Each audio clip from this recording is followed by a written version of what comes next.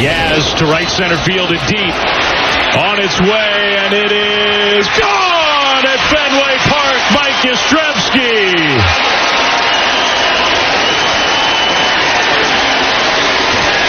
I was wrong. I guess you can beat that. How about your son hitting a homer? See, I didn't do that. That wasn't on me. I'm not trying to troll. Hey, he deserves it. I'm not trying to troll. He's carrying the lineup. But you know what? The young man is batting .379 in his last 15 days. He's got 3 jacks and 10 RBIs in the last 15 days. Only 7 strikeouts and 11 hits in his last 15 days. And oh baby, Mike Yastrzemski is the only one who's worth the damn right now in this lineup. The Giants salvaged a game at Fenway Park yesterday. Wasn't expected to start there because Jalen Brunson, have you seen what he's done? 3 straight 40-plus games in a series. 7th player to ever do that. 2nd New York Knick to ever do that. Shout out Bernard King, 1984. Knicks advanced to the second round of the playoffs. Couldn't happen to a better city. Couldn't happen to a better freaking city in Philadelphia. You know what? Can I defend Philadelphia? Oh, go ahead. Go ahead. Not the city. Not the city. Go ahead, for him now. No. Just deal with me, you nitwit. There has been times when I'm watching certain athletes give everything that they have. I got no problem and I with can the players. see the criticism coming a mile away. I'm watching Joel Embiid. The guy's got a serious health condition going on. Clearly, his lower body is completely ruined. I don't know if it's going to be chronic, like Kawhi Leonard or whatever. Like, that guy cares. I'm watching him drag his body up and down the floor. I don't know. Like, not that Philadelphia is the most sympathetic character in the world, but that player in particular, if anyone crushes him in particular, I mean, really, honestly, is that what we're going to do? We're going to crush Joel Embiid? Oh, no doubt. No doubt. I mean, so stat used yesterday, they couldn't wait to try to dunk on him. And Eddie Johnson had to check our good friend Eddie Johnson, who joined us yesterday right here on 95.7 The Game. Stat Muse threw Joel Embiid's fourth quarter stat line. Well, he was making plays. Okay, he didn't have the scoring output, but they had to hit threes or down late, whatever. We're not going to go straight to Tobias Harris. Tobias Harris made $39 million this season. $39 million. He signed a 5-year, $180 million contract. The guy took 2 shots yesterday and didn't score. How? Like, on what planet is he worth $40 million? Now, yeah, I don't know. He barely displayed it. But he's a free agent. And no, I don't want Tobias Harris on the Golden State Warriors. No. I don't want Tobias Harris. I'm good. He's a good defender, but boy. Spinoni, look at the thread. I'll send you some Tobias stuff. This guy's unbelievable. But, people quickly turn to Joel Embiid. He scored 39 points. He got 13 rebounds on one leg and Bell's palsy in the left side of his face. All right? So in the fourth quarter of the playoffs, he only shot 23%, 11% from the three-point line. Whatever. He's dragging out there. He's doing the best he can. 39-13 in an elimination game.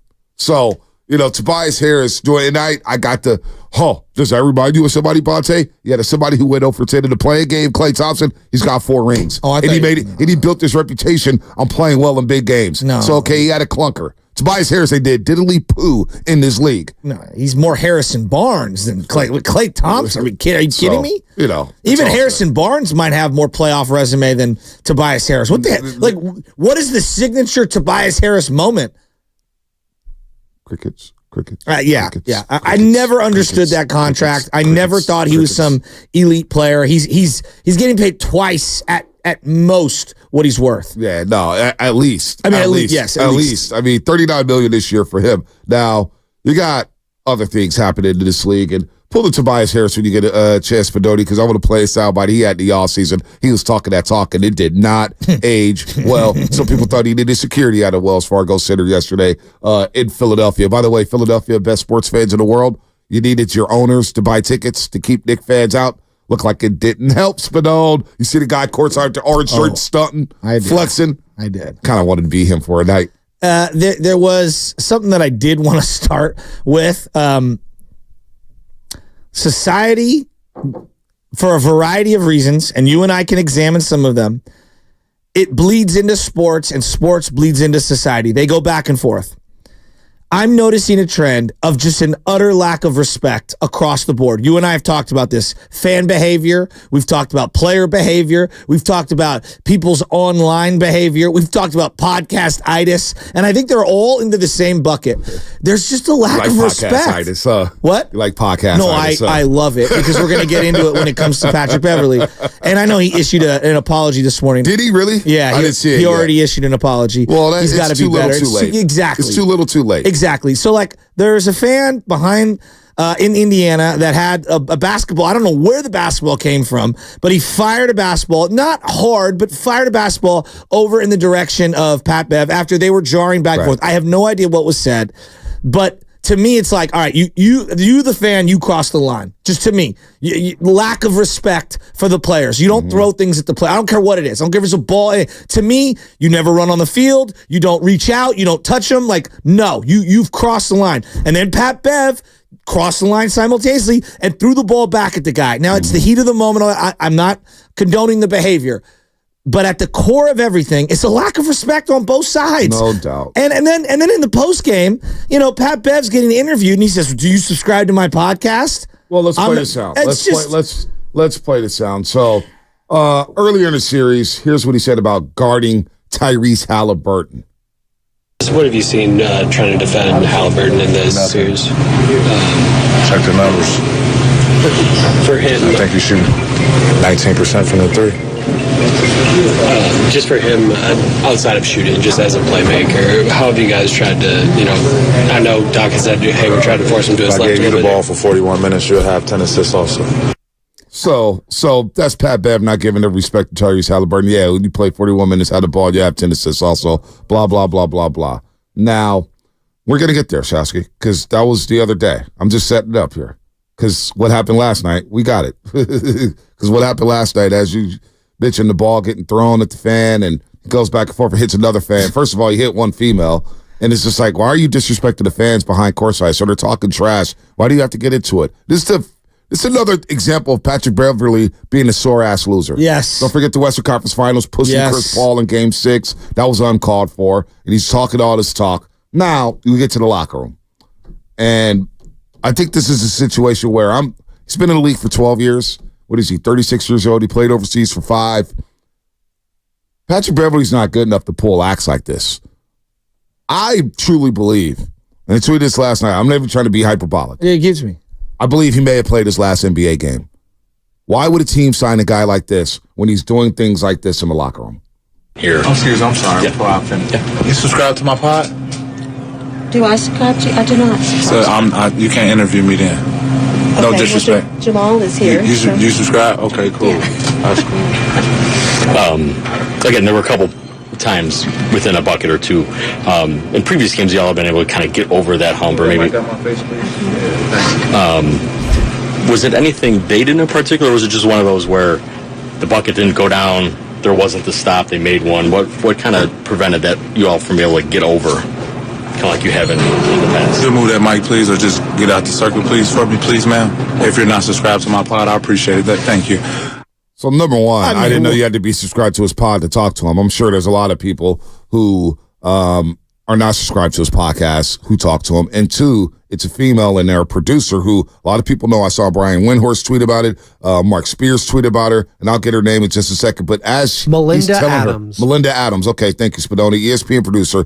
She has her ESPN mic flag in front of him, and he's pushing the mic. He's like, get this out of my face. Not really in his face either. Just kind of by him. Get this out of my face. And you touch the mic, and you do it multiple times. And you tell her to get out the circle. So now you're throwing a ball at a female. You're throwing a ball at another fan, and now you disrespect the female in the locker room. He's a punk. Patrick Beverly, I'll say it, and I don't like name-calling guys. I don't like doing this. But he's a punk for doing that. And he's a sore-ass loser, and we saw this on multiple accounts, and he's not good enough to make the league look this bad. Patrick Beverly, you're lucky to be on the roster. All right, you've been on a million teams. I'm done. I'm over it. I'm done seeing these guys who want to pretend to be new media, who want to have their podcast and do all that. Get the hell out of the league. Go. See, go. You're making a very good, because there is a talent tolerance equation in life. If you're a great salesman, they're going to put up with a lot of stuff. You just think about it in your own work area. If you're extremely talented at what you do, a lot of companies will put up with a lot of BS. But the reality is, and I go back to, dude, this is just, why can't we have respect? Like, why can't we have respect for what everyone? And first off, here's the irony of everything. Stephen Langford told me from KCBS, used to do the morning show. It's not even his podcast. It's a Barstool podcast with a Barstool guy who's the head of the podcast, and he's a guest on said Barstool podcast. No, they call it the Pat Bev podcast. Yeah, but apparently it's a Barstool thing. No, it's under Barstool, but it's the Pat Beverly podcast. Under the umbrella, yeah. I just, regardless, I mean, Bonte, what? Okay, have you ever had, I'm asking you, because you've been in these scrums. I've never been in a scrum.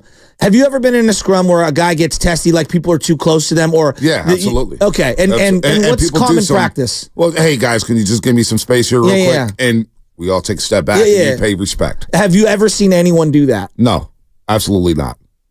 Absolutely not. I have seen media members, for example, Russell Westbrook. It's not the situation with me and Russell Westbrook. Yeah. But this is before Russell Westbrook was standing there and he's texting somebody, and then everybody's close. Hey, guys, could you guys back up a little bit and give us some space? Gotcha. And, give him space. And then one of the media members asked him, who are you texting? Were you texting your wife? Oh. And he goes, what? The hell? Why are you worried about who I'm And so some people get out of bounds. It's none of your business. It's none of your damn going business. Back to respect. Right, going back to respect. Respect the athlete. Athlete respect the media member. And we can let bygones be bygones. You know what I'm saying? Let bygones be bygones. But damn it, what happened last night? After you lose and you play terribly, after you're doing the whole too small thing, you know what I'm saying? You're out here going too small. One of the shortest players in the league. Right. You're off a little touch foul from Halliburton, and you're talking and you're doing all this, and you lose by 22. And this is not the first time we see you be a sore loser. Enough is enough. You're not good enough to pull the shenanigans. You're disrespecting the game. You're disrespecting the guys who played the game. Be a professional. Be a professional. And it just looks, it's not, look, I don't think he's misogynistic whatsoever, but it does look like, hey, you're a girl. You're not subscribed. Get the hell out of here. Who the hell do you think you are? I just think agreed.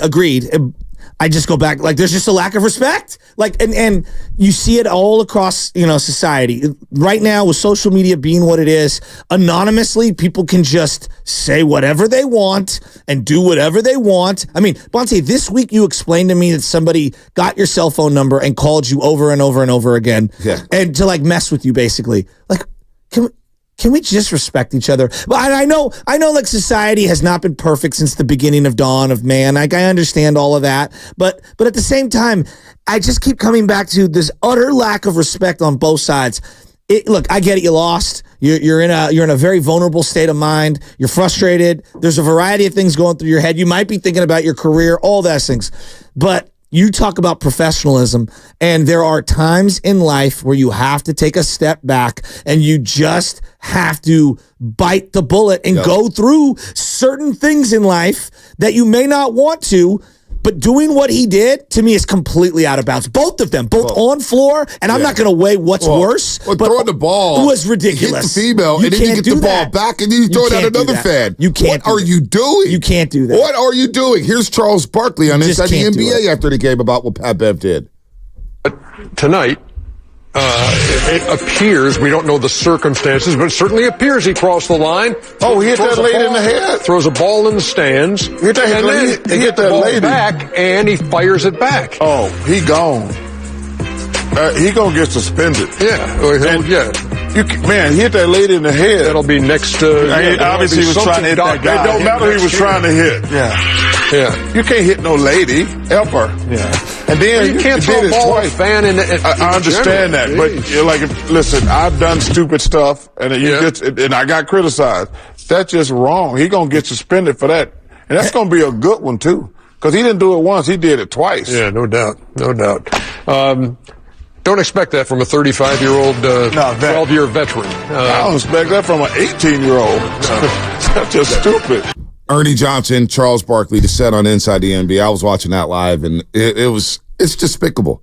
Give the Pacers their credit. They played great. Don't be a sore loser. Don't be a punk. Throwing balls at fans. I don't care what the hell they said. You have to be a professional. Now, I do agree. There's some fans out there who get out of line. And what you were just saying here about the respect factor, people just tweeting things at people, no respect. Saying things that you wouldn't say in somebody's face. And there's a lot of fans who do that, who try to test these guys. They tried to test Westbrook over the years. If cried out loud, Westbrook would knock your ass out. So let's have some respect. We always talk about fans fighting fans in stadiums. You've been on this. And what it starts from, because I experienced this firsthand, Big Dog City Rose Bowl. Big Dog City, let's go blue, let's go blue. He's not talking to anybody. He's just fired up over Michigan. And 2 Alabama fans in front, not even 5 minutes into the game.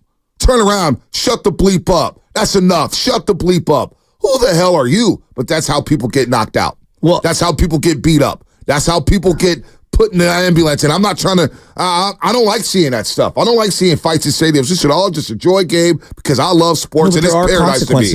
But when you talk that talk and you do certain things like that, I just, oh my gosh, I just can't believe Pat Bev. He's not good enough to pull this off over. I'm tired of the act. I just want to get back to basketball.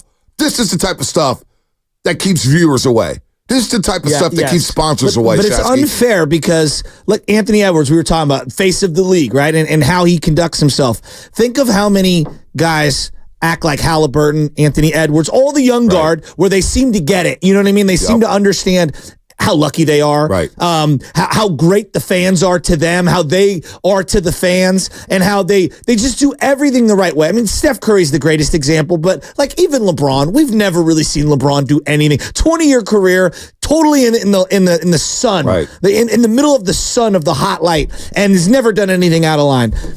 And then this one guy does something, and for the person who wants to blanket everything is going to say, see these NBA guys, and it's not fair. It's totally not fair. No, it is Pat Bev being an isolated idiot. Well, period. Not only that, not only being an isolated idiot, but you got to think back, and this text is from the Xfinity Mobile text line 916. I agree with this. More gratitude, less attitude. Oh, that's more gratitude, less attitude. I like 916. I like that. Yeah. And listen, Pat Bev should feel grateful. He had to spend his first 5 years overseas. He had to play in Russia, had to play over there in Europe. He didn't get an NBA job. He was in the G League. He should feel grateful to still be playing this game at the age of 35 and getting jobs. If there's anybody who should feel grateful, it's a guy like Patrick Beverly. And the guy acts like he's Jay-Z or something. Nah, dude. Nah, that's not right. And what's the producer's name again, Spinotti? Melinda Adams. Melinda Adams. Way to stick in there. Then she finally was like, the hell with this. I'm out. This guy's talking to me like that? Disrespectful. Subscribe to my podcast. It's just so Nobody wants to listen to your dumbass. It's just so, it's dehumanizing. It's so disrespectful. Anyway. And I just think that there has been, look, it's one that we could talk about transactions and stuff on the floor. And, you know, when you dehumanize people, no matter what it is, like come on, what are you doing? Like, what are you doing? And to me, it's I'm going to bully you in front of a crowd because I have a position of power. It's condescending. It's demeaning. It's belittling. It's all of those things. I'm so sick of Pat Bev. Quite honest. And everybody laughed, and I laughed too. I'm not going to lie. Yeah. When he went on First Take, who was he blasting at the time? Come on. Oh, Chris Paul. Chris Paul. Called him a traffic code.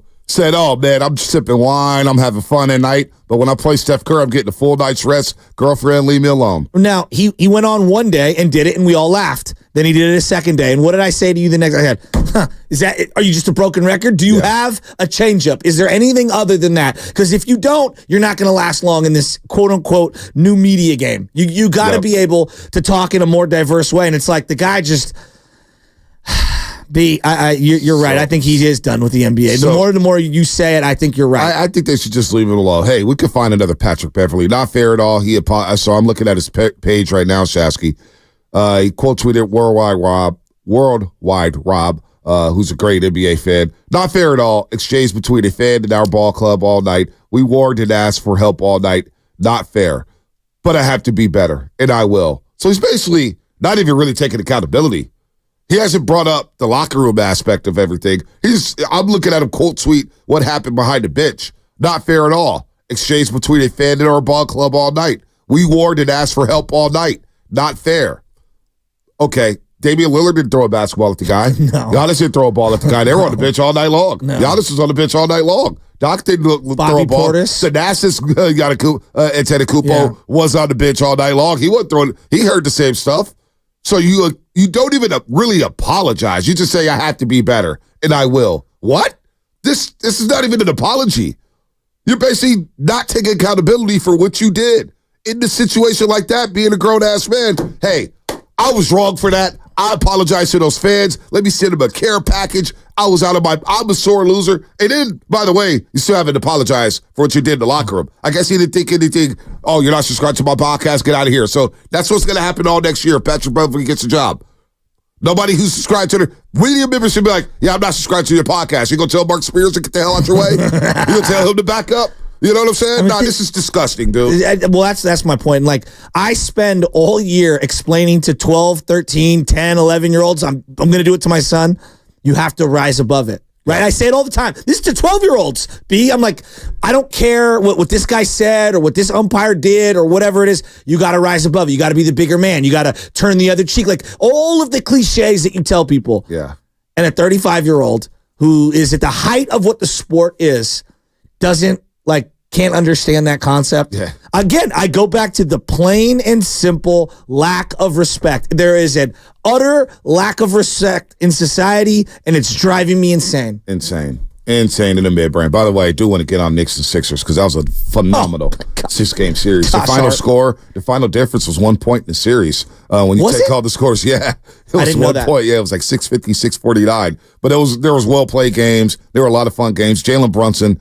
Oh, man, this Knicks-Pacers series is going to be really good. I said that to the boys. I said, this might not be a headliner type of series. I think this is going to be fun. I think it should be. Madison Square Garden is going to be rocking on Monday. Rocking.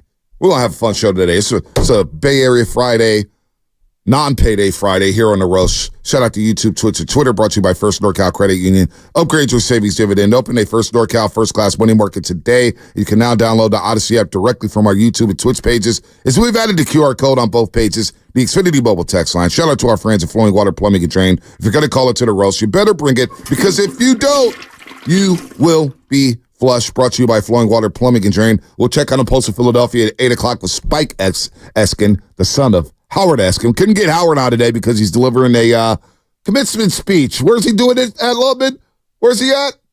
I'll tell you on the other side. Nitwit. I didn't realize we had to break. That'll be brought to you by Pacific Coast Termite. I have style. Americans pay about $5 billion to control termites and repair their...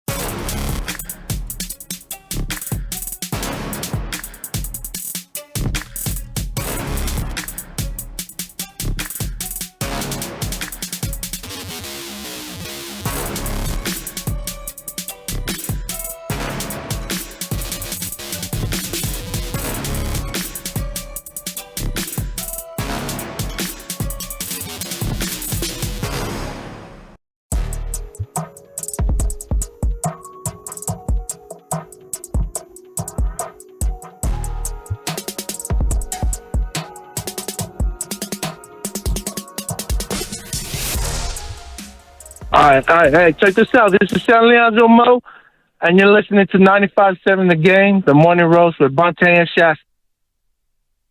And that's going to be a good one, too. Ooh. It's going to be a good one. By the way, make sure you're subscribed to Garlic Fries and Baseball Guys podcast. Sam Love and Joe Shasky bring you the best damn Giants talk in the Bay Area, period. Every week, all season long, win or lose. Also hear exclusive interviews with players like Kyle Harrison. Available today. Subscribe today on iTunes and Spotify or wherever you listen to your podcast. Spike Eskin, afternoons on WIP in Philadelphia. He'll join us after the Sixers lose last night. What's going to happen with Embiid? What's going to happen with Maxey? What's going to happen with Tobias Harris? Shasky, I want you to just react to this. This is the offseason when there was a lot of trade speculation going on with Tobias Harris. Now, Tobias Harris was entering the final year of a 5-year, $180 million deal. That was 2018? 2018. And obviously, Jimmy Butler was like, they took Tobias Harris over me? Yeah, and he's not wrong. He's not wrong at all. So, here's Tobias Harris in the offseason on the trade speculation. Trade speculation, casual Sixers fans, they'll trade me for a crumble cookie. But at the end of the day, they have to realize, you're not getting a 6'9" forward back who can, damn near shoot 40% from three, guard other team's best player, shoot, post up, drive, play 70-plus games a year.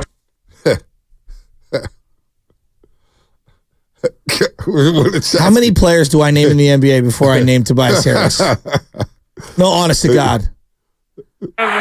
Honest to God. If you want to talk about the financial system being broken in the NBA, honest to God, you want to have a legitimate conversation about both why Major League Baseball is where it's at, why NBA is where it's at, the guaranteed contracts, and the system of the max in the NBA in particular, it's just like it sets you up. It feels like you're either a max or a mid-level. Like I'm seeing a guy last night, Donte DiVincenzo. How many teams would love to have Donte DiVincenzo? Oh, yeah. And I feel like on the salary threshold, he's underpaid because of all the things he brings to the table.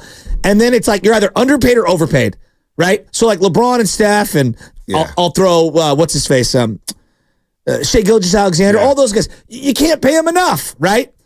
Tobias Harris is making $40 million a year. It's insane. It's unacceptable. Tobias Harris. Percy Bedford. Tobias Harris is good. He's in the wrong system. He needs to be in an up-tempo team. He will actually be good on the Warriors, to be honest.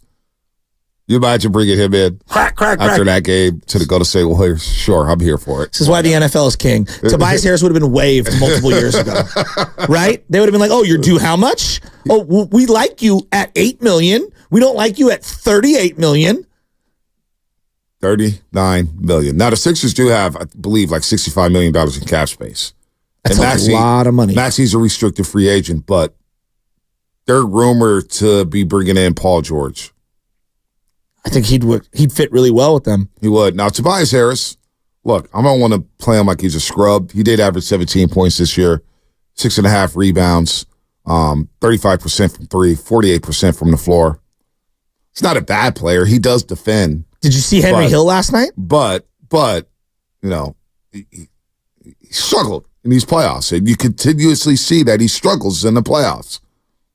Not a 16-game player. Maybe he's an 82-game player, but he's not a 16-game player. Did you see Henry Hill make an appearance last night? Henry Hill where? Well, out of witness protection. Buddy Hield.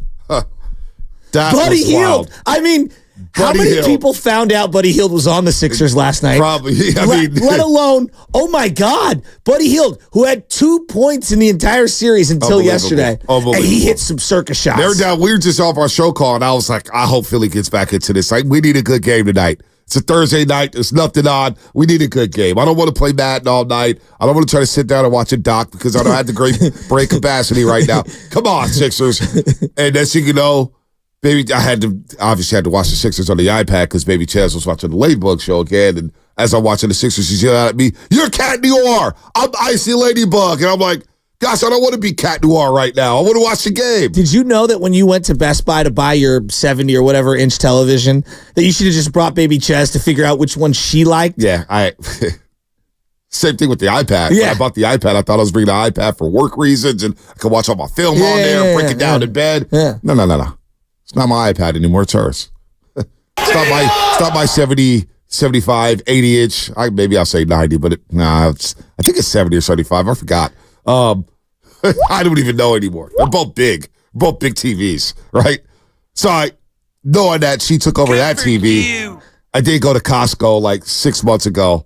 And I said, babe, we need a new room. We need a new TV for the bedroom. So we had this Westinghouse TV that I bought back in like 2012, 2013. Oh, there wasn't a smart TV. It's like, this is cute. It was 50 inches too. I was like, it's an excuse to buy a new TV. Yeah. So I went to Costco. They're like $200. Dude, I went to Costco. I had this big ass TV. I come in the house. She's like, what the hell are you doing? We need a new TV. Yeah. I need my TV. Ches has hers. She's got the iPad. You can just watch my TV if you want, Anna. That's how we roll. I like that. You like that? I do. Like that? So getting back to the game last night, watching that, the atmosphere was awesome, number one. And number two, I'm watching a team in the New York Knicks, and I'm just thinking out loud, boy, if I'm going to trade Devin Booker and I'm Phoenix and I'm looking for a place for his best landing spot, forget what they give up, forget what you're getting back in compensation. Wouldn't Devin Booker look great alongside Jalen Brunson? Ooh. Yeah, but he needs the ball in his hands too. Yeah, that's true. I do think Jalen would find him a lot. Like, he's obviously better than Josh Hart. I like Josh Hart, but he's better than him. I don't know if David Booker, they got something cooking in New York. No, I don't know if it's a championship team. Hardenstein was amazing. Hardenstein's good. I like him. And Mitchell Robinson, that's a nice little combo. It's a nice combo. DiVincenzo Fitz. Josh Hart is making some big plays. What a three by him to go away three. OG in the fourth. OG was solid, man. OG was solid. OG was great. really, really good. 2 good. blocks, multiple threes, a midi. I mean, game 4, he was guarding Embiid in the fourth quarter. So, I don't know if Devin Booker, it sounds good. It would actually fit. It's not Devin Booker. Who? You're looking at the wrong member of the Phoenix Suns. I think it's Kevin Durant who would fit. Thought of Bradley Beal. Oh, I think Kevin Durant would fit better with that team. Yeah, probably. Than Devin Booker. I love Devin Booker too. No, I just don't know if the fit's there with Brunson. Maybe a defensive liability with the backcourts. Are you going to defend at a high level? Now, Percy, I do agree with you with Tobias Harris. He would probably be a good fit with the Warriors. Now, all jokes aside. Yeah, for the mid-level. I don't know how much money. Now, he's not going to be. He's going to get probably $20 million a year. But I'm not paying him. Yeah, that's. I'm kind of. And what does he look like alongside Draymond? I don't know, but he can stretch the floor. He is a good defender. He's not a bad player. He had a bad game yesterday, like Klay Thompson. But he only took 2 shots and 0 points. I was like, damn. Yeah, only 31. Warriors will get younger, too. Yeah, but they would get younger. So I will admit, and I feel like a bandwagon jumper here, I am catching a little bit of the Knick fever. It just feels like I'm having fun and not that I'm a Knicks fan, I'm not. And I'm not some go New York, I like the big markets. But it is cool to see a fan base that really hasn't had a lot of success, have success and take over different arenas. I'm nostalgic when I see, and even though they're used to wear them at home, but those white uniforms with the way they are, I don't know. The whole Knicks experience is pretty cool. And I'm not one of these people the NBA is better when the Knicks are good. But it is fun. It is fun. Well, I'm enjoying this Knicks-Indiana series is going to be fun. Well, I think for guys like Spadonia Lubman who've seen the Knicks suck forever, this series with Indiana and New York is going to bring you and I back to our childhood. The Duncan Dutchman, Rick Smith. As we grew up, the Pacers and Knicks became one of the rivalries in the NBA. Yep. And it started with Reggie Miller doing the choking sign at Spike Lee in Game 5 at the Garden. Now, they would end up losing that series in 7 games. And it was ironic because Reggie ended up choking, missing 2 free throws at the end of Game 6. Knicks still won in Indianapolis. And, of course, they went at the Garden. I think the score in Game 7, quote me on, I swear to God. 79-84. 94-90. 94-90. Game 7, 94 Eastern Conference Finals. 94. 94-90, I think the score was. They lost by 4. And then the next year, the Pacers beat the Knicks in 7 because Patrick Ewing missed a finger roll. Okay, 94-90, Game 7. Was it really? Mm-hmm. See, I remember score June like it was 5th. yesterday, June 5th. The next year, the Pacers went to the Garden and stole Game 7 after Patrick Ewing took a walk and missed a finger roll off the back of the rim. So this rivalry was so heated in the 90s. You had Grandma Mon, the 4-point play. Oh, Chris Miller tells me about that one all the time because he was on the Pacers. Oh, man. I'm going to be in my feels watching this series. That's what I'm saying. Like, Make sure you don't miss that. All right, we'll pick it up on the other side because you guys are sticklers today. Gosh. Must be that time of the month. No, you know what? We're going to have fun on a Friday. Screw you, Loveman. Are you curious about who offers the best deals on top-rated?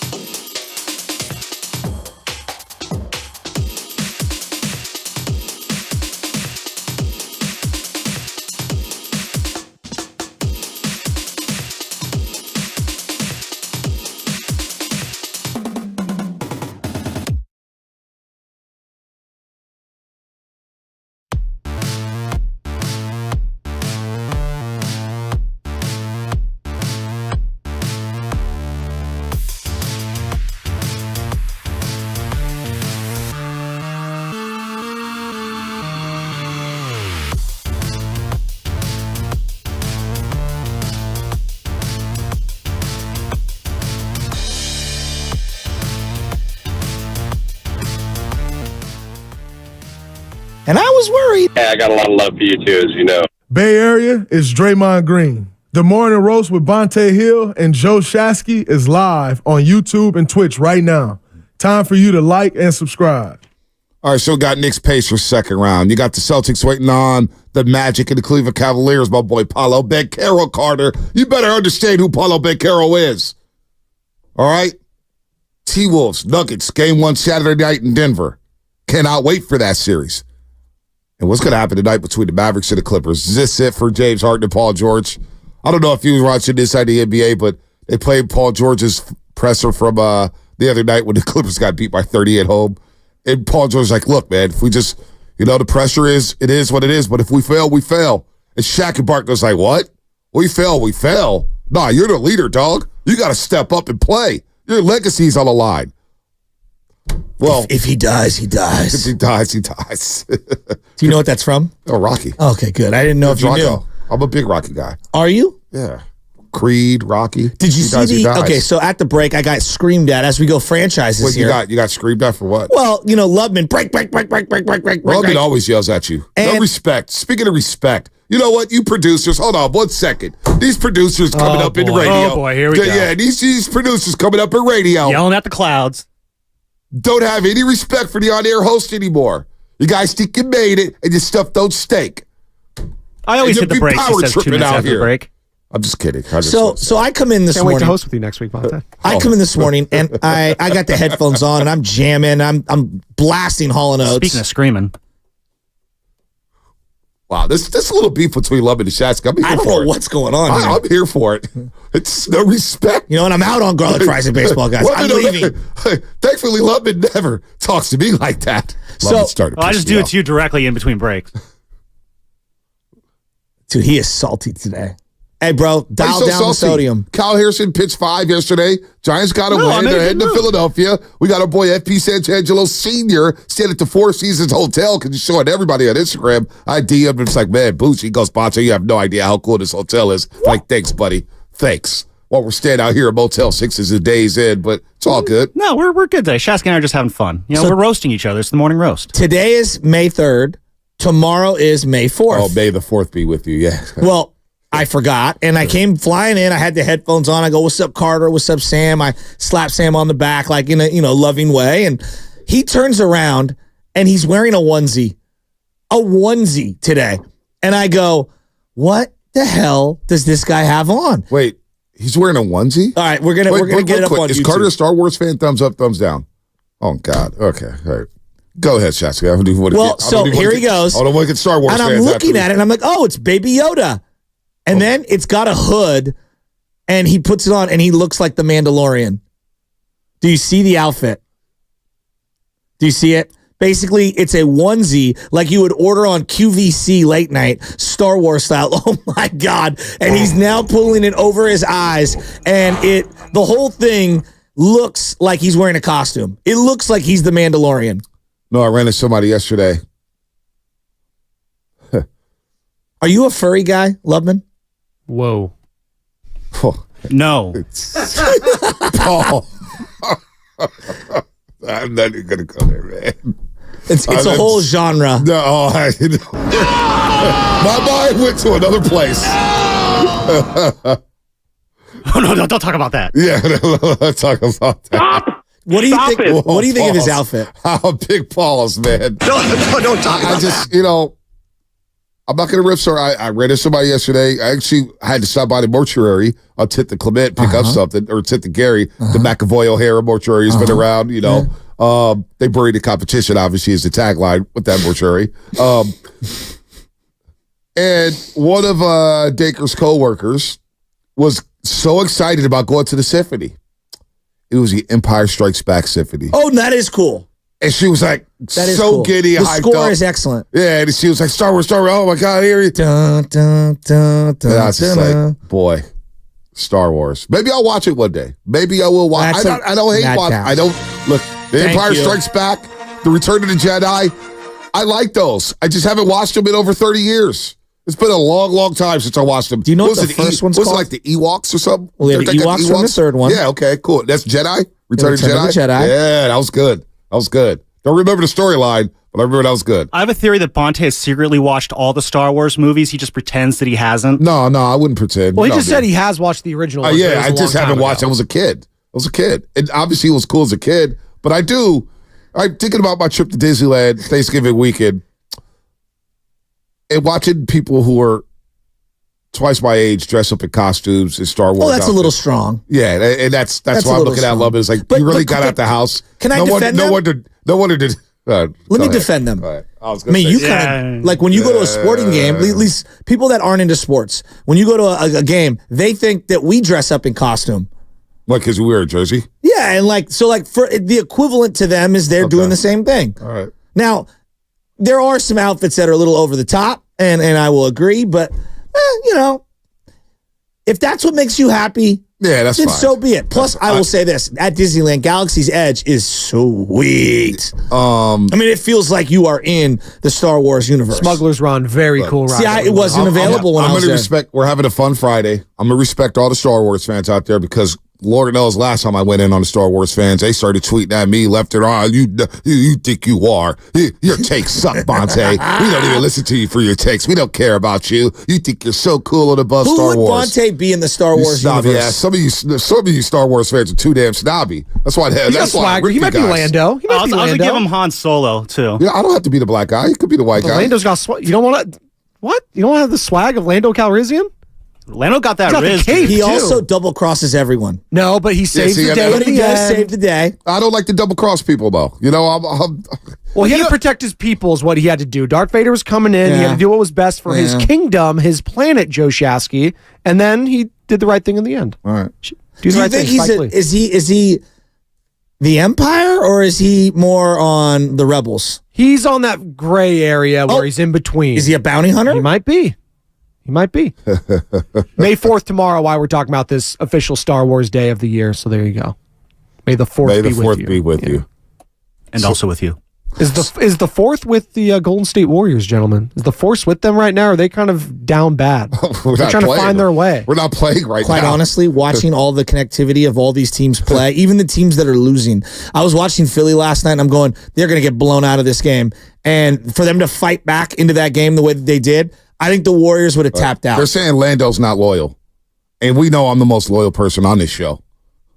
If anybody's Lando, it's the guy. Oh, okay. The guy who's very loyal to Brock Purdy. Throwing everybody under the bus on this show. That's why Lupman's so angry. You know what? We already know who he is. He's C-3PO. No. Some people say Chewbacca.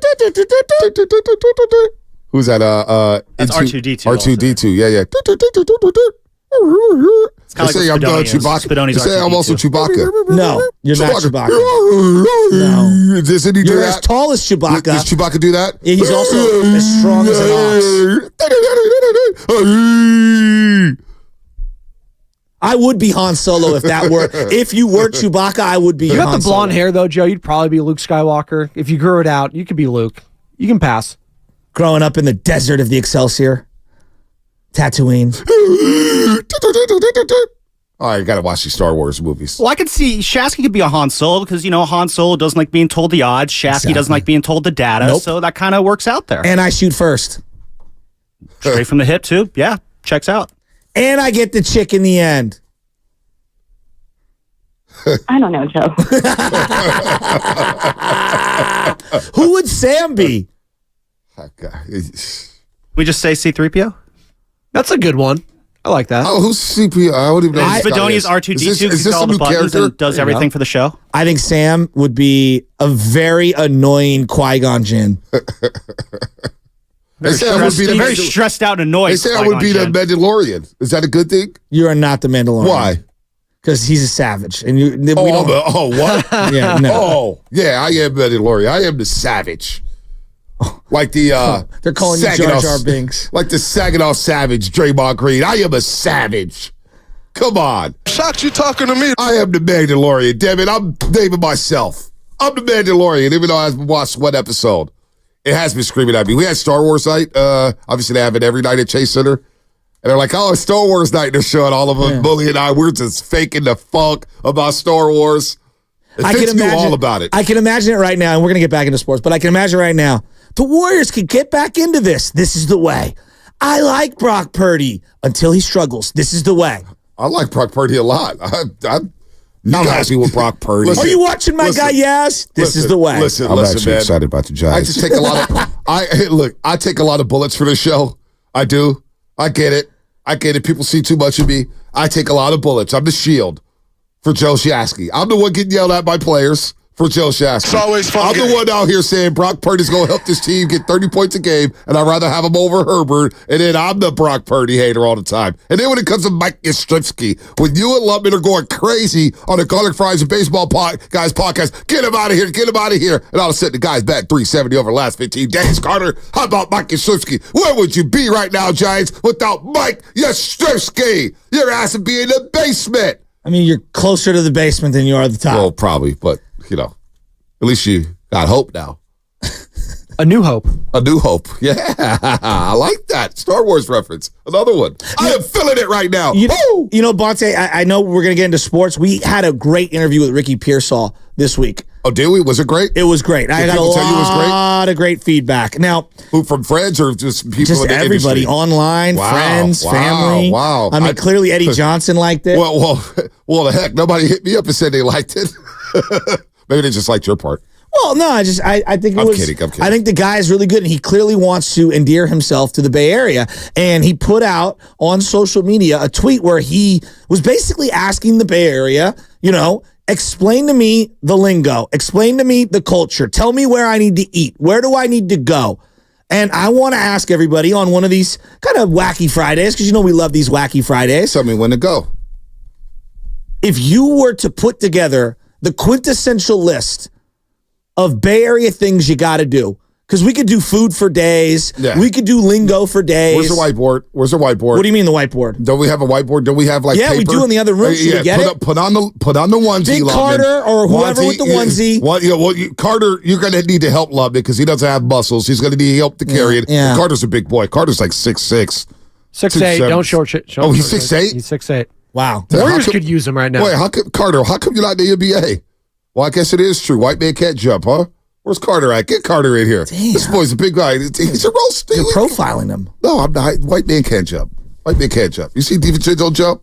That boy can jump. Boy, he's shooting the see my lights guy out. Isaiah Hartenstein jump? Hartenstein. He's black, though. So is he? That's what they say. I didn't know that. Look at Carter. Is he really? Carter's huge. I didn't know that. This is one producer. Now I'm profiling. I'm going to be Carter's best friend here. He's 6'8". I seen him lift weights in the Olympic Club. I first met him on the treadmill. I was going to say, I don't think I've seen him lift weights. I've seen him run on the treadmill. He's been on the treadmill. Get your ass in here. Rock Carter, stand behind me. Love me. Oh, my God. You stand up because you're... Bonte, how tall are you? 6'4"? 6'4". Yeah, you're closer to 6'5". Look at him, man. Wow, he is huge. What's up? What's up? Whoa. Whoa. It got a little close. A little too close. Stop it. Love it. Come here. HR might get a call later on. Come here, Yoda. Come here, Yoda. His name is the Mandalorian. The baby's name is Grogu. Look at this guy. He's wearing his onesie right now. I'm trying to describe this for the radio audience. Yes, please do. And he pulled the hoodie over his face, and you could see the Mandalorian mask with the T, where the visor area where he would see through it is. And he's got the satchel on the onesie where you could see Grogu in the satchel, a.k.a. Baby Yoda, the hottest gift out there right now. And that is an incredible... Where did you get that onesie? Target? Target, yeah. Yeah, Target's the best. So I want you to do this, Lubman. When you go out there on the streets, the first 10 girls you see, I want you to go approach them.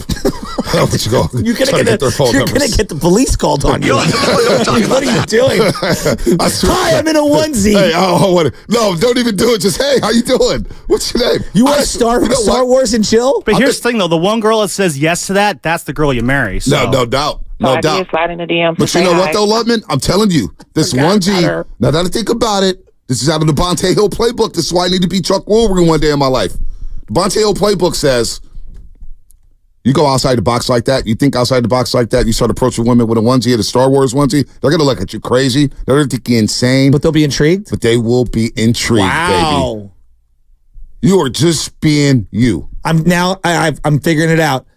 Bonte's love advice here on 95.7. It's out of the Bonte Hill playbook. You go out there. Hi, how you doing? And they're going to be like, what are you wearing? What are you wearing? There's a lot of girls out there that are Star Wars fans now. I feel like a lot of girls would be into it. And you could just play it off as, hey, I lost a bet. It is what it is. I honor my bets. Or maybe I'm just a proud Star Wars fan. Well, I would just wait on that one. Wait on that one. Well, again, the girl that vibes with that's the girl that you want to marry because that means she also likes Star Wars.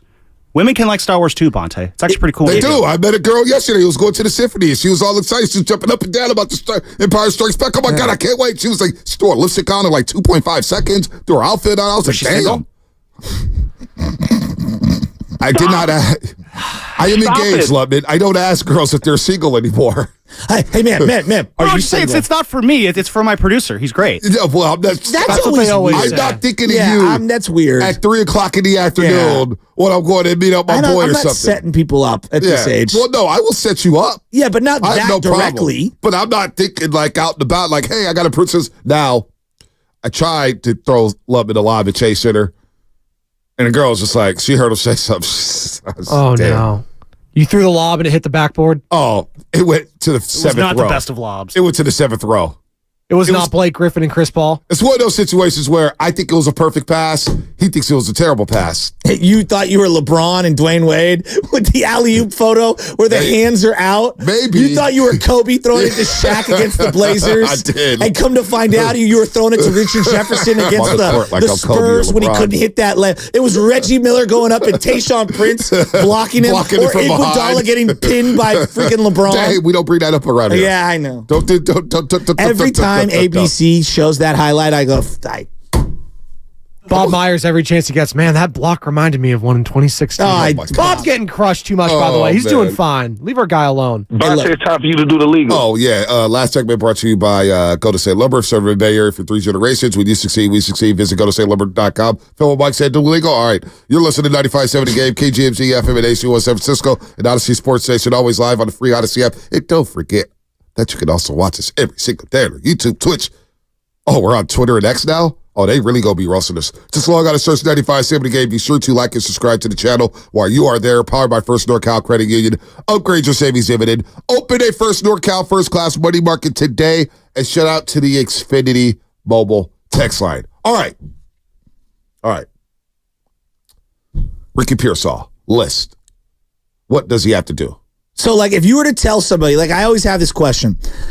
I have family coming to visit me in the Bay Area. What are the I have to do things in the Bay Area? Now, because I'm biased and I live in San Francisco, a lot of things that I think of are San Francisco related. So that's why I want the audience to get me out of my little bubble that I'm in. And I want to know, what's the thing to do in Oakland? What's the thing to do in the North Bay? What's the thing to do in San Jose? Are we extending this as far as Napa? Are we extending this as far as Sonoma County? Yes, absolutely. Okay. And you know what? Shout out to Gilroy. Let's get him down to Gilroy, too. Okay, so get him down. You guys heard of Garlic Fries and Baseball Guys podcast. Get him down to Gilroy for some garlic fries. Here's what I would say. If I was paring this down, the top number one pick, like Family Feud style, that I could come up with off the top of my head would be, you got to ride a cable car. I mean, does anyone debate that? When we think of San Francisco, the Bay Area, riding a cable car has to be one of the number one picks, right? Am I tripping? No, you have to fit in some of like the stereotypical That's what things I'm saying. you think of San Francisco. Yeah. Like you have to do that, clam chowder, Alcatraz. Yeah, totally. So like, but part of the cable car, you could do it at the bottom of where Pier 39 is, Fisherman's Wharf is. You can ride all the hills. You can see all of downtown. Like you'll get kind of the full experience. So riding the cable car, right? That's number one. Would we agree? Right? Okay. What else? So I got riding a cable car. Do you agree with me on that? Eat chowder. Go to the wharf. Yeah, you can say cable car. Because within the cable car experience, I can get off and I can eat crab. Yeah, I can go to Fisherman's Wharf. You go to Chinatown. I could go to Union Square. I could go to Chinatown, right? Like there's all these different things I could kind of tick off my list. Eating chowder on the wharf. Walk the Golden Gate Bridge, somebody said. So I think walking the Golden Gate Bridge, which encapsulated within walking the Golden Gate Bridge, you can essentially hit the Marin Headlands, right? Will we all agree? You could, in theory, walk the Golden Gate Bridge, and you'd have to park on the other side. But regardless, and go to Muir Woods. So I would put like the North Bay experience, looking back at the city like it's the Full House opening or whatever. Let's open it up to the roasters. 888-957-9570. What should Ricky Pearsall do? Drive down Lombard Street. That's Giants for life. I like that. Drive down Lombard Street. So is that street? Let me ask you, like, as a native San Franciscan, kind of overrated though. But it is an experience. You have to do it. Yeah, you do have to do it. I mean, when I was single and a girl hadn't experienced it, that was my go-to. Really? Hey, let's go down to Crooked Street. Give them the full San Francisco treat. You said it like that? Let's go to the Crooked Street? That doesn't... No, I didn't say that like that. But I mean... Let's go to the Crooked Street. The 6th and Market? The San Francisco treat could have been me or the treat. Hey, I told you we're the horniest show in the country. Stop it. Golden Gate Bridge is on there. Now, do you have to get a burrito on the Mission? Because if you're from Arizona, you've probably had a burrito before, because that's where he's from. So I don't know if that one applies, right? Yeah, they got bomb Mexican food in Arizona. But like the whole experience of the Mission is a fun experience. But I feel like you could do that in a lot of different areas. You know what? What? You know what? We got one. We got a lot here. Crispy NJ29SF. Twin Peaks. So I have that on my list here. Twin Peaks is mandatory. You get a beautiful view of everything in the Bay Area. Right, so but I would say there. under Twin Peaks, could you put a slash and put Tilden Park? Because at the top of Tilden, you get a similar view in the opposite direction of what you get of all of the East Bay. Like, you have to include the East Bay in this because we're going Bay Area. Yeah, and I love Twin Peaks. Don't get me wrong. And I'm not saying one is right or wrong, but I think the Berkeley Hills up there, as you're going up 24, to do the Tilden thing at the top of the park is as good and as spectacular. So it's Bay Area. It's all not just San Francisco. I don't think we can just use it because then we're biased. So then Jack London Square, right? You got to go through Jack London Square? I think you do. All right. What we got here? Somebody just texted me, right? Who is this? Who just this our boy Dwayne Fontana. Mexican food is not good in Arizona. He would know. He would know. He was in Tempe. Been a while, though. By the way, Dwayne Fontana in Tempe, Arizona, he must have had the time of his life. Yeah, he's probably cleaning up. He's married now, so I know that. He's married. By the way, randomly, I saw him on Facebook the other day. Dwayne Fontana's a gym. I got to tell you, man, he's a gym. Dude, he put out his Jordans the other day, got my Miami J's ready to go. We don't even know the schedule yet, Dwayne. You already got the fit ready for South Beach, Miami? Yeah. You're going to get us all in trouble, Dwayne. He's a married man. I'm going to be a married man. But damn it, Dwayne, we're trying to go guys only to Miami and South Beach. Here's why I like cable car. You don't have to go to Alcatraz to ride the cable car and see Alcatraz. Right? Yeah. Get on that blue and gold fleet. We got a break. All right, more coming up here. We're going to get to Gio, Dink. They got stuff for Ricky to do. Yeah. Dink and SF has something for Ricky to do. Give it to me. And I love it. Hang tight, Dink. Hang tight, Gio. I'm worried about the name. Dink. I like it. Is it Brock Purdy? Dink and dunk. See? That's funny. No, see? You got to get the Brock Purdy stands to roast this. And I'm not going there right now. I need the Purdy stands on Team Bonte. I like Brock Purdy. Hell, I don't like Brock Purdy. I love Brock Purdy. That's my quarterback, man. What's your Ricky Pearsall do in the Bay? That's coming up, brought to you by Safeway. I'm happy with Brock Purdy. This week at Safeway, get amazing digital deals for men.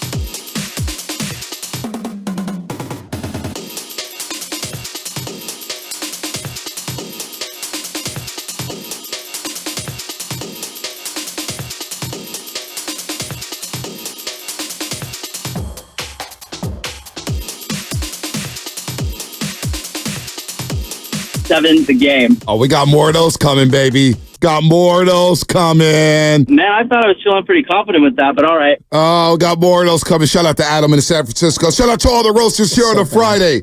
YouTube, Twitch, and our new audience on Twitter/X. How's that going? I don't even jump into that for YouTube's enough. You guys are on the roll right now. See, we're playing this little game. By the way, download the free Odyssey app and listen to 95.7 The Game wherever you go. You catch every Warriors game live on the app along with all the music and news the Bay Area needs. You catch amazing interviews, too. Like when the mean El Hassan was lying on Willard or Dibbs the other day, just straight capping about Kevin Durant. I mean, it was unbelievable. It's next level stuff there. But good for you, Amin. What I'm thinking about right now, Shasky, is places where Ricky shouldn't go. Don't be walking down 3rd Street. Don't be venturing away from the Cow Palace, walking into the Sunnydale Projects. Don't be just driving through Potrero Hill like it's all good in the hood. No. I want you going through Chopper City and Fillmore or KO or anything like that. 98th and Walnut? No. Sabrani Park. No, we don't need that unless you got security. I can tell you where not to go. But we're going to tell you where to go and when to go and how to go. As he tweeted out earlier, hey, Bay Area, what's the lingo? What's the tradition? What do I need to see? What do I need to do? So we got the roasters involved and here. Can we also acknowledge that a lot of the players live in San Jose or in that area? And so Santana Row, to me, Santana Row, I think, is one of the coolest, little places to shop. No doubt about it. It's amazing. Oh, it's a great place to hang, too. But I'm saying, the shopping is, the streets are gorgeous. Mm-hmm. He's already going to do that. So no, we probably wouldn't want to put that on the list because I feel like all those guys are already going to check that off the list. I got a couple here from Gutter Trash. Our boy Gutter Trash on the Xfinity Mobile text line. Yep. Did Gutter Trash win Xfinity Mobile Texter of the Year? Who won that this past season? I don't know. Because Gutter Trash is in the mix. Zucci Man. Zucci Man won it. Before you write that on there, today, Michelle and I are taking the little guy to the Japanese Tea Garden in Golden Gate Park. You should go do that. And the Botanical Garden in Golden Gate Park, which if you catch all, you can go to the De Young Museum and you could do the Exploratorium and things like that. So to me, that's kind of a catch-all. Golden Gate Park, Japanese Tea Garden, I think is a must. Back in the day, so got that. I hate to be this guy, but we did some extracurriculars. Well, you don't need to talk about that. And let me tell you, that's an experience. Hey, listen. We've all been there. Done that. I was Super Mario Brother. Let's just put it that way. Yeah. Consuming mushrooms. Portobello's. Gutter Trash, as I was going to say here. Hike Lands End. That's a good one. Have a fire chill at Ocean Beach. That's a good one. I like that. And then Mazzetti's Bakery in Pacifica. Mazzetti's is where we went and got the cake for the little guy last week. It is one of the best it always comes back dessert places. Yeah. Was that cake not delicious? It was like a 5-layer cake. And then Ryan Crowley comes over. He's like, "You're trying to give my kid diabetes, dude. There's so much sugar on this cake." I go, "It's cake. What are you what? Did he it's really all say sugar." That? It's just yes, Crowley said that. And he was joking, but it's come on. No. And of course, little Danny. Guess what? A backhanded compliment in terms of cake. You guys are just ruthless, man. Mazzetti's made a strawberry cake. It was a white cake. It was 3 or 4 layers. It was incredible. Incredible. They also did cookies that had little LJs on them. I am a Mazzetti's stan. Even though you might get diabetes? No, that was Crowley being a jerk. I'm kidding. He was you're serving cookies, you're serving juice, you're serving this. I'm it's a baptism and it's a bunch of 5-year-olds running around. Who the hell complains about free food in the first place? Cool, that's Ryan. No, he knows I love him. Oh, fat ass. Just eat the food and shut up. No, I'm kidding. Ryan's not fat. He also says that you can ease up on USC. Why? I got the Matt Liner jersey in the closet. Right, Carly? I rock with USC. I swear to God, when Jared Goff was at Cal Berkeley, they're playing USC, Memorial Stadium. Logan Burdick, shout out to him and a ringer, walked on that field and play that beat again. We ran over to the end zone like we were the conductors and started throwing a fight on. Bandwagon Bonte. I swear to God, it was Bandwagon Bonte. That beat, it just done something to me. Oh, my God, listen to this. So now that you bring up Pacifica, do you have to visit the cantina, the Taco Bell? I was just bringing that up. Okay, what do you think? But you had cut me off. But, yeah, it's a good one because they serve beer there, too. Pacifica, it's a great location, too. It is. Pacifica is really cool. Just to drive down, go all through. My brother lives in Pacifica. I love Pacifica. It's underrated. It's pricey nowadays, but it's a beautiful, beautiful FYI, let's not price you. I know. Well, then you can go Devil Slide. You can keep going down and head down to like Half Moon Bay. Gutter Trash with another one. Murals in the Mission. Ride Caltrain to a Giants game. Hit up the House of Prime Rib. So House of Prime Rib is on my list. Let's go to the calls. I'm going to get Dink and SF. Let's start off with Dink and SF. What's up? Dink, what's happening, What are you baby? suggesting to Ricky Pearsall?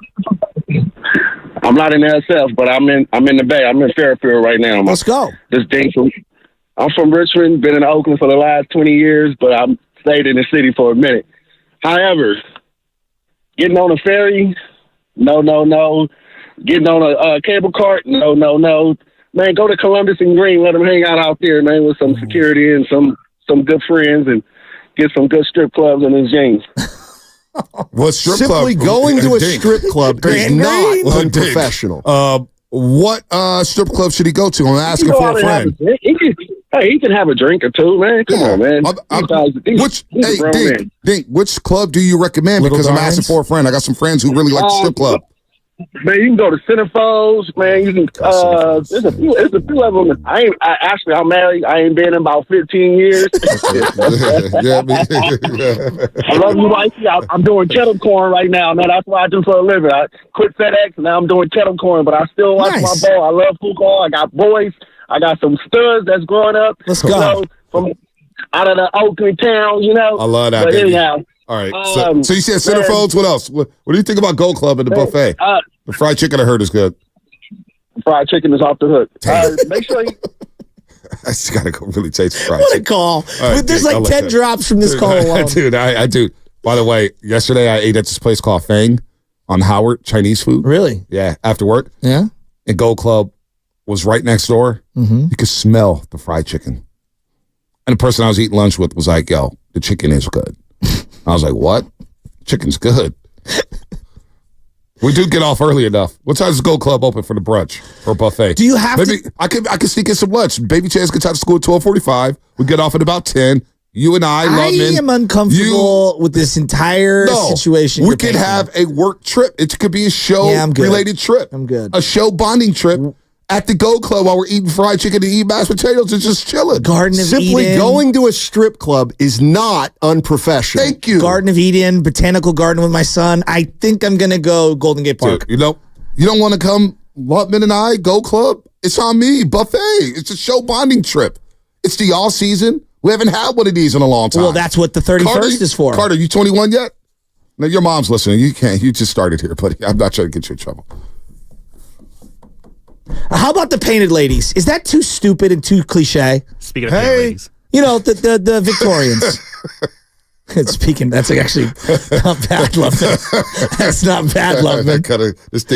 This train is off the tracks, dog. This is why I love Fridays. This is just ADD It's an all-time radio. episode of the Morning Roast right now. House of Prime Rib. You know what? Go to Geo San Francisco. 95.7 The Game put out a list of things you have to do, and eat the wings at the Gold Club was one of the top 5 things.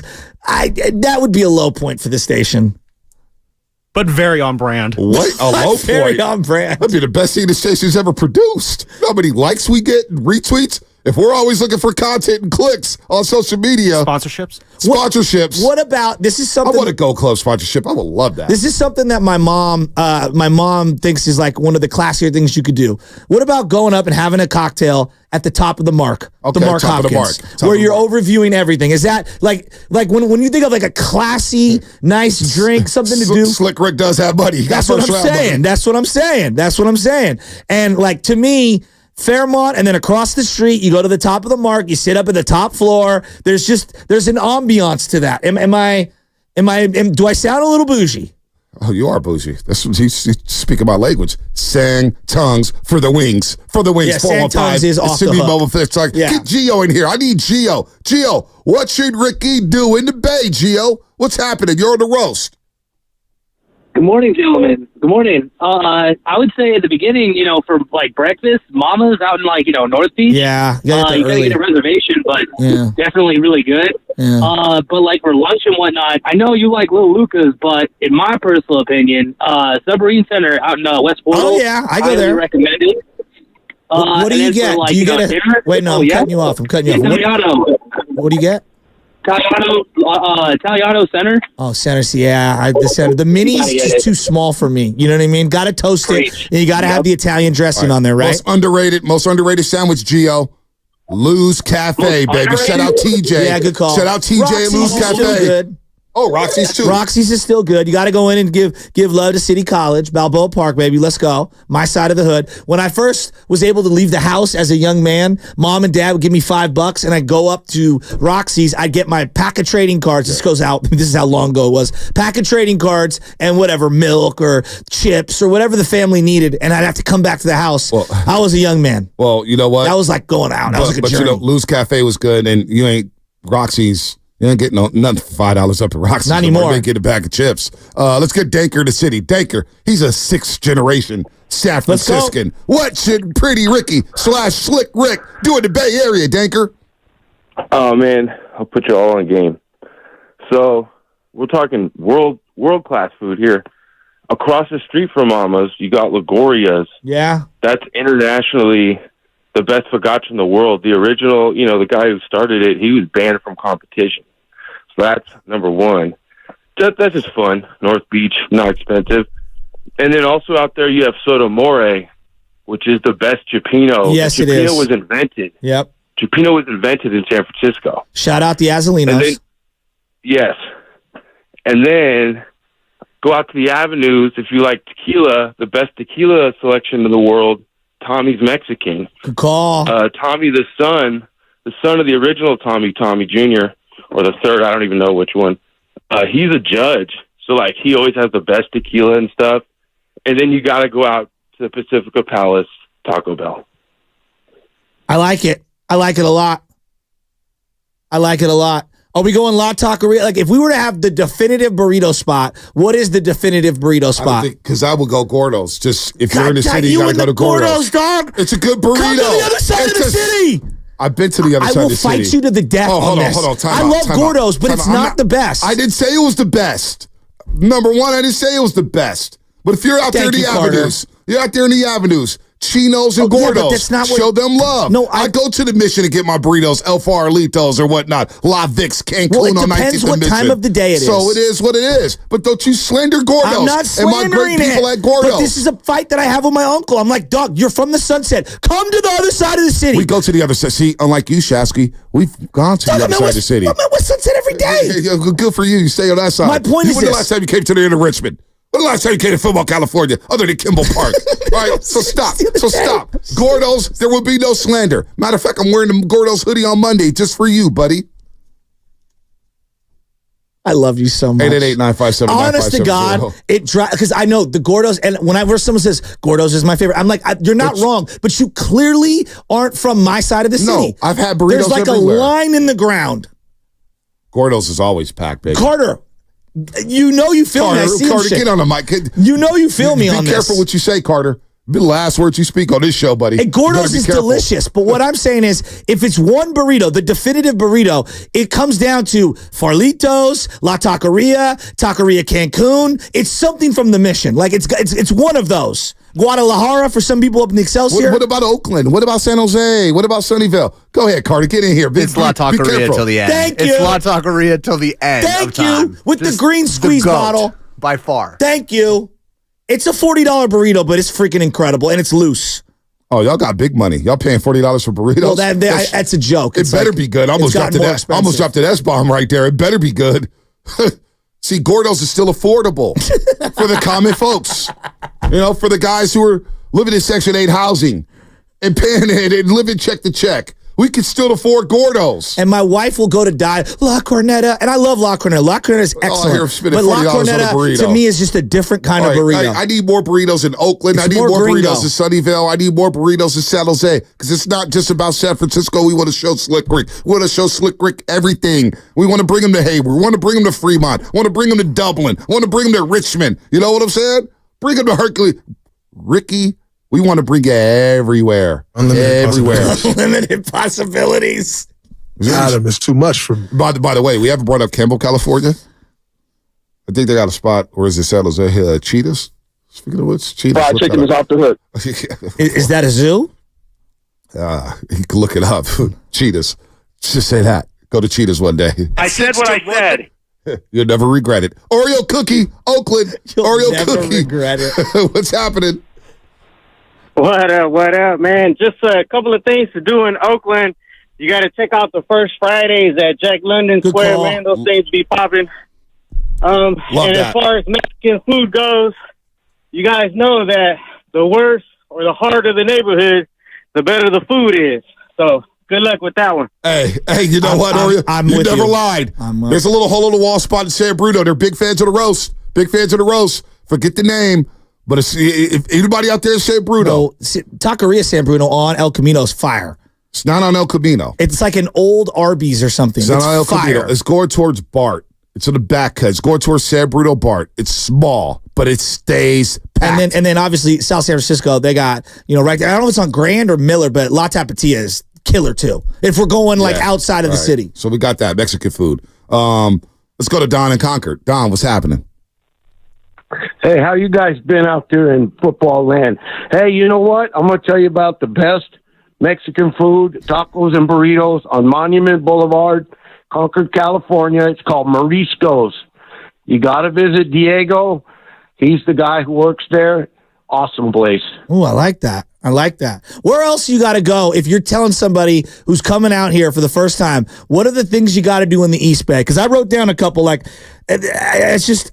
What would you, like Oakland Temple, for example, is a beautiful spot to look at. But I don't know if I'd necessarily tell someone to go visit it. Is he still there? Oreo cookie dropped off? Oh, I don't know if he knew you were talking to him. Oh, East Bay, South Bay. Where does Ricky Pearsall, the first round pick? By the way, shameless shout-outs are coming up in 11 minutes. Have you ever been to Filoli's? Shameless shout-outs in 11 minutes. Where? Yeah, Filoli's. It's like a revival mansion. It's really cool. No, I don't you have think no so. idea what I'm talking about. I have Yeah, no idea what you're talking People about. in San Mateo know what I'm talking about. It's pretty sweet. All right. Taqueria San Bruno on San Mateo Avenue. That's what I'm talking about. Cracking tacos. What Caesar. about the Winchester Mystery House down in San Jose? Oh, yeah. You got to go do that. Right? Gotta go do that. It's right down the street. Is that too cheesy? No, it's awesome. Yeah, I think so It's too. really cool. Yeah. I think Yeah, it's a you gotta do historical that, too. landmark over there too. Yeah, absolutely it is. No, he's got to go What see about that. Mission Dolores? No one's coming with that. Well, somebody said go to Daly City and go to the liquor store. What's the liquor store there? drive-thru. It's in South drive-thru. City. Yeah. Oh, yeah, South right City. near the Seas. But no, there's another store, Daly City, too, where you get the pack. Oh, well, they had the styrofoam cups. You get your tall teas. You know exactly Yeah, what I I'm know what talking you're about. talking about there. There's another one, Daly City, where you get the little shot glasses. You don't Somebody even will get come out of up the with car. it. Caesar Chavez. Caesar. What up, Caesar? My guy, Chase Center. Is this Chase Center, Caesar?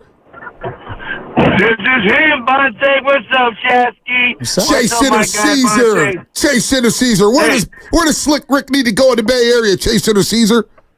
He wants some Mexican testing from La Tapatia, 411 Grand Avenue, South City. There it They is. make their There it own is. Can you say that one more They time? make their own tortillas. Hey, Chase Center, They make Caesar. their own chips, everything. Hey, can you just start from the top? I just love the way you deliver that. Start from the top.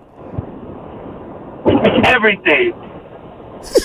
Give me what's the name again? Caesar, Chase Center, Caesar. Start from the top. La Tapatia Mexican testing on 411 Grand Avenue in South City. Best Mexican food you can find. Everything's authentic, handmade. They've been there for almost 50 years doing this. They know what they're doing, and they do it right. I love that, Caesar. I love that, Caesar. Can't wait to see you, brother. Chase Center, Caesar. Shameless shout-outs, 9 minutes. What a show. Spike Eskin joining us in 24 minutes to get back to sports. We'll get back to sports. Want to talk about a melanin morning here. But we're having some fun. Crispy Crunchy. Yeah, you got to go to the gas station and get crispy Fried crunchy chicken is off the hook. It is. I mean, give it to me one more time. Fried chicken is off the hook. It is. Hey, listen. I'll fight someone to the death on that. Hey, listen. Slick Rick did say, I see food, I eat it. I love seafood. I see food, I eat it. So, I mean, crispy crunchy chicken will change your life. What about going to Bodega Bay or Tamales Bay? Point Reyes. Marshall store. Yeah, absolutely. Right? Absolutely. Right? Because get some oysters. There's this spot, I think it's called Old Salt or Salt. Marshall store is where Anna and I go to. They got the grilled oysters. Incredible. The barbecue oysters. Yes. They got with the hot sauce? They got the hot sauce. They got the bread. Yes. The big bread with the butter. Oh, my God. It's so good. It goes Santana Road. We said that. San Pedro Square? Have we said that? San Pedro Square. San Pedro. Oh, what I have Pedro? My bad. I'm doing Pedro. My bad. All right, let's go to Jason on the Richmond Bridge. What's up, Jason? Hey, how's it going? There's a spot called Los Moles in Emeryville. They do mole, but they have like mole burritos. Ooh. And on Sundays they have a mole buffet where it's like $25 and you get all the mole you want. And their mole is on par. It's on hook. I like that. Holy mole. Give myself a 4 for that one on a Friday. No, Los Moles is very good. I used to live near it when I lived over in Berkeley, and I used to work at the Michaels in Emeryville. Shout out Michaels, where creativity happens. Dude, it's like 4 shout-outs in one sentence. It's shameless shout-outs in 7 minutes, by the way. That's another shout-out. 7 minutes. Taco Tuesday at Los Moles, undefeated. Really? It's like, I think it's like $20 per person, all you can eat tacos. So you're our resident Monterey, guy. You were from Pacific Grove, Monterey, Salinas. That does not count as the Bay Area, correct? Does not, no. We're the Shire. We're our own entity. We're the Central Coast is what we call it. Napa and Sonoma, I think that they count as the Bay Area. Do you? Yes. They're part of the 9 counties. I think so, yeah. So to me, like, you have to include a wine trip, like some sort of a day wine trip. Go to Visa Tui. That's not bad. Let's go to Vaughn in Oakland. Vaughn, what's happening? Yeah. What's up, man? Good morning, guys. Good morning, Vaughn. Yo, I love this conversation, bro. I got 2 banger food spots in the East Bay. First one, Mexican food, Tacos Mi Rancho, right by the lake. Ooh. Best carne asada burrito. It's a good, and it's one of those late night spots too. You can get it anytime, but late night, classic.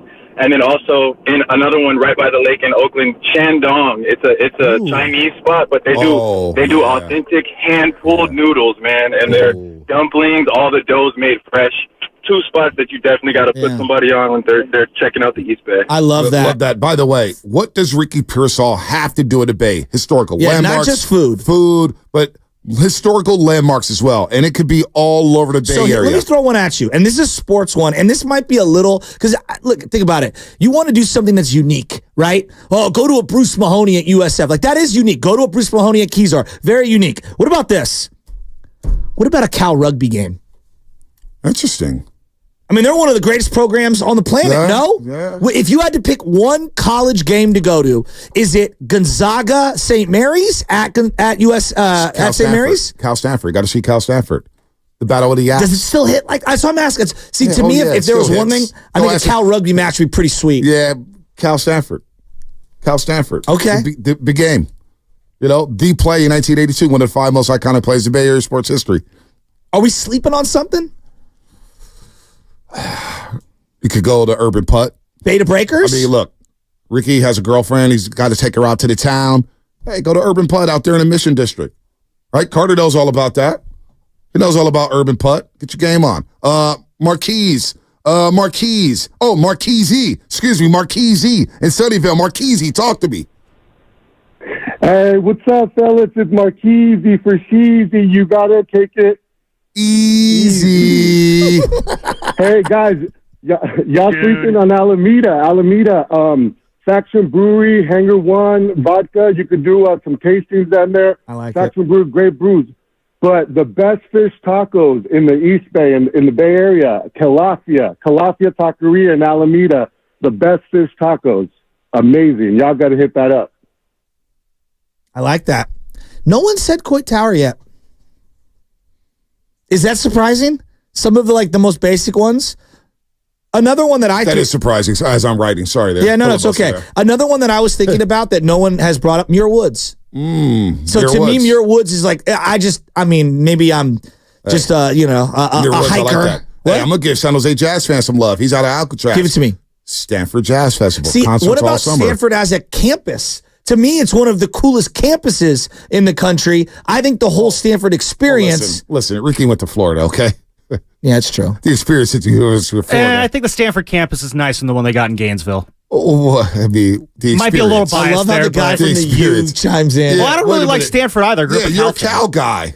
But it is the cool Arboretum. Campus, it is a great campus. It's really cool. But I'm just saying, things to do on campus. And San Jose Jazz fans saying the Stanford Jazz Festival. Concerts all summer. Gotta have a reason. Specific Slick Rick has walked on college campuses. He's been to Tempe, Arizona. You ever walk on that campus? But talking about the eye candy there. He's the University of Florida. Go to Stanford. Hey, Ricky, let's go to Stanford. He's not going to find that. What about the Grove? Do something. What if he does one of those Sundays in the Grove, Sundays in the park, where he goes and sees one of the bands play?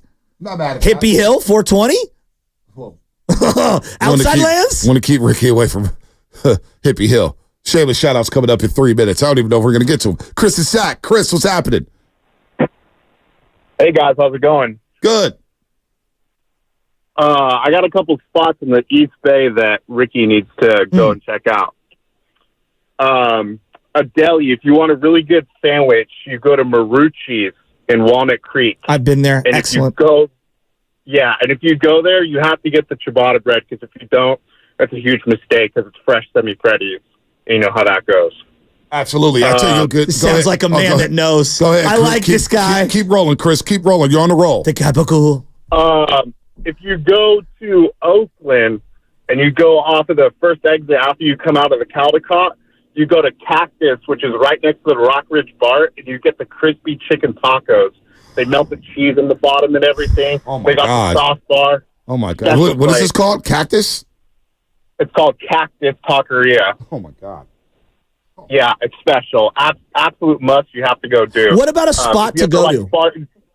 What's that? What about a spot to go to? Like, is Lake Merritt a spot that he has to go? Well, I would say you could go to Harding Park and see Lake Merritt from there. Go play a little golf.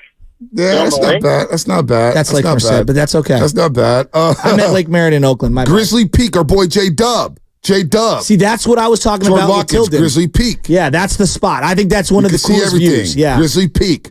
Oh, by the way, I'll tell you a breakfast spot he should go to. It's in Martinez. It's Copper Skillet. Oh, good call. Go eat at Copper Skillet, Good baby. call. We'll be out there May 23rd. Hell, Ricky, if you're out there, come to Copper Skillet with us on the 23rd. We'll get you fed. The best breakfast out there in Martinez, baby. Been going on for a long, long time. Hugo, San Jose. Hugo, what's happening?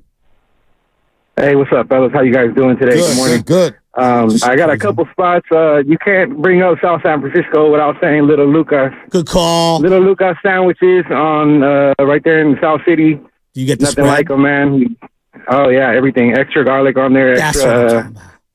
Extra everything. Honey ham on Dutch Crunch with a Swiss, baby. Come on. Yeah. You Come on. Little Lucas does hit, though. Hey, Hugo. Little Lucas Hugo. hits. Hey, nothing is worse, Hugo. though, when you pull up and there's 17 people outside. Then you know the line is long. Hey, Hugo. The munchie attack is real at Little Lucas, huh? You gotta call ahead of time. No matter what time it is, you give them a call and they'll have them ready for you when you get there. If you're a real G. Don't tell anyone. Only for real G's. If you're not, then you can't. Patrick on the road. By the way, Gilderly Square's got to go see Gilderly Square, right? We haven't said that. Yeah. Patrick on the road. It is cool. Patrick out there on the road somewhere in America. Patrick, what's happening? It's Ashton.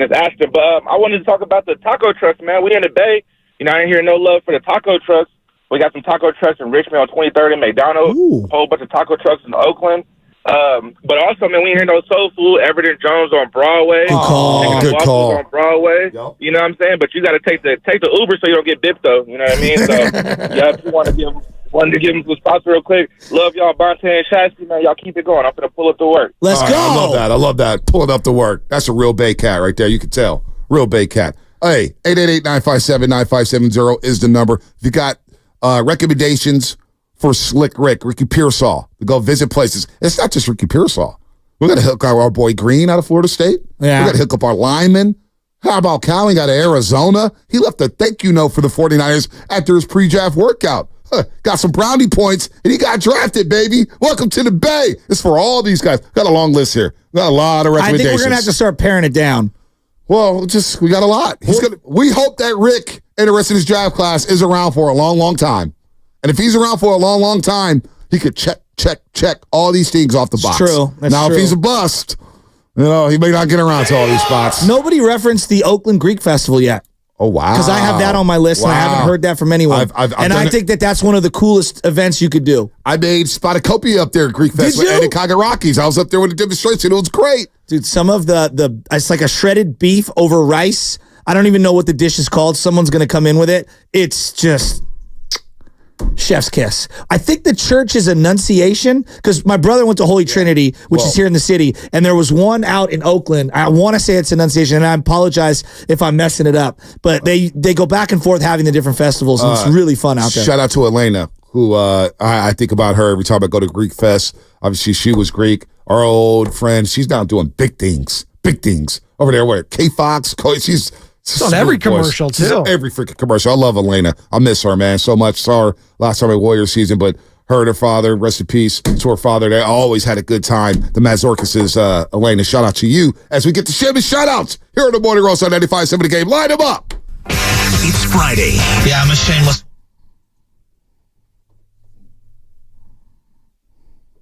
Fried chicken is off the hook.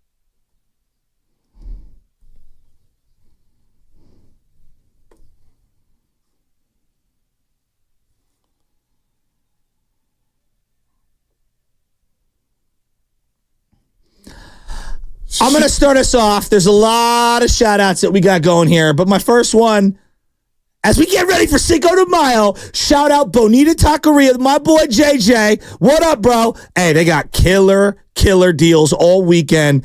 3 days of Cinco de Mayo starting today and May 5th and obviously Saturday. All day. Come check them out. They're doing the Cinco de Mayo specials. I'm looking at cocktails, beers, pictures of beers, barbecue, a million different things. Go check out Bonita Taqueria. They're right over there in the multiple locations nowadays. No, he hooked us up at NBC Sports earlier this season. Did us right, man. Got to chop it up with Mully and everything. Mully's like, oh, wait a minute, I've eaten here before, and he told JJ get one in the East Bay. Business will be booming.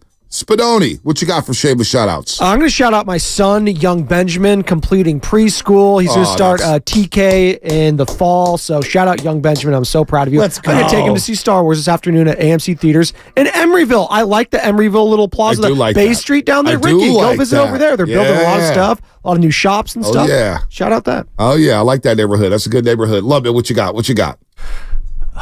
It's going to be a fun one. So, guys, the Miami Marlins are in town this weekend to take on the Oakland A's. And I've got confirmation that traveling with them is their assistant to the general manager, former Giants manager, Gabe Kapler. So, shout out to you, Gabe, on your return to the Bay Area.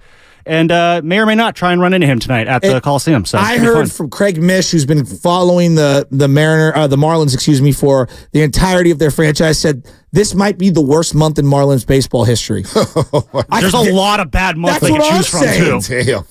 They lost all their pitchers. Yeah, they're catching the A's at a very bad time. Spot starting the pitcher for the A's today, Sears. Fantasy, I got to get a win in the World's World League. Carter, who you shouting out, man? I'm shouting out Sam, Spadoni, Lucas, Grandy, and why Lucas? I feel like and Evan. Oh yeah, E-Dog. Can't forget E-Dog. As a big thank you for showing me the ropes. Yeah. Boy, you are really producers are taking over. You are really trying to get those gold stars up in this bad boy. You're fine, Carter. You got hired. You're good. Carter has to. He's a rookie, as our program director Matt Nahegan called him. Very, very smart. Very smart man. Who am I going to shout out today? You know what? I'm going to shout out Baby Ches for having a lot of patience with Papa. We are bonding unlike any other. And I'm like, boy, I'm not used to being on daddy duty full time in April. Where are the Warriors at right now? But Baby Ches and I have been bonding. And shout out to Anna, Mama. You got to shout out Mama. But Baby Ches and I are having the time of our lives at home. We're dancing. We're singing. We're running around. We're having a ball. She's getting spoiled left and right. I do have to discipline her at times. Hey, no iPad unless you eat dinner. And she's pushing the boundaries. She's testing Papa. But shout out to Baby Ches because she has patience with me. So you bring that up. This morning, you're going through some of your phone. You wake up and there's like Google Photos does this, like on this date, 7 years ago, 14 years ago, whatever. And a photo came up of me and my wife. We had our engagement party 14 years ago today. You didn't remember? Well, it was the engagement party, not the, you know what I mean? And so like the photo came up and she goes back to work on Monday. She's been out since the baby came home. And it's just me and the little guy next week. And we're raging, bro. It's going to be bad. It's going to be bad. And I'm already telling her, I'm like, it's going to be the best week ever. And I'm like, we're going to do this. We're going to do this. We're going to do this. We're not going to do any of those things. No. I'll be lucky to get through like Monday. Yeah, you're going to, oh boy. I remember he's going to be chilling on your lap. You're going to be gaming. My first week with Baby Chaz by myself. You know what I did? I called my mom. I called my sister. For real? I called my niece. Had them spend a night. Hey, you guys come spend a night. Have some fun. Get this pot off the babysitting duties. I'm While I get some working extra on rest. he's catch so I put the ball in his hands and he grabs it with both hands and he's rolling it that's around his good. chest. Yeah, he's doing really well. Guy's getting big, dude. Baby Chaz is getting, she's And Michelle's crying. Yeah, well, yeah, that's he's what happens. growing out of all That's of what his happens. clothes. Baby Chaz, she's picking up things left and right. She picked up Patrick Beverly doing the too small the other night. Oh. And she was demonstrating for us in the house. She just started doing it. It's like, Papa, the guy do this? And she started doing it too small. so I think I cute. sent you guys a video. And so shout out my wife. Just you're the best. I love you. And I cut off. sorry for all the crap I do. I don't know, Joe. Jonas, Santa Clara. Jonas, what's happening? I'm back, Mr. Trey area. It's a good lead-in from your family talk because I want to give a shout-out. I'm not going to say names. My wife's parents, they are watching Inara and Isadora this weekend, so my wife and I can go play. And I love it. I totally love it. And shout out to them. Quick shout out real quick too.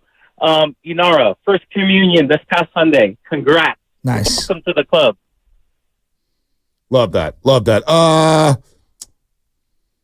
There's one.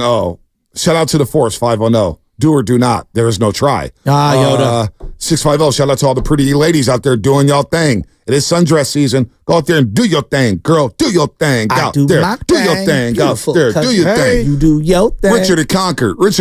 What's happening? Shout out Doobie. Hey, just want to send a quick shout out to my wife. It's her 50th birthday today. So just want to tell her awesome. I love her very much. That's and, awesome. Happy birthday. Love that, Richard. Love that. By the way, shout out to the Bay Area Sports Hall of Fame.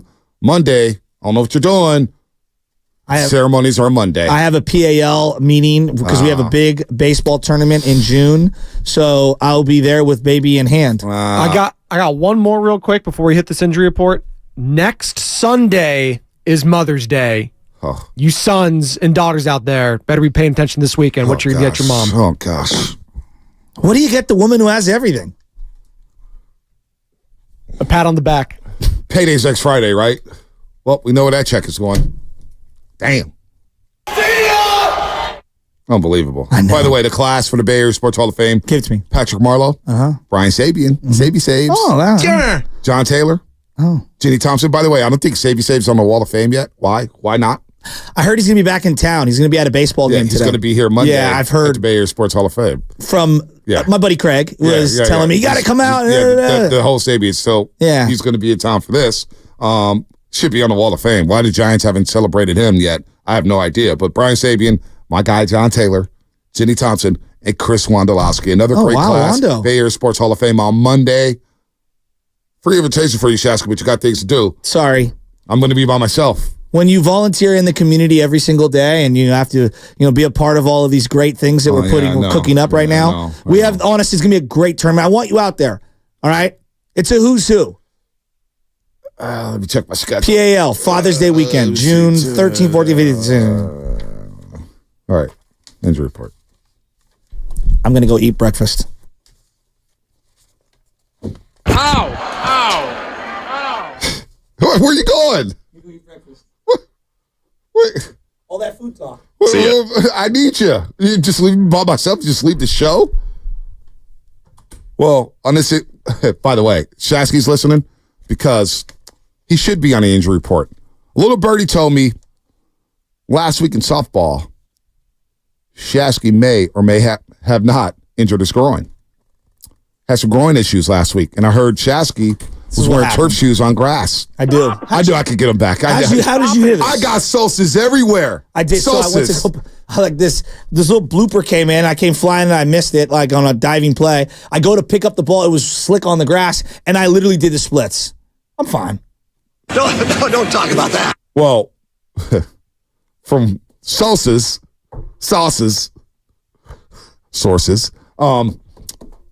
heard that the groin was really, I heard you really made a big stink out of it, but and you wore turf shoes on grass. And somebody told you, like, yo, what are you doing? That's what I do. I wear turf shoes now. Shout out Nike Air Zoom Diamonds. Even on grass.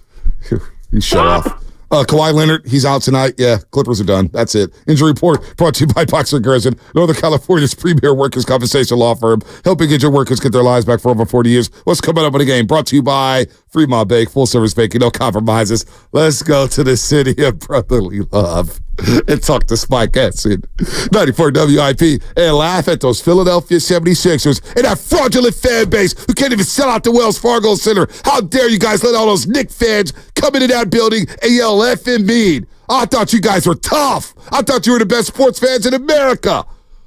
You frauds. Let's talk to Spike Eskin and to see how fraudulent they are here on the roast. Have you been wanting to find the secret to losing weight and getting healthy?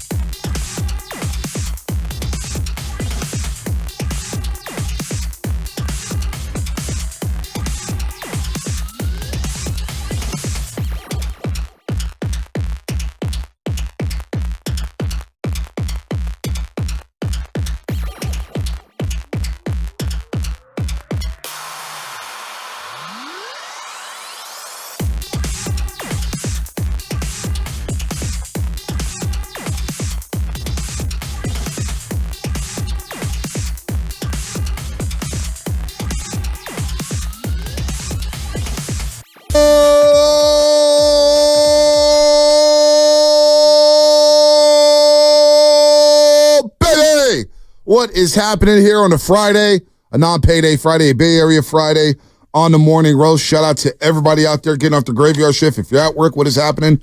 The overnight dancers, good morning to you guys. It is summer. Summertime's right around the corner. Let's get them dollars up. Muni drivers, BART conductors, cops, highway patrol officers, homicide detectives, teachers, students, everybody out there. I know prom season's in effect. Graduation's around the corner. Shout out to all the students graduating and getting them good grades and cracking them books. I love that. Love it, love it, love it. YouTube, Twitch, and Twitter brought to you by First NorCal Credit Union. Upgrade your savings dividend. Open a First NorCal First Class Money Market today. You can now download the Odyssey app directly from our YouTube and Twitch pages as we've added the QR code on both pages. Shout out to the Xfinity Mobile text line. Got Spike Eskin coming up.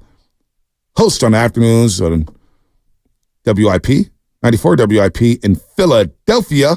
And what's funny is I just saw a tweet. It's so ironic that we got Spike coming on. The son of Howard Eskin. Couldn't get Howard, so we settled for Spike.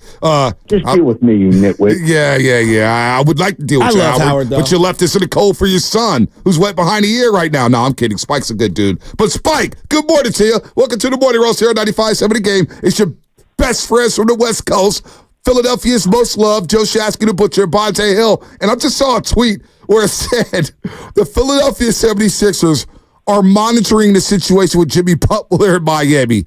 That can't be real, can it? Well, whether they're monitoring it or not doesn't really speak to whether it would happen or not. But I think Daryl Morey is pretty well known for monitoring just about everything. So I would be shocked if it happened. I would be really surprised it happened, but I think there's probably some truth to they're keeping an eye on it. Well, you had him. And then, of course, Jimmy Butler walking into Wells Fargo. Tobias Harris over me. So what's the fallout now after Philadelphia lost to 6? And I thought it was a great series, a great game. I have a lot of respect for Embiid for the way he played. Tyrese Maxey is a star. What is the fallout now that the Sixers have been eliminated in the first round? Yeah, it's kind of a weird season and a weird thing to think about in that they ended up playing the 2 seed in the first round because Embiid was hurt, in the middle of the year. So rather than facing a team like New York in the second round of the conference finals, they had them in the first round, and it was as close a series as the Sixers have had since Embiid got here. I think that the total point differential in the series was 1 point, and every single game came down to the last minute of the game. So the truth is that the entire roster, aside from Embiid and Maxey, is not signed for next year, aside from a couple of rookie minimum guys. So the fallout is they get to rebuild the entire roster with free agency, and then whoever they choose to keep or chooses to come back from the current roster. So, Daryl will be here next year. Nick Nurse will be here next year. Joel Embiid will be here next year, and Maxey will be here next year. And I think the biggest thing is that Morey has sort of had, excuse is the wrong word, but walked into a situation that was not optimal. You have Tobias Harris on a $40 million max contract. You have Ben Simmons on a $40 million max contract. You had Al Horford on a $30 million contract who played the same position as Joe. So there was a lot of cleaning up to do. And then the Harden situation, of course, got pretty messy. But he does not, there's no excuses now. They've got draft picks. They've got cap space. They've got, what you would hope is a really good 1 and 2. So I think it's just all on him this offseason. Yeah, I still can't get over that inbound play. I mean, it was just horrific. They should have won that game a variety of ways. Nick Nurse, Lowry, one of those guys got to call timeout in that situation. Tobias flashed to the ball. What's the general consensus on Embiid? Because B and I were talking how much we appreciate this. The guy's out there. He's got a serious health issue, and his leg looks like he's dragging right now. What is the consensus in Philly regarding Joel Embiid? Because I feel like nationally, for some odd reason, he's getting crushed. I'm like, how could you watch that series and crush Joel Embiid? Yeah, I think it's pretty split, locally as well. I think the issue is not how he played in this series. The issue is that it's another year where they fail to advance past where people wanted them to, and another year where he's hurt in the playoffs, which is you can sort of parse how much of that is his doing, whether, he's in shape or not, or those sorts of things, and how much of it is just his body failing him. But I personally think Embiid, this playoff series, came through in a way that he has not come through before. He's had in other deciding games, he has had games where he has disappeared. He had 39 points and 13 rebounds last night. To your point, on a half of his face won't work and one leg won't work. And I thought he was heroic is probably strong, but I thought he had a really good game last night. I think that the trouble is that after this playoffs, the negative is that you're a little less confident that he'll ever be healthy when you need him to be, but you're a little more confident that he will, that lives up to the standards that we expect of him. So I think mentally he came through positively, physically he came through negatively. And then the reason that everything is on him is that Maxey just became a guy that people are aware of. So it's sort of like a backup quarterback in that you get a lot of praise when things go well, but people don't really blame you when things go bad. And I think Maxey is sort of in the spot where, he played great and won them the game in Game 5, and he got a lot of praise for that. Last night was largely invisible, but is not in a position where he'll get crushed for that yet. I think next year it will be much more about them, those two, rather than him, Joel Embiid. All that money that Philadelphia has, and we're talking to Spike Eskin, WIPR sister station out there in Philadelphia. Paul George is rumored to be circled by the Philadelphia 76ers. Is there anything on Klay Thompson who's a free agent? Is Klay Thompson a rumor out there in Philadelphia?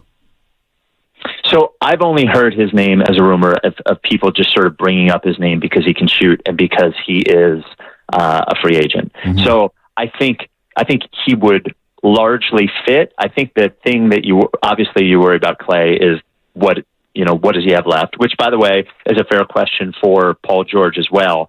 But then I think the other question you have with Klay is that I think they would like whoever they spend a bunch of money on in free agency to be able to generate offense by themselves occasionally, and I think Paul George probably fits that role better than Klay does, which is why you've heard, Paul George, you've heard, Siakam, who I assume will just stay in Indiana, but a player who might be a little more capable of generating offense on their own as opposed to, running around screens and spotting up and things like that. So you got the Giants against the Phillies this weekend, and I'm looking over at like the reverse of Joel Embiid. It feels to me like Bryce Harper is beloved by Philadelphia, and I'm now looking back on it, him coming to the Giants feels like what a fool's errand we did, pretending like we thought that could happen.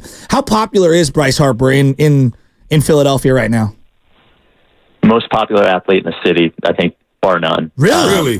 Wow.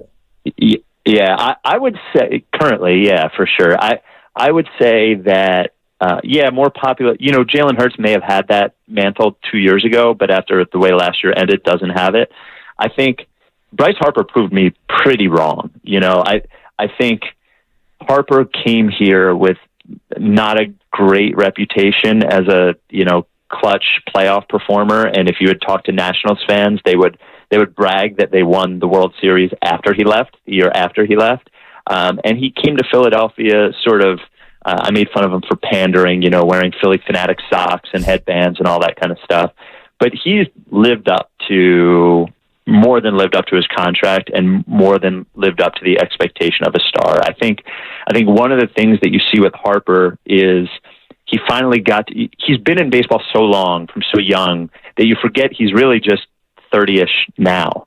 And, I think he has evolved into an adult in the way that he wasn't with the Nationals. And he's a leader in a way that he wasn't with the Nationals. And he's hit, in just his few years here, he's hit so many big home runs in the playoffs that, and has not, if he's pandering, if he's fake, he never misses, he never cracks. He never blames the fans. He never blames teammates. He always says the right thing, and he's performed well. So, and he has gotten here at a time when the team has gotten better. They had the Gabe Kapler years where it was every year was within it. Yeah, you guys know well. Your dad called us the day that they signed him. Your dad called us, and he was destroying Gabe Kapler and all the things he said. He made for good interviews, though. I will say that, Spike. I did enjoy having him on the air. Yeah, the greatest. I mean, his fights with Angelo Cataldi, our morning show host at the time, were legendary. And Gabe, on some level, this is sort of like behind the curtain. On some level, Gabe's arrival into Philadelphia made it easier to talk about the Phillies every day because every conversation and every decision centered around the polarizing manager. Baseball for a 500 team can get pretty, pretty weird to talk about in the middle of the year. But every day we would just argue about whatever Gabe did and whatever he said for 2 months a year. So anyway, but Harper getting there after that era and the team just getting better almost immediately, I think has also, added to the lore of Bryce Harper. But Bryce is pretty beloved. I think pretty clearly the most popular athlete. Currently the most hated teams in Philadelphia. Is it the San Francisco 49ers? Bonte and me? Is it the Morning Roast? How happy were you guys out there when the Niners lost that Super Bowl to Kansas City? God damn. It's funny. I actually have some friends out there too that I was reveling in their misery afterwards too. So I think, I was pretty glad. And, we're sort of over the Andy Reid thing in Philadelphia now. So nobody, they hated Andy for a while, but now that let bygones be bygones. Eagles won a Super Bowl. Andy won a Super Bowl. I think the combination of the Niners losing and Andy winning, I think was a nice little combination for everybody. I think you probably see a good number of Chiefs hats the day of the game and the day before the game in Philadelphia. Damn. Did we help intensify that hate, Spike? How much impact did we have into this hatred that you guys have for us out here in the West Coast? Well, I give you guys credit. I mean, the players are whiny babies, and you guys are whiny babies. So it makes for good fighting. I like having rivalries with good teams. I mean, that's what you're supposed to have. And the NFC East, aside from Dallas, has been such a tire fire over the last several years. Having a rivalry with the 49ers is a good one. I would say that you guys rank pretty high. The 49ers rank pretty high on the hate scale, and then you guys rank pretty high on the 49ers hate scale. So you should be proud. Yeah, I am proud of that. I am. Because honestly, in a weird way, I love the Philly fans. I don't. I do because I can't respect stand you guys. it to a degree. You know what? You've been nice, Spike. To a degree. You're nothing like your dad. You're actually very professional. I like your dad. We love your dad. I love his but you know what? But I do too. But he'll come at us here. Spike's being all cool and calling us whiners. You know what, Spike? I'm just gonna say it. Your fans are fraudulent. The fact that New York Knicks fans down there took over the Wells Fargo Center not once but twice, and they're yelling "effing beat," and I thought you guys were tough. I thought you were passionate. You let Knicks fans take over the Wells Fargo Center? Oh, come on, Spike. You know what? I disagree with that. I think teams should be held to a high standard for people to spend their time and money and go to the games. And when the Sixers have failed to advance here, the tickets are. You want to spend $500 for a pair of upper level seats to watch the Sixers lose? I mean, Yeah, you guys sound like whiners now. Hey, man, if you want to play, it takes some big bank. Big bank, baby. You got to have those pockets rolling now. Come on now, Spike. Nope, no make excuses. You got to make business decisions, man. You got to make business decisions. Come on, these are the playoffs. This is all you guys got in Philadelphia. Tickets. All you guys got in Philadelphia is the Sixers, the Eagles, and nothing else in that dump. Your cheesesteaks are overrated. Your streets stink. Bibbles is Come on, they cracking. got What are you one talking about? cheesesteak spot out there. Come on, Philadelphia. Mitchell, that doesn't belong there. If this is what we're doing, isn't everyone in San Francisco hiding in their basements, like waiting for COVID to end, or they're hiding in their basements and the crime in the city? Isn't everyone either a Silicon Valley investor or a homeless person? Isn't that like that what San Francisco is? No, my whole family is We are plumbers. Gotham City. Yeah, this is like we're just more normal. Come out here, Spike. But, honestly, this is what I do want to ask: how bad on the real? How bad was that loss for the average Philly fan when the Niners came in and it really did end their season because they went on a slide after that. But it was probably for the better because you changed your coordinators, you made some moves in the draft, but that must have been a tough week. It was a tough week. I can tell you, though, that team, it was a matter of time. Like that was we said it when they were 10-1. Everyone saw them winning games, but everybody knew it was wrong, and the idea that the Niners were going to obliterate them, I think if you would ask people, deep down in their heart, what they really thought was going to happen. I think most people would have thought that would happen. Now, I don't think anyone saw the total collapse afterwards happening, that they could not find the thread again. But it's better to know what you are, make the decisions based on who you are, rather than have some false idea of what you are going into the offseason. So to your point, I think they needed to change the coordinators. I think they needed some change in personnel, and they're addressing those, and we'll see what happens. You guys are about to give $50 million a year to a game manager. What do you think of that? No, I want to ask you. Hold on. Spike, ask him. You're not going to disrespect Brock Purdy on these airways. You don't even We're the only ones. We're the only ones. Stop playing the other side, Stats. All of a sudden you kiss the Philadelphia. No, I want to hear what he has to say because I want to use it as a soundbite for the next 6 months. You know what? Yeah, no doubt. We'll let him use the soundbite. But real quick, how does it feel that the Niners ended your season? The Giants into the Phillies, known for Ryan Howard and Jimmy Rollins and Chase Utley. We ended that dynasty. We're just a thorn in your ass out there to 215. Nobody cares about you guys generally. I would say the 49ers, fine, but you ended our season, but it's not like it ended you didn't end in a championship, it ended in another failure. Like, how many seasons have you gone into the year expecting the 49ers to be, Super Bowl contenders, only to have it end in failure? 30 years in a row? Well, but they've been knocking on the door. Come on now. Go ahead, give us the Brock Purdy soundbite. I like hearing the outside perspective on our players. I just do. So what do you think of Brock Purdy? I actually think he's pretty good. I think there's pretty clear tiers of quarterbacks, and there's some quarterbacks who can lift you above where you should be. A player that can drag a team that is good to being great. I don't think he's that. I think he's below that, but he's still good enough. So if the Niners paid him $50 million, and I didn't mean to interrupt you there, but if they paid him $50 million, the general Eagle consensus would be what? They would laugh. They would laugh. They would do the same thing as when the Giants paid Daniel Jones $40 million. Wow. Come on. He's better than Daniel Jones, though, but come on. I don't know. Is he really, though? Yes, he is. Yes, come on, man. Come on. He's won high-level games. Daniel Jones. You see Daniel Jones. He threw 16 touchdown passes in his best season. Daniel Jones. Daniel Jones won a playoff game by himself, basically. Brock Purdy never has. I'm not insulting Brock Purdy, but if you put Daniel Jones with health on the 49ers team, he would have the same numbers Brock Purdy did. Yeah, I disagree with that, but that's an interesting perspective. I disagree with it. To me, Daniel Jones, he's not the rhythm time thrower. He doesn't have the accuracy over the middle. I just don't see it. Hey, you tell Philly, we'll see you next season. We'll see you guys. I'll actually, you know what, Spike? I'm going to be out there for a wedding, and the Braves are going to be in town taking off Phillies.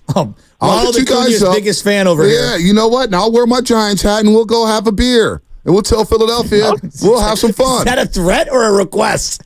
Yeah.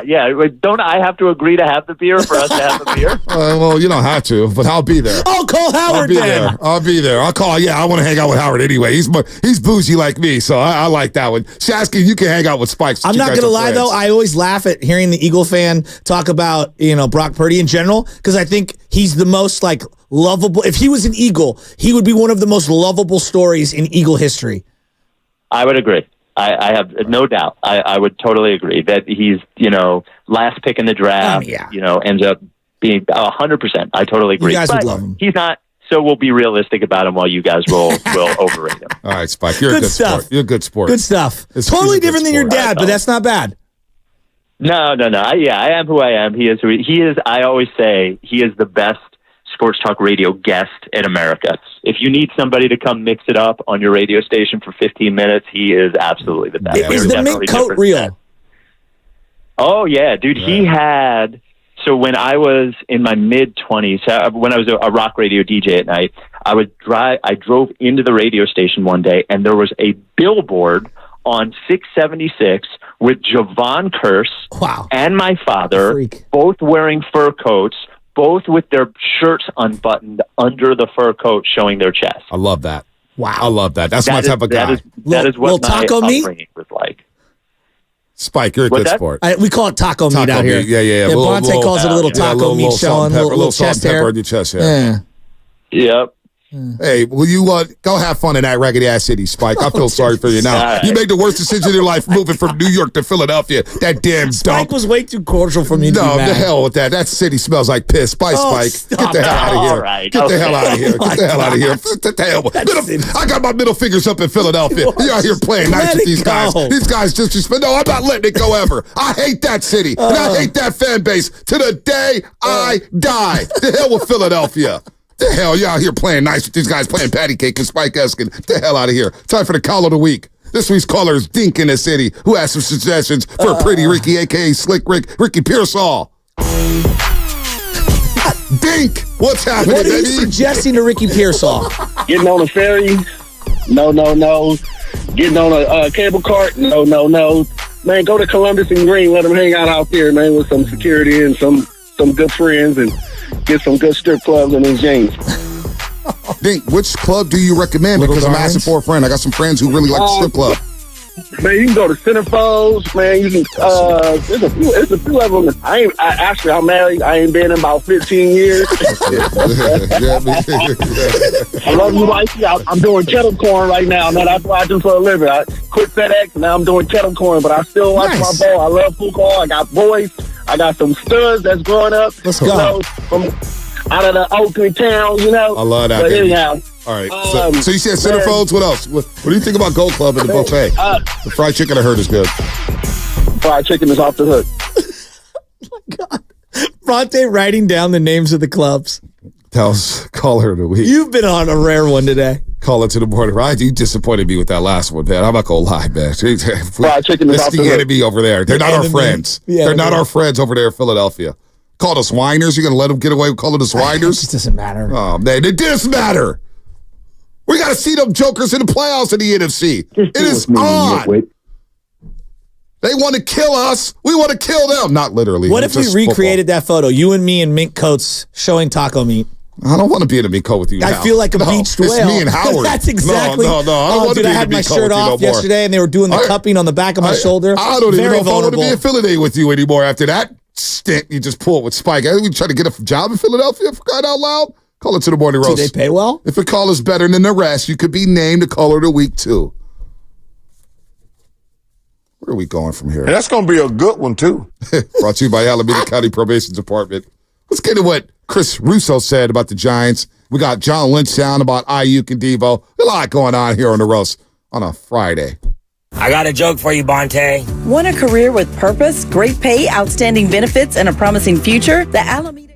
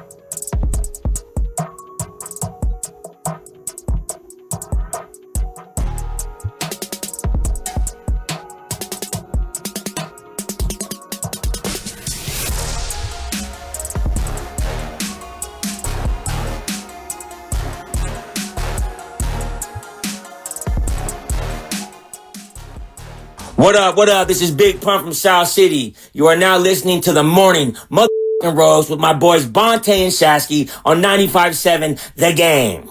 How about Big Pun? How about Big Pun? It's really clear. Coming in strong. Strong. He don't even call. I don't know how we got that. I got a joke for you, Bonte. I mean, the one time he did call, he dropped the F-bomb 3 words in. ADD, text, like Xfinity mobile text. I said, sorry, guys, I just got to be a texter. Thanks, Carter. I appreciate it. What is going on? No, I came in late. Out. What is going on No, here? I had a cappuccino rolling in the coffee machine, and these guys was like 15 seconds. I was like, well, I got cappuccino rolling. So, you know. It looked like he brought you, like one of your assistants brought you coffee. I hate doing that. No, I didn't even want to do that. That's what it looked like. No, it wasn't that. These guys was like, we're going to be back in 15. I said, dude, I got a cappuccino brewing. Is the coffee to just the temperature of your liking, Mr. King? No, I'm not the king here. You are. Mr. Hill? You know, I'm just well-rounded. Champions League next week. Final Four, sick. Second leg of the Champions League. Carter, you into that, right? See, Carter, you're well. Oh, see you. Oh, man. This is the Carter. Are you named after Lil Wayne? Yeah? He says yes. No, it's after Jimmy Carter. No. Great president. Was he? I don't know. I wasn't alive. Not really. He was known as a very nice guy, though. Yes. He's universally liked by people. Absolutely. Which I actually think is a very rare quality for a president. Is Obama's university liked? No. Is Trump university liked? No. What about Sleepy Joe? No. Sleepy Joe. Poor guy. It's just Poor guy. every day I see a different video where he's like struggling to walk. They have to point him in the direction of the person who's talking to him. The poor guy's too old. When he fell off that bike, I felt so bad. That's what I'm saying. He's just too old. Damn it, people were all right however many years ago. He's just too old. Look here. Why do we have old presidents? That's the thing. The rat on What is the minimum the rat on the table? Put the rat on the table, Atco. Atco Press Control. No, I don't know the rest of the read. That's the guru here. They don't pay me for that. Listen. What's the minimum age requirement for running for president? Well, I think it's 35 or 40 is the minimum 35. requirement. 35. There you go. I believe JFK at the time was the youngest president ever. Correct. So maybe I don't know. Listen, we think about jobs. Let's think about like the worst jobs to ever have. We were talking about worst jerseys earlier. Is president of the United States the worst job to have? Who wants to be who grows up to want to be the president anymore? Teddy Roosevelt, by the way, 42, youngest ever. 42. Okay. So like Lisa Simpson in The Simpsons. Remember she wanted to be the president of the United States. She ended up being the president of the United States or whatnot. But like who grows up and wants to be the president of the United States? Who wants that gig? I'm out. I'm out on that. Well, the juice isn't worth the squeeze. It's not even close. But I could see you wanting that kind of status. I don't want the president of the United States. Trust me. That's you. I think you would. All the Secret Service, you would love that. That's right up your alley. You would love that. People that crave power want to be president. My first order of business is I'm hiring the guy. What's the guy from the Warriors? The big tall guy. Oh, we got Youssef. He's going to hire Youssef as his personal got Big John Murray. Presidential. No. This is what happens. True story. This is what happens at Chase Center sometimes. There's a lot of fans out there at the gatehouse, and they'll come by and say, hey, do you need somebody to walk you to the car? I'm like, no, I'm a man of the people. I don't need no security. That's who I am. But you can't do that. Stay ready. But you can't do that as president of the United States because you got people looking to assassinate you. So you would need security. I mean, it's just straight up. It's the truth. Conte would be the first presidential candidate who gets inaugurated while wearing like the sickest Gucci Jordans available. Oh, I've had a bulletproof vest on too. You believe me? Anyway. By Louis Gucci Vuitton. Bulletproof vest. Yeah. You got the Pope mobile, the glass, Louis V the bulletproof vest. There you go. Yeah, is it a requirement as president of the United States that you got to wear a blue suit and a red tie and all that stuff? Like I would want to just wear a jersey. Dude, Obama got crushed for wearing a brown suit one day because no president had worn a brown suit. Who got crushed for that? Obama. Oh wow, this is what people get mad about. I'd be rocking Louis V suits and what? Let the taco meat out. Yeah. Why can't presidential taco meat? I'm the damn president. I should be able to wear whatever the hell I want to wear. If you're the president, it's like being a king. You should be able to wear what you want. I would not. I have to say this, and we're going to get into the Mad Dog sound. You negotiating foreign policies with other dignitaries would get a little ugly. Your town smells like piss. I should tell Philadelphia. Sign the peace treaty, though. Yeah. Well, sounds like a former president. It's a tremendous city, tremendous smells. A lot of cities, a lot of buildings. Puerto Rico, I think there's a hurricane, a natural disaster in Puerto Rico. It's not my fault. It's Shanahan who's ruining foreign policy. No, listen. It's his play calling. Listen, your boy one time went up there in Puerto Rico. Look, it's surrounded by water. Lots of water. Who is this? Big water.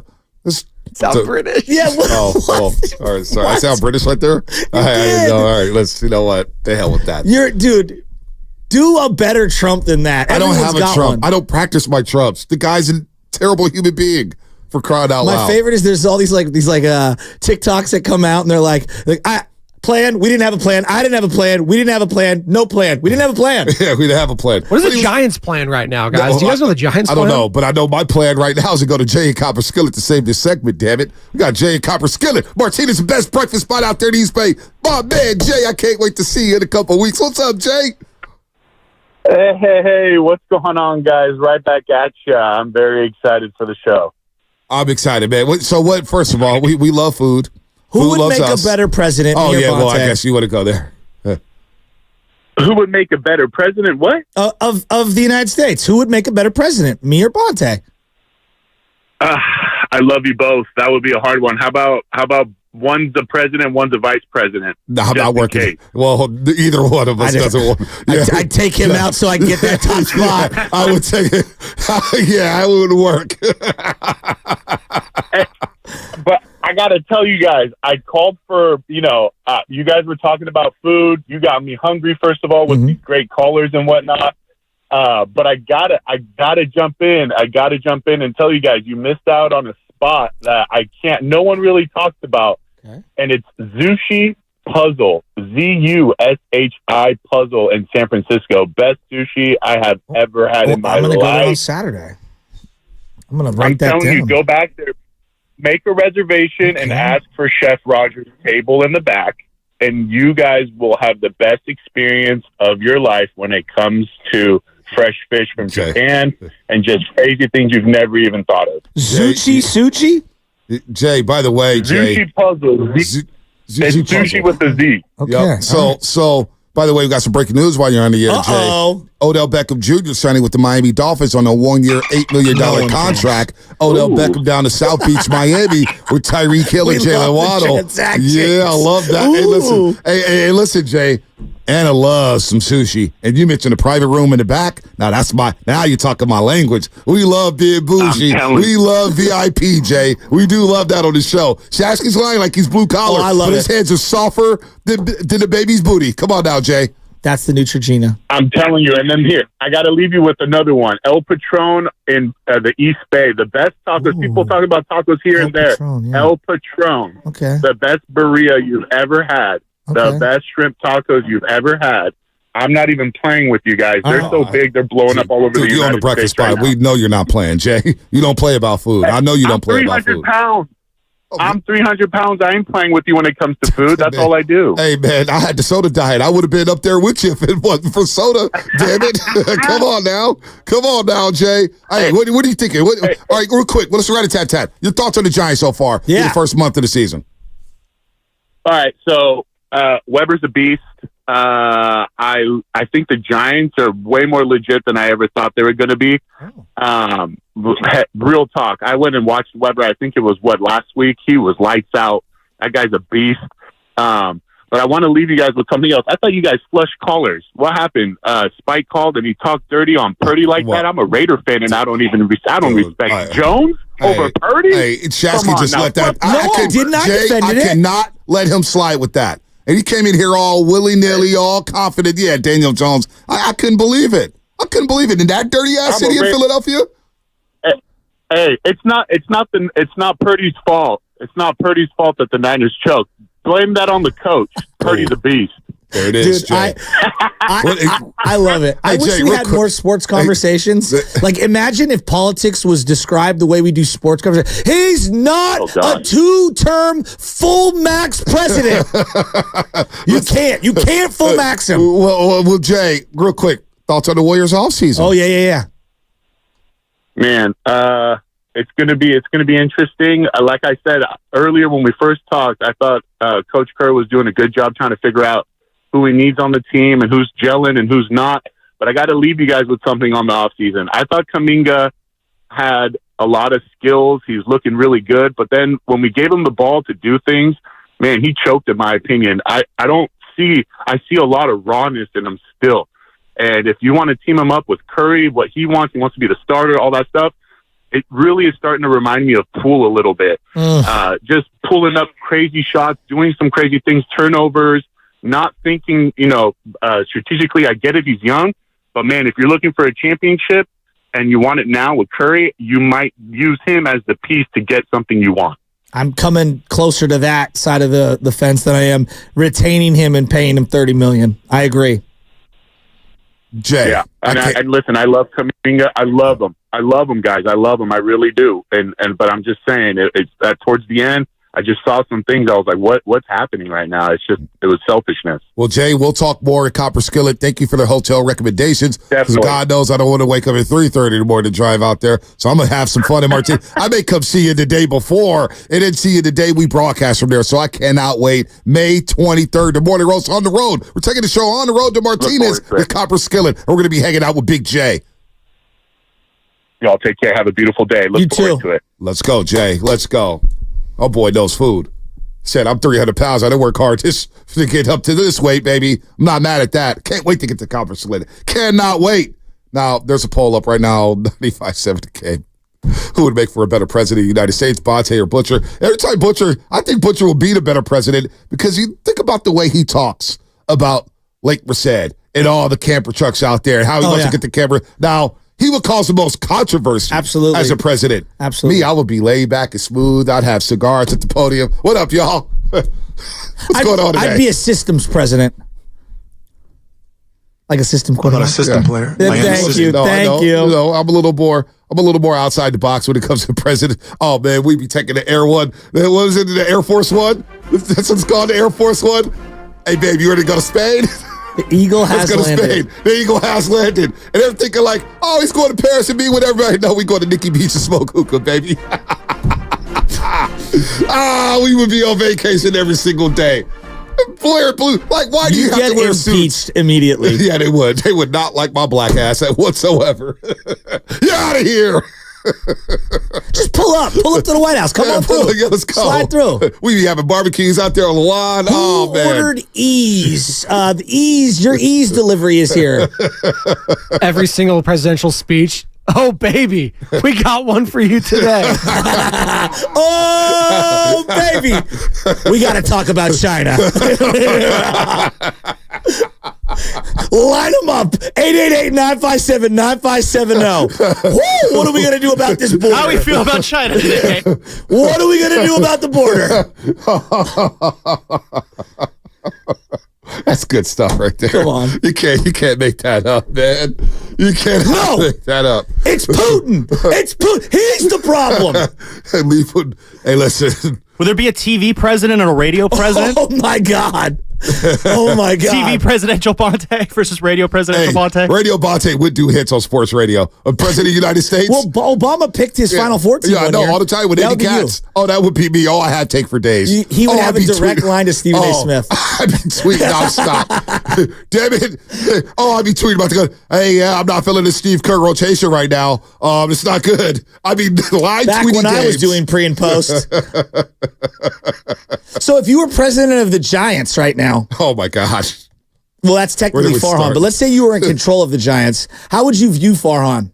Oh, his ass would have been out of here 2 years ago, but that's not my decision. You want to take it from Mad Dog? I couldn't believe they played this yesterday. Giants pre- and post-game live. Our girl Laura Britt, the queen of the roast. Sean Estes. They're out there talking to Mad Dog Chris Russo. He joined them. And listen to what he had to say about Farhan Zaidi. He's been here now 5 years. How many good years has he had? One, correct? Now, if I'm on the radio for 5 years and I have one good year, am I getting a new contract? Nope. If you're a manager of a baseball team and you're there for 5, Belichick was in Cleveland. Belichick. He had 5 years. He had one playoff year. What'd they do?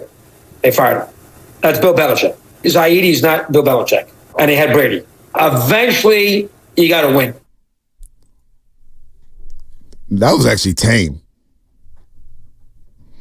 But,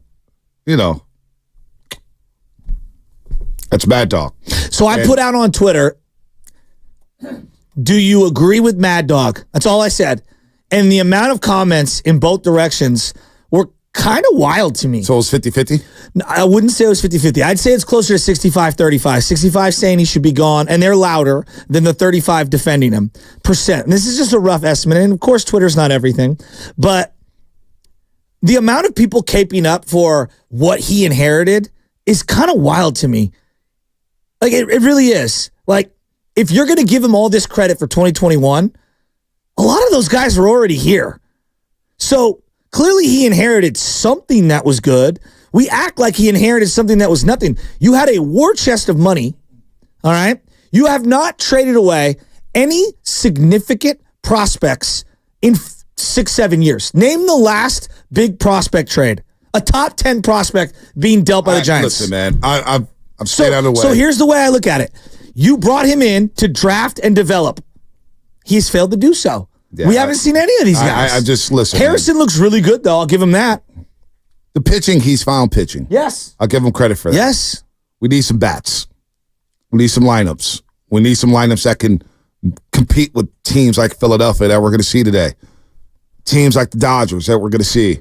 The Padres. I don't know what Farhan's status is. I don't know what's going on. Austin Slater's still in the scene. Why? Well, what is he doing? Why are we batting the leadoff? Is that a Bob Melvin decision? Is that a Farhan decision? I mean, the Giants don't make the playoffs this year would be a massive disappointment. What's going to happen to Farhan? I just they're getting used as a team as leverage for other teams in terms of free agency signings. And then all of a sudden, spring trading starting and last week in spring trade, let's go ahead and bring in Matt Chapman. Let's go ahead and bring in Blake Snell. Let's be desperate here. Scott Boras has pimped out Farhan's ID. It's not even funny. He's used him. And he's giving out money left and right. And I don't know, man. I don't know what the plan is with Farhan's But ID. I want to hear from Giants fans. This is your team. Like a decade ago, we were going into a third championship season. Think of what your connection emotionally, spiritually, television, attendance, whatever it was, however you want to say you connected with this team. And look at the team that they put on paper. Like, I like Soler, but like, I'm not really married to him. I don't have an emotional connection to him. I'm really excited for the future of Kyle Harrison. That I'll give you. But then I look around the diamond, like Lamont Wade Jr., he's having a great start. It's not resonating. It's just not. Estrada, not resonating. Patrick Bailey, I think a little. He's starting to resonate. Can I throw a little joke in here? But there's no connections. Can I throw a little joke in here? Felipe Estrada. Fonte was president. He'd be like Dave Chappelle if he was president. Taxes. Why we talk about taxes? Joey Lightyear's got us. Like, if you got this. MARS, Mars. Listen, in Puerto Rico, look, it's surrounded by water. Lots of water. Who is this? Big water. Listen, I would also use my presidency to pimp out courtside seats in every single game I can. Oh, my God. Are you kidding me?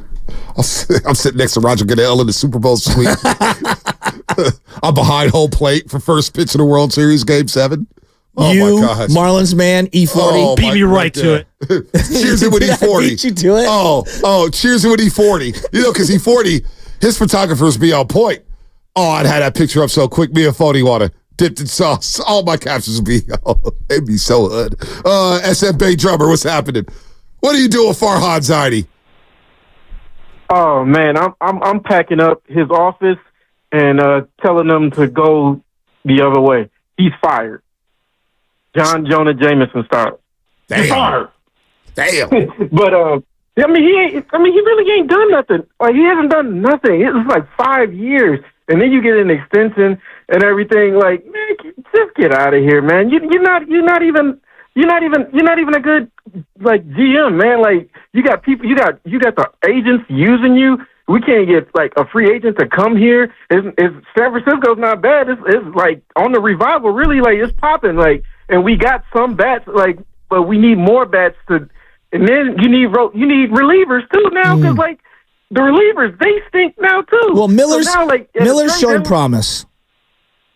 That's promise, but yes. I mean we still need more than that. Like back in the heyday when we won in our championships, we had a good solid 6 that we can count on every night because we know we was going to win a 3-0 game or a 2-1 game because we had relievers. And now, so at the trade deadline, you're going to need relievers and bats. Come on, Giants fans, wake up and smell a morning roast. Let's get this guy out of here. Fire Farhan. I love that. And that's another Jeff Best at Bay Drummer down in H-Town doing his thing. I love it. I love it. And look, Lutman and I was in the office the other day with Matt Nahegan. And I'll admit this on the air. I can't believe I'm admitting this. But the Farhan Zaidi era has been a snooze fest. I've never been more bored watching Giants baseball.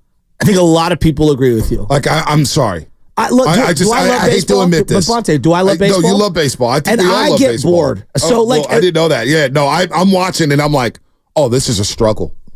Getting through 9 innings watching this team is a struggle.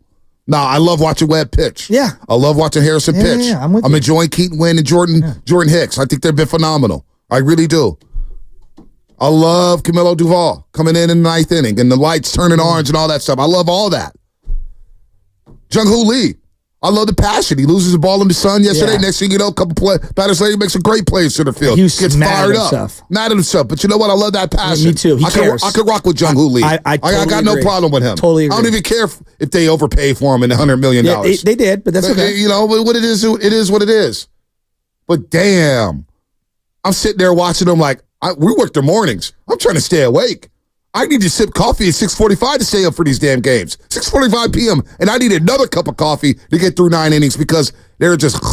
Well, you know what it's become? It reminds me a lot of the Warriors back in the day for me where I watch and I love my team, but I'm more tapped in to learn about players that I don't know that well from other teams. Like Boston, for example. I'm watching Boston, like this center fielder, Duran. I'm like, wow. And he's not even that great. Yeah. Like, I think he's batting like 260 or whatever right now, but whatever. And I know batting average doesn't matter. At least that's what the top of the guy at the top of the team will tell you, Farhan. But I'm watching Duran. I'm like, he's an exciting player. I like him. And he's young. You know, every team that they've played, they're going to play Philly this weekend.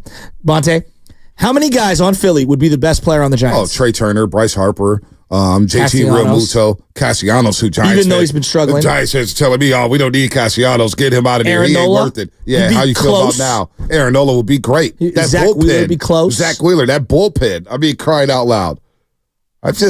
Bohm, who you didn't take in the draft, you took Bart. I'm trying to sit back and wait and be patient with Farhan, and I just want to see what he does at the deadline.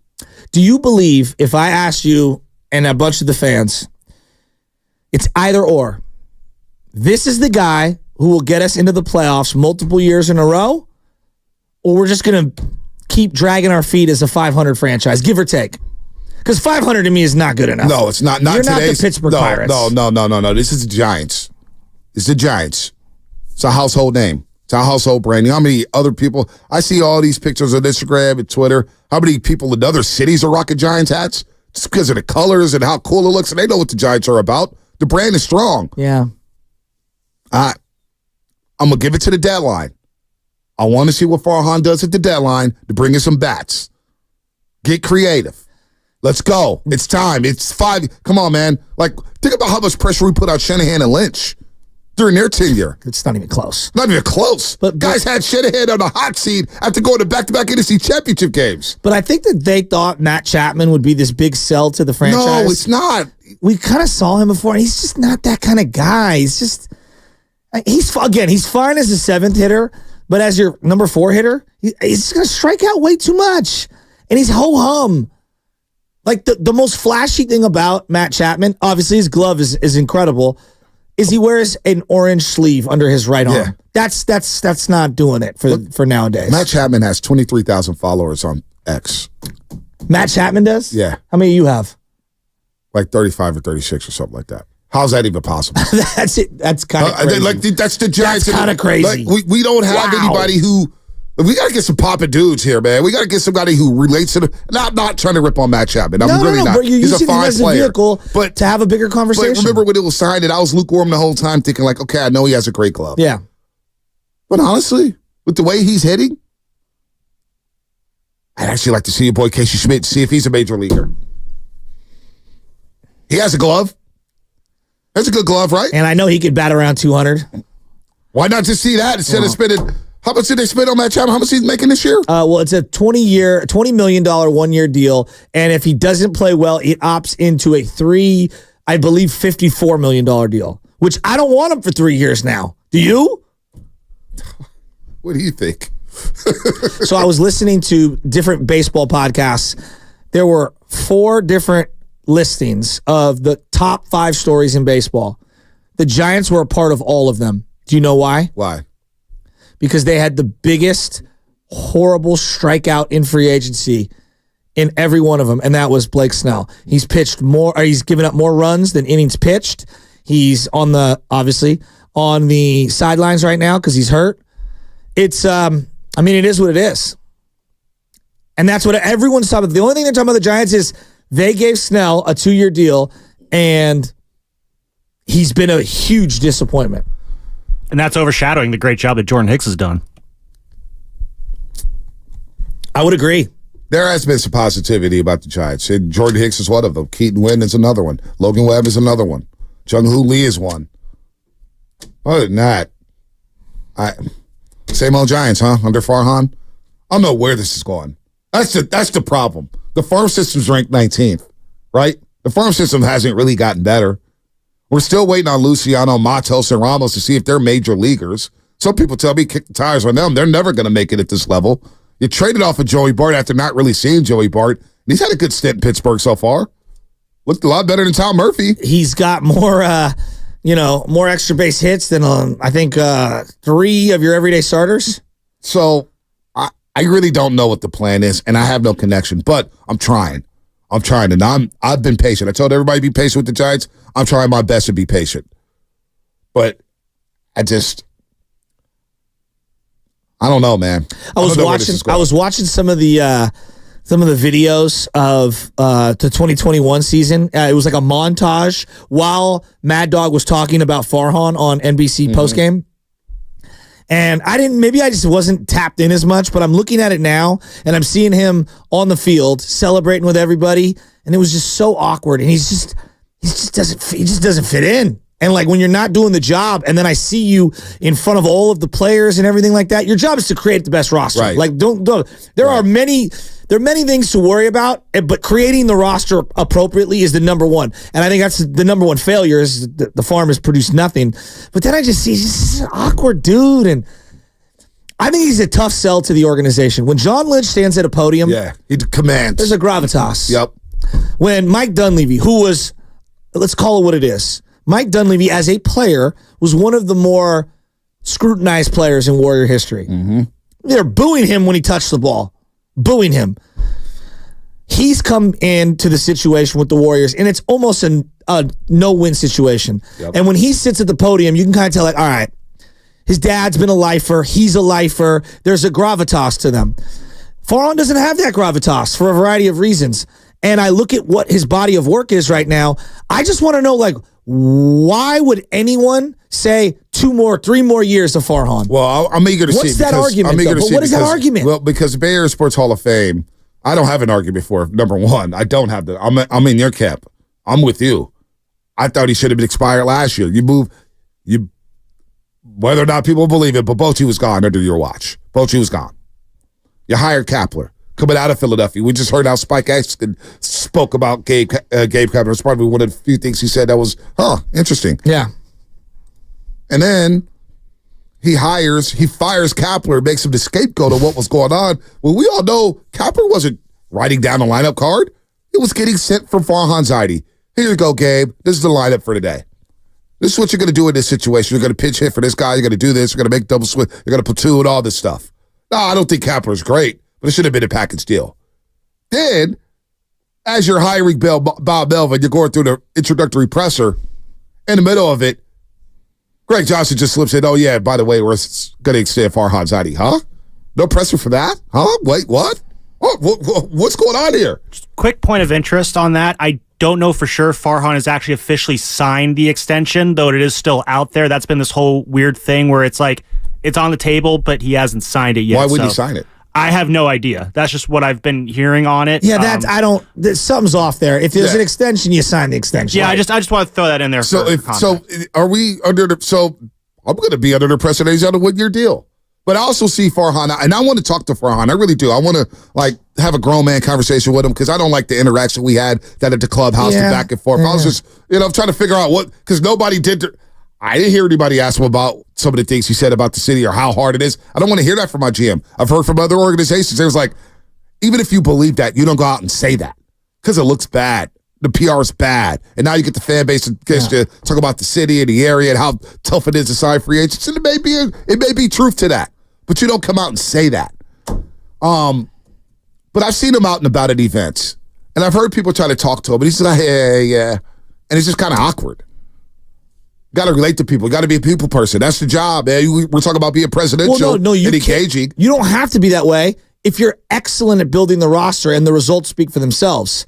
But, everything feels off. What's Pete Petrulia's role? This guy from the Astros. His thing is more in the scouting and player development aspect of it. What's going on there? I think that's another thing, too. It's like the president of baseball operations, general manager, what those roles used to be 10, 15 years ago. I feel like that job description is just so different now than what we're used to. So, yeah, to your point, Shasky, I believe that Petula is in more of the scouting and player development. Anything beyond that, though, I can't tell you what he does. So they inherited Logan Webb, Camilo Duvall, Luis Matos, Luciano, and Ramos. They inherited all those guys. And, we still haven't really seen a lot of them. It's like, what's going on here? I don't know what's going on. I don't know what's going on with the Giants. I don't. Really don't. By the way, Bay Area Sports Hall of Fame, Monday. Get your tickets now. Bay Area Sports Hall of Fame, bashoff.org. Patrick Barlow, Brian Sabian, John Taylor, Ginny Thompson, and Chris Wondolowski. They'll all be getting inducted into the Bay Area Sports Hall of Fame on Monday. It's going to be a lot of fun. At the Regency, the Hyatt Regency at the Embarcadero, Monday. Join us if you can.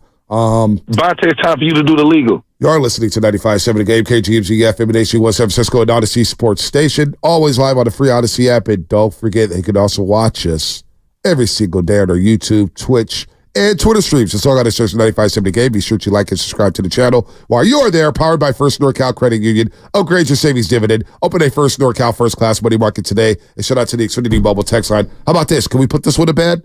Because we are going to have a little fun at 9:20. We're going to talk a little hostess. You ready to talk about the ponies? I'm always ready. Ponies? Kentucky Derby. Hi, oh my. I know what it's like to lose a pet, Chrissy. Wait a minute. Derby. You killed the dog? Unbelievable. What'd that little guy do to you? He didn't do nothing to you. It's one of the great, I swear to God, it's one of the greatest scenes in television history is the intervention between Chris and the entire Sopranos mafia family. The intervention, it's all time. All time. John Lynch was on the Pat McAfee show. Ayuk Debo, you still think there's rumors swirling about them? Well, here's John Lynch saying he's doing everything he can to keep this roster intact. I love our roster. I love the way it's comprised. As I said, we were right there, and we got to find a way to get just a little bit better. And I'm doing everything in my power to keep our roster together. And that's my goal. And I don't question that. I've got so much belief. When you talk about guys like Brandon Ayuk and Debo, they're guys we drafted. They're guys we take a lot of pride in what they've become, who they've become, and we couldn't be more proud of those guys. You know, during the course of drafts and off seasons, do conversations happen? Absolutely they do. We're past that now, and we're thrilled to add to that group Jawan Jennings, Brandon Ayuk, Debo Samuel, Chris Conley, Ronnie Bell, Danny Gray, and now you add Ricky Pearsall, Jake Cowing. I think we made an already strong group even stronger. What about the Ayuk and Debo conversations? What about them? When you talk about guys like Brandon Ayuk and Debo, they're guys we drafted. They're guys we take a lot of pride in what they've become, who they've become, and we couldn't be more proud of those guys. You know, during the course of drafts and off seasons, do conversations happen? Absolutely they do. We're past that now. And, you know, we're thrilled to add to that group Jawan Jennings, Brandon Ayuk, Debo Samuel, Chris Conley, Ronnie Bell, Danny Gray, and now you add Ricky Pearsall, Jake Cowing. I think we made an already strong group even stronger. What do you think about that, Shasky? Get your mic on. Get your mic on. Did he didn't reference Danny Gray. I mean, did you hear? Did you hear Ronnie Bell? I heard Ronnie Bell. Though. Okay, Ronnie Bell. You heard? I'm just curious. Yeah. I'm going through the checklist. Don't you think Danny Gray is as good as gone? No, he is gone. Hey, come on. But I think it was interesting. Like we're past that. Like were they just seeing what the value was? I think so. Was there an impasse in negotiations? I think they had to be blown away personally to trade Ayuk or Debo. They had to be blown away. You can't just trade guys. Like, this offense was one of the best offenses in football last year. We can't dismiss that. And all these guys were a part of it. And all these guys had over 1,000 yards from scrimmage. Debo, Ayuk, Kittle, McCaffrey. It was historic. It was a historical season. You don't just trade guys left and right for prospects and draft picks. We don't know how these guys are going to pan out. They may be good, but at the same time, you don't sell low on your assets. No. I'm not. So I agree with John Lynch there. And maybe the league was like, oh, they're overvaluing their players. Well, maybe the league, they've seen all these trades in which guys are not getting first-round picks for these wide receivers because they think wide receivers are the new running back in terms of they all come and fall off a tree because of the college game, implementing all these wide receivers with the spread system and everything. Listen, man, I'm glad he didn't trade Ayuk and Debo. It's his job to listen to offers. But if an offer didn't blow you away, why trade them? Just to trade them because of money? No. You have an opportunity to run it back.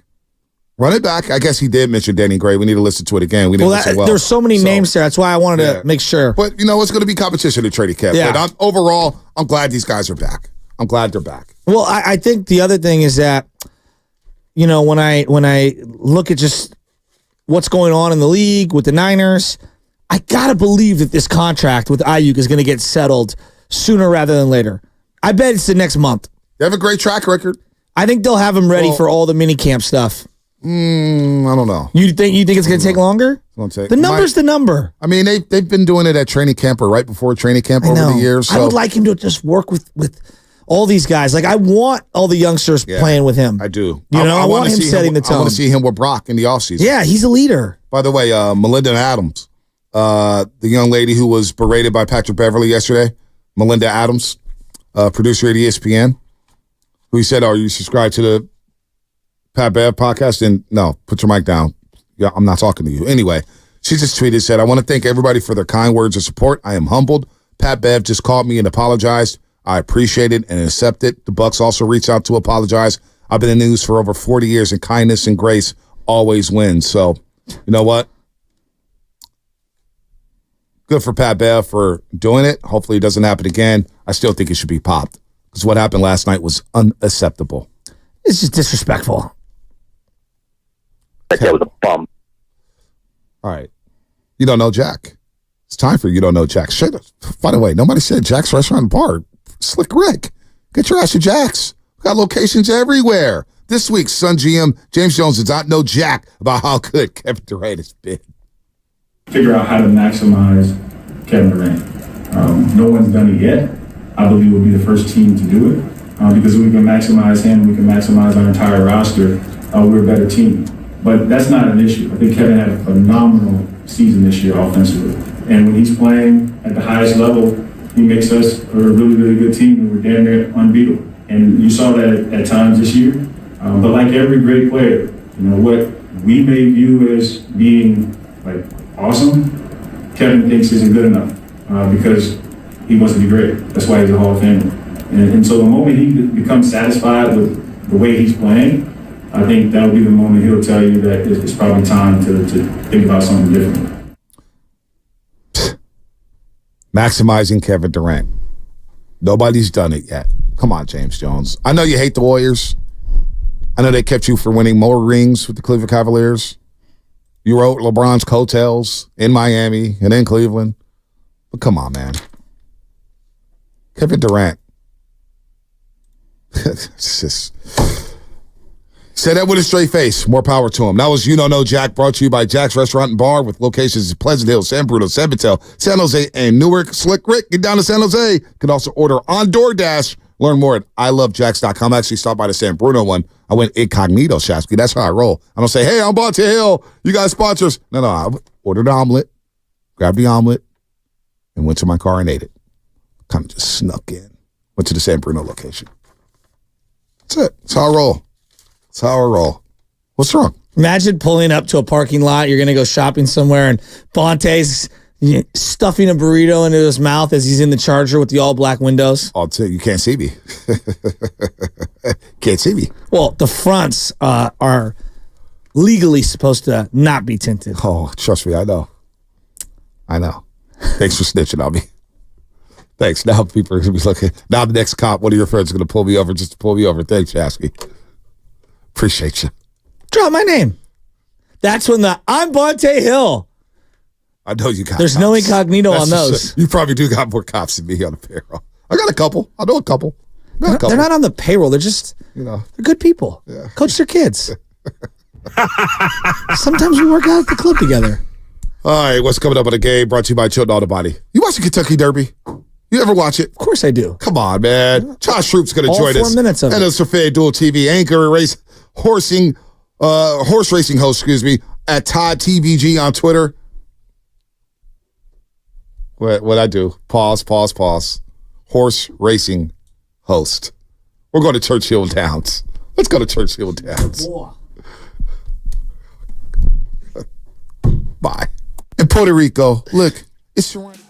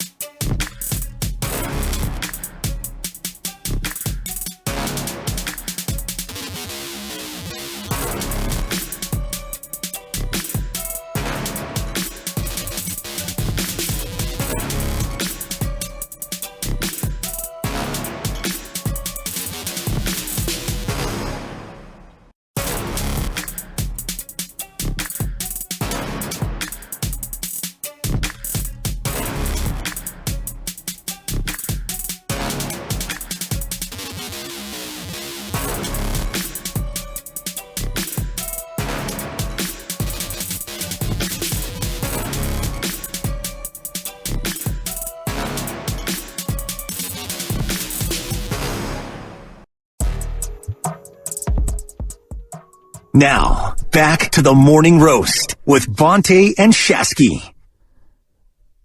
You okay, buddy? Oh, you got a look on your face as you're entering the studio. Shasky here, Bonte here. I feel great. I feel great. You know why? We got Todd Schrupp on. Right? Am I saying that correctly? Todd Schrupp. I apologize. Todd Schrupp, friend of my guy, Jeremy Balin. Used to work with him at SF Preps, San Fran Preps, when we used to cover high school sports out here. My guy, Todd, out there, Churchill Downs, analyst for FanDuel TV, anchor, and horse racing host at TVG, at Todd TVG on Twitter. What's up, Todd? Good morning to you. Hey, I wish you guys were here. It's such an amazing atmosphere. It is the one time a year that every sports fan is all of a sudden a horse racing fan. It's America's most famous race. It's one of the most iconic sporting venues anywhere, Churchill Downs. Today is Kentucky Oaks Day, so it'll be a celebration of the 150th running of the Kentucky Derby on Saturday. But today, as long as there's been a Kentucky Derby, there's been a Kentucky Oaks. So the difference is you've got 3-year-old males, 20 of them, racing at 1.25 miles on Saturday. And today you have some of the top 3-year-old fillies in the country. So the female racehorses, 14 of them going 1.8 miles. Wow. Unfortunately, it's raining today. It rained early.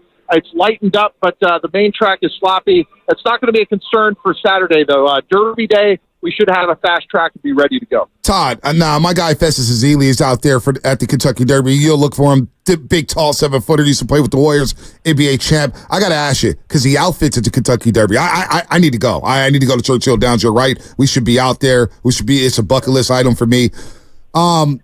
What goes into what people wear at the Derby? You see all the fancy hats, the fancy dresses, the fancy suits. Is that just a theme? Is that a tradition? Why is that a tradition out there at Churchill Downs?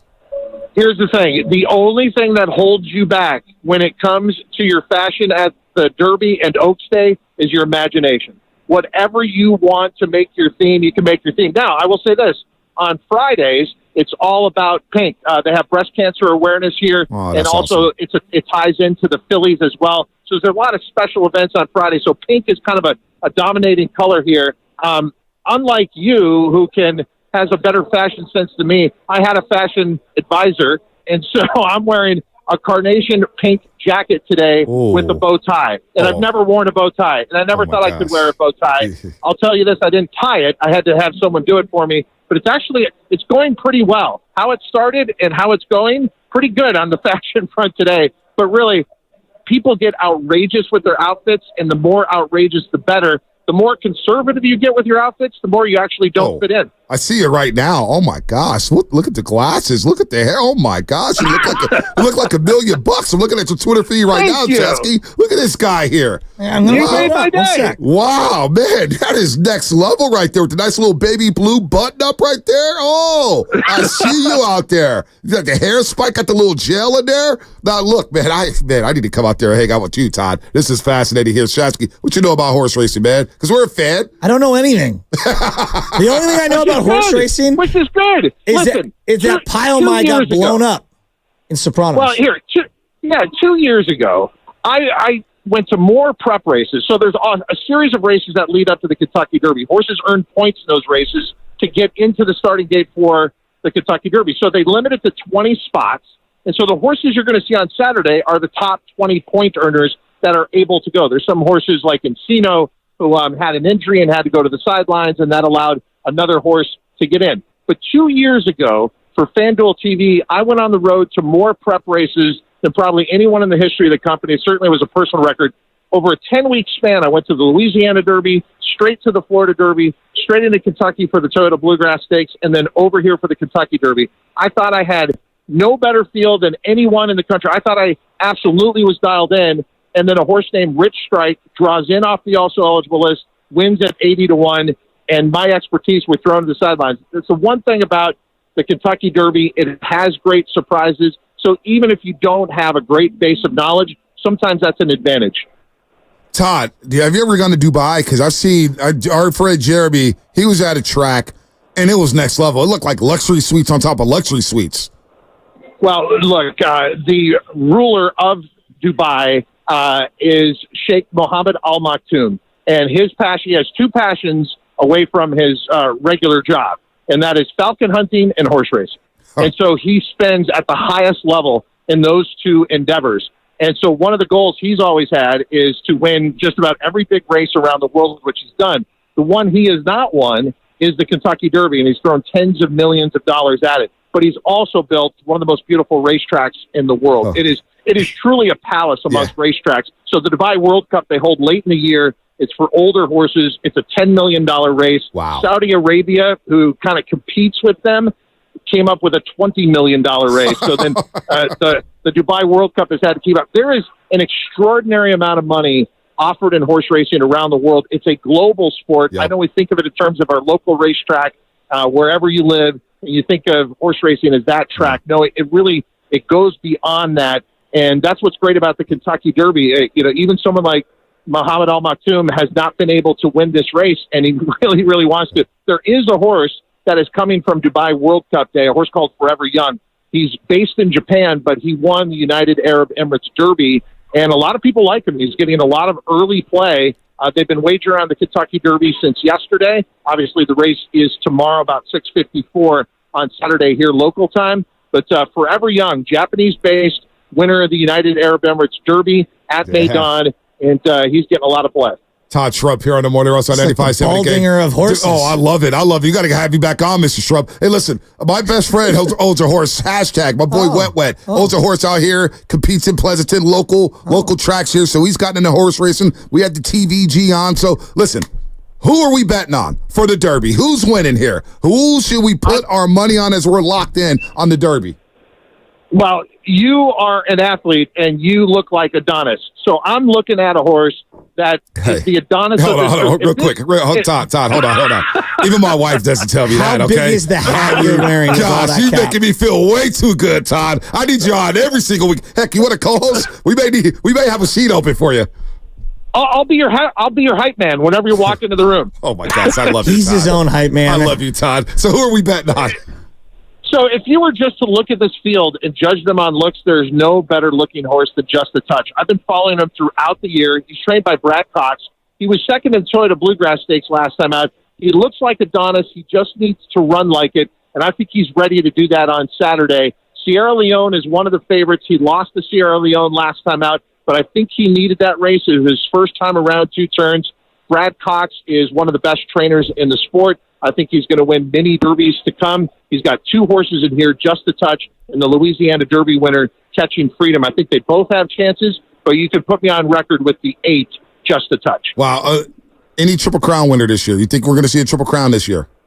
No, and it's a very unique Triple Crown because the Belmont is not part of the equation from this point of view. They are renovating Belmont Park, and so they're moving that week, the final week of the Triple Crown, up to Saratoga. So the Triple Crown will be the traditional 1.25 miles at Churchill, 1 3/16 at the Preakness, then a very untraditional 1.25 miles to end it at Saratoga. Now, could a horse go through that? Yes. But I just think overall, with this group that we have this year, I don't think we'll see a Triple Crown winner. But you know what? I think we're going to see 3 amazing betting races. Oh, I love that. Shasky, come on, man. You got to be locked in here. Todd, so we appreciate the time, man. Have fun out there at Churchill Downs. I will be looking for you. I will be following your tweets. You look good. I'm expecting you to step your game up, though, for tomorrow. Tomorrow's a big day for you. What you got on deck for tomorrow? Well, I'll tell you what. We're going to start real early here local time because the races start early, so look for us to come on air 9 a.m. local time, Eastern time. We're going to have all the latest news, and there might be some breaking news. I can't say it yet, but there might be some breaking news around the favorite fierceness. So stay tuned to FanDuel TV. I love that. FanDuel TV will look for your work there. But real quick, before you leave, what's your most memorable derby? Most memorable derby you ever gone to? Barbaro, back in 2008. He unfortunately suffered an injury in the Preakness, but what he did that day in the Kentucky Derby, I think he could have been one of the all-time greats if he had not been injured in the Preakness 2 weeks later. I'll always remember Barbaro when I come back here. Todd, good to us, man. Thanks for the time today, brother. Have fun out there at Churchill Downs. Right back at you. We're going to make the trip sometime, all of us. I'm coming next year. I guarantee you that. Right. Well, unless the Warriors are in the playoffs. Unless the Warriors are in the playoffs, then I can't come. But if they're not in the playoffs. Warriors! Look at my guy. Todd. You're a great sport. Take care, guys. Anytime, man. How fun was that? Come on. Go follow my guy Todd, TVG, on Twitter. He's looking dapper. Am I? Analyst for FanDuel TV, anchor and horse racing host. Is it the ADD, the ADHD, the attention deficit disorder that I suffer from? Once he said falcon hunting, my mind went in like 15 different directions. No? You didn't hear the falconry part? No, I did hear the falcon hunter, but I like to lock in. I don't get distracted easily. I have ADD. I suffer from some form of it, I think. But you know what? I know when to lock in. I know when to zone in. I know when it's time. Puerto Rico, look, it's surrounded by water. Lots of water. Who is this? Big water. You should look that up and play that. You should look that up. Look it up and play. It's pretty ridiculous. Warriors. How about Todd jumping the Warriors? That was great. Come on, man. That was great, man. That guy, honest to God, that guy had incredible knowledge. So how do you it wasn't a paid placement segment. Jim, my guy Jeremy has been hitting me up. I was like, dude, get a horse. I was like, you know what? It's a fun Friday. Let's do it. I do the trifectas. Okay, so what do you do? The trifectas, and they're hard. Betting on horses may be the most difficult thing in the world, which I don't do. I mean, I've done it once at Pleasanton. We had a meet and greet in Pleasanton, Alameda County Fair, and they had the horses going on, and I were betting on the ponies or whatnot. It is tough. My dad's side of the family, all I remember as a kid when I was hanging out with Pops and the family was going to either Go to Gate Fields or Bay Meadows. Have you ever ridden a horse? Yeah, I've been on a horse before. Really? Yeah, I have not been on a horse. Yeah, it's fun. Beautiful creatures. Yeah, I love horses. Petting, oh man, they're the best. Yeah, love you definitely got to horses. get a horse ride in, Shasta. Yeah. Really? That's right, you haven't done that. That's before. I mean, come on, man. I mean, you get out the house. He's used to watching horses like Matt Cain. No. That's a 4.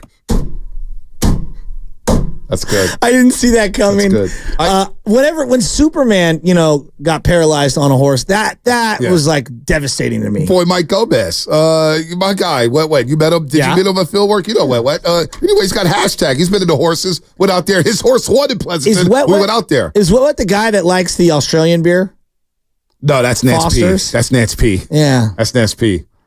Wet is Wet is a guy on a 90-degree day will wear a hoodie with a scarf around his neck and the beanie. He's like, dog, it's hot. You can take the scarf off. Love you, Wet. Why are you dressing up like we're at the North Pole or something? My father-in-law would do that all the time. We'd be in Las Vegas, 90 degrees. He'd wear me a flannel and a hat. What? What are you doing, Bob? It was just cool for him, I guess. I don't know. Sweating it out? Some people are built different. I'm not going to read what Uncle Looney just said. If you want to look at Uncle Looney on YouTube and what he just said, who his favorite horse was, I'm not going to go there. I guess I don't have Uncle Looney on my list here. No, you don't scroll up on Uncle Looney. He gets a 4 for that one. In this here, Sasky wants to know in this here. He wants to know. So I can't tell you. Did you hear it? It's a good one. That's a good one, Uncle Looney. I was thinking it. No, you were thinking it? Of course I was. Oh my God, you guys are horny. Listen, you got. I love how you throw us under the bus. Because you guys double tap. It's not even that inflammatory. I don't understand why it's. You can say it. No, I'm not going to say. You don't want to get in trouble with someone listening? No, it has nothing to do with that. Who's the most likely to be a great horse rider here I'll at the just say station? this. Since we can't say it, and I know my fiance is in the car listening, let's just say, she's going to have a concert at Chase Center soon. And I'll leave it at that. She threw out a great first pitch at the Astros game last year, too. Yeah. Who's my guy that gave her a hug, too? White pants. Was it Kyle Tucker? White jeans. You're not supposed to wear them unless it's in between Memorial Day and Labor Day. Stop it. Unless you can get away with it. Well, a lot of all black folks is we wear all white. Don't go to the Diddy party. Don't talk about that. You got any classic horse racing calls? We had yes, the Matt Cain perfect game. No. I'm telling you, this guy for NBC. You ever hear these calls? Of course. They're unbelievable. And they're coming around the stretch. And here they go. I love it. Injected him to my veins. It's nothing like good broadcasting. I always tap in. I'm not going to lie. I always tap in. It was raining and wet and muddy where he was at. Did you see? They showed the track. Yep. Looked real muddy and wet. Yep. They play in the elements. A lot of people have been hitting us up, and I saw the story, and, What's that?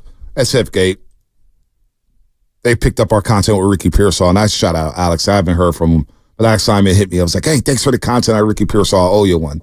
And the content was, the headline was, local radio hosts tell Ricky Pearsall not to say San Fran. I said, we had Ricky Pearsall on for 20 minutes. That's a big takeaway to your interview, is us telling him not to say San Fran, really? I know all that. Okay, great. The thirst is real. They also,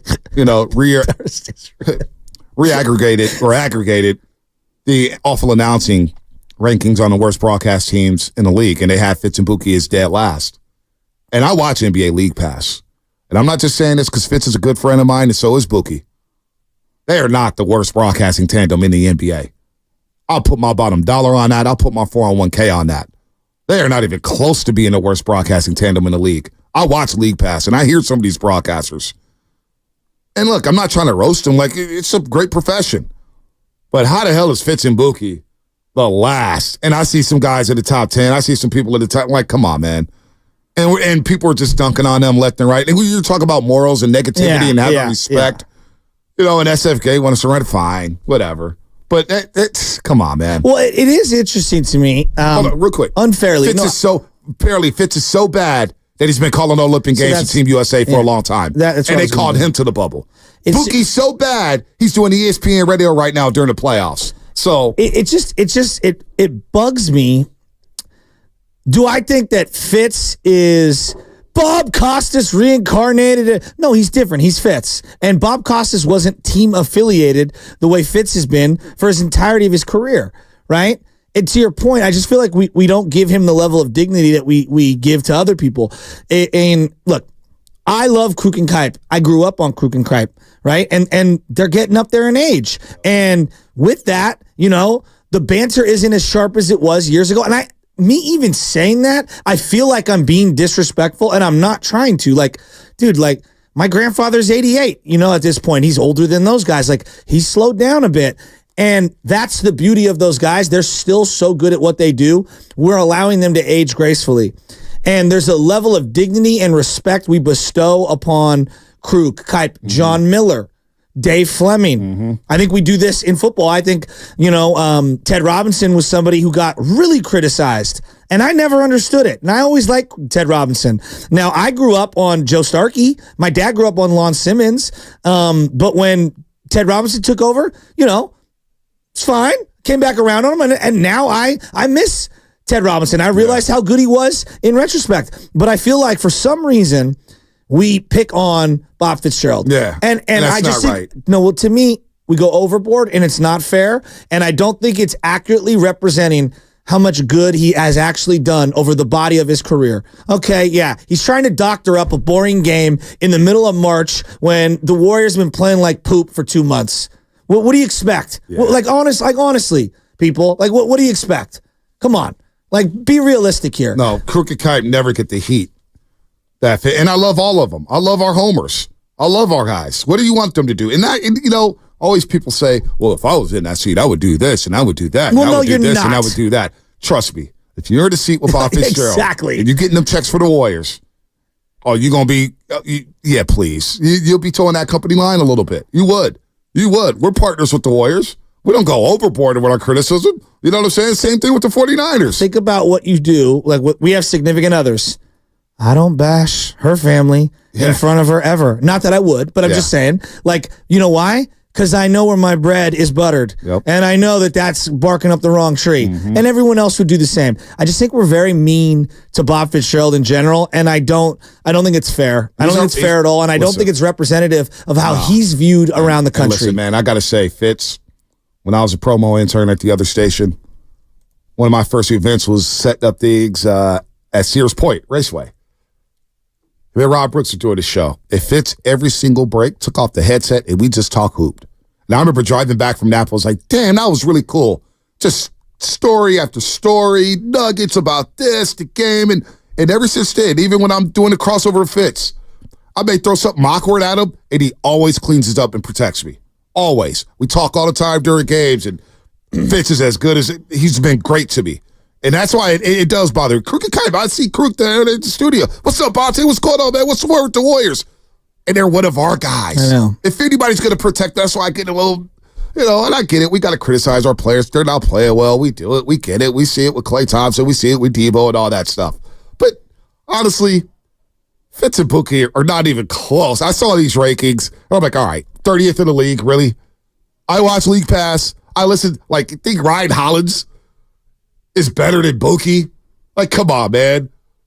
Anyway, that's my little rant about that. No, I appreciate you doing that. Yeah.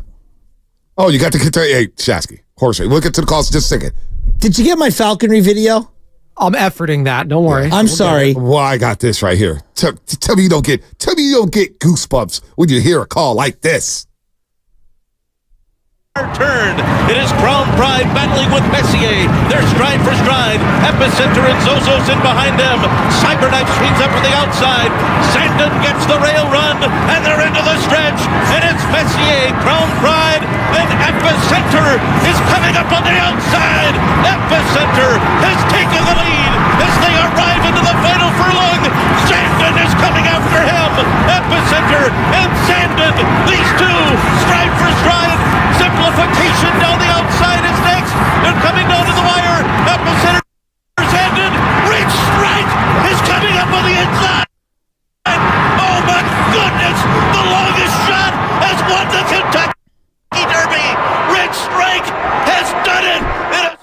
What's his name? What is his name? Larry Colmus. This guy's so good. Yeah, is he calling from across the Golden Gate Bridge? Yeah, there was hey, you know what? We love NBC Sports, all right? Hey, maybe they just a little choppy there. It's all a right. little choppy, that's all. That's all. It's all good.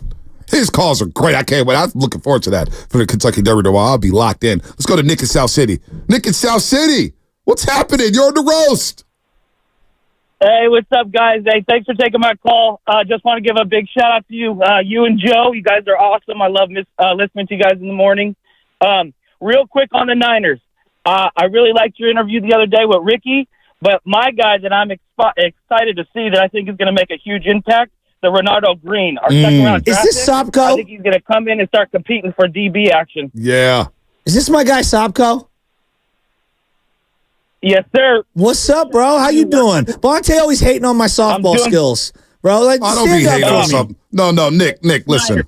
I really like your interview. Little birdies every week tell me that when he's competing that he always gets injured. Come on, dog. Little birdie told me yesterday out of nowhere, hey, man, Shasky, he didn't tell you this, but he injured his groin last week. I played through it. Turf shoes. That's all I'm saying, defend me.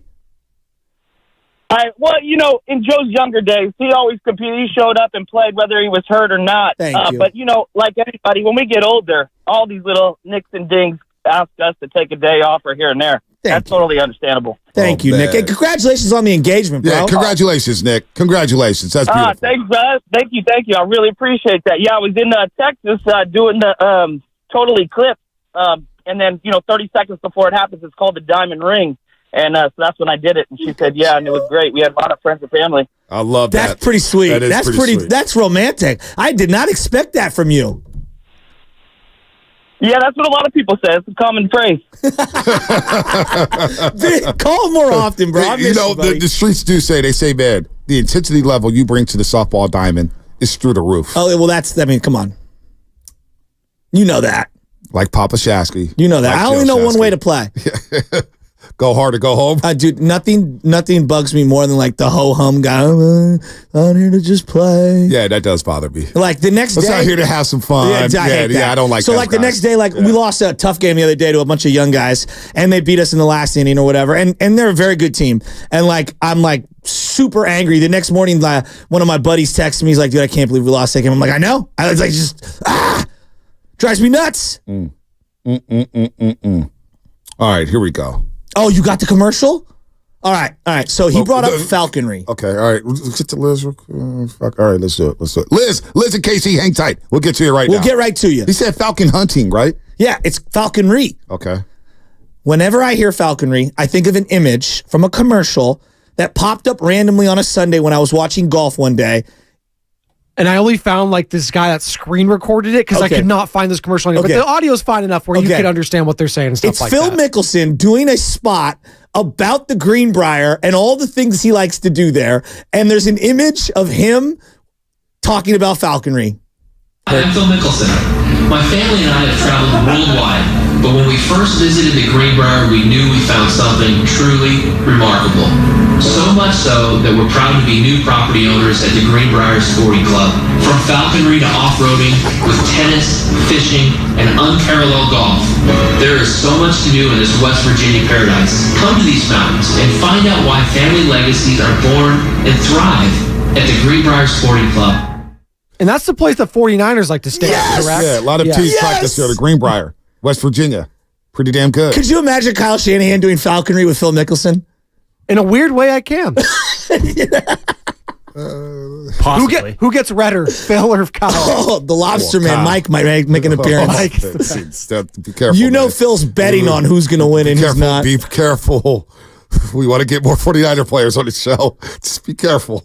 I love Mike. Mike's going to be in them Birkenstocks again this year on the practice, ready to roll. Hey, Birkenstocks are so damn comfortable. You know what? I got like 3 pairs. Oh, do you? That's that Russian River life, yo. Oh, you are I bougie. love the Birks. Oh, you are bougie. They're about 150 pair, right? No. You're talking about the leather ones. I have one pair of leather ones. Legit Birkenstocks you're talking about. Yeah, Bonte, legit not the Birkenstocks. Yeah, you're talking about the leather. Yeah. I don't wear You got to go leather, though, because they mold to your feet over time, and like the arches and stuff like that. They have $20 plastic ones that are very comfortable to just like around the house. You know what I mean? Like Crocs. everyday wear. But no, the ones that you wear out, here's the question, because the kids are all over it. Socks, no socks, right? All the kids wear socks, tube socks, when they go out with the Birkenstocks. And now I'm seeing this new one. It's like a moccasin that everyone's wearing. It's not, it like covers the toes. I'm not into it. I think it looks funky. But everybody swears by it. By the way, top 10 in salary in the NBA, all these basketball teams. Golden State Warriors, number 1 in salary, eliminated. Clippers down 3-2, they're number 2. Phoenix eliminated, they're 3 on the list. Boston's 4. Milwaukee's 5 on the list, they're eliminated. Denver's 6, they've got a shot. Miami 7, eliminated.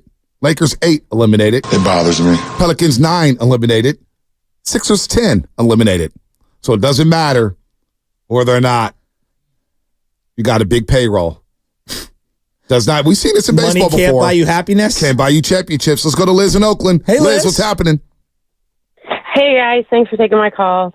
I was calling about your guys' Fitz comments. There's no doubt Fitz is a professional, announcing for the Olympics and all of that.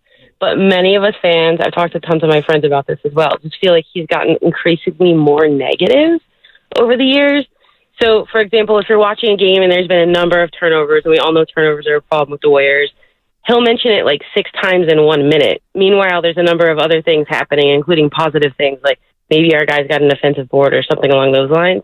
And there's no mention of it because he's so focused on the negative. So when you're a fan watching your team, you want to believe they can come back. You want to believe they can win. That keeps you watching and cheering them on. And listening to him drone on about the negativity, almost like he's taking their playing personally, is becoming increasingly more difficult to listen to. And it wasn't always the case. So I know that he's a colleague, but I think that that's like a real critique of why a lot of people are unhappy about. But Liz, do you think he's the worst tandem in the league? There's some bad broadcasting. I don't team. think anybody. But here's the deal: falconry and Birkenstocks aside, I don't think any of us can really comment on that because we are watching. We are watching the Warriors a lot more than any other team, right? I gotcha. But I'll tell you this: all of us, like, and when I say us, I mean like hardcore Warriors fans. I know we turn the game on to any other broadcast when it's an option because we just want to listen to neutrality. We don't want to listen to the like disappointed dad vibe if one of the players doesn't perform to their level. So he just needs some feedback in that regard. And in fairness, the last thing I'll say about it is I understand he lost his wife a while ago, and I'm a younger widow myself, and like that kind of changes you. And so maybe it's all good now, but maybe he just needs an attitude, like he just needs some feedback. Yeah, I hear you, Liz. Liz sounds like she's really tapped in. She is I want to hear more from Liz. Yeah, Casey and 408, real quick. The show. And then we got a special guest. We got a special guest after Casey. What's up, Casey? Yo, what's up, boys? Love the show. Hey, real quick, a couple things for Pretty Ricky. I don't think anyone mentioned it. Santa Cruz. Hit the beach boardwalk with your girl. Go down to the wharf. Hit the Big Dipper, something like that. Cruise around Santa Cruz. Love that place. I don't know if you call it the Bay. And then last one, get out to Isleton for the Crawdad Festival. Underrated. Not talked about enough. Not in the Bay, but Okay. Best crawdads, best food you'll have in a day out there. I'm not Now, mad do at you eat that. the crawdad whole? Not just the tail, right? Crawdad festival. No, I know, but I don't think I've ever had a crawdad. Yeah, it's like a lobster. You just You eat take it like the a tail lobster. out. Okay, you just take the tail off. Yeah, I never. Okay, It's a lot of work, but it is good. Because like soft shell blue crab or whatever in Baltimore, like you eat the whole shell. Yeah, it's good. Yeah, no, I'm all for it. I want to try new things. Yeah. Baltimore's got some good seafood, real good. Yeah, it's home of the McCormicks. Sam's Chowder House. Threw that on there. Half Moon Bay. Got to get down there to Half Moon Bay. The Pumpkin Festival. Pumpkin Festival too. Listen. We got a special guest. I'm wondering if I'm going to see him on Monday at the Bay Area Sports Hall of Fame. Oh, boy, Marky Banyas. Marky Banyas. Hey, hold on. Mark, first of all, I thought you didn't get up before 11. What the hell you doing up so early? It's one of my New Year's resolutions in retirement. I gotta get up and seize the day more often. I miss you. Mark, so you going to much. be there Monday? Are you going to be there Monday? Yes, I wouldn't miss it. Bay Area Sports Hall of Fame, Let's go. and I love Brian Sabian. I love John Taylor. Everybody who's going in, well deserved. It's going to be a kick, man. No doubt. And last year is the first time I ever met Bonte in person, and I had no idea he was 6'9". Hey, you probably had no idea. Hey, Mark, you probably had no idea how I fit into that suit, huh? It's like, damn, that boy's big. Sculpted. You're sculpted, man. I loved it. But I just wanted to, first of all, you guys sound great, and it kind of piqued my interest. I kind of got in late on the Buki and Bob Fitzgerald conversation, but I want to share a quick story with you. Early in my career, I was whippersnapper, probably 23 years old on Channel 2, and I made a wiseacre comment about, remember Monty Moore, who used to do the A's games? And he got that rap as a homer, right? And I made some dumb, immature comment about what a homer Monty Moore was. And so about 2-3 weeks later, I'm at the A's game bright and early and watching batting practice. And the great Lon Simmons came up to me, and he put his hand on my shoulder, and he said in a very fatherly way, not speaking down to me or lecturing me, he said, "Hey, can I talk to you for a second?" And he pulled me aside away from anybody who could hear. And he goes, Mark, I'm sure you worked really hard to get to where you are. You put in a lot of time and you spent a lot of hours honing your craft. And he said, and I'm sure you realize that Monty Moore did that too, to get to where he is. And he said, it's hard enough in a subjective business when you have viewers and listeners calling in, writing you in that day and age letters and criticizing you for no reason and blah, blah, blah, and making all their comments. Well, it's bad enough when they do it, but then to have one of your peers and your fellow professionals doing it, it's really not something that's a good look for you. That reflects poorly on you. And I just wanted to say, it was really cool for you guys to speak up about, what is sometimes unfair criticism toward your fellow broadcasters. Yeah. And keep in mind, it's a very subjective business. And the young woman who called in before, she had some legitimate, and I thought, at least rational comments about it. And just keep those things in mind. These guys are human beings. Yeah. They're professionals, and you can't knock how much work they put into it. And some guys just aren't going to be your cup of tea. So just keep that in mind. Rational critiquing is cool. But with some of these comments about those two, I think we're just really out of line. Yeah, it was distasteful. Calling to stick up for a fellow professional. Mark, I can't wait to see you. Dude, by the way, Mark, met him last year. The suit you had on, Mark, man. Oh, I was so jealous. You look so damn dapper. You know who I'm bringing alongside with me? I'm bringing Guru with me this time around. If he doesn't flake on me. He said he's bringing his suit to the studio Monday. Hey. Okay. All right. And Joseph, I just got to tell you, I was that guy on your softball team, kind of shrug of the shoulders. That's why I retired. I retired from my men's softball league because I was overwhelmed with apathy. My competitive edge. I have to admit, I laughed when you said that because I lost my competitive edge somewhere, and that's when I realized I needed to hang up my softball uniform was when I didn't really care deeply. And so I admire you. Thank but you. I'm that guy that you disdain. On your I get it from my dad. Hey, stay on the line. We're going to go fast five here. Stay on the line. Fast five.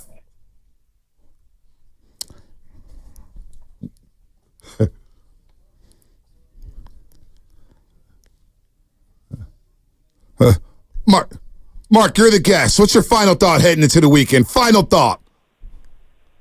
I am looking forward in a big way to the off season of both the 49ers and the Warriors in particular. I can't wait to see what they do, and I can't wait to see if the Giants can turn around this mediocre, boring start they've put together and the changes they need to make. Totally agree. That's what I got to have. Love that, Mark. Love that.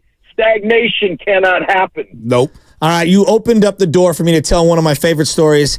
I went to go bat the other day, and guy goes, "Hey, how's your dad?" And I go, "Actually, my dad passed away." And it got me really emotional, like out of the left field. I didn't see it coming. Really nice guy, this guy Mike. I've known him a long time.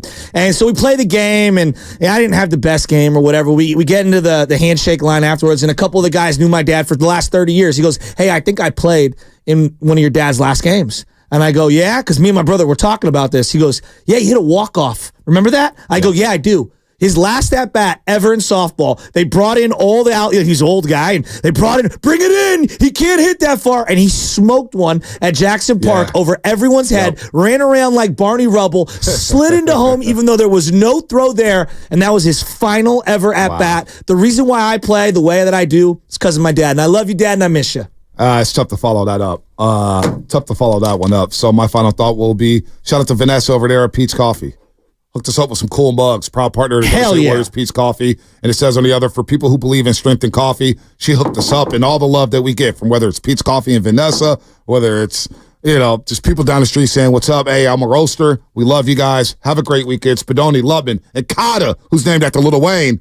Great stuff back there. Great stuff. Great week. Steiny Guru next. Right here on 95.7 The Game. That was Fast Five. Brought to you by Xfinity at home or on the go. Get the fastest internet to all your devices. Hey, I got a lot of love for you too, as you know. The Big Three have provided us some incredible...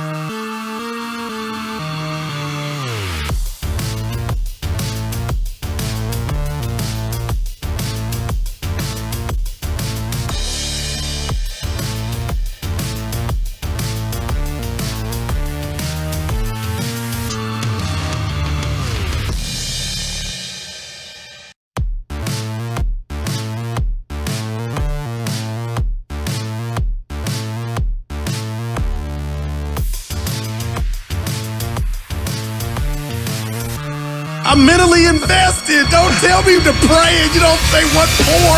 Stop asking. He brings the perspective. Yeah, I think they both have a great point. Get off me, text line. He's truly one of a kind. That is wow. Oh, my God. And he's doing a great job. I need you to man up and say what you really want to say. Simon, you're doing a great job. You better be careful. And together, they're Steiny and Guru. Yeah. On 95.7 The Game. I'll tell you what.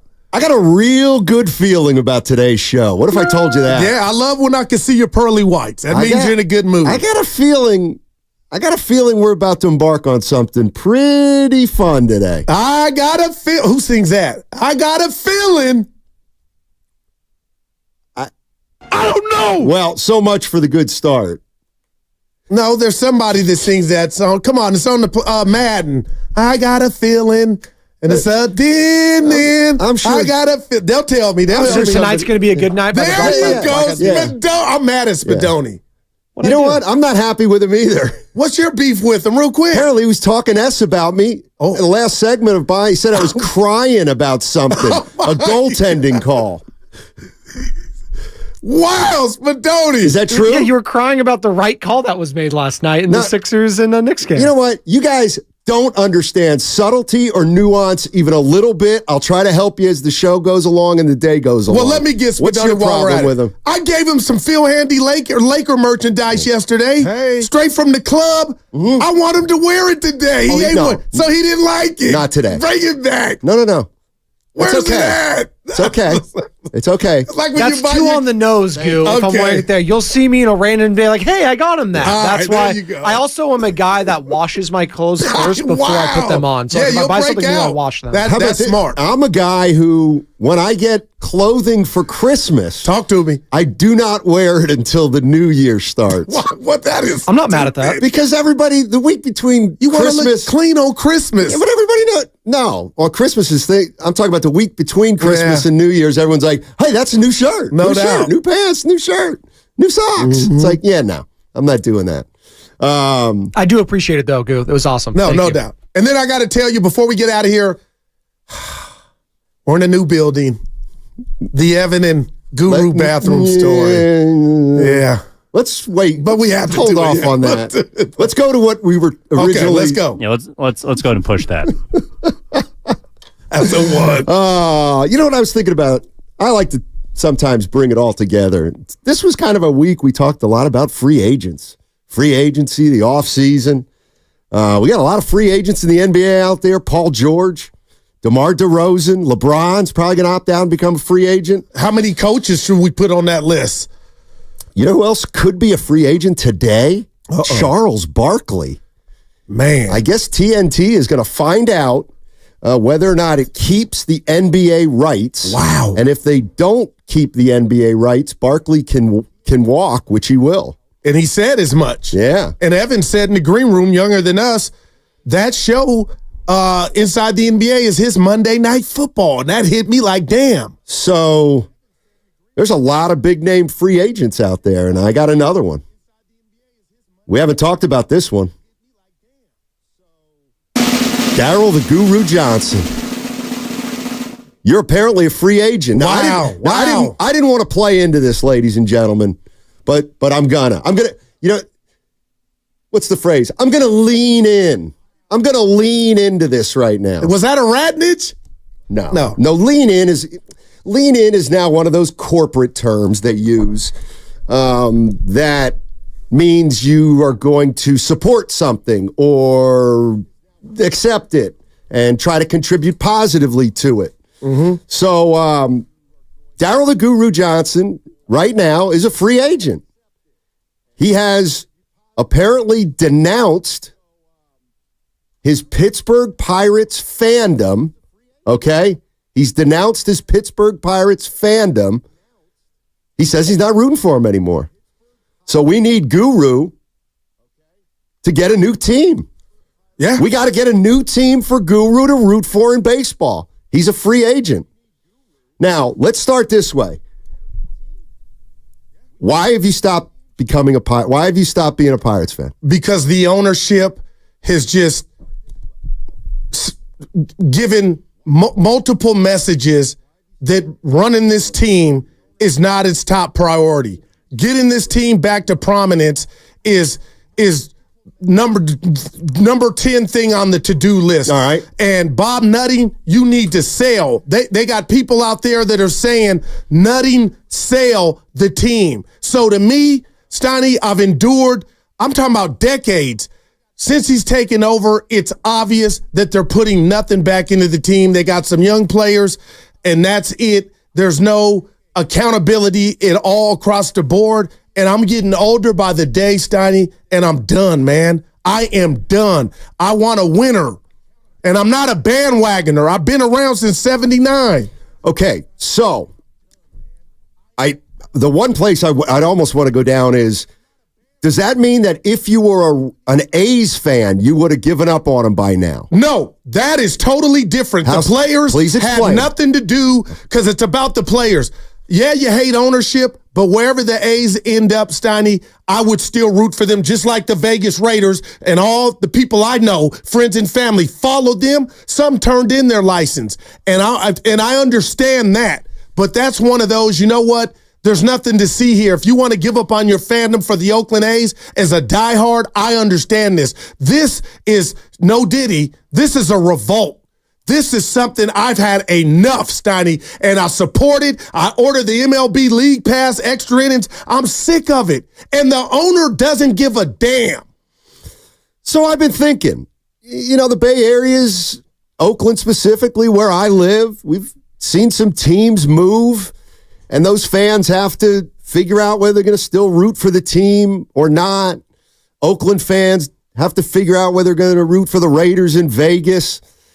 Are they going to root for the A's in SAC and maybe beyond? I was also thinking, the Bay Area's got a ton of transplants. Oh, my gosh. Got a ton of people from other areas who are fans of teams that are in other cities. So I figured since we have obviously a lot of, we got our locals, and then we got a lot of transplants. Will some fan base allow Daryl the Guru Johnson in? Or would you like to pursue Daryl the Guru Johnson as a fan free agent of your team? Would you want him? We're Warriors. Let's say hypothetically. They know I'm real. Let's say hypothetically, I was a Phillies fan. I'd look cold and hard at you and say, do I really want Guru to be a Phillies fan? And I'd have to make that decision whether I would pursue you as a Philadelphia Phillies fan. If you know who I am at heart, and I love hard, that should that should look good on my resume already. And I've been around, Steiny. No team has lost more than the Pirates. Maybe one other team we could think of since I've been rooting for them. But, man, I am, real quick, I got to go here. Jed York, we can talk about him and his deficiencies, but he's moved out the way. He's allowed the GM to go at the deadline or whatnot to bring something back to try to get this team over the top and get that championship. Jerry Jones, you could say all the stuff you want, but I know that man lays in bed at night trying to get his team back to the championship. Bob Nutting doesn't. He's just like the ownership with the Oakland A's. And Steiny, I'm ready, and I don't know if I need acceptance. Why can't I pick the team and then it's just me and the team? Well, you could do that, but it's always nice for a free agent to get courted. No, it's always nice for a free agent to be shown what that team may have to offer. The other thing is, I'll just ask if you're listening and you're a Giants fan, San Francisco Giants fan. I watch every game. Would you welcome Goo in with open arms? Or would you say, you know what? Could kind of do without Guru as a Giants fan. Wow. How do you feel about that? 888-957-9570. We'll have some fun with that today over the course of the show. Let me ask you this, Goo. Besides a World Series champion in 6 months, what are you looking for in a team? Effort. I'm looking not in this effort, and it's from the front office, Steiny. That it's bigger than the players. The players are trying. It's not that they're lollygagging. It's, you know what? I've buried my head in the sand for years. You guys are you're taking away. Then when you have players that are, start to do something, you send them off. And I'm just sick of it, Steiny. And the sweep against the A's, and it just made you take inventory. And I'm looking around what's going on in the world and the college campuses, and I'm trying to do right and live. I don't need that mess on my plate if you're not doing your part. And I'm talking about the due diligence of the ownership of the Pittsburgh Pirates, and I'm ready to go, man. And I feel it's therapeutic. And Steiny, I'm going to be honest with you guys. Yeah. The leader in the clubhouse, really, because I'm from the Yay and I'm from the Bay and I've been to those chips. I know 49er Frankie. I know Shasky. I know Bonte. I know Lubman. Right. I've watched every game. I know Kruk and Kipe. I go to the stadium. Right now, I'm leaning towards the Giants. Oh, no. And I'm a National League guy. That's another. So there's another one now I'm going to be working with, Giants fan. Come on, Goo. But it makes sense. Might as well go back with the Giants, according to the 619. Not bandwagon. You'll probably get free tickets. Well, there's no wagon to jump on right now, so this would be a great time. 650, let's put the rat on the table. Guru is cursed. If you let him be a fan of your team, then you're cooked. Okay, what does that mean? I guess it means that Dallas won 3 Super Bowls. Bad luck in 4 years. Yeah, but when... And the Warriors won 4. Now. See, 408 here. Guru, come over, baby. I'm thinking about it. Oh, boy. Go fill out an application, says the 650. The I like this. This is I love this from the 650. Because, you know, it's like... I am an like A's guy, but they're leaving. It's like you're going in for a job interview. Yeah. What can we expect from Guru in terms of his commitment to fandom? I would just say, look at my last job. I was there since 1979. What else do I need to say? I endured it all. I guess the simple question that any interviewer or somebody in my position would say is, how do we know here in San Francisco with our Giants that you're not just going to do the same thing in 2 or 3 years with our Giants and renounce your fandom? How do we know that's not going to happen? Do you have any assurance to that? Yes, degree? If you just look at my track record, 40 years of being a fan of this current team, if not more, I've never done that. So this is the first and only. You look at my birth certificate, the number, I don't got a lot of time left. And I'm not a team hopper. I'm making a statement, man. I really am. I can't just continue to love something that won't love you back. And right now, that's just the sad state of the Pittsburgh Pirates ownership. All right. Neil Huntington, all these Fs, all these guys that have taken over and failed at trying to get this team back in prominence. This is lightweight exciting. I also think Guru's got a little ammunition in the play hard to get category with the Giants, because wasn't it a year ago around this time that Giants ownership said they just wanted to break even? I mean, why should Guru want to be a Giants fan if he's unhappy with Pirates ownership? That is a phenomenal question. That is a phenomenal question, and I'll answer it this way.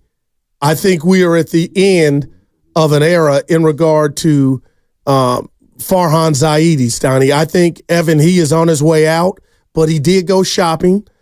He was allowed to go shopping this offseason, and it's quite, I don't want to say perplexing to see some of our own not happy with the dish so far in regard to the dinner that the Giants are trying to make. But I just think this is a perfect time that the Giants are not 20 games over and I'm trying to jump on the wagon. I'm coming at a time to where they're under 500, but this is where I was born. This is where I'm from. This is my National League team. 510 says, I've been a fan of the Pirates since 1972 when my grandmother gave me a cap. Stick with us, Goo. I wonder if that's true. Too late. 72. It's too late. Yeah. I turned in my blog membership. I'm a part of the PBC.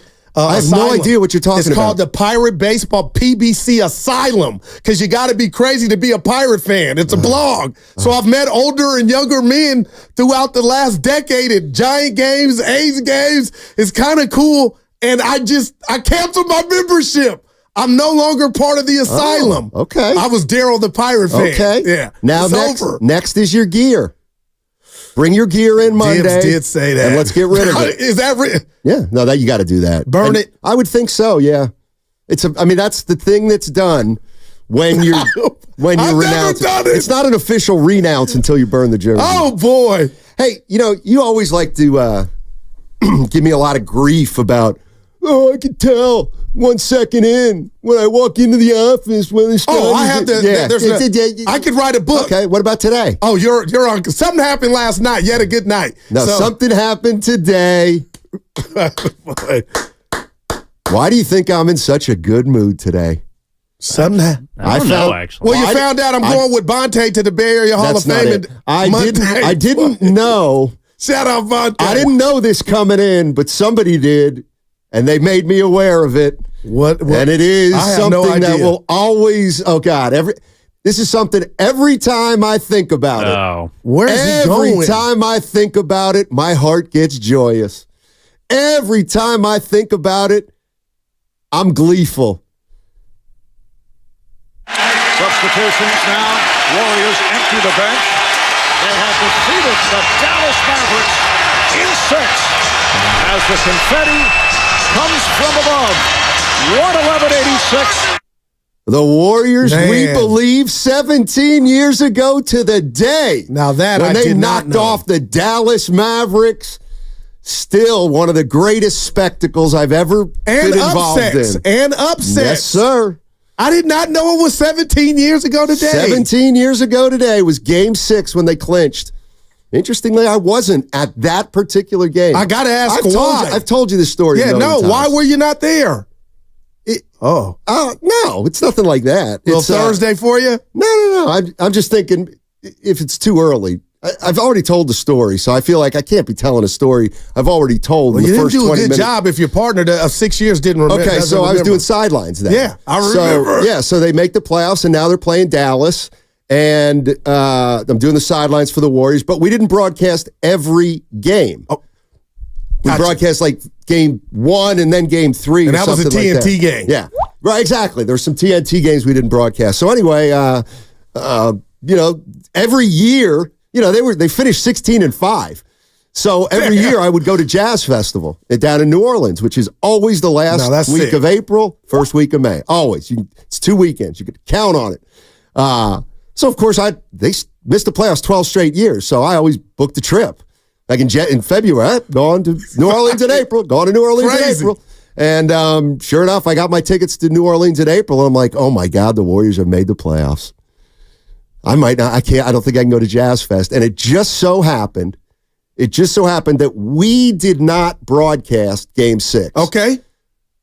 So, oh no, there was a window where I could. After we did Game 5. I flew to New Orleans to go to Jazz Festival. The Warriors won. I watched the game in New Orleans at a bar, and then came back for Game 1 against Utah to do Game 1. So I was able to go just because of a lucky window. So I actually was not at that game. I watched it on TV. So had a bit. Wow. But it was. Did you have any regret? No. It was. You know what, Goo? It was wonderful.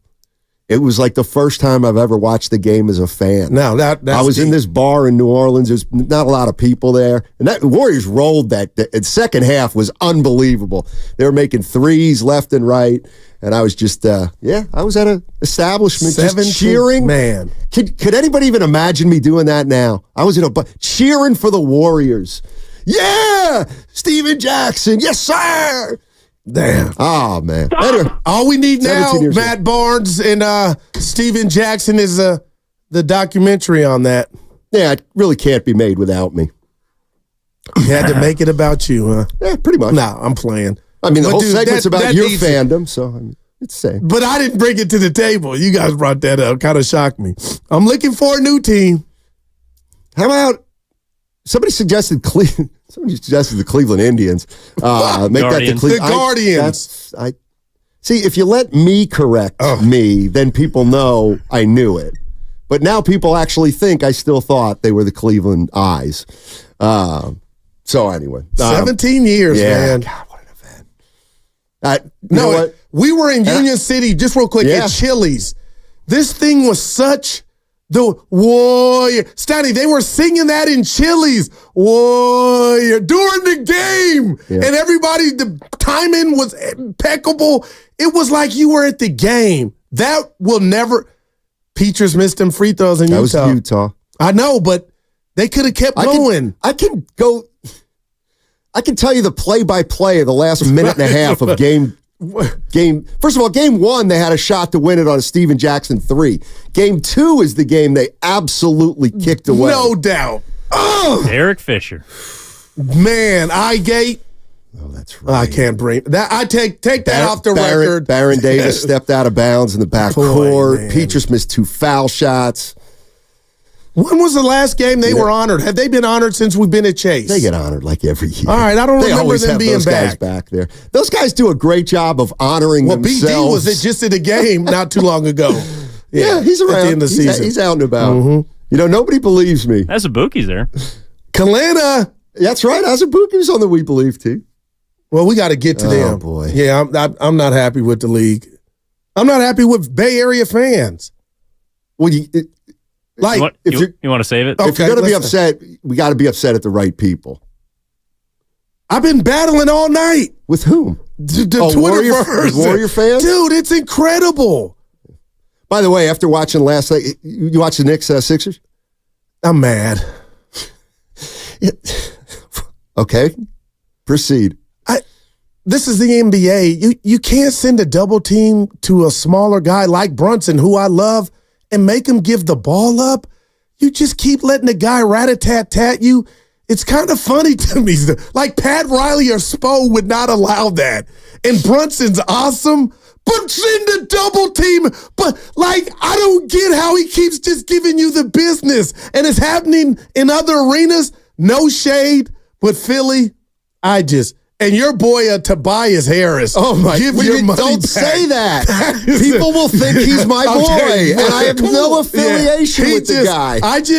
He needs to be cussed out, man. How about this? 2 shots, 0 points in a winter go. I'm watching the game last night. American dream. Wow. I'm watching the game last night, and I just texted my buddy in Philly and was just like, I'm out on Embiid.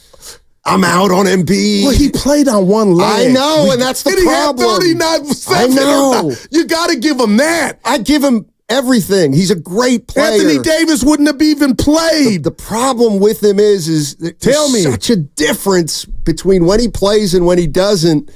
He kind of holds you hostage.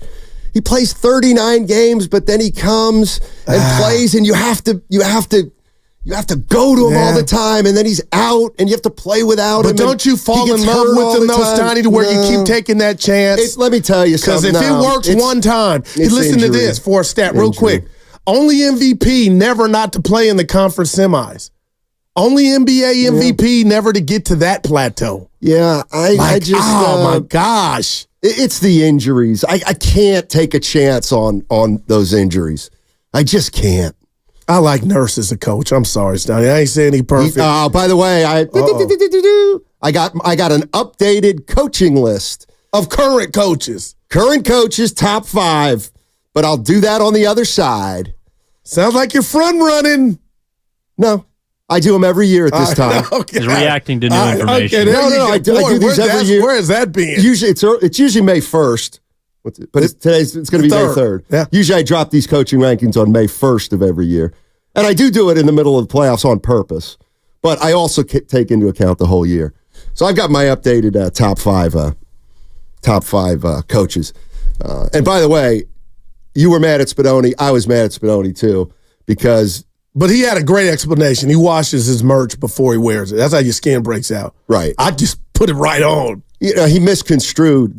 There was a call in the Philly game with 35 seconds left. It was a goaltending. It was unbelievable. It was they got it right. They did get it right. But there's still a fundamental issue that I'd like to bring up on the other side. Mm-hmm. Can't wait. Well, I think the NBA should do it. But we got a lot to talk about today. We'll get into the announcing crew also. Guru's got to decide on whether or not he's going to have a new baseball team. And I got to get accepted. But yeah, we're going to have a fun show today. A reminder, you can catch all 4 hours of Steiny and Guru on the free Odyssey app. You can now download the Odyssey app directly from our QR code on both YouTube and Twitch. Brought to you by First NorCal Credit Union. Upgrade your savings dividend. Open a First NorCal First Class Money Market today.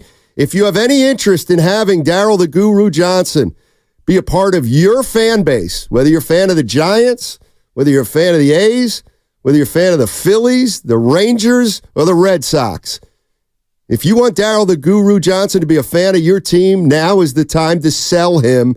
888-957-9570. And if you don't want Daryl the Guru Johnson in your fan base, you can also call in and say why at 888-957-9570. Sports, man. For Fremont Bank, investing in our Bay Area.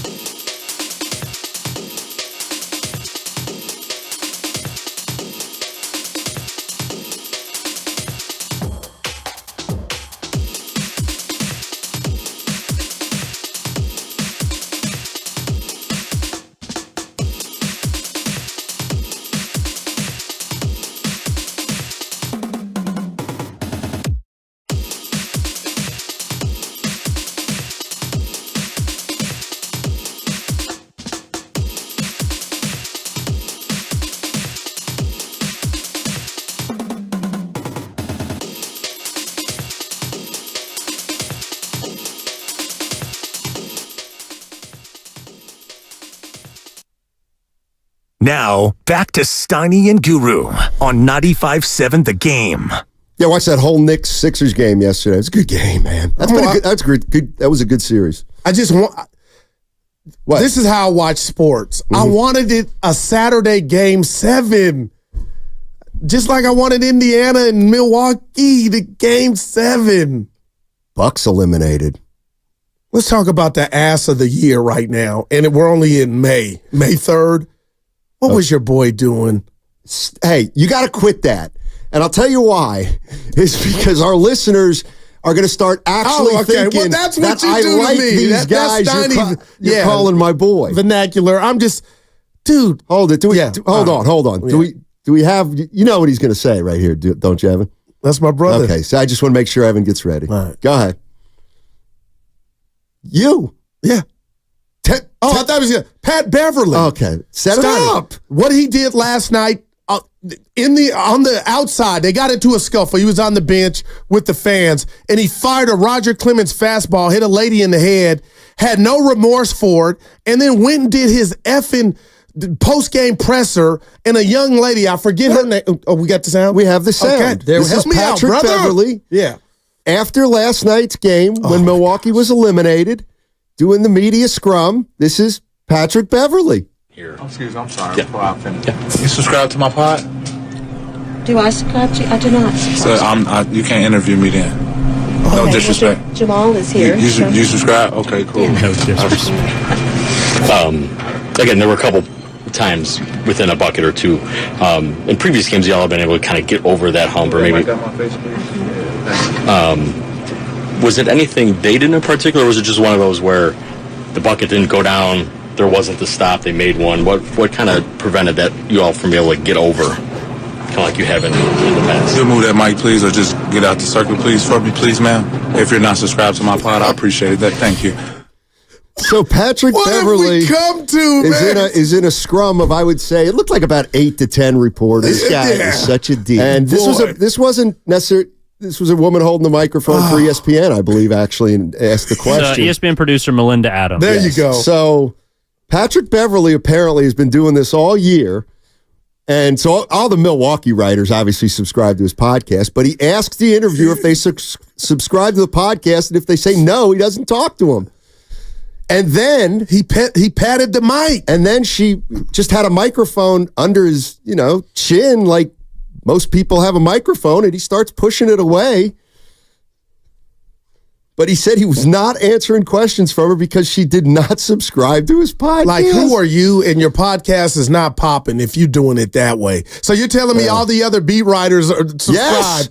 Oh, absolutely. Like, get over yourself, Pat. Come on, dog. I love how you play, but you were an ass yesterday, a grade A ass. Now, we must add the last part of the story. Apparently, he did later call the woman and apologize. That's the least you could do after you got embarrassed and looked like an ass. He did. You could never get Melinda. Is that her name, Evan? Yes. Yeah. I mean, that was just, come on, get off the circle. Now, what you guys haven't heard, I believe, I almost crashed the caddy on the Bay Bridge. The reporter asked him about how tough was it guarding Tyrese Halliburton. He goes, he shot 19% from 3, and if I had the ball 41 minutes, I'd have 10 assists. Let's.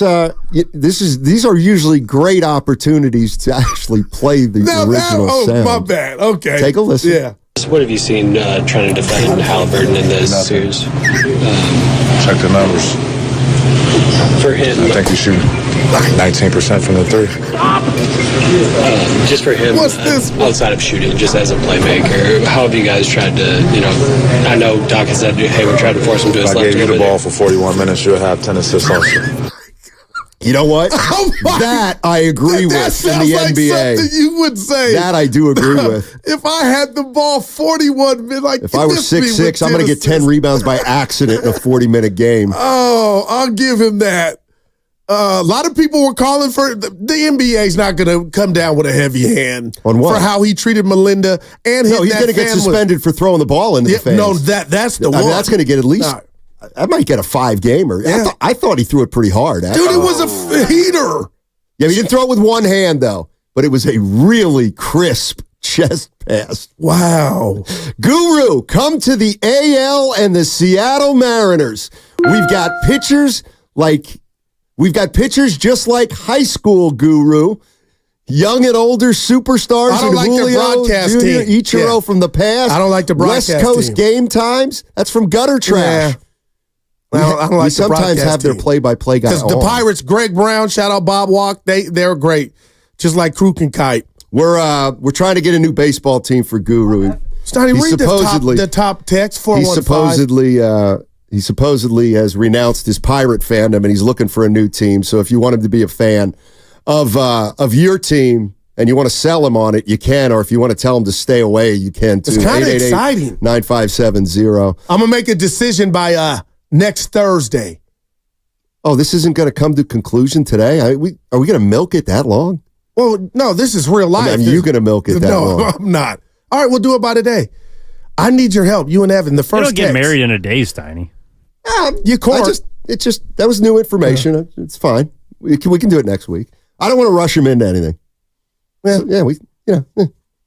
Okay, it was wrong. Usually you say you're going to. You had something to say. You were purposeful about it. The Xfinity mobile text line. Yeah, I wanted you to read the 415. Prescribe. If you don't prescribe, you don't prescribe. Ha ha. Because I said. Instead of subscribe. Right. Oh, okay. You slipping. Because you like to catch me. You're in a good mood. I think we should ask every caller if they subscribe to the Steiny and Guru podcast. Wow. Oh, my gosh. Get them off. You prescribe meds. And fandom, apparently. Yeah. Nobody's told me. People saying if it's not the Giants, I'm a sellout because I'm from the Bay. I do that. It's A's or Giants now. Let's put the rat on the table. Why? The A's are leaving the sack. They got worse ownership. You were a Pirates fan. Yeah, but I was a National League guy. I am. I go to Giant games. I've been to parades. I watch every game like it's my team. Are there teams that are off limits for you, Goo? That's a great question. Like teams that you will the not Dodgers, be... Okay. Because I'm from the Dodgers NorCal, are off. because I'm from the Bay. About the Padres. Same thing. Okay. Yeah, I'm part of the set out here. I'm from the Bay. It's got to be A's or Giants. But New York now. Well, if it's A's or Giants, you already said it's Giants, so this is over. You need it's about them taking me. Remember, Ponte don't like this at all. Radio's theater of the mind. I told you that. So just pretend, milk it for the rest of the show. I never pretend when I'm on air. I don't like that. Yeah, I agree. 510. You haven't given up your fandom until you give that Willie Stargell jersey to a listener. Oh, that would be a Otis great Bird idea. the third on the YouTube chat said, no, you just keep that like a museum artifact. I don't burn that. I don't like it. Because it'll always be a reminder for you, and that won't be healthy for you. And let's throw it out to somebody out there. Have you ever left a team and why? That's fair. I don't think we'll get a call, except A's fans. Raiders. Yeah, right. Damn it. We won't have a free line all day. And I'm trying to think if I've ever changed. I just never been. Well, you were in love with the Phillies, and you just quit being a fan. I mean, I'm a little different because I'll jump on a team periodically. Like the T-Wolves. Well, and the Hawks years back. Oh, you are a sellout. You dropped them like a bad because my friend got fired. Oh, you're right. I forgot. We do know some people that won't go to see the Niners play because they no longer play in San Francisco. That is the realest. I hugged that person. I know him. So, but he's still a fan, though, Evan. But he stands up for a city to where he won't go watch them in that other cathedral. Yeah. Fauzi's in Hercules. I've never heard that name. Yeah. Fauzi. Fosse. Oh, shout out Ray, R.I.P. I'm doing the best I can, buddy. What it do, baby? Hey. Hey, I don't even know what we're talking about anymore. Are we trying to get Goo to be a 49er fan or what? Because if he is, I'll tell you something. Oh. I'll take Goo as a 49er fan only because he looks at the bright side of things, man. I know he's with the enemy, the dark side. Yeah. But, man, any fan base that Goo chooses to go with, man, they're going to be lucky to have him. But Goo, baby, this is my guy. Come on, man. 49ers, man, they the way to go. Yeah. We got the next 5 years in us. Yeah, I work for the Niners. I cover them for 95.7 The Game. But yeah, I'm with the Star because the man that runs that ship, Evan. We got to specify. Yeah, This is baseball only. Yeah, Yeah, right. this is baseball only. Talk to me. Baseball only. Yeah. Guru needs a new team. Either welcome. So when I come in with new merch, just know it's from the heart. Here's the bottom line. That Giants got the best merch going too. Gurus needs a new team. If you're a Giants fan, do you want him to be a Giants fan? If you're a fan of another team, do you want him to be a fan of your team? And I'll say this before or do you want him, or maybe you don't want him anywhere near your fan base. But when you're a fan, mind your own damn business. That's what I did. And you always talk bad about the don't bandwagon. get me involved in this. When your when your team has a bandwagon, guess what? Business is good. I'm no factor in this. Yeah. I'm a moderator for Well, see, it's funny because, no. you always accuse Goo of flip-flopping, but when it comes to fandom, Steiny, you've picked up more teams and bad habits the last, 5 years. We got the Brewers.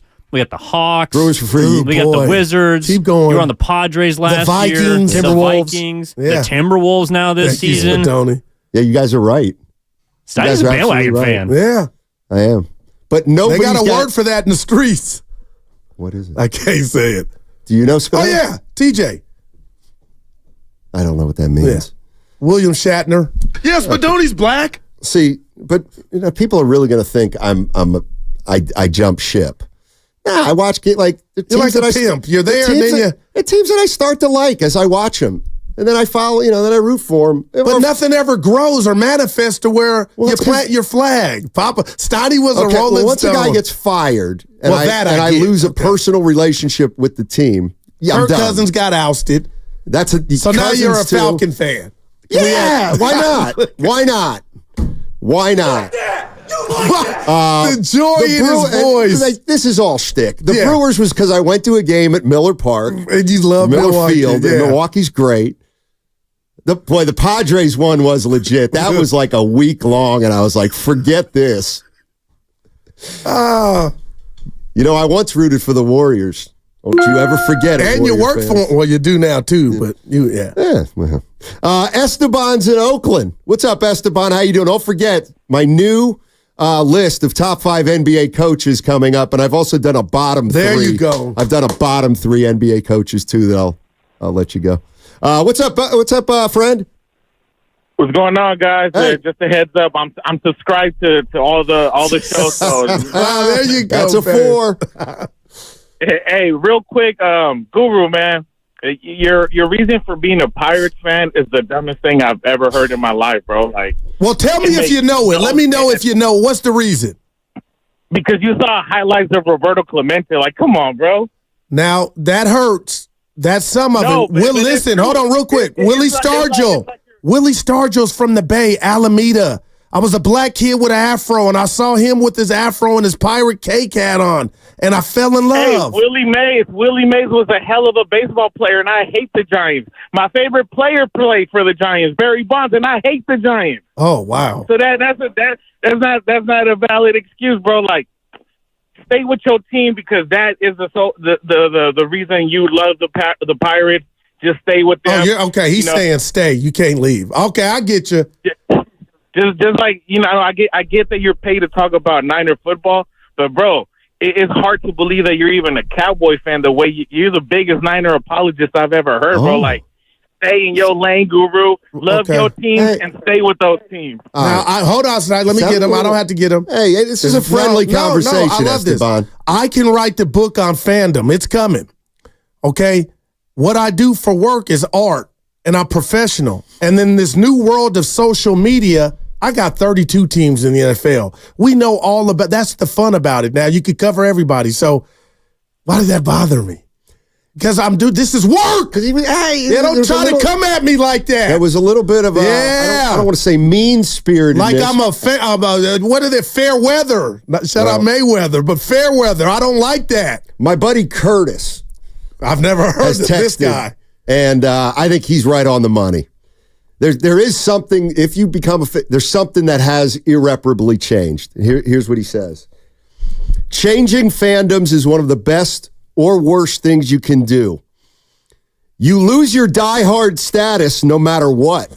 Wow. I was born a Cardinal fan, and yet I found myself rooting for Lincecum over Wainwright and Carpenter. That's when I decided I'm a Giants fan. The World Series were awesome, but my diehard status is gone. That's only a one-time deal. Are you ready to be called a non-diehard? I got to tell you, that like that caller, that ain't sitting well with me. Yeah, that's some real stuff right there. But it is what it is, Stoney. I've been on this earth 50 years. Stop saying that. I'm a diehard, regardless. No, I stop at 50. You round down with the best of them. If I'm hooping, you subtract. If I'm running full court, I'm not my age. That's at least 14 years off, 36. I've never heard you tell me that. What? You had a problem with me just... Oh, my God. Like, here's the thing. I got the waves still swimming. I'm going to be honest with you. Yeah. I could care less about my age. But I do sometimes not want to say it on the air. I have a problem with it. Not because I'm ashamed of it, yeah, but because I'm afraid somebody out there who's 24 is going to be like, why am I listening to this guy? He's so old. Oh, no. That's why I don't say it. You listen to your parents because they're old, they're seasoned. And that's what's wrong with these young bucks, men and women. It's a gift from God to be able to age. Oh my gosh, all the stuff and crap going on. You want to pray that you get to where we're at. But my point is, you don't hoop, you golf, you're doing good, you got a new hip. I got one surgery on the ledger. And that was the belly button years ago. I'm still going, waves still swimming. What? Like, I feel good. No, I'm not 50. Surgery? Remember I told you my belly button was sticking out, my navel. That was a surgery? Yeah. To stick it back in. Did it with a screwdriver. Oh, Snotty, stop. Now you're being gross. I got a problem with my age. I'm not it. I feel 38 on the court. All right, so with 35 seconds left, last night. Watch the game again then, Tiny. Sorry, I love her, though, really. With 35 seconds left in the game, Tyrese Maxey goes to the basket and puts a ball up on the backboard. And it was, I thought in real time it was a great block. Yeah. And it was incredible. They reviewed it for about 17 minutes, and they deemed it was a goaltend. And yeah, Spadoni's right. It was the right call. But this is where the NBA could. Do you realize it was bang bang? You're not, but the game is not encouraging blocked shots. Plays like that encourage big men to stop trying to block shots. Oh, my gosh. And to instead step in and take a charge, which F's up the game. I think the NBA, I've said this forever, they should begin to allow some more marginal contact up at the basket, which I kind of think they have done. Oh, my God, it's everywhere else. And not reward big men who don't want to try to contest shots up high. It would make for far more exciting games because there'd be more plays at the rim, guys trying to dunk or lay it up, and guys going after. See, I feel like there are a lot. We've got to discourage the charge. I really do. I mean, we just do. So what if Pod's is driving around right now and he's saying... There's a difference. Like, to me, a charge is when a player's out of control. Like, that's a charge. It's not a charge when a guy, like, just barely... I'm not going to... I got to see every charge. But it's the art that he could take, I'd have to see every single charge to make a judgment on it. But I just don't like the charges where it feels like the defense initiates the contact and they've gotten there a little late. So, to me, the NBA should start encouraging defensive players going for blocks. Well, Embiid, if he could have jumped on the Anunoby, who was fantastic last night, you know, everybody laughed like he got a facial. Embiid could barely get up, but he was going to try to do something with that. Jamal Murray, LeBron. I like that they didn't call a foul. Went up to, I'm not worried about my brand or me getting a facial. He went up to try to dunk it the other night, and Murray flushed it on him. 415, I would never, ever, ever leave the teams I was born into. I go womb to womb. Only if my team moved to a different city, then they would be dead to me. Okay. So ownership can do nothing. Like, Stoney, even if the A's were not moving, I understand the revolt from A's fans. They've had boycotts. Like, I love that. I'm not happy for them, but you have to do something when a man or woman owns something and they're running it in the ground on purpose. How can you support that? And I've been a fan for 40 years, man. 41 years. Is it 40 or 50? You're using both numbers. Yeah. Some days I feel my age. Some days I feel, oh my gosh, I just hate you age checked me right there. I didn't like it. Well, let's just set a number and go with it. Well, if I'm still like tomorrow morning, I'm playing full court hoop with guys half my age.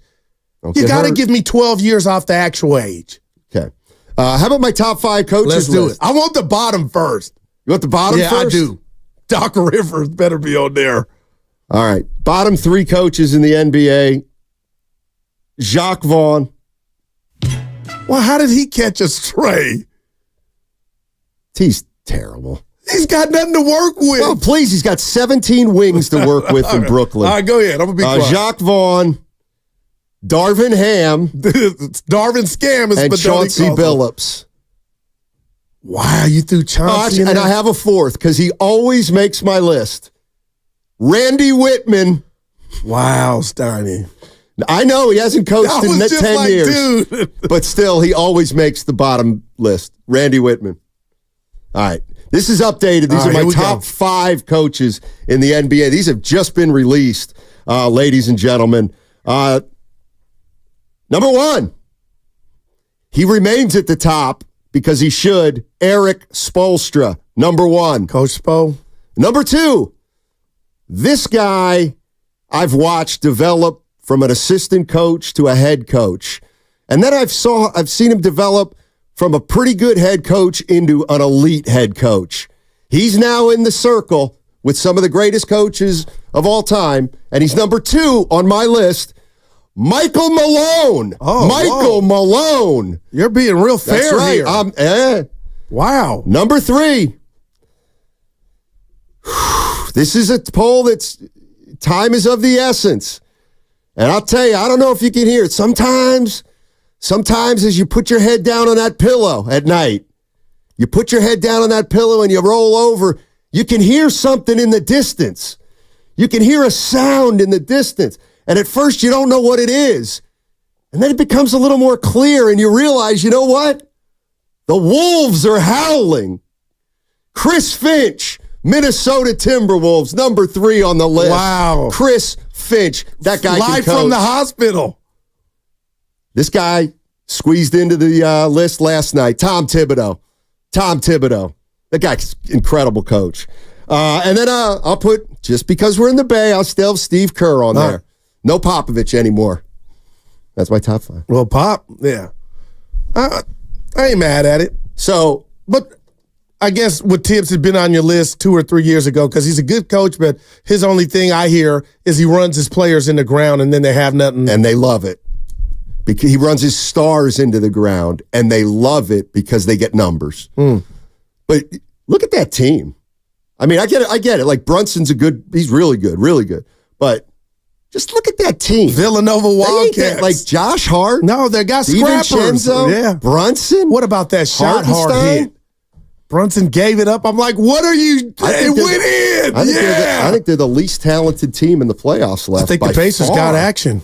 By far. See, I don't know about that. Hey, experience the wonder of Bodega Bay at the iconic Inn at the Tides. Enjoy a walk on Duran Beach and take a dip in the heated pool. Special midweek rates start at just $249 per night. Breakfast included. Book your escape at inatthetetides.com. We'll be back to talk about Guru's fandom, free agency, and other things on the other side. Some people.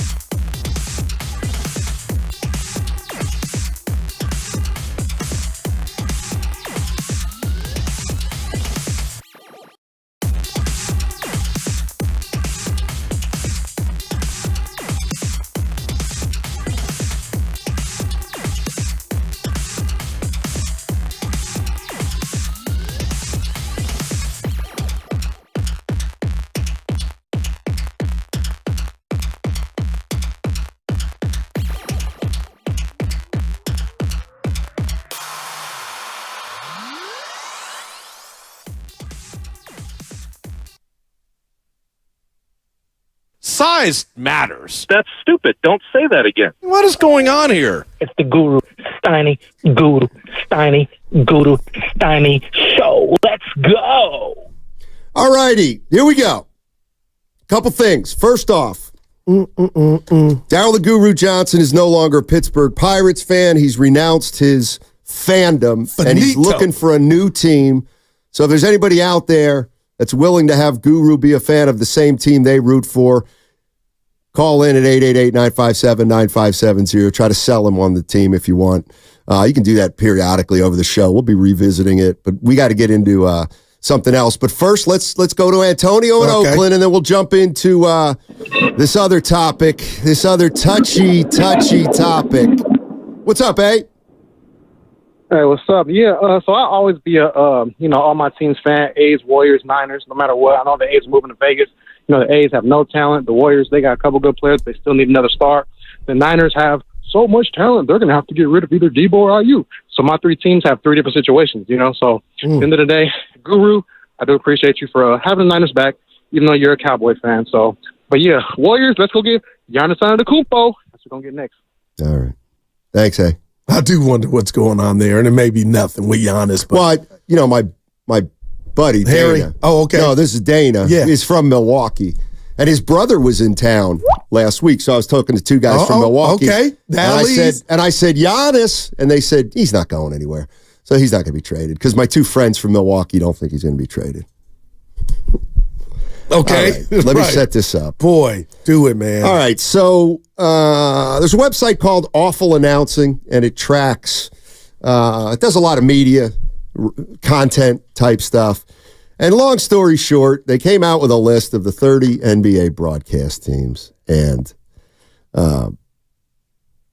Fitz and Kalena were 30th. They were last. And I did some digging into the poll, and it's kind of a joke. Basically, they put up a fan poll. First, they just put up a poll where anybody could go vote for any team, and all they had to do was put a letter grade next to it. So we may have people voting who never even watched. Okay.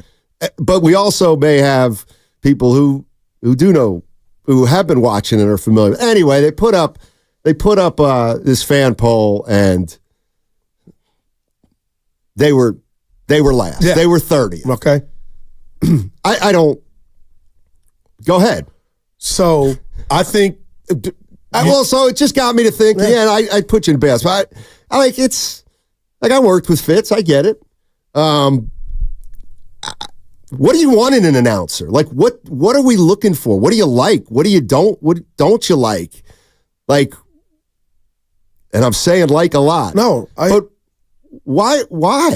I don't want to get into why they're last, but tell me why you like the announcers you do. Okay. And I believe, Steiny, if you were to speak at my funeral, and I'd hate going there, you would say, Guru told me, and I believe him, that announcers enhance the experience of watching a game.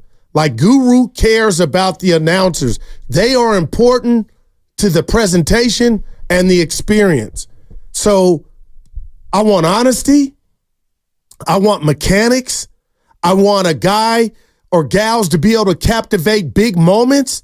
And Steiny, I am not being Homer Simpson. I tweeted defending Fitz and Kalena. They don't need me to defend them, because I personally, for years, listened to multiple broadcast teams on the NBA, MLB Extra Innings, the League Pass, the NFL, the Sunday Ticket. I mean, I was just blown away, but you've explained it some on what went into how we got to this. But what's concerning me and what bothers me most, Steiny, is I was Captain America on my Twitter platform last night on X defending Fitz and Kalena from other Warrior fans, and it got me to thinking, Steiny, the Klay Thompson 30-something points in a quarter, Fitz was there for that. The Curry for 3. Yeah, like the big moments my man has captured throughout this decade and some. I don't know if it's because the Warriors have won, 4 chips and they've been successful in the decade, but I guess I'm asking you and the listeners, Steiny, what do you want from a guy or a broadcast team that Fitz is not doing? Because forget the awful announcing. It was our own that had a problem, or, just saying their prerogative on what they don't get. And to me, I go to Harry Carey. I go to some of the greatest broadcasters, Steiny. Homerism is part of it. Well, it used to not be. Oh, but Harry Carey was the 90s, the 80s. You just heard, didn't you just hear the thing of Harry Carey ripping Jose Vizcaino? Yeah, but his own, though. And that's part of it. So when it's good, it's good. And when it's bad, it's bad. So, I was shocked. I don't think they're 30th. I thought it was kind of, again, Steiny, I don't pay Fitz's bills. He don't need me to defend him. But it got me to thinking, and we'll have this conversation. Wow, what more? Is there a younger core audience that's not getting what there's, they're doing on the broadcast? But I'm being honest with you, man. Fitz, to me, they're in the top 10. So when I saw this story, and a lot of people picked it up, the San Francisco Chronicle picked it up from Awful Announcing, that the rankings were the rankings. We didn't talk about it yesterday. I just didn't feel we had better stuff to talk about. Not better, but we had more timely stuff to talk about. And anyway, I'm just looking at this, and then the thread comes up last night, and you guys wanted to talk about it. So I said, okay. And it's a touchy subject for me. I worked with Fitz for 3 years, and the guy is absolutely a master at his craft. Like, you can't understand, and that does sound condescending. Well, it's a hell of a compliment first. I know this sounds condescending, but you don't understand all the things that he has to do, that a guy like that has to do. He is unbelievable at the mechanics of the job. He is unbelievable at the professionalism of the job.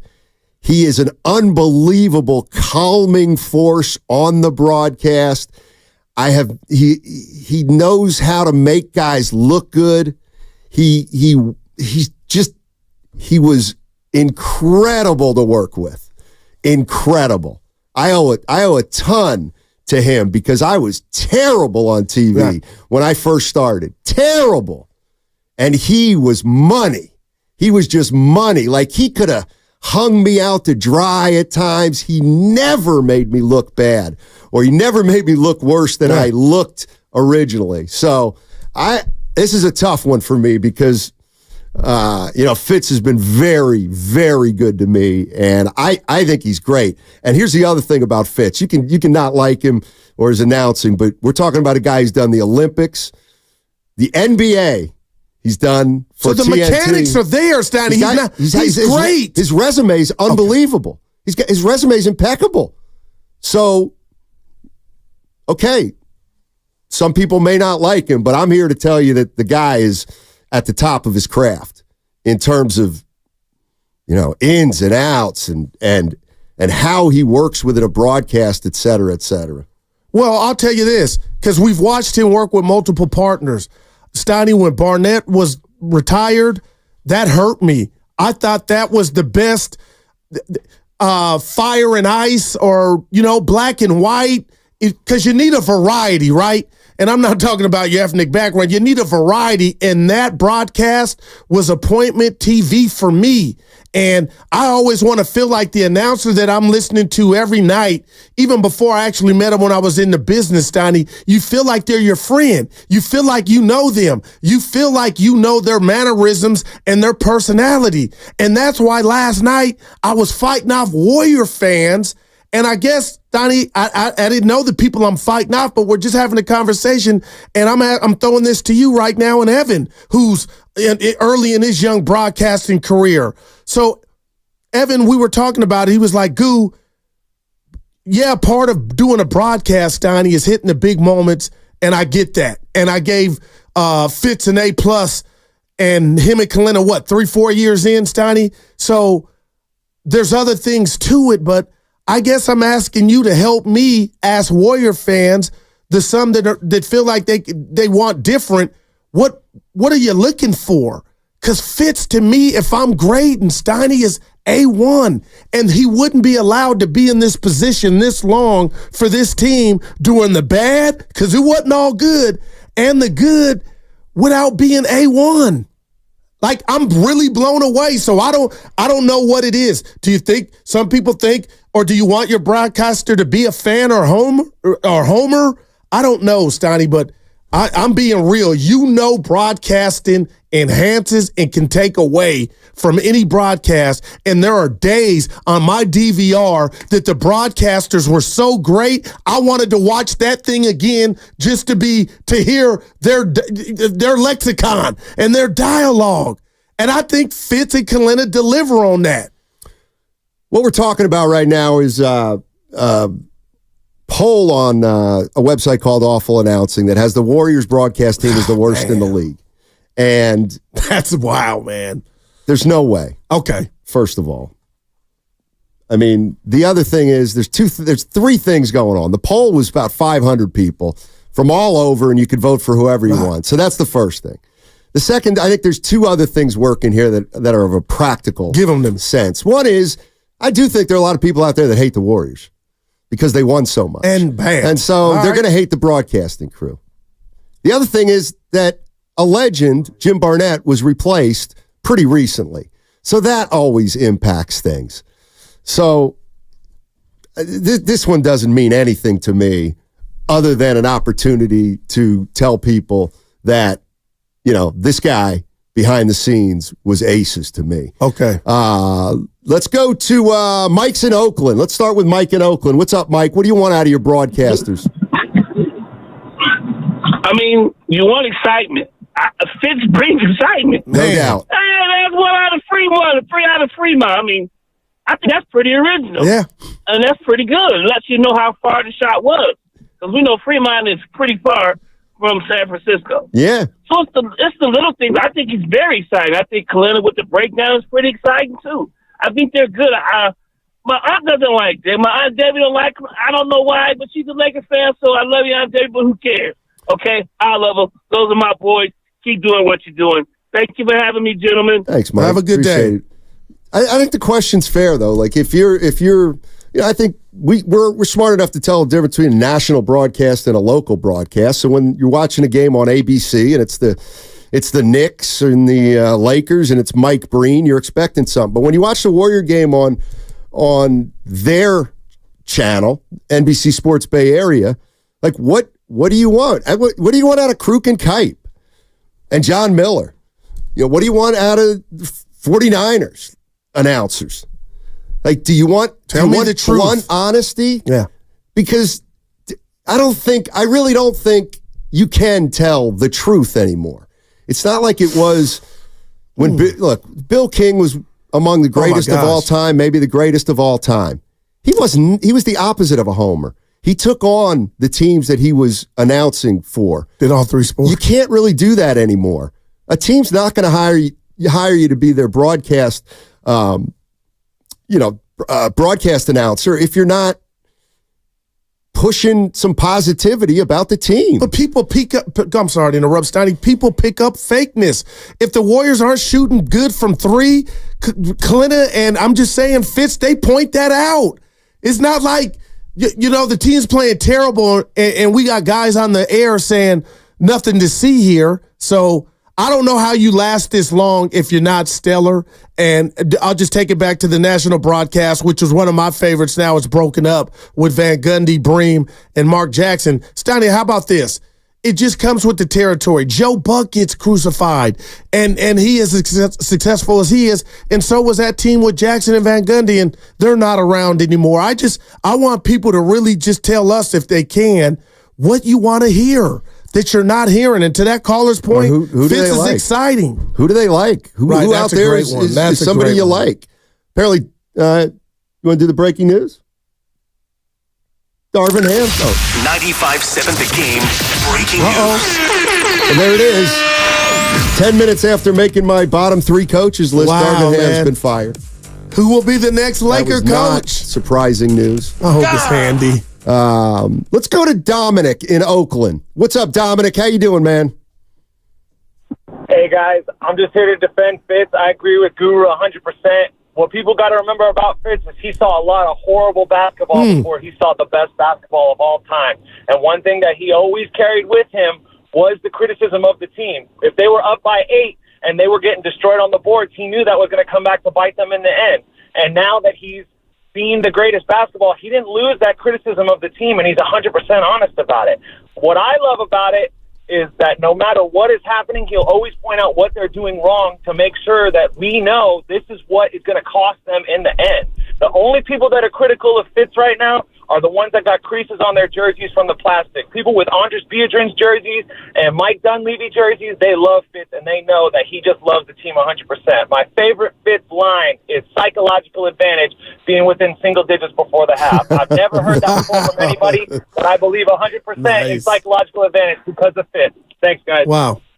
Yeah, Dominic. Yeah, he drew a line in the sand, but that was great. Who are your favorite announcers out there, and why are they your favorites? What do they do that make them your favorites? Yeah. Mike's in Pleasanton. What's up, Mike? How you doing, buddy? I'm good. How are you guys? Doing well, man. Doing well. Okay. What I like about him is the fact that he's not a homer. He lets you know how they're playing, if they're playing good or they're playing bad. You know, that's pretty much what everyone's saying that I've listened to so far. It's the exact same thing. Fitz knows his basketball. He knows what's going on, and he'll let you know what's going on. And I really like him. You know, I've been listening to him when he was doing the Warriors game back in the day. I've been listening to you when you were doing it too. Thank you. I'm 65 years old, and I'm 65 years old, and I've been listening to, and I've been seeing the Warriors when they were down, and I've been seeing them when they were up. Fitz, I dig the guy. He's a heck of a guy. And also, too, who's taking this poll? You're probably exactly from out of state that are saying they don't like him. You know, but everybody, if you poll everybody in the Bay Area, I guarantee you they're going to say, no, we love him. All right, thanks, guys. Yeah, no, thank you.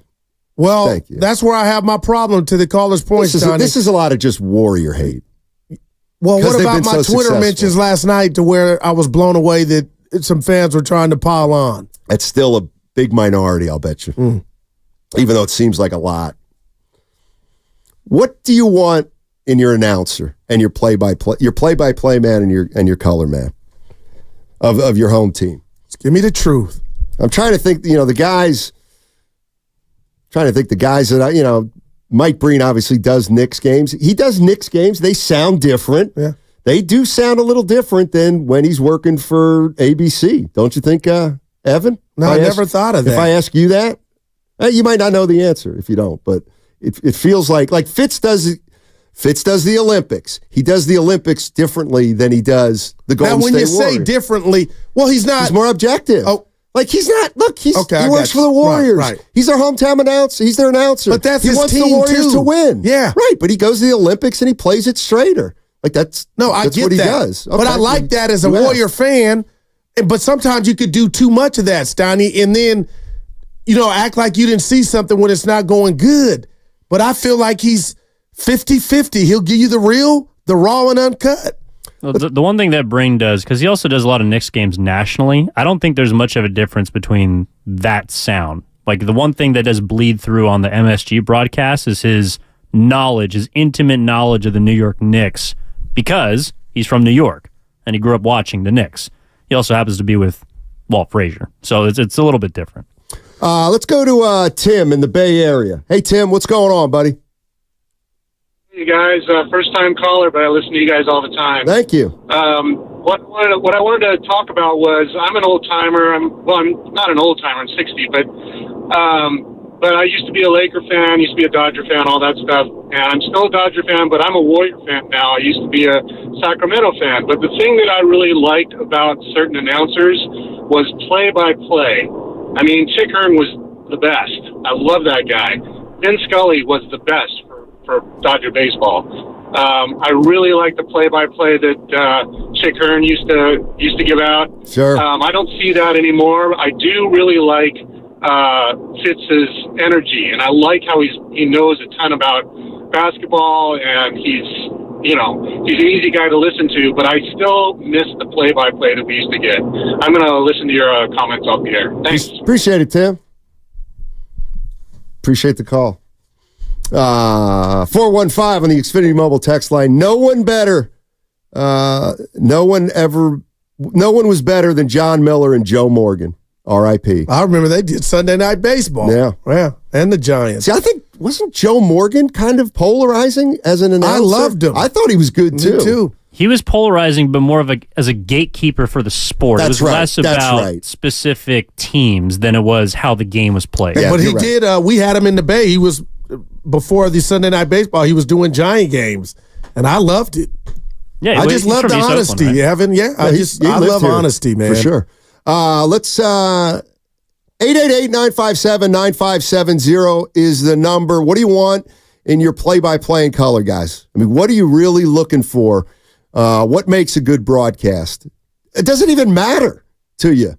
And the two guys got to play off each other. Sorry, Stoney. The two guys got to play off each other. Like Mark Jones, I loved him. But Stoney, I'm going the other way because I feel like there's an agenda. Like you're giving me too many metaphors. And if coming from me, one could laugh. But you know what I mean? Like there's a time to do it and you could do it too much. So, he's great. Love his lexicon. But I listen to him, Stoney, and I'm like, man, it's too much of one thing that makes any sense. Big D's at the house. What's up, Big D? Taking the day off from work, huh? Hey, keep it down. I got you. Hey, I was going to say, I was going to, call it in. I ain't called it in a while. First time this month. How about that? Well done. Fitzy and Azubuike, man, they are the Bay Area. Anybody who watches the Warriors on NBC, you know what I mean? They know. Hey, I call fraud in that ballot. And I need a retake because I didn't get the vote. And as for announcers, I like Bill King back in the day. I called him Raleigh Fingers on accident when I was little. How come? Because he looked like him. Oh, my God. Wow. I was only like 10. And I remember his favorite one I liked for Bill King was In and Out Heartbreaker. I love that. Thanks, Big D. One of the best to ever do it, man. I'll keep my mouth shut about your where you're at. He did A's games, Raiders, and Warriors, Stoney. Only broadcaster to ever get ejected from a game. Yeah, Bill King. Yeah. Learn something new. Oh, here's what 650. What do I want in a broadcast? I want to learn something new every game, and I'd love a couple stories from the past and present players. Jim Barnett was an amazing teacher. I love I love Hunter Pence with his knowledge and stories. Hunter Pence is a natural. I don't think there's any doubt about that. He's pretty good. I also like Dallas Braden. Yeah. I think he's gave pretty him good. some love the other night. Spadone, you like Dallas? Oh, why did I say Spadone? Evan's just a big A's fan. Well, of course, Dallas Braden's fantastic. Yeah, of course. But he also started national. Like his first job was with ESPN doing Sunday Night Baseball and Baseball Tonight shows. So he started national. Evan, if I asked you like where announcers started their careers and stuff, would you? I think I have of the national guys, I think I have a pretty good grasp. So, like, where'd Joe Buck go to college? Well, do you know? Joe Buck was a quick in and out. Actually, I don't even know if he went to college because he started at age 19 or 20 with the Springfield Cardinals. Right. So you know he had the story, 1 year in though. AAA before he got to the show. Yeah, like he started very, very young, and that was actually kind of a big deal at the time. He went to Indiana. Well, Evan's on his way. See, who's doing his homework at a young age because that's what he aspires to. What about Nance, Jim Nance? Where did he get his start?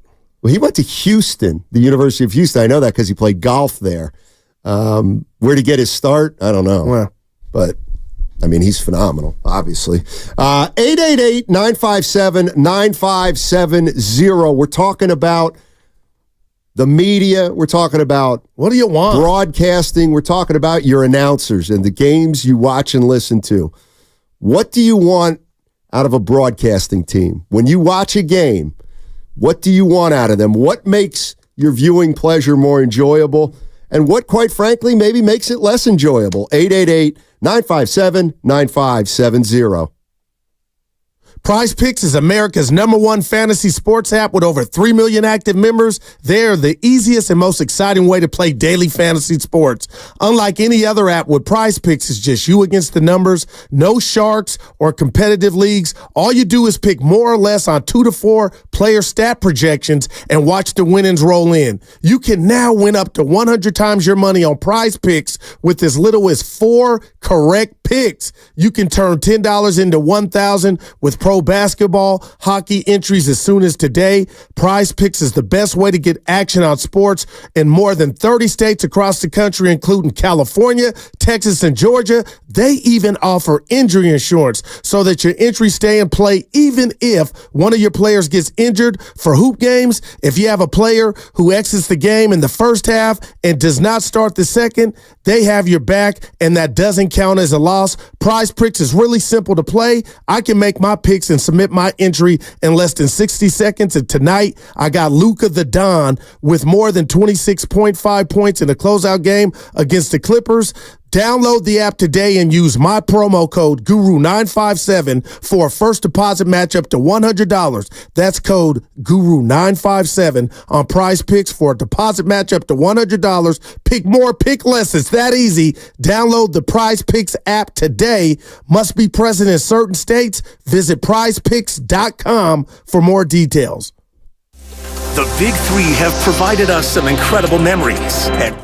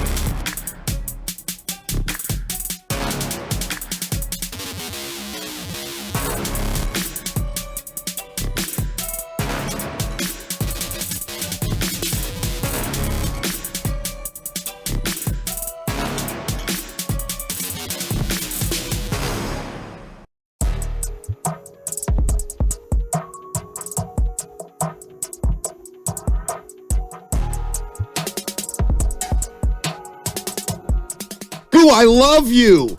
I love you. I want to spend more time with you off the radio.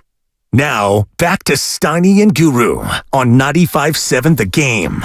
All righty, here's what we're talking about. We're talking about broadcasting crews. Who do you like? What do you like and why? When you watch a game or you listen to a game, because works for the radio too. In fact, it's a lot of ways much more difficult to do it on the radio. But when you watch a game or when you listen to a game, what makes listening more enjoyable or at times less enjoyable? And that's what we're talking about. What do you want out of your broadcast crew? What do you want out of your TV crew and your radio crew? Man. And what do you like and what do you not like? I mean, we talk about the Warriors played 82 games this year. We talk about the Warriors for 82 games. Now we're talking about the announcers who announce the game. We can do it in any sport. What do you like? What do you not like? Who do you like?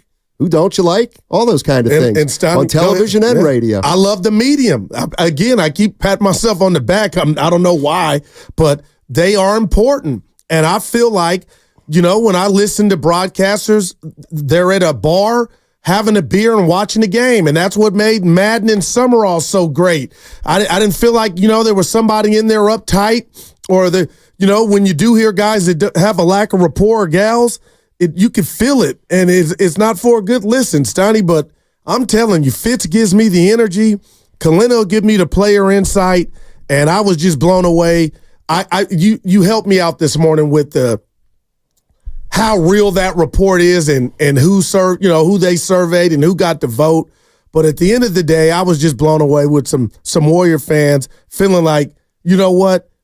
They're not as happy as I am with the current Warrior broadcast. And that got me to talking to you guys about just again, Steiny, like you said, what do you want? I want the truth. I want some fun. I want some knowledge and I want some excitement. 888-957-9570. You know my favorite Tim Royism? He made it! No. Well, other than Curry! Okay, there you go. Shout out. When he goes, the Warriors are going left to right on your radio dial. Now, that is dope. I always kind of like that. That just moved me, Steiny. Yeah. Left to right. Because that's important. A TV announcer does not have to do that. That's this a great is Tim Roy, and you're listening to Steiny and Guru. There you go. Timmy! Left to right.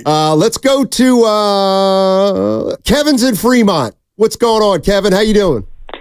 I'm doing great. Okay. I happen to grow up listening to Bill King, so it'd be hard. It would be hard to outdo him for any of the three sports. But his greatest sport was basketball and keeping up with the action. So that being said, I had the opportunity to listen to Bob Fitzgerald when he had to fill in for Tim Roy a couple of years ago during the finals, right? When the Warriors won their last championship, and there is no way Bob Fitzgerald is the worst of anything. Not. Yeah. Okay, because he described the action, and I have to admit, when he first came to the Warriors as a broadcaster, he was on the radio, and he had a hard time. I said, well, he'd be a great TV announcer, which he turned out to be on their TV side. He'd be a great TV announcer. I'm not sure he's cut out for radio. I have to admit that in that finals, he did as great a job as Bill King ever did in keeping up with the action and mixing in nuances and talking about different players, but still keeping up with the action. So there is no way he's last. And I do want to pass on a compliment to Tim Roy, though, as the regular radio announcer, because I can't see, so I really need to know what's going on play by play. Tim Roy, for a full-time announcer for the Warriors, is the greatest to come along since Bill King. Wow. That's heavy. Yeah. Appreciate it. Thank you, Kevin. I appreciate that. I hope Tim does, too, if he's listening. No, Tim he's one of the GOATs, Donnie. And I'll say this, too. Another thing about Fitz is, let's say the game's 64-48, 16-point lead. That's nothing in the NBA. I understand. Use another score, please. No. Now it's 64-62. With Fitz, because of his fandom, you can tell if the Warriors, if it's going against him, he's agitated. Like, it's not just a 2-point game. It's like he'll tell you the steps and the vision he's seeing of how we got here, and there's a level of, come on, what's going on here that I appreciate. And a great one from the 415 Snotty that might be going against Fitz. You and Evan tell me if this is a reach. Now, I'm out of market sometimes in SAC. A lot of times the Warriors are on NBA TV. A lot of times they're that last game. That's 7 o'clock. You think people could be tired of hearing Fitz that way? But no, not like that's you. You helped me today. The therapy is goo. We don't know how real that survey was. It's not about the survey. It's about what you like and what you don't like when you're watching your games and what you want. Huh? Like that to me is like my favorite. Here's two guys that come to mind right away who I love. I love Barkley. So why do I love Barkley? I just love the way he says things. I'm a kind of guy who, when the guru will wax poetic about Steph Curry, or not, I shouldn't use Curry, I'll use somebody else, wax poetic about Lester Quinones, and he'll go on for 2 minutes, and I'll just say, he stinks. And Barkley's kind of like that, and I kind of like Barkley because of that. The other guy I loved, the late, he was great on NFL, I thought, Tony Saragusa. Oh, man. He just had a personality about him where you went to him, and he was jovial. He played the game. The things he talked about as a sideline reporter were just these perfect things that were condiments to the game. They weren't the game, but they had something to do with the game. I love Tony Saragusa. 888-957-9570. What do you guys look for in an announcer on TV or when you listen on the radio? I don't want to get too personal here. You tell me. I'm going to put a rat on the table. Born in the Bay Area, Stoney, I'm part of it. But you tell me if this is legit. Now, before Fitz took over, Stoney, he replaced a legend in the Bay doing the Warriors. Do you think people hold grudges like that? Like, I got the job. I had nothing to do with the guy. And you know what I mean? The baton was passed, and I was in love with this guy prior, and I'm going to hate the guy or gal whoever take over from that point. I don't know if that had anything to do with it. That was a long time ago. Let's go to Rod in Benicia. What's up, Rod? How you doing, my man? Great show, guys. Great thank show. you. My favorite is Jim Barnett, Lon Simmons, the great Keith Jackson, and Bill King. Now, what I don't like about some of these broadcasters is when they try to cover these officials, these referees, when there's obvious horrible calls, and they'll sit up there and try to insult our intelligence and try to justify the call with some of these referees. I know the broadcasting stations in the NFL and NBA tells them to back off the officials, but that's what I don't like about some of these broadcasters. Well, Fitz will call out bad officiating. But they'll also on a replay, Stoney, tell you if it's not going to go their way. You got to give them that. Yeah, you want it to go your way, but they'll be like, you know what? He did get him, Kalina. He did get him. I don't know, man. Sometimes, yeah. I remember Hank Greenwald growing up as a youngster listening to John. Hello, everybody. That's how he'd start. So Mike Spadoni told me that Mark Ibanez called in the previous show and had this to say about what he likes and doesn't like.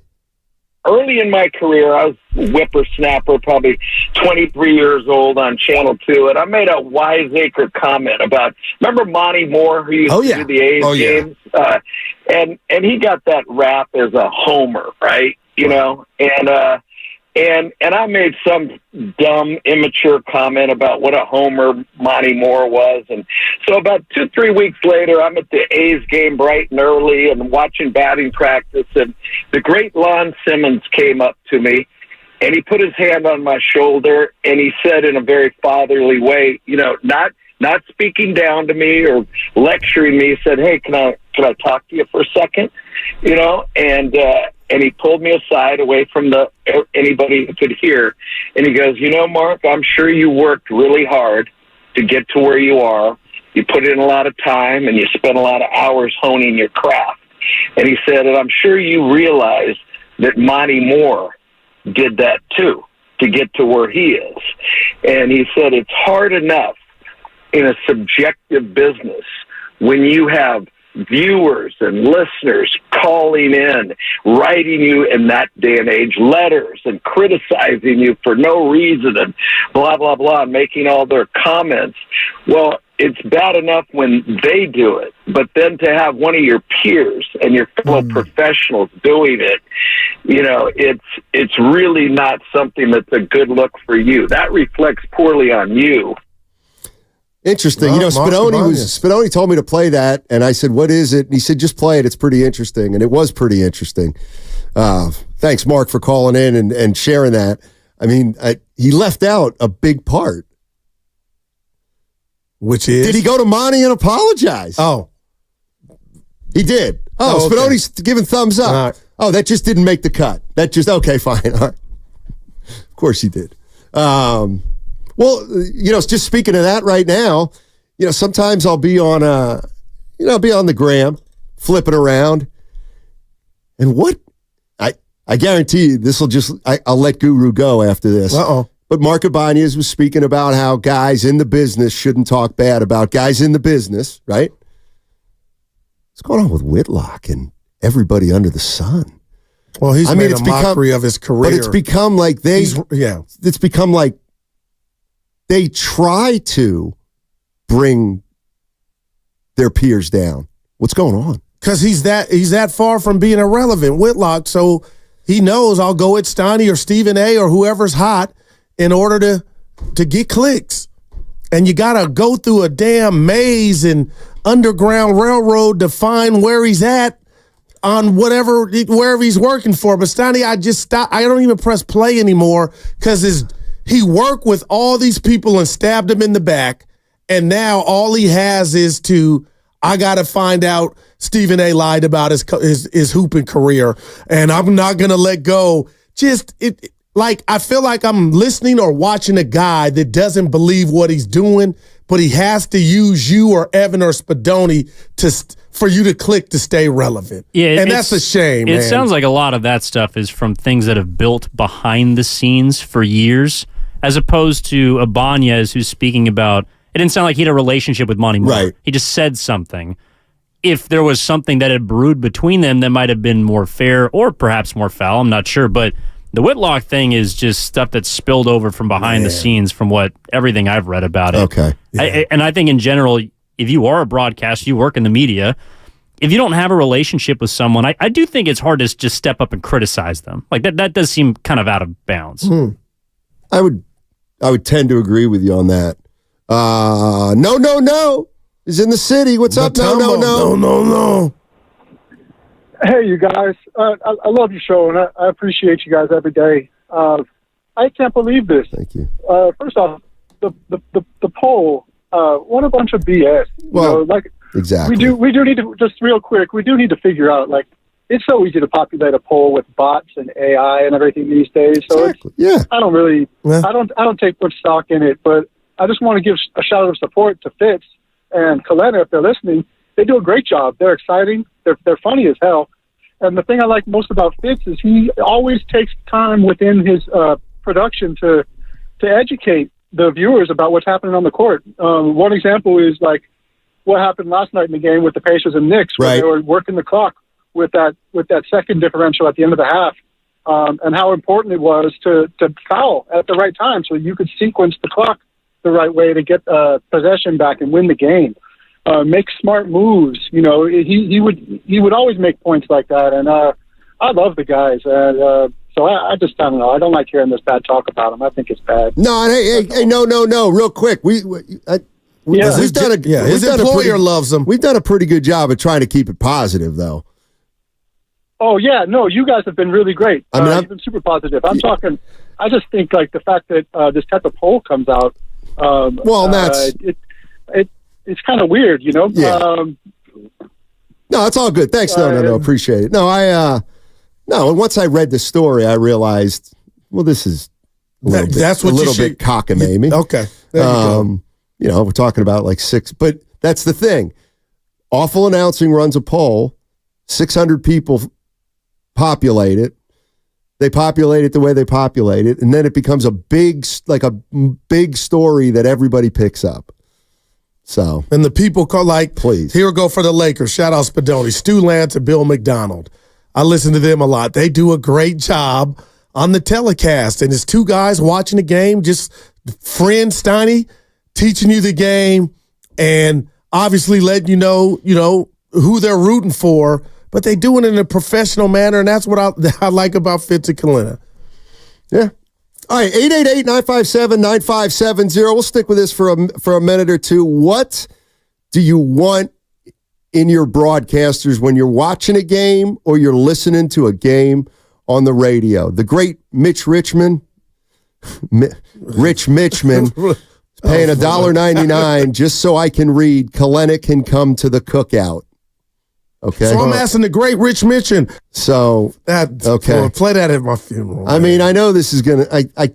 Jesus. I can't even. I'm good now. I can't even tell you what I don't like in an announcer. I was about to ask you, who's your favorite? Calling it sports, Donnie.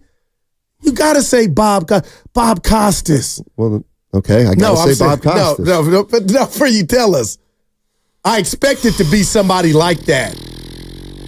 I'm a little different, as you know. We do those. I almost need. Ask Evan. Like the broadcast. You say like David Attenborough is my favorite play-by-play broadcaster. Crews to me. Give it to you. Didn't like Van Gundy and Mark and Bream. No, I love Van Gundy. Well, you didn't like the whole thing. There's a few. No, I love Van Gundy. I just hate how he always capes for coaches. He doesn't think any coach should ever be fired. And no, but I know I don't. I mean, Mark Jackson's fine. All right. Personally, not personally. It's not like I know him, but no, I'm not a fan of Mark. I thought they were okay. They're fine. So do Joe Buck and Troy Aikman do it for you? I mean, they're good. No, Romo and Nance, I thought great. Romo has turned me off. I don't know why. See, I guess that's just something. Well, that's my thing, Goo. When sometimes we'll come in here on a Monday and we'll talk about the games and then we'll talk about the announcers, and you'll find out that some people really didn't like the broadcast. That guy ruined his enjoyment of it. And that just never happens to me. Wow. I don't know why. You're focused on the game. Well, I'll also turn it to a level where it's not, I don't have to hear everything really, really loud. Well, let me ask you this, though, on the Giants and Nuggets. What makes Kruk and Kipe so special, because they are, I guess that's how important it is, though, Steiny. It's rapport. It's their rapport. Man, and you can't fake rapport. There's also something to the longer you've been around, the longer you're going to be a fixture, the more people are going to get to know you. And by and large, the more people that get to know you probably end up liking you if you're a pretty good person. So I think that's what we're talking about today. We're talking about what you like in a broadcasting crew that you watch on TV or you listen to on the radio. Joel Myers and Antonio Daniels. See, he is unbelievable. But Bate and I text back and forth, just random. A bat signal go off. Did you hear that? He's watching the Pelican game. Stoney, but they're two peas in a pod. And he could be overbearing, Antonio. I could see some people like, I don't like. Stoney is real. I like Antonio. I love him. Joe Myers sometimes feels like he hates the Pelicans. Seriously. The former Raider, LA Raider commentator. But says we stink tonight Joe at times. Myers, he just calls it like he sees it. That's refreshing, man. And who's the guy from the Cincinnati Reds that, I don't want to say slur, but he was a hot mic. Brenneman. I loved him before he got popped. And then Nick Castellanos happened. Just incredible. Do we have that call? I'll find it. It'll make it a 4-0 ball game. You can't. He prides himself as a man of faith. Yeah, you can't. I gotta stop laughing. Oh my goodness! You can't script live. You just can't. In case you don't know what we're talking about, it was Tom Brenneman. Oh, help me! Said something dumb. He apologized for it on the air, and in the middle of his apology, a guy hit a home run. I guess that shouldn't be funny, but no, but it was funny. It came off as insincere. Like, hey, I did it. They told me to do it. Oh, home run. Hold on. Oh boy. You gotta love it. Yeah, you gotta love it. You gotta love it. But it's just a couple people's opinions. Well, yeah. Is all we're really talking about here. Let's go to John. John's in the city. What's going on, John? How you doing? What's up, guys? What's cracking? Hey. Go ahead, man. Can you hear me? Yeah, loud and clear, John. Absolutely. Okay. All right, for sure. So just want to say I love Fitz and Buki, man. I think those two dudes are great. And specifically, there was one game this season with the Warriors where they just could not get over the hill. And Fitz started talking about Sisyphus and Greek mythology. And I thought that was great. I those guys are funny, man. And I also love how they sometimes NBC Sports Bay Area puts them puts the camera on them, and it looks like they're in like some sort of active bank robbery hostage situation. And they're just really funny. I really love those guys. Good stuff, John. Fitz and Buki all the way. I want them to call all the sports games. Appreciate it. There you go. Go ahead. One out there. I can't tell you how much I say from the bottom of my heart. I'm so very, very sorry. I pride myself and think of myself as a man of faith. As there's a drive in a deep left field by Castellanos, it will be a home run.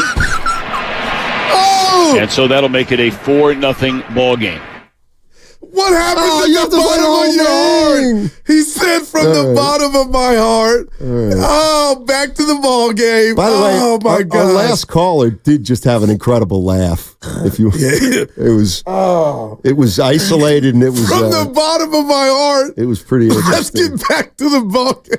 Oh boy, God. Yeah. All right. In case you're just joining us, we're talking about broadcasting teams on the radio, on television, what you like, what you don't like, and what you're looking for in a broadcast team when you watch a game. Like, how do you feel about, He's wonderful. This is the greatest call I've ever heard.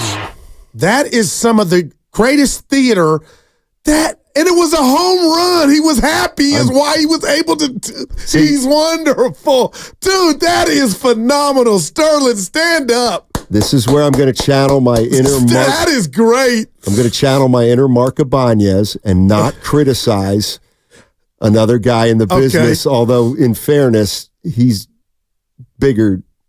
He's not really in the business because he's bigger than me. Right. So I'm just a peon, so theoretically I could do it, but I'm not going to do it. I'm not going to do it. I'm never going to do it anymore. Well, he's retired I'm not now, criticizing anybody else in the media. There it is. Well, you never really do that. I know. Well, except to him. Yeah. Except to Sterling. He's wonderful. Well, your problem wasn't with Sterling. It was the end. The last couple of years. Yeah, no doubt. And you didn't like us laughing at him. Well, you were laughing at him under the guise of laughing with him. You really were laughing at him. You just didn't want to admit it. When an announcer at the game, the stadium says, "What did I miss? Something is amiss." What did I do wrong? All right. 888-957-9570 is the number. What do you want in your broadcasters when you're watching on TV, when you're listening on the radio? That's what we're talking about. It seems to have sparked a lot of interest, so we'll keep it going for a little while here at 95.7 The Game. And as always, go ahead and download that Odyssey app. You can catch all 4 hours of Steiny and Goo on that free Odyssey app. You can download the Odyssey app directly from our QR code on both YouTube and Twitch. Brought to you by First NorCal Credit Union. Upgrade your savings dividend. Open a First NorCal first-class money market today. That segment was also brought to you by Chilton Auto Body. Have you been in a car accident? Chilton Auto Body has 15 convenient Bay Area locations to help restore your vehicle.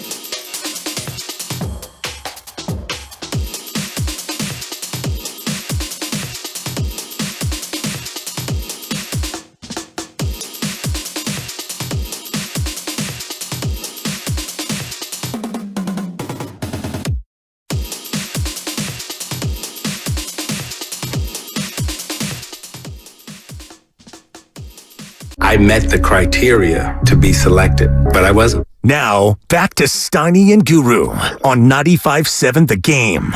All righty. Good afternoon, everybody. I forgot. I didn't remind you the last hour. 17 years ago today. Substitutions now. Warriors empty the bench. They have defeated the Dallas Mavericks in 6 as the confetti comes from above. 111-86. Wow. 17 years ago today, we believe the Warriors eliminated the Dallas Mavericks in 6 games. What a year, man. You ain't kidding. You ain't kidding. What a year. If I asked you to give me everybody on the roster, could you do it from that team? Yeah, I think I could. Let's start. Do you have it in front of you? Yep. Music, please. Okay, Baron Davis. Hold on. Oh God! Make sure you have the 2006. Yeah, I got it. Got 7 you. Yeah, season. I got it right here. Baron Davis, Steven Jackson. Well, you're going too fast now. Monte Ellis. All right. Al Harrington. All right. Steven Jackson. I hate I did this. Kalen Azubuike. They had a guy named, I think his name was Josh Powell. Sharunas Jasikevicius. Wow. Matt Barnes. They had... That's impressive. They had... It is. No! Oh, did I say Monte? Yeah, you Monte did. Ellis? Yep. They had... who's the big guy, the Christian guy? No. Give it to us, Donnie. No. Well, there are a couple mainstays that you haven't named. Yeah, I'm sure there are. Let's see. It's One currently works for the I Warriors. know. One, Kalena. The other one, he's in their front office. He's the general manager. He's on that roster. Oh, yeah, but he got traded. So Dunleavy and Murphy do not count. Okay. Notre Dame. They were the reason we believe even happened. All right. That's a good one, though. Give me some other names. Jay Rich. Oh, God. That's a big miss by me. Donald Foyle. That's right. He was. Troy Murphy, he got traded. Yeah, he was traded in January that year. And then the Frenchman. Oh, Mikel Petrus. Air France. Free throw shooter.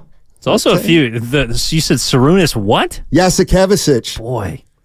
He led the league 1 year in free throw shooting percentage, I believe. How many attempts? Throw some more names out. Keith McLeod? Oh, yes. He got, he came along in that trade, too. He didn't play much, though. DeJuan Wagner? DeJuan Wagner. Louisville. He wasn't on that team. He was on the team early in the year. Your boy, you bring him up all the time. Who? Ike Diago. Oh, Ike Diago was on that team. Yeah. He may have been waived, but no, I think he was on that team. He just didn't play a lot. And then the 2 rookies, you named one of them, was Buki. There were 3. The other 2 were Patrick O'Brien. Oh, that's right, POB. And Ronaldo Major. Okay, here's the story about Ronaldo Major. His face right now. Go look at Ronaldo Major's career bio. So the Golden State Warriors made a trade 17 years ago where they traded Dunleavy and Murphy to the Pacers for Steven Jackson and about 5 guys. They couldn't field a team. The Warriors could not field a team. They didn't have enough guys. So they signed Ronaldo Major, and I believe the game was against the Clippers, and he played 1 game in his NBA career. He scored, I think, but they lost big, but nobody cared because the new guys were coming for the next game. Went 2 for 10. Wow, man. 1 game. He'll have that for the rest of his life, Evan. Tell you who else has an interesting career. DeMarcus Nelson went to Duke, played for the Warriors for a little bit, went to Shelton High and started early in the season and then just got waived and never played again. Yeah. All right. Went overseas, though. We can talk about We Believe. Yeah. We can talk about DeMarcus Nelson. We can talk about greatest spectacles you've ever witnessed. And We Believe is number 1 for me. I don't view it as it's funny when I think of that Warrior team. Well, that's 17 years ago. That's a season. Yeah, I think of it's like a month and a half. It encompasses a month and a half because the Warriors finished the year 16-5 to finish in the 8th spot. So they got unbelievably hot late. They won 9 of their last 10 games, barely squeaked into the playoffs. than beat the Dallas Mavericks, who had won 67 games that year. So when it's funny, you say we believe, and people just know it's that 2-month period at the end of the year and into the playoffs. They got hot. It was the greatest organic sporting adventure of my life. It was unbelievable. And Nelly's best mark in his coaching career to me. Yeah. I know he took Dallas. They battled with many and sacked in the playoffs years later, but man, that was it, man. 888-957-9570. We're talking about broadcasting crews and what gives you enjoyment and maybe what gives you pause in terms of what you like, what you don't like. Let's start us off here. Dave's in El Cerrito. Get us going, Dave. How you doing, man? I'm doing well, thank you. Hope you both are well. Yeah, thanks. I will say that I truly dislike Bobby Knight as a human being, and I truly do like Bill Walton as a human being. But when it comes to broadcasting, those two things are flipped on its head. Because Bill Walton is the worst broadcaster I've ever listened to for the last 10 years, and it's embarrassing the ESPN lets this charade go on and on and on. And alternatively, Bobby Knight was the greatest. He literally would tell you what should happen, why something did happen, what they should have done instead. And he literally, you watch a game with him, you were learning as you watched the game. The guy was brilliant on the air. And alternatively, when I hear Jay Billis, I can't even stomach the guy. He just repeats exactly what you just saw happen. And I'm like, anyone can do that because Jay Billis looks the part. But Bobby Knight was truly remarkable on the radio, on TV. Yeah, thanks for your call. I mean, I'm not a Bill Walton is incredible. A lot of people... He's phenomenal, Steiny. Yeah, but he sometimes the game takes a back seat for long stretches. And some people are hardcore sports fans, and they want to watch the game when they want to watch the game. He's like, Evans, to get in there and get that rebound. What's Evan doing? He does that. And then the greatest line I've ever heard, guys, this is real, 1996 NBA Finals, Bulls, Sonics. Bill Walton said Hersey Hawkins is not guarding Michael Jordan with any imagination. As if that's what it took to guard Mike. Bill Walton said that, and it hit me like, holy hell, that's how good Michael is. You need imagination to go along with the physical part of it. What a bar.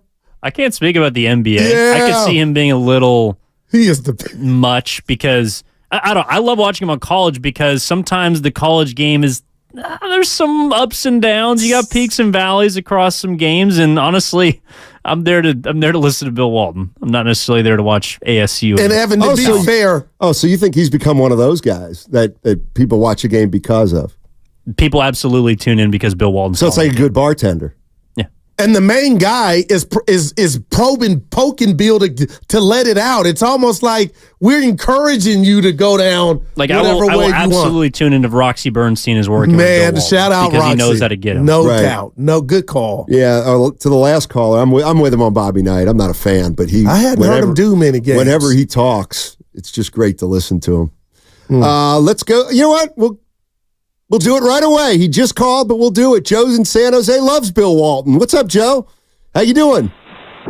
Hey, equal what's time. going on, gentlemen? Happy Friday. Yes, sir. Let me tell you something. You can't take calls from people that are reading Catcher in the Rye, and then they turn on ESPN and they see Bill Walton. Bill Walton, he's there to make you laugh.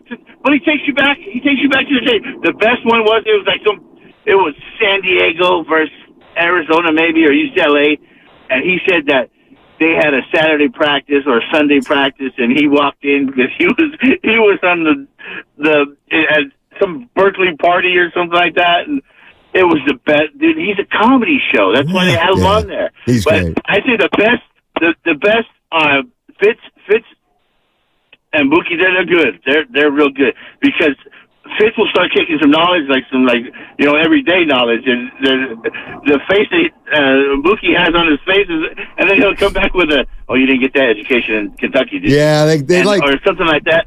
But they like work it out. But you know who I like? Is Doris Burke. Yeah, she's Doris solid. Burke. Yeah, she's solid. Thanks, Joe. Appreciate the call. I got a little Bill Walton story. Give it to him. Thank you. So back in the day when I was covering the Warriors, they had a magazine. He had a preview magazine. It was like Athlon, but it was like Bill Walton's. He was in the upper right, Bill Walton, and I had it every year. I wrote a preview for the Warriors, $1,000. Took me a long time. It was a long story back then. And so anyway, I write this story for the Warriors, and they paid you $500 front and $500 back. Anyway, I never got paid. I ended up making $667,000 for whatever, two-thirds of it. So the magazine, which had Bill Walton's name on it, still owed me $333 for they just never paid. So fast forward, a couple years, and I'm at the arena in Oakland, and there's Bill Walton. I'm standing out in the court. It's way before a game, and there's Bill Walton walking the length of the court. And I'm like, you know what? I'm going to ask him for my money. And so he starts walking toward me, and he looks at me, and I'm thinking, okay, I probably won't now. Oh, come on. But he looks at me. Willard. I to this day, I'll never forget, but he looked at me and he goes, you are doing important things. Oh my gosh. Stoney, and he walked by me. And then he just went, that was it. I'm sure he didn't know who I was. No, he sounded like I don't know what he knew. Important things. I don't know what he knew, what he didn't know, but he said, you are doing important things. Evan, that might be your first 4. That's a 5. That's a pretty good Walton. Dude, that's not a Langford's John Gruden, but it ain't far. You just took it. You always have to be careful now. Well, now you're to overdo it. See, I'm starting to overdo it. Yeah. All right. Wow, Stoney. All right, let's stick to Bill Walton. Rami's in Orinda. Hey, Ram, how you doing? John? Hey, guys. Can you hear me? Yes, sir. Great show, guys. Love listening to you guys. My favorite Bill Waltonism was back in the heyday when he had those great battles with the Lakers. It was Shaq against Yao. And this was one of the games when Yao just had the good stuff. He was bringing it all. And it was just superlatives left and right from all the guys in the booth. And Bill Walton, after the booth was just talking about how great Yao is, how skillful he was, he ends the segment with, "We all have a lot to learn from Yao Ming." And it was just one of the best things I've ever heard. It was awesome. I do kind of like when he just does that kind of stuff. Man. Now, you know who, thanks, Ram, appreciate it. Who I wasn't crazy about?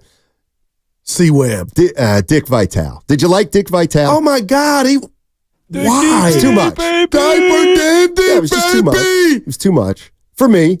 Now, let me tell you. He was a phenom, Stoney. No doubt. Big Mondays was about Dickie V. But, I mean, you want to talk about a guy who was polarizing. Big D player. Oh, my God. I mean, he was very polarizing. But he knew the game. Yeah. Speaking of Walton, I found a thread of his best lines. This one's pretty good. Yesterday, we celebrated Sir Isaac Newton's discovery of gravity. Today, Fabrizio Oberto is defying it. Fabrizio Oberto, I would have thought he'd use it on a high flyer. Oberto. John Stockton is one of the true marvels, not just in basketball or in America, but in the history of Western civilization. Yeah. Stockton's a peach. Those are his bars. Oh, that's funny. If Eric Patkowski continues to play at this level, he's going to replace Jerry West on the NBA logo. Patkowski went to Nebraska, played for the Clippers. Dude's a good legend, shooter. Man. By the way, I met Dick Vitale. Give it to me. Thank you. At a McDonald's All-American game back in Pennsylvania. Did you tell him you thought he was overrated? Well, no, I was at high school. Oh, wow. At that time, he was there, and we talked to him forever. He was the nicest guy in the world. You didn't play in that game? No. Oh, I was like, Stoney, damn. No, you were close. Those were ballers. Yeah, no doubt. Let's go to Jason Pleasanton. Keep it going, Jay. Keep it going, Jay. Oh, I'll keep it going, baby. But it's Pleasant Hill. So that's all good. That's a first of all, love the show. Thank you. Yeah, that's all good. Love the show. You guys actually very much entertain me. And we need more Waltons in our life. Okay. I want to say that. I'm just here preparing for my Cinco de Drinko, and we're having a good time over here. You know what? The best broadcasting duo in their prime, without a doubt. No ifs, ands, buts, or nothing. Uh-oh. Ready? You ready? Yep. Pat Summerall and John Madden in the prime, because the thing that I can't stand in today's game when watching football is the play-by-play announcer explaining everything in the game. Pat Summerall was the master of saying, pass out to the right to so-and-so. There it goes. Not bad, Jay. Thanks for the call. Oh, Stoney, I wanted to give him my Summerall. No. You know Touchdown, Rice. No, you can give the Summerall. Okay. But I'm going to make it clear right now. If you use bad terminology for Cinco de Mayo, you're off. That was a You're off. Here my Summerall. You're flushed. Touchdown, Rice. That he used to do it. Okay, do it. Touchdown, Rice. That's how he. Okay, do Pat Summerall.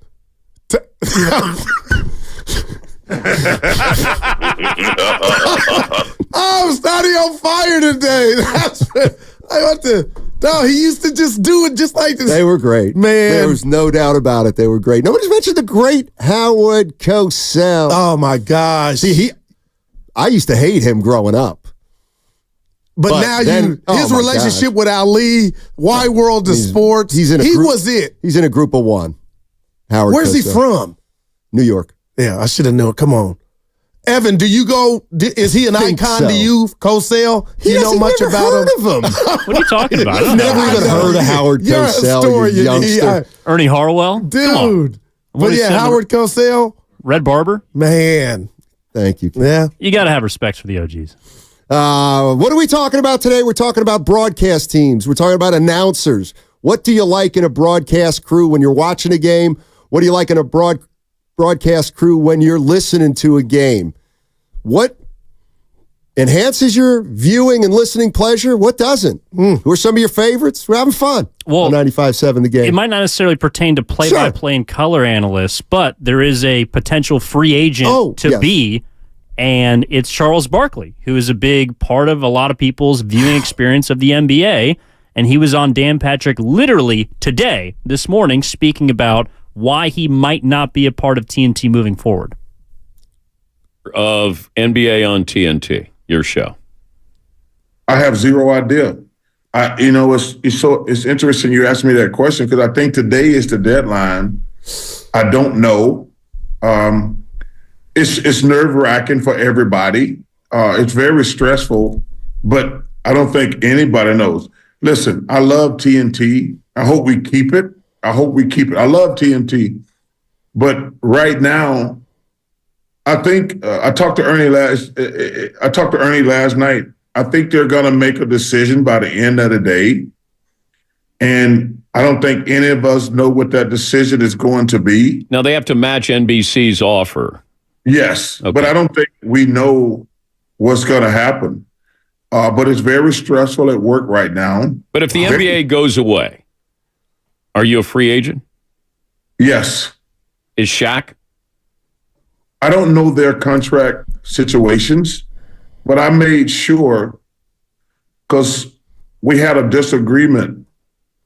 We had a disagreement when I was redoing my deal 2 years ago about, well, what happens if we lose the NBA? And they're like, well, we don't know. And I said, well, what does that mean? You don't know. And I want to put myself in the best possible scenario. And I said, I want to be a free agent if we lose to NBA. And they said, no way. I said, no, there's going to be a way. And I said, guys, I'm not signing a new contract unless I can be a free agent in 2 years. Wow. To sit up there and think, Evan, thank you for that audio, that I watch those guys every day for the last couple weeks. And the pleasure and joy they bring us in America and basketball fans, that behind the scenes, Stoney, now I'm going to be on my phone, forget Clippers Dallas. I'm going to see if TNT matched that deal because I don't think the streets or the basketball mecca is ready for that show not to be on. Oh, my goodness. So apparently TNT, today is the day, according to Barkley anyway, maybe it's not, that NBC submitted an offer, and it's the deadline where TNT can match it. If they don't, that means TNT loses the NBA. Wow. So there goes.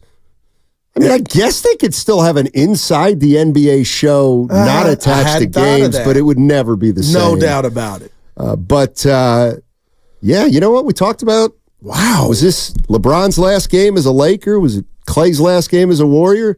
Was it Inside the NBA's last oh my goodness. last show? Or last show coming up? They're not done for the year, are they? No, they go through the conference finals. Right. He said it was stressful last night, Stoney. I appreciated it, like behind the scenes stuff. Yeah, that's what I think. Damn. I don't think he's that stressed out about it. I think he's talking about all the cameramen and all the, the employees that don't. To Evan's point about it being his Monday Night Football and mine too, just imagine. I would like to ask the higher ups at NBC, why do you want it back? One, and two. Could you imagine Barkley not being in that chair to the right, Kenny next? Like, I don't want that at all. Well, the 925 says TNT's making way for a new generation, but if they don't have the NBA, what are you talking about? It's a new generation of, non-NBA. That's how it would affect Barkley. Demolition Man reruns. 925. What does this mean for Draymond? Draymond's contract.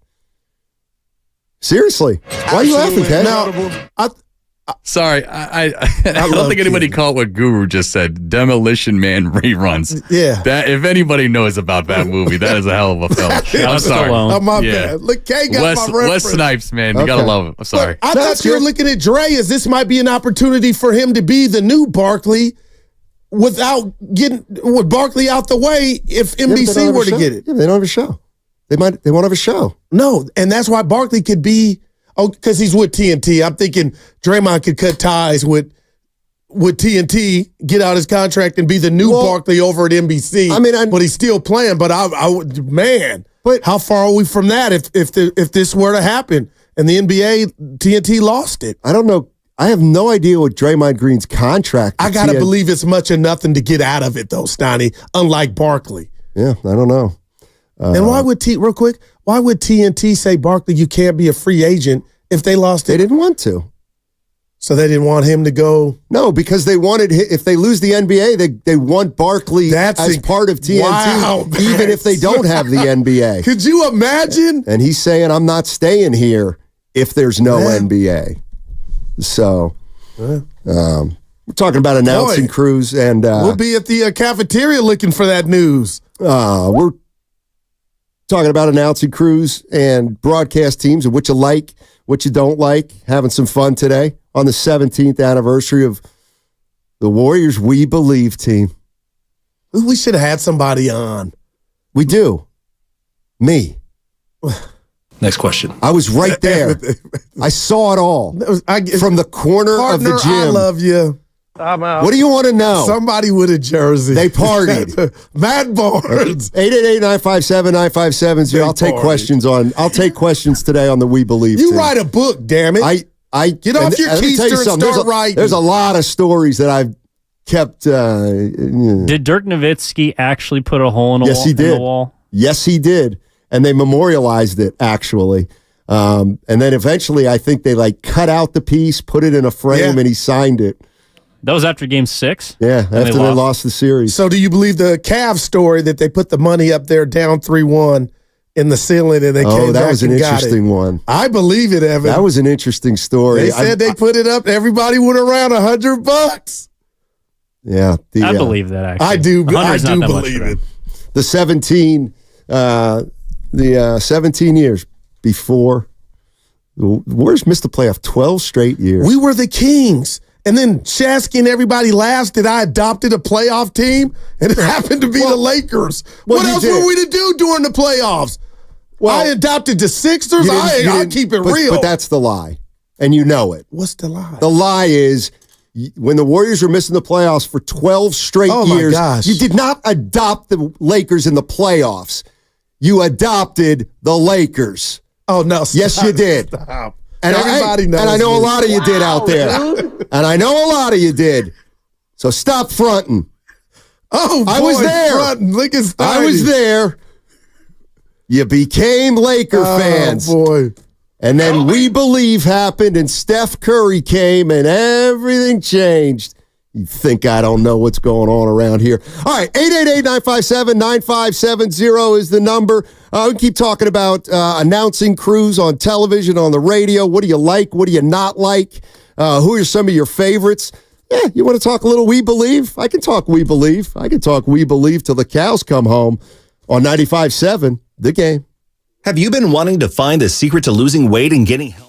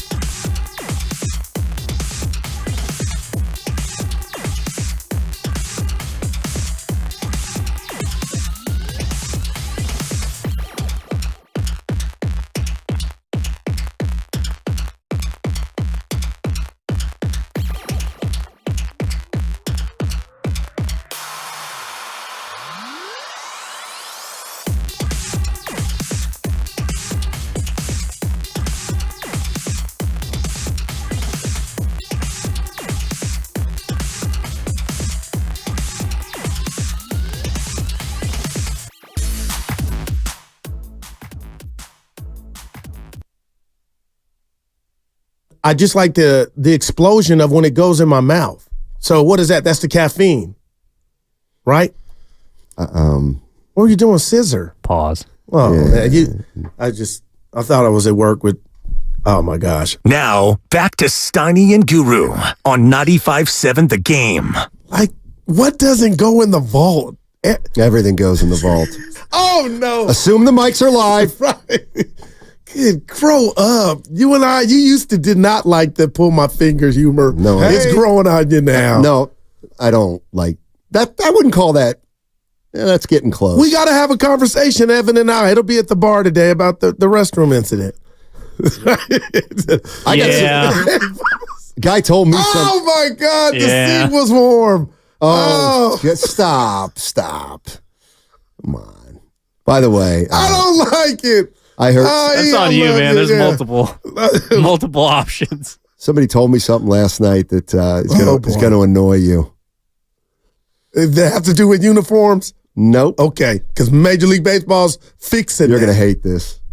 Oh, boy. You know how you always like go, Sonny, what was your game like when I played basketball? SGA. No, there's a new one. So I'm talking to my boy James. I think Guru gets a victory lap. No. And he was talking to a guy the other night. James Daly. Our guy, you seen him. St.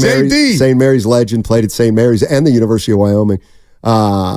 He said he was talking to a guy that played back in the day at Club One when I used to play. And he said, you know what? You're going to hate this, Goo. Steiny was a little like Jalen Brunson. Oh, but I hate it for real because you're not a lefty. I'm also not a ball pounder. Oh, okay. All right. Because Brunson got some hardening in him. I love Brunson. I'm not a system player. But look at you. You're glowing. You like that, huh? That's all right. That dude's getting buckets, Steiny. Wait, what? 4 straight playoff games with 40 points. How can you not? He don't got much. You know what? He's got a. Somebody tweeted me. He's got less help than Curry. First, oh God, don't say that, dude. That bothers me. I got to. That's a fact. Look at that team. No. All right. I ain't gonna fight you. But if somebody wants to make that, I'll give it to you. I mean, look, you've sold me on Brunson. Dude, man. He has got a deceptive first step, man. He gets that little... And get you on his back? Gets you a little half body, and then he's kind of wide so he can keep you up. What? Is this disrespectful? He kind of reminds me of when Isaiah Thomas was at his peak with the Celtics. The lefty Isaiah Thomas. The lefty. He's a little bigger. He's a little bigger. That's a great call. But that dude used to get... Yeah, buckets. No doubt. He's preaching. I want to say he averaged almost 30 1 year. Yeah. He was about to get a max. I'm not mad at that, but Brunson's got more girth. It's not a bad call. That's not bad, though. But Brunson is fundamentally... Dude, what about Villanova and Jay Wright? What about You got 3 cats up there balling. Josh Hart, DiVincenzo. And we got to put some respect. # random. Kelly Oubre's found a home. In the offseason. Oh, that's a 3. No, Steiny, he's on a team that played some meaningful basketball. They lost in the first round. Yeah, they did. There's a super chat from Fossey. $1.99, thank you. All right. $2 shots at Chevy's on me for goo. Do they shots of what? For $2? Patron, probably. Now we do Fireball. You know what? Yeah, baby. Plastic bottle vodka. You know what? I'm starting to sip a little bit on tequila. It's a little different. When did you start? We should not talk too much about this. Yeah. Well, we could get an endorsement. Hey, when did you start sipping on the tequila? I've done that. You don't just shoot it. No, I don't. No. Pretty good. Casamigo? Nice. I just go, I don't go top shelf unless it's vodka. You like LeBron's, huh? Grey Goose. I like the Goose. Sky. That's what you get on. Sky, the blue bottle. Let's go to David in San Diego. Oh, he's in San Diego Beach. Oh, Evan's hometown. Oh. Which one? Yeah, which beach? Okay. I'm David Riker from Encinitas, which is about 20 miles north on the coast. Okay. San Diego. All righty. I called you once about the owner of the Reading Phillies, and yes, I picked up on your Philly accent. Yes, sir.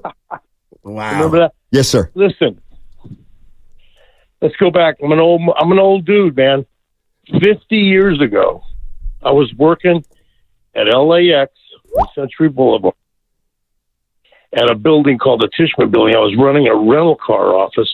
I had my 2 guys in the back washing cars, and I used to want to check on them, to see if they're screwing around. There's a 7-foot guy with them passing a joint back and forth. Oh my! It's Walton. I walk down there and there's Walton. Hey, what's going on?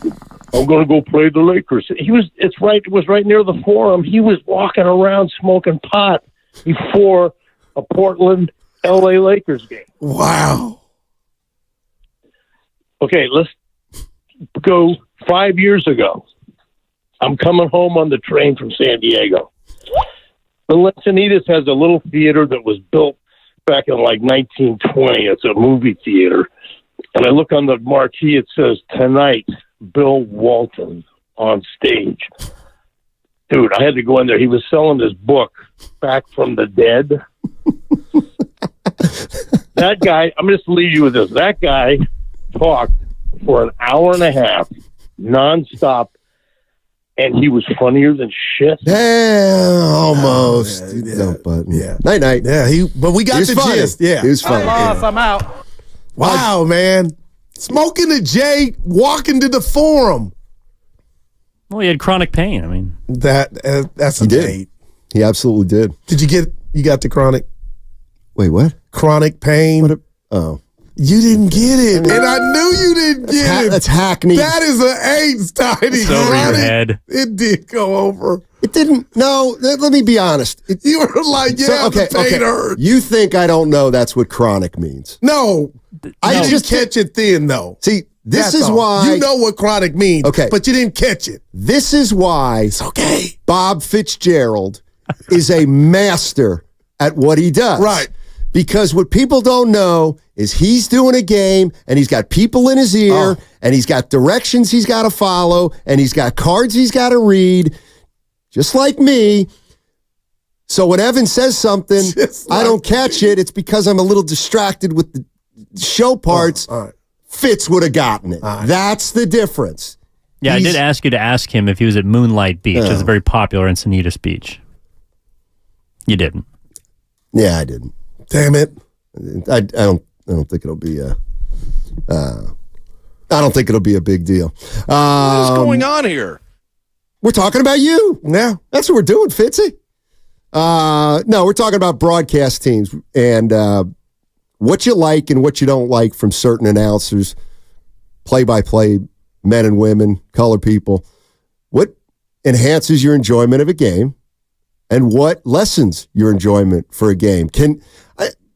Announcers, I guess they can absolutely enhance it. Oh my gosh. But they don't, no announcer's ever ruined a game for me.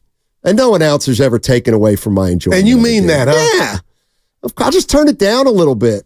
Not all the way. I don't go to mute. But then how do the great ones and what they do, like Bob Costas on baseball, it's a crime. We don't get that once a week.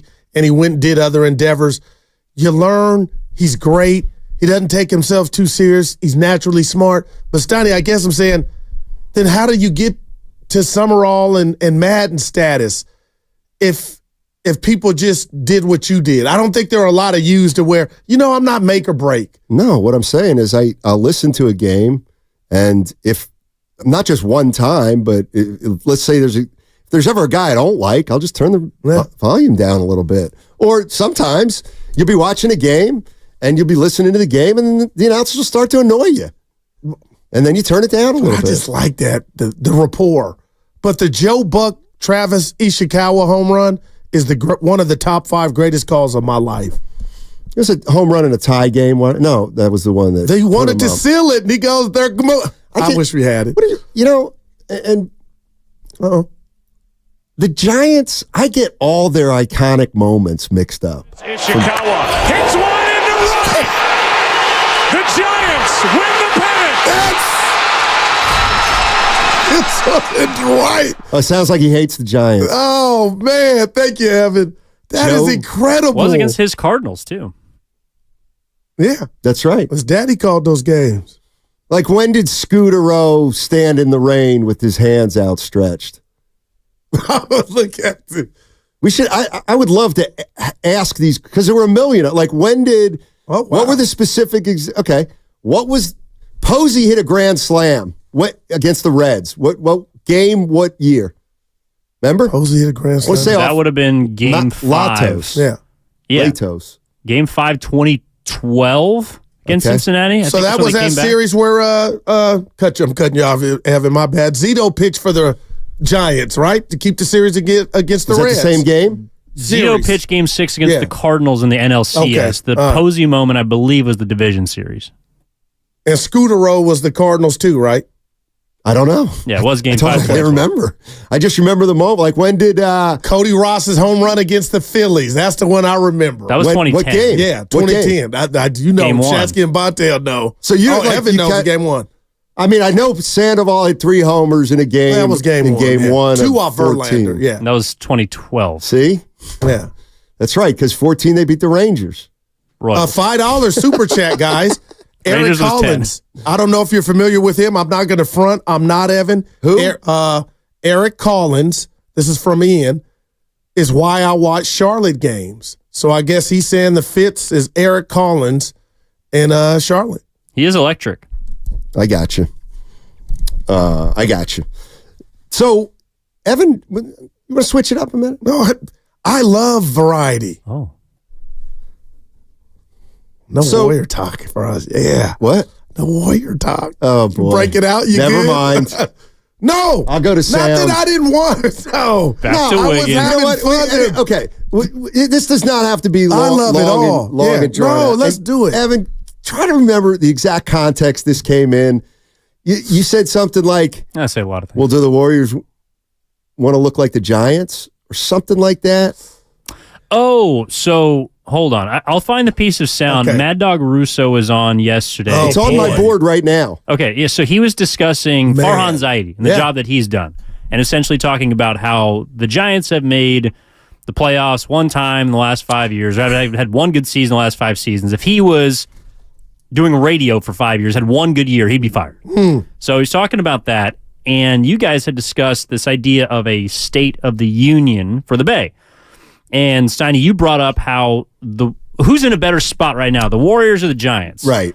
I said I'd rather be the Warriors because the Giants are where the Warriors are trying to avoid getting to after their dynasty. Wow. And Kurt, I love that, Evan. And I heard the Mad Dog sound, Steiny. I mean, he was spot on. I thought Farhan should have been ran with Gabe Kapler. I didn't like the fact that he survived that when that was your guy. And then the Luciano and the Matoses of the world come up and we think because you're here, it's about the future and you got these guys. And all of a sudden they're stuck down in sack. So I don't know what to do. And I know Yaz has come out of it. Evan was going over his numbers like 3 weeks ago, maybe DFA Yaz and Slater and bring up. I don't know what's going on with the San Francisco Giants, but I am shocked, and I'll wait for the crossover today, Steiny, to bring it up with our guy Willard. But I am shocked. Giant fans are kind of, I don't want to say panicking quick, Steiny, but they're not happy fast. How about that? I'm like, we're 1 month in. I mean, I think the question's an interesting one. Right here, right now. Right here, right now. What spot are the Warriors in? What spot are the Giants in? Oh, man. Because I'll take the Warriors all day. Because I could easily take the Giants, and I'll tell you why. Because things go south after a dynasty, I feel. They just do. They do. Gotcha. It's the price you pay. And the Giants dynasty ended in about 14 or 16. I know their last title was 14, but they went to the playoffs in 16. Yeah. And then it was over. Lost to the Cubs. And what happened? They missed the playoffs for a long time. Why wouldn't you think that's kind of where we're at with the Warriors? Because you're still sitting with Steph Curry. Okay, well, the Giants were still sitting with all their guys, and they re-signed all their guys. My point is that the way I look at it is the Giants are farther along than the Warriors in their post-dynasty process. The Warriors are just starting the post-dynasty process. And I'll be honest. Good luck with that. You know what, Stoney? I'm not mad at that. But if we had the youngsters, Luciano and all the guys that came up last year playing, I would feel better about you saying that statement. So the Giants kind of have not transitioned into that to where not giving up, but we don't see any young. Where's Casey Schmidt? He was what I mean? You know what, though? They're finally free. The Giants are finally free of the shackles of a dynasty and what it did to the franchise. The Warriors, there's no such thing. The Warriors are still shackled to a dynasty of the past. I know you're going to be like, the Giants have finally ridded when themselves. you have a dynasty, shackles too strong. Yeah, shackles. I would say shadow, but the Warriors are still one right move with an OG. One right move. You could put your right back. Well, you know what? We're not talking Warriors today because, and you know why? I'm sick of talking about pipe dreams that haven't happened in 2 years. Yeah. But I did hear Monty pull on with Willard and Dibbs. Great interview. Monty was like, Stoney, Warriors going to try to find somebody to dance with. Okay, fine. We can do that. I'd love that. What sound exactly did you like? In regard to Kevin Durant, basically saying what you just said is a long shot, but... How about something else other than Durant? Okay. Well... all right. I was going to say Bron. No, I'll go ahead and play it. Well, you're in trouble. The Warriors already know how Kevin fits with it. They've seen it work before. Now, granted, these guys are all older now, but the normal adjustment period that you get when you see a star player come to a new team, it won't be necessary with Kevin. When he first came to the Warriors and back in 2016, it took about 2 months for them to really kind of get a rhythm and for him and Steph to kind of learn how to play with and off each other. But once they got it, look out. And if Paul George were to, end up with the Warriors, which again, I think, Paul George is probably going to leave. He could leave the Clippers. And if he does, the Warriors would definitely look at him if he's available. Wow. All right. Thanks, Mike. Well, Paul George, you got me. Tonight could be their final game. Stoney, would you really want Paul? Would you? Yes. Why not? Not for Kuminga's future. He's a good player. For Kuminga's future? No. See, that's where, and I love PG-13, but I stopped there. Like, I'm not giving Kuminga up for him. No. 408, the Warriors are where the Giants were 5 years ago.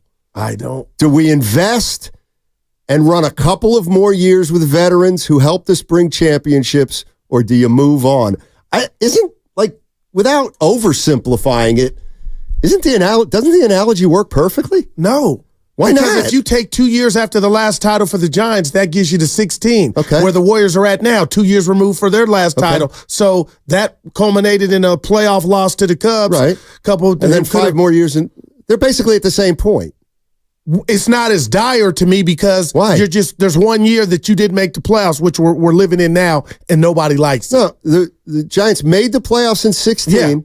And then they went 5 years without making it. And that's not going to happen here. Why? What makes you think that's impossible? Because hell is about to, all kind of stuff is about to pop off. Well, you think the Giants didn't try to get better?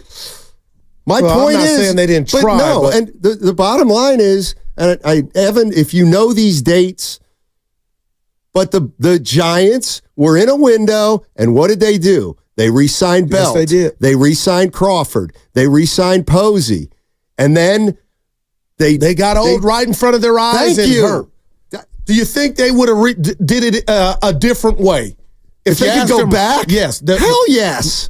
Are you kidding? I wonder how much of that was Janet Jackson. What have you done for me lately? Or what you did for me previously, But also 2021 could have been their 2022. No they could have won a World Series. That's what I'm saying. They went to the playoffs. That's such bad luck. They've gone to the playoffs once. Yeah. Well, they also weren't good enough. But they won 107 games. They should have just given them the trophy, man. Is that what you wanted? Seattle Mariners, I forget what year they won. I mean, come on, man. 408, right on the money. What? The Warriors are where the Giants were 5 years ago. Do we invest and run a couple of more years with the veterans who helped bring us championships, or do you move on?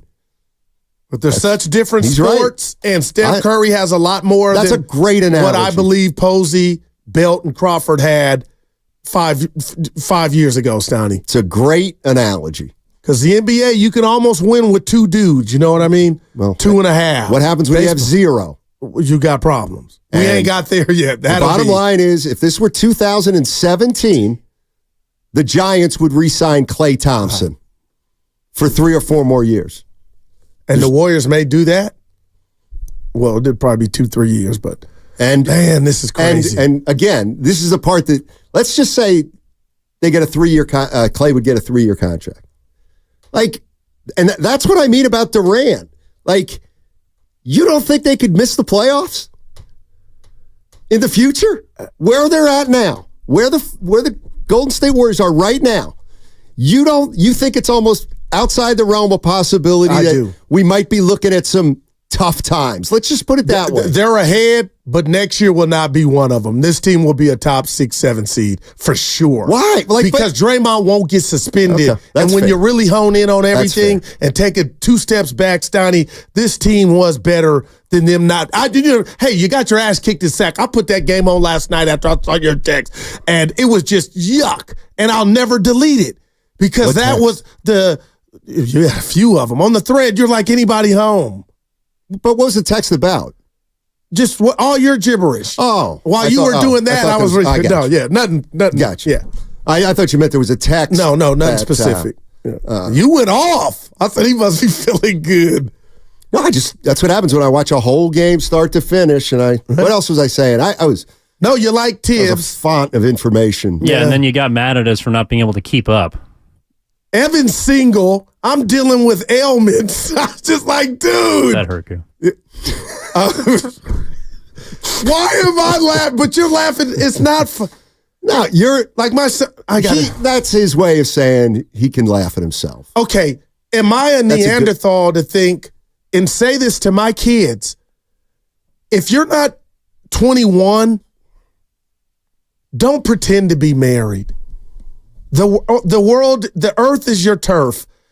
Go get different relationships. Not be naughty, but experience other things. Because you're going to get to where we're at, where you're the one and done and you're married. But as you're young, enjoy your youth. Don't marry soon.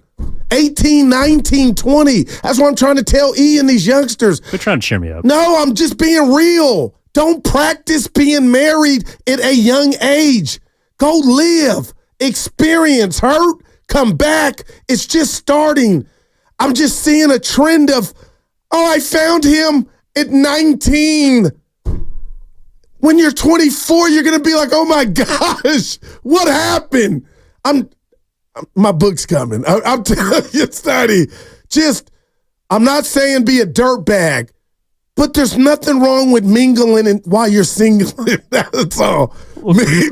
Good, with that mindset, maybe we can get into this on the other side. It sounds like you're asking the Warriors to kind of detach themselves from when they were 19, from some of the loves that they had and have had for the last 15 years. I wish that, Evan, I like that, and we're up against this, Donnie. I wish Klay was their biggest problem. It's not. He could be. They need shooting. If you could tell me breaking news 2 years for Klay, I'm okay. That's not the problem. We need depth, and we need more dogs. And the one dog we got, he's a special dog. So now he can't put the ball in the hole. So now I'm going to listen to Ann Landers and Dr. Ruth talk about the Warriors. All right, fresh off of dating advice. For that. Now let's get cracking on the Golden State Warriors. Yeah. Ann was my girl. Move on, Joe. Is she still with us? Who? Ann Landers. She died in 1976. R.I.P. Actually, I don't know. No, she's definitely. Okay. Dr. Ruth's still with us. I think she's still around. I always was uncomfortable around Dr. Ruth. Can we quit killing people on this show? Yeah, no, I don't like that. I don't. Yeah, I'm going to have a strong opinion. 888-957-9570. I'm going to allow the last half hour to be a little potpourri. If you want to jump in and talk announcers, we'll let you do that. What do you like in a broadcasting team you watch? What do you like in a broadcasting team you listen to on the radio? That's one thing we're talking about. You want to jump into the Warriors? Are they the next San Francisco Giants? I am fascinated to hear why people would be so confident that what happened to the Giants won't happen to the Warriors. And before you get outside, I do want to tell people that we're unveiling a new segment in this final hour. question of the day. Yeah. Not necessarily about sports. In fact, probably better if it's not about sports. We'll have one coming up, but we want people either to text in, to call in, to go to social media. We put a question out on Twitter. What question would you like Steiny and Guru to answer? Does not have to be about sports. It could be about life. It could be about pop culture. It could be about anything. This is something we'll be starting and moving forward with every Friday for the final hour of our Friday show. All right. Dynamite. Dynamite. We'll be back on the other side. We'll be back on the other side on 95.7 again. That segment was brought to you by Chilton Auto Body. Have you been in a car accident? Chilton Auto Body is...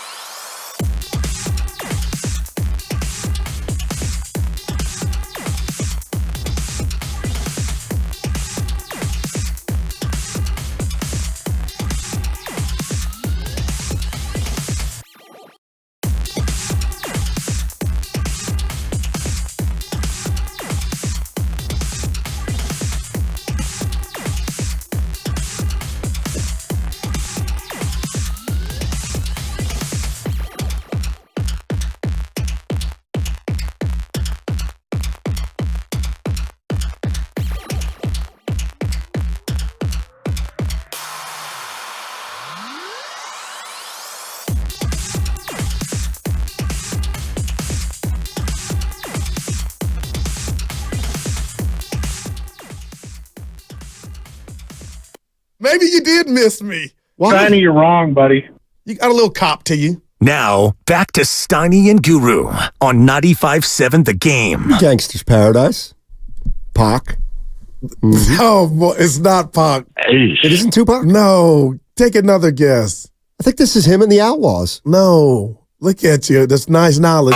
Damn it. This guy just passed not too long ago. Just passed. Not Ruth. She's 95. Willard told Biggie. us. That was Biggie then. East Coast, Donnie. This is a West Coast guy. Tell me. Tell him, Evan. Coolio. He passed? Yeah. Oh, boy. Yeah. Wait, what's his... He has that one... He has a... Yeah, that one song? This. Now, Coolio, come on, Steiny. They called Gangster's Paradise. Yeah. Boy, that was your... Why do they call Bird moment? Yeah, buddy. Welcome to the system. Oh, Willard let me know real quick. This is bothering me. He texted me about Dr. Ruth, still 95, going strong. He said Ann Landers was not real. My mother read her every day. Name. What do you mean a pen name? A pen name is when you write a book, but you don't use your real name. You just create somebody that doesn't really exist. Like the Ann Landers, no Ann Landers. That was probably like Betty Smith, but she said, I like the name Ann Landers, and I'm going to make that Ask Ann Landers. So like Jamie Foxx, that's his stage name. That's not his real name. That's his acting name. So that's what Ann Landers did. That bothers me. Probably. Yeah. By the way, that was kind of pathetic, what you did. About? With Lucas.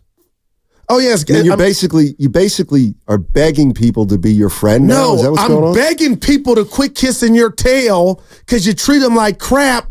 And then the guy that treat these guys like humans, I'm starting to see they get off more on getting treated like crap with you. And I just had enough. Lucas said it. We're taking you for granted. It's like the good girls like the bad guys. I get it. Don't mistake sometimes me with a not positive. I treat people terrific. I treat people great. You do, and then you don't. Thank you very much. I've seen you be an ass. No chance. No. Like my buddy Vince, he's my Harry. He wants us to fight. I'm like, he's really not like that to me. He's got the voice of a Richard, but he's really not that. I'm interested to hear what you say here to that question. When the Giants won in 14, and then they got to the playoffs in 16, lost to the Cubs. Then they had a dry spell. Okay. So they hung on that in 16, and then the dynasty was over. We all know that they signed Crawford, Belt, Posey, who else? But they got old. Yeah. They got old. Brought back Pence. And I'm just interested to know why, like, Warrior fans, a lot of them seem to think that the idea of that happening is out of the question when, you've got your older, if you sign Klay Thompson, in a way you're kind of doing the same thing as the Giants, albeit it's basketball. No doubt, which is a big part of it. Like, if I'm a Warrior fan right now, I'm not ruling out there could be tough times ahead. That's all I'm saying. Yeah, and only a fool would argue with you. But unlike, the difference between the two sports, Steiny, is I feel like it takes, if you got the right two players, all other Lakers in the bubble, all you need is 2, maybe 2.5. And Steph Curry, to me, is still playing a good enough basketball where if you get the right guy or guys next to him, you can make a run at it. So I'm trying to rewind us. But you tell me when Posey and Crawford were getting those, hey, we love you contracts, and Brandon Bell, was there really an uproar? Was there an upheaval to where people could see the future and, they're going to get hurt? And I think it's similar to where the Warriors are now, actually. I think back then some Giant fans were like, careful here.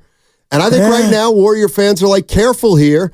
And I think there's some Warrior fans that wish the team hadn't signed Draymond Green. And I think they'd like to see the Warriors start coming off Klay Thompson to go into another direction because they believe continuing to run it back like this is a recipe for disaster. I just don't know how, and I know it's about no romance without finance. Let me just finish this, Donnie. I don't know how you get better or replace Klay Thompson's production. I don't want to hear about Klay versus Klay. What about somebody who plays defense? He's not.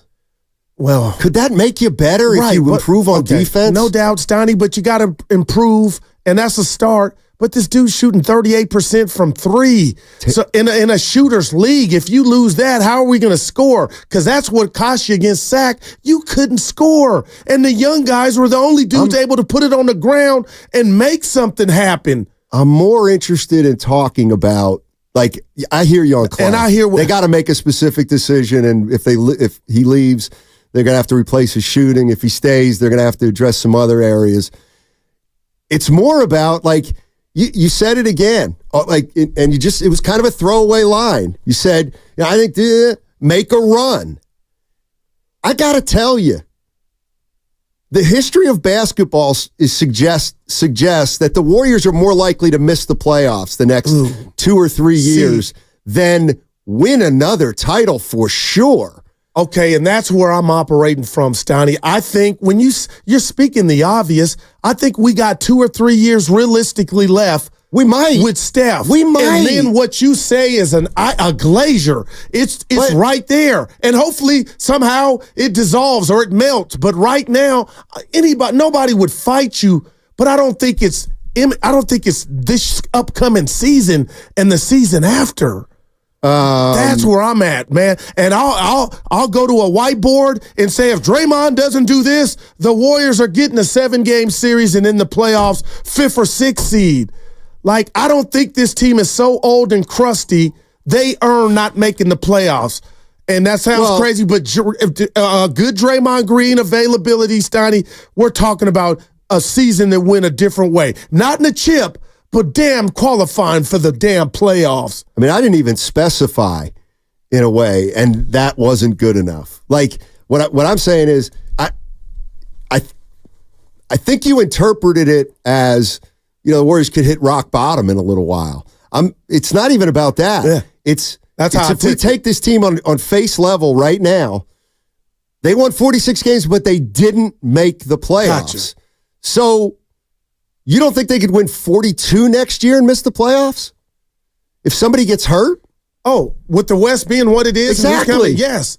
But I guess you're subtracting while I'm adding.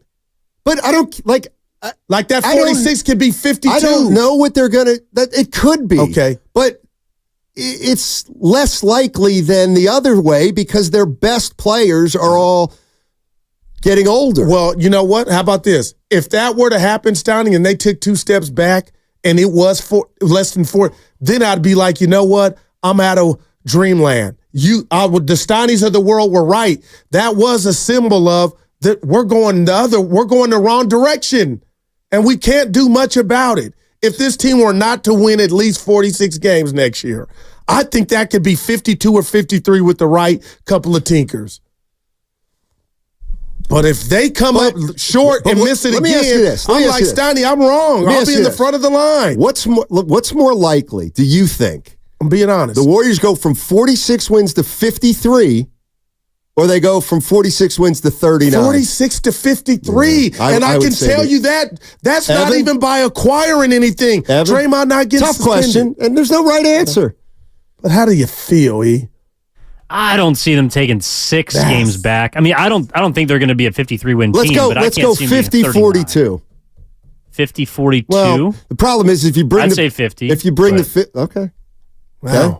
Yeah, I'm kind of that K. Yeah, I don't see it getting to 50. Winning 50 games is hard no matter who you but are. K, not to interrupt you, K. That's because they're a better team. What about the Draymond availability? More so like, we're talking about the same team, right? We're not adding anybody because the same team.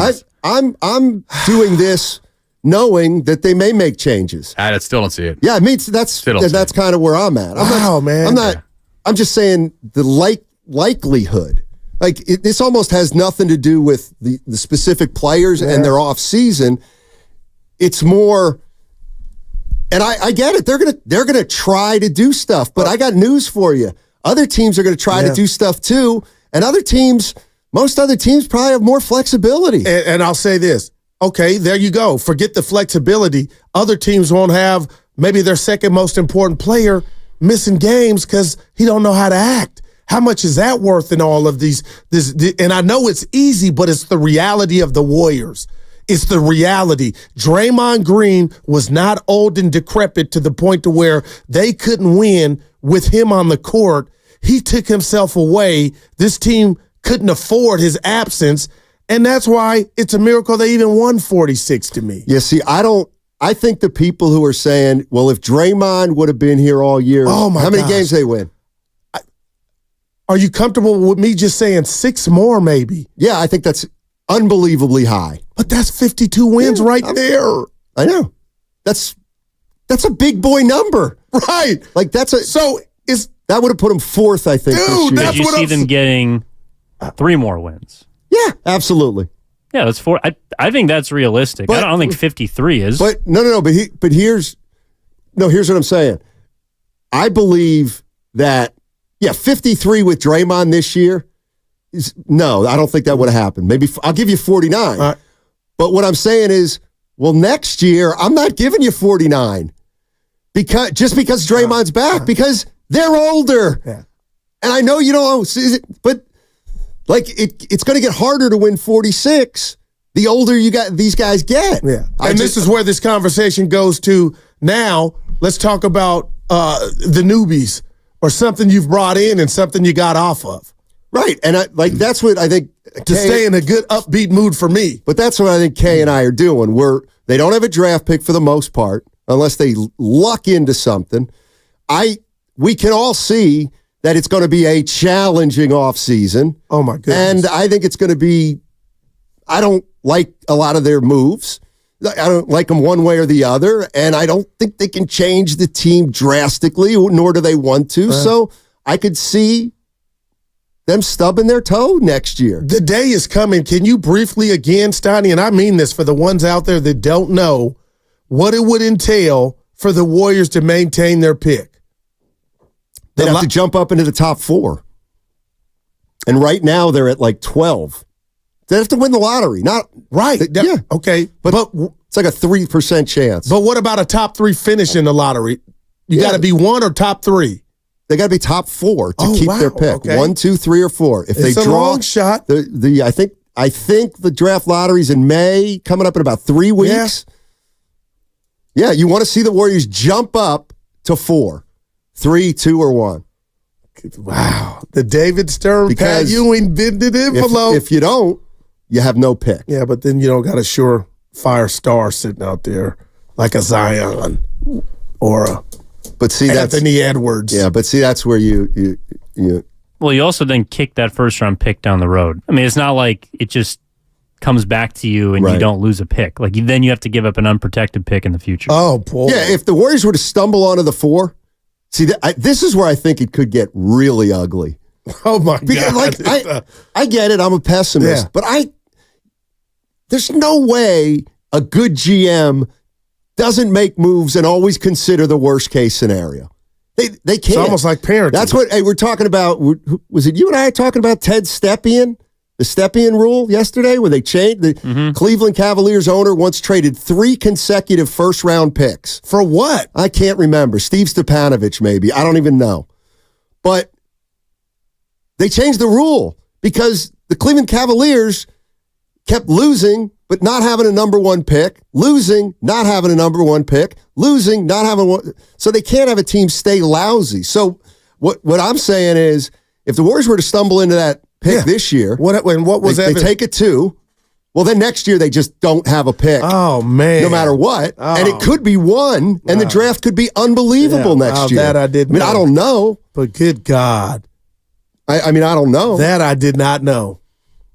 But let's go to Austin in the city. He's got a bone to pick with you, Goo. Oh, boy. Yeah. Oh, I think I know what Hey, Austin, how you doing, buddy? Hey, I'm doing good. Hey, man. I'm tired of everybody picking on Klay Thompson and Draymond and stuff like they super old. Klay Thompson is better than damn near all 3-and-D people that want to sit in a corner and shoot threes. He can still put the ball on the floor and still shoot that thing. Like, what are we talking about here?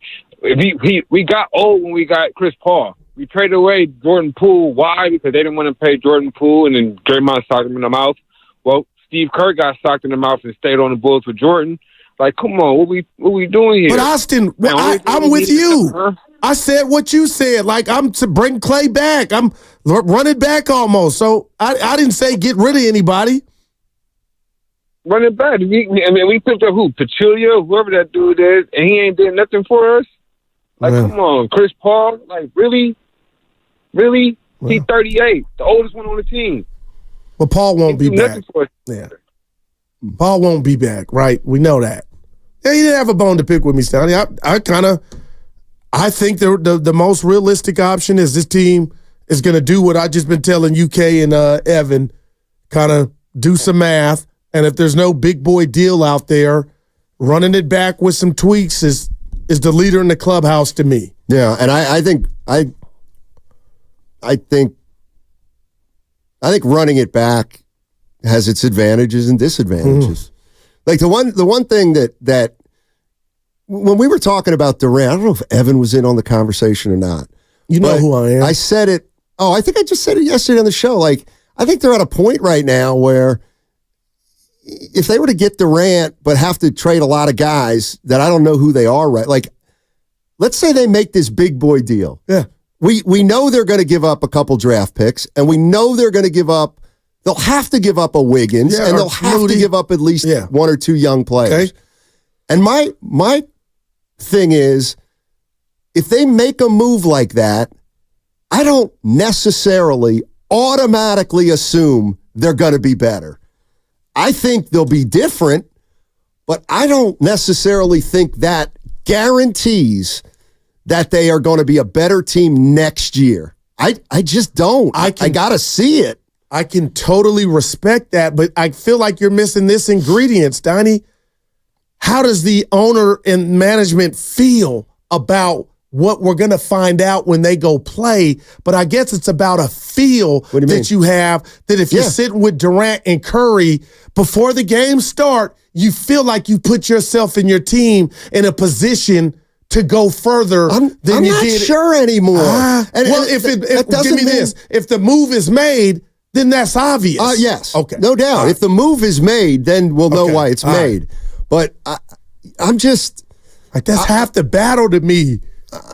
Like, yeah, it didn't work, but we tried it. We felt that was the right thing to do. See, to me, that's like... I think that's a risky play. I really do. Getting an old guy in here for young guys, to me, is a risky play.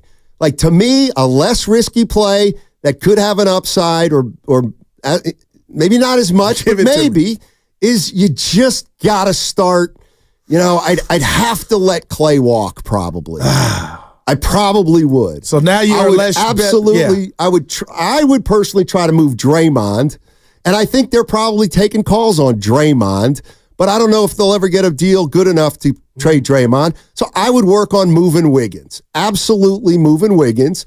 Chris Paul's not coming back. And I gotta find the right player or players to get in here for Wiggins. One of them can play the two, who hopefully can defend, and the other's another wing player. And there's a chance that a team like that could mesh and be better and more cohesive than this team last year. Wow. A lot of changes, and you got to hit on what you would bring back. Not a ton of changes. You're just letting Clay... Chris Paul's gone. We all know that, right? Well, yeah. No doubt. And I'm not even including that. But what about the spacing for Steph that we already saw guys looking like the police chasing them? One of the guys you get for Wiggins is going to have to be a shooter. Or you're going to have to address shooting in free agency with one of your exceptions. And if Wiggins is gone, a guy that could at least on a good day create, guard. He doesn't create. But for him. Well, for himself. Yeah. So, I mean, So Enrique Rivera, this current system doesn't work anymore. What if that's the case? Then you really got problems. Or you just get a player in here along with Steph, and you kind of change the dynamic. People asking for question of the day, Stoney. We'll do that on the other side. Yep. Too short segment. Too short segment. Call us short, dog. See, that's what I mean. That's not... It doesn't make you look good when you say that. I'm paying homage to the Too Short. Sorry for you. We're all talking sports. Like we just puppy. talked Coolio. Come on. No, I get it. He but said the it comes off. Evan, what does he know about the outlaw? That was impressive. Yeah, I've done this before. You either ride with us or collide with us. Simple as that for me and mine. You, man. Yeah, you thought I was going to say it, didn't you? No, I'm going to say it. I'm familiar with some of his music. I'm just saying, it's going to be fascinating offseason. Good God. And you know what's scary and it makes me more mad? Stoney technically is not starting until these playoffs are over. Yeah. We're in the second round, bud. Yes, we are. We are in the second round. It's kind of like the Warriors. Warriors aren't in the second round, but you know what they're in? They're in the second apron. That's a 4. Come on, that's a 4. But I don't like the truth. Not in the second round, second apron. Yeah. Yikes. Come on, that's a 4, babe. Until July 1st. Your boy Finchy going to be on sideline tomorrow afternoon? You want me to break that story? That means he's not. That's the kind. I wouldn't do that. I wouldn't do. See, I have a lot of Is he or not? I don't know. I'm not going to ask him. That's what I told you. That was a serious surgery. His ass going to be at the house. Yeah, that's right. I'm afraid of Willard and Finch. Right. You think I'm going to call him the night? Hey, Finch, let me break. No, send a text. Nobody cares really here. What's the text say? You gonna be you on the sideline Saturday? Well, first of all, the NBA right now is so dumb and so overcovered that it will be like a little bit of a story, whether he coaches from the locker room or the sidelines.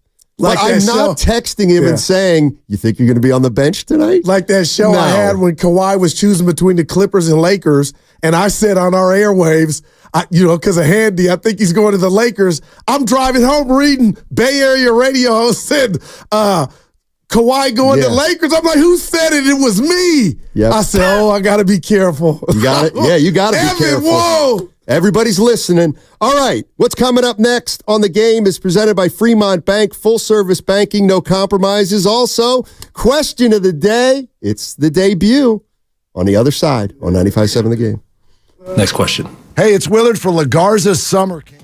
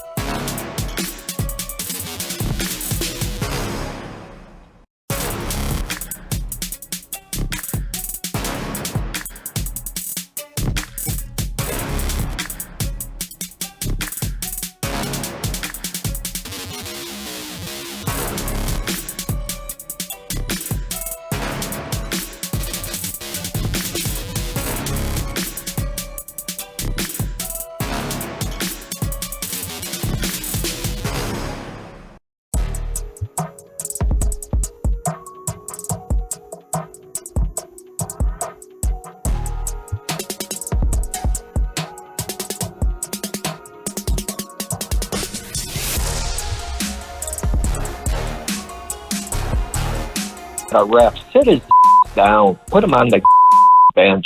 Oh. Now, back to Steiny and Guru on 95.7 The Game. Yes, sir. Draymond talked about Pat Bev on his podcast. Willard and Diz will play the sound. Did Draymond drop a new one? I believe since so. Last night? No, that one. Okay. The one last night. He said you can't do it, basically. Oh, so Draymond's telling Pat Bev, laughing, you can't do that. Well, he did two things. He threw a ball at a fan, and then he Twice. He threw the ball twice. Was an absolute horses behind to a reporter. I don't know if you're familiar with the old school New York Giant quarterback, backup Jeff Hostetler. He wore the great number 15. To Penn State. Okay. Transferred from West Virginia. What else you want to know? Dibs thinks he's getting 15 game suspension from the league, at least. He's got to be in the league first next year. The Halliburton line. That's one thing. I would get 10 assists if I had it 41 minutes. Hey, coming up in a minute, we're going to unveil a new segment, question of the day. And you can tweet it, text it, or call it in. And I got a question here that was sent in by a listener. Yes. We'll talk about that in 1 sec. There was one last thing I wanted to do, and now I forget. It was actually business related. I can't remember. Somebody said you're spectacular when you're not talking. That's a 4. Who said that? That's 415. It was earlier. Seriously, who said that? That's a 415. I didn't want to say it. Hey, okay. So there it is, the question of the day. And once again, we're going to try to make this a daily feature during this last segment, which is abbreviated. Every Friday at 1:30. Oh, just Fridays. Sorry about that. Just Fridays. Yeah, we couldn't maintain it for a whole week. We have the shortest attention spans of any Bay Area radio station. Yep. So we'll do it on Fridays. Tweet, text, or call in. Question of the day. All right, here you go. You ready? Let's go. This is from a listener. When does a nap become sleep? When does a nap become sleep? When you wake up and say, oh, explicit. When you wake up from that nap like, oh, it went too long, that to me, my friend, is sleep. Yeah, I think there's a couple ways this could go. This is great. I think there's a couple ways this could go. I think there's a time element here, but I also think there should be rules where, do you take naps, Scoo? No, I can't. I'm not, but if I go in the movie theater and pay my money, I'm napping for 2 hours. Okay, that's not what we're talking about. Evan, do you nap? All the time. Okay. So I'm going to have to ask you some questions. All right? Please do. All right, Your Honor. When you take a nap, are you in your bed, first of all? No. Well, that's a big criteria. I'm almost ready to say automatically it's not sleep. People nap in their cars down there on lunch break. Yeah, no, it's a nap on the couch, but can it be sleep on the couch? I'm going to say no. See, I say you can sleep on the couch, and I do it pretty frequently. I've done it in my single years. Well, if you wake up and it's daytime, if you wake up and the sun's coming up, then it's sleep, obviously. I think another important question is, if you're napping in bed, I take a lot of naps. I nap. Do you? So you say I'm going to nap? Yes. What's your time say rest frame? my eyes. Yeah, what, an hour, 40 minutes? If Evan, for example, I just can't nap. My feeling is, I would ask the question, do you get under the covers? Oh, no.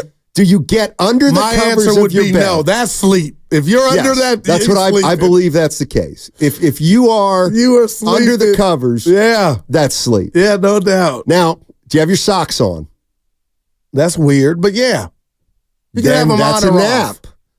Socks or nap? I think it depends on if you sleep with socks on or off, because do people sleep with socks on? Yeah, overnight. God. Oh man! Yeah, I didn't know that. Wool socks? You killing me? Oh, I thought I lotion my feet and put the sock on to keep the moisture in them. I've never worn socks to bed. Yeah, that's serial killer stuff right there. Sleeping 8 hours with socks on? Kind of weird. You got 50% representation here. Me and Goo are on the same page. What if it's winter time? They better not have an elastic top. Yeah. Well, your circulation, gangrene or whatever the thing is when you cut off the circulation. A nap.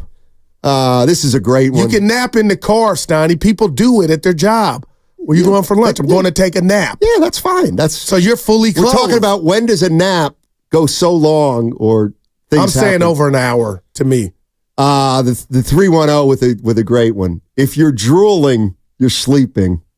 That is true. If you got a drool thing on your pillow. Yeah. Spit. And then we may have a doctor in the house.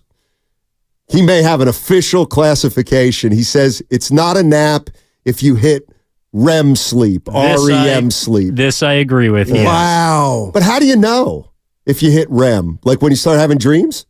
Yeah, that's it. REM. Your REM. When you hit your REM, it's like your deep sleep. So to Goo's point, when you wake up and you go, "Oh bleep," that's probably because you've gone through your REM cycle and you kind of lost track of where you're at. Oh well, then I don't take naps because every nap ends with me going, "Ah!"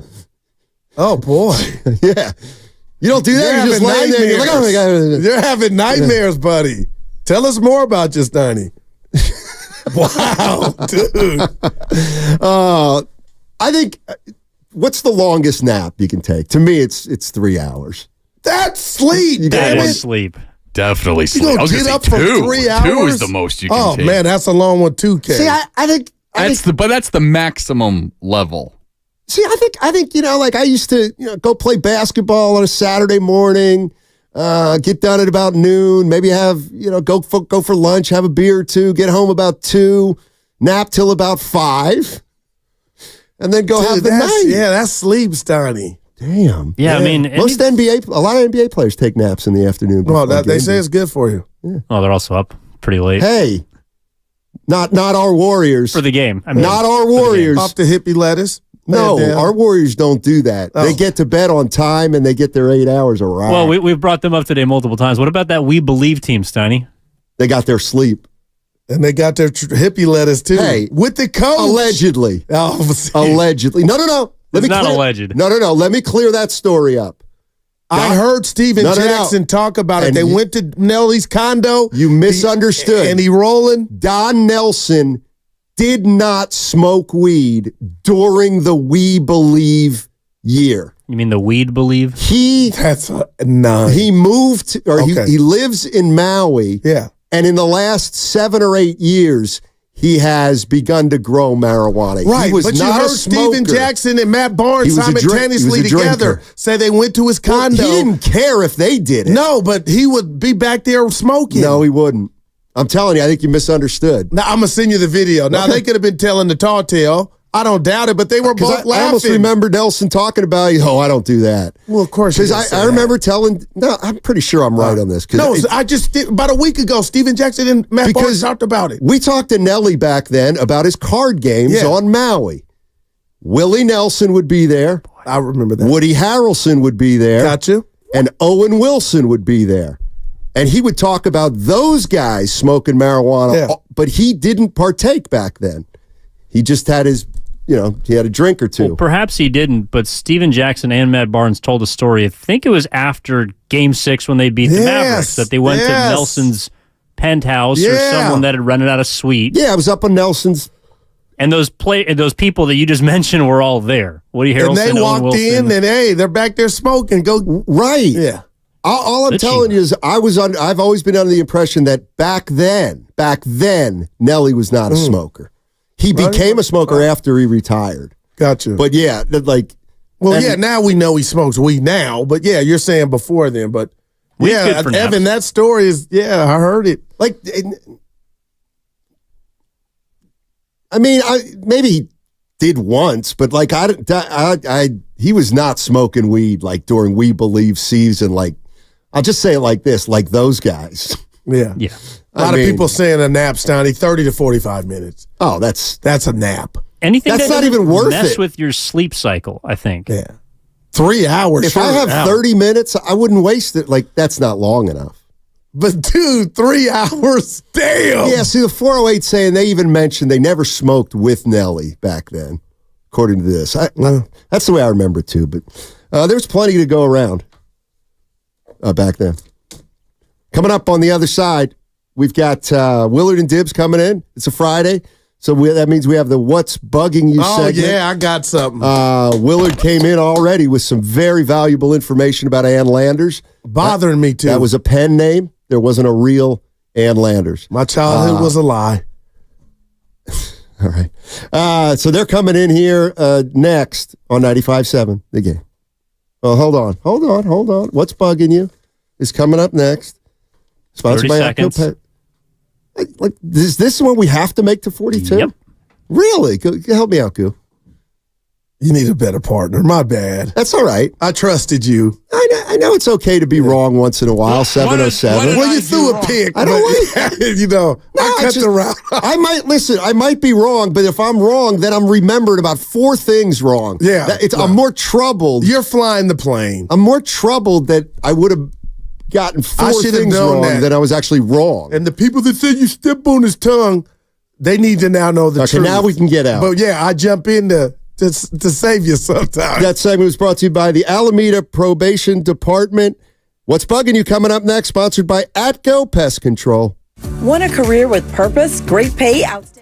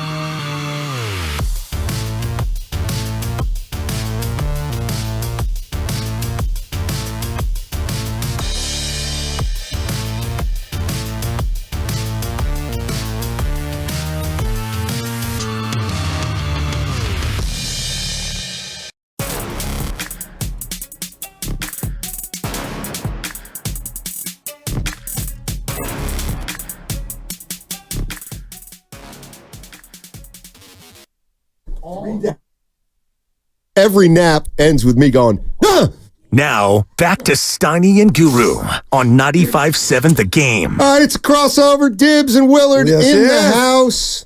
Coming up in 10 minutes. What's bugging you? Sponsored by Atco Pest Control. Bravo. That's right. I got to. Bravo. I got to write down because I'll forget it. I got a good one. It's funny you say that because, and this is not officially my what's bugging me, but Mark and I had this senior moment. He's only 49, but he's getting there. What's bugging me is the fact that I think about what's bugging me on Wednesday, and come Friday, I don't remember what's bugging me anymore. Wow. Well, part of it is maybe this is miscast that we're doing it on Friday because we all come in here in a great mood. Sure. Because it's Friday, and then I'm like, okay, what were those 28 things that bugged me Monday through Thursday? And I can't think of any of them. I'm wiped clean. I'm in a great mood. Right, there you go. You guys are part of the reason why, too. You've had a great show today. It's been fantastic, yeah. Now, I don't know how to take that, Willard. Yeah, what happened yesterday? No. I was driving, but I would have texted you. Your Summerall is a 2. I mean, the show's been great. Right. No, but you caught the Did you like my Do Summerall? Do Summerall? That was funny, too. Okay, thank you. That was funny, too. The third time you did it was a little mean. What about his Bill Walton, though? Are we going to go segment by segment? I really just wanted to say I've enjoyed listening to you today. But give him I your didn't Bill want to go Walton. over every So you didn't hear my Bill Walton Because we got Larry's Your Bill Dr. Walton story was Phil, incredible. Kapler with Willard. You're anti-Dickie V, though. That was That's tough. I was upset. That's a tough He's opinion. a great guy. I've met Dickie Vitale. But the whole broadcasting thing that you guys were doing, that's what kept resonating in my head when everyone will be like, that guy or that girl, Doris Burke, that person's really good. And I'm like, what does that mean? That means you enjoy them. I promise you, both of our shows have 1,000 or more people out there who think we suck. Right, I'll go 2,000. Loud. Yes. Well, let's not go 2. We're not doing 2. But there's also thousands of people who think this is the best station and the best shows in the Bay. Millions. And it's your favorite guys. We get a call, right? How many calls do you get every day? That's true. You guys are my favorite show. Yeah. I listen to you every day. So what does good mean? We're here. I would say this to the listeners. They're there. We're here. Thank you. Therefore, we're good. Jonathan. Right. We're good at this. Now, you may think we may not be your cup of tea, but we're good at this, or else we wouldn't be here. And there is a lot more to this than you think there is. No doubt about it. Okay? Stoney pointed that out. So that goes to Fitz and Buki. And I love them, man. And I heard Mark Ibanez call the morning show about it.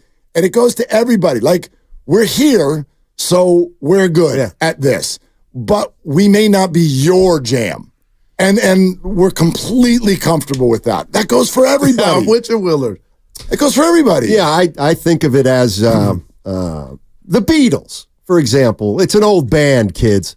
The Beatles. I love the young people. The Beatles, many people feel, is the greatest band of all time. They've got an inordinate number of hits. And I acknowledge they're among the greatest bands of all time. They're just not my cup of tea. Not your jam. They're okay. My dad does not like Elvis. Okay, so Guru and I feel like... Wow. I feel like Guru and I are the shaking Beatles. And gyrating. We're like the Beatles. Well, that is more kind of a... Well, I'm not going to get into it. But anyway, not a fan. Yeah. But we'll just leave it there. What I love, and I'm a romantic, sports romantic, the medium that is doing the games, guys, is as important as the players on the court to me. If you're locked in, Summerall, Madden, Willard, I'll watch that game 4 or 5 times predicated on just how good their dialogue was, and the game was fantastic. The NFC Championship game in Seattle years ago with Richard Sherman, he tipped the pass and Cap through the interception. Don't remind me. Aikman and Joe Buck it was, go back and listen to that audio. I can go to sleep to it. But the whole game, they brought their part. They did their part, man. It mean Bob Costas doing baseball back in the day. Yeah. Jesus. You guys have fallen for the schnooker. What's the schnooker? I got schnooker? He actually has you guys believing that he rewatches games just for the announcers. Oh, my. The game's got to be good, too, Willard. How dare you? Wow, that hurt. I'm sorry. I'll see you at the bar in about 10 minutes. Yeah, but... God, I mean what I say. It's incredible. I said what I said. Announcers matter. I actually wake up in the morning and go, I wonder what Goo does outside of 10 to 2. Like, I find him to be and Steiny, I may not want to know. So, theater of the mind, as you said earlier. Put it this way. I'm going to allow for all kinds of possibilities. I love moments, and I like running them back. Yeah, great. That's how you stay. I like it, dude. Well, I love it. And I get probably not a call a week, but maybe every couple of weeks, he and I will touch base in off hours. And so I do get a window into the Goo, and I love it. And it's exactly. But you don't know if he's telling you the truth. I have a pretty good idea that he's telling me the truth. He might be, I'm at the bank right now, and he might be robbing the bank right now. Wow. You don't know. I'm pretty sure he's not at the bank. jail, Will. I don't know if you guys mentioned this guy, but it's something that, and I was going to say to Lucas, Lucas, I'd love for you to book him for me, but that's kind of a laughable thing. But I didn't like that. That's the best joke you've told. Thank you. Damn. He's not even in there. To me, one of the best guys to ever do it, who's still doing it, is Hubie Brown. Oh, man. And I would love to have a conversation with Hubie, who's got to be, Steiny, 87? I think 90.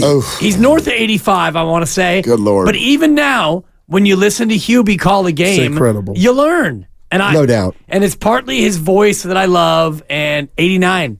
Oh, he's 90. 90. Izzo. In fact, he's about 3 months away from 91. I even now. Chalk one up for the You want to Goo. talk about still sharp? He's still sharp, and I love the way he does it. I'm not going to argue that. Incredible. I'm not going to argue that there isn't different. Like, obviously, there's in every industry, there's good, there's great, there's whatever. But more than anything, he's your cup of tea. I enjoy him too. Yeah. But I know you, and he's your cup of tea. Yeah. Wow. That's great. He's informative, and he's not afraid to, I don't know about rip a guy, but he will be critical if, somebody needs to be criticized. He's he is the polar opposite of the Yankee guy. Exactly. It's a wonderful day with the Do you think John Sterling is great? No, he stinks. Okay. Not your cup of tea. In his heyday, he was great. I just broke my rule of not criticizing somebody in the business. He's actually phenomenal. No doubt about it, But Willard. he's not your thing. I don't know anything about him other than his muffed calls, and He's a legend, now I Will. pretend to not like him. Well, right. I mean, he lost his fastball. He's a legend. We know who he is. Okay, no doubt. That's all you need to know. Right. Like, guy, how long did he do the Yankees? Oh, my gosh. 114 years? Something like that. I mean, whatever. Like, amazing. Yep. It's incredible. We had a Bill Walton line, and I'm mad at Steiny. I was going to let you know at the cafeteria. Bill Walton in the 96 finals, Bull Sonics.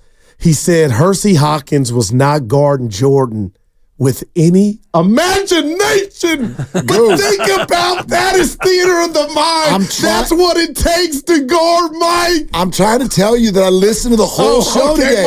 You went right to Eric Pietkowski right after that. Wow, I heard the whole show today. I had to You say probably it again. worked with Pike. I did not. When he was a Clipper. No, well, what years was he on the team? Oh, boy. I might have been in the locker room interviewing him. Yeah, that's what I mean. I bet you overlapped with him. There's no doubt he did. That feels like an Was 02 to 05. Was he on the Darius Miles? Like, was he? That was Quentin Richardson. But Darius Miles might have done it too. Oh, no, Darius Miles definitely did. Yes, he did. Yeah, but was Pietkowski on that team? Pietkowski quietly, I think, played like 7 or 8 years with the Clippers. He's 53 years old now. Holy cow. Nebraska. He played for the Clips from 94 to 03. Yeah. Okay. I got there in L.A. Geez, he might have had 1 year left. Like, He's one of the longest tenured Clippers, I think, maybe in history, if you look it up. Michael Cage has got to be up there. 10 years is a long time. He had to jail for the Clippers? Yeah, especially back then. I don't even know if the organization's been around for 10 years. Random before. Go ahead, Stan. Yeah, you get down to L.A. Have you seen have you driven by the new place where the Clippers are going to play? Where's the old Forum? Where is it exactly? Is that the old Forum? Right next to it. it. Near it. It's Inglewood and down there. And, up to no good. Yeah, no, I have not. I did not put it this way. I did drive down there just a few weeks ago. I did not notice it. However, somebody who lives down there who I was talking to just last week said that it's really starting to take shape. You can see it now from all the renderings, the 48 freeways. And I thought they knocked the form down. I guess they're keeping it there. Like a silhouette of the I don't think form. they knocked it down. I thought they did. My buddy It's at Kane Hollywood Park, right? They're still putting. they got like a little. Well, they still have concerts and stuff. There. Yeah, Well, you're right. They're still filling the A forum. lot of church events at the Forum. They also have they sell Halloween stuff in October at the Forum. Wow. You know what they use the parking What's lot? that called? Are you playing The or Halloween store? Oh, no, they do it at the old Warriors Arena. You know, it's like a sign that something. Like a banner. There's a big space. I'm trying to get It's a Halloween pop-up. Are you ready? Why is NBC trying to buy the NBA? And Barkley was on with Dan Patrick. No, I know. I heard the whole show. I know. Are you ready for Barkley and Kenny to be gone and Shaq? No, it's probably, I'm not either, but it could happen today. Is there anything in our lifetimes, sports media, sports television, that beats that? More iconic?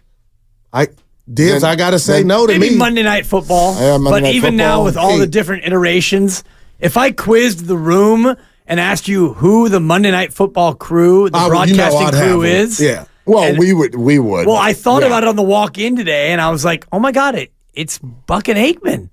Joe Buck is on ESPN. Oh, you're talking about now. Right. Now. Yeah. I thought you meant the Cosell. Yeah, no. But if I asked you, Don Meredith, if I asked you who the last 3 or 4 crews were who were on Dennis air, Smith. I mean, you got a Steve Levy in there, and a Lewis Riddick, and you got Dennis Smith. So.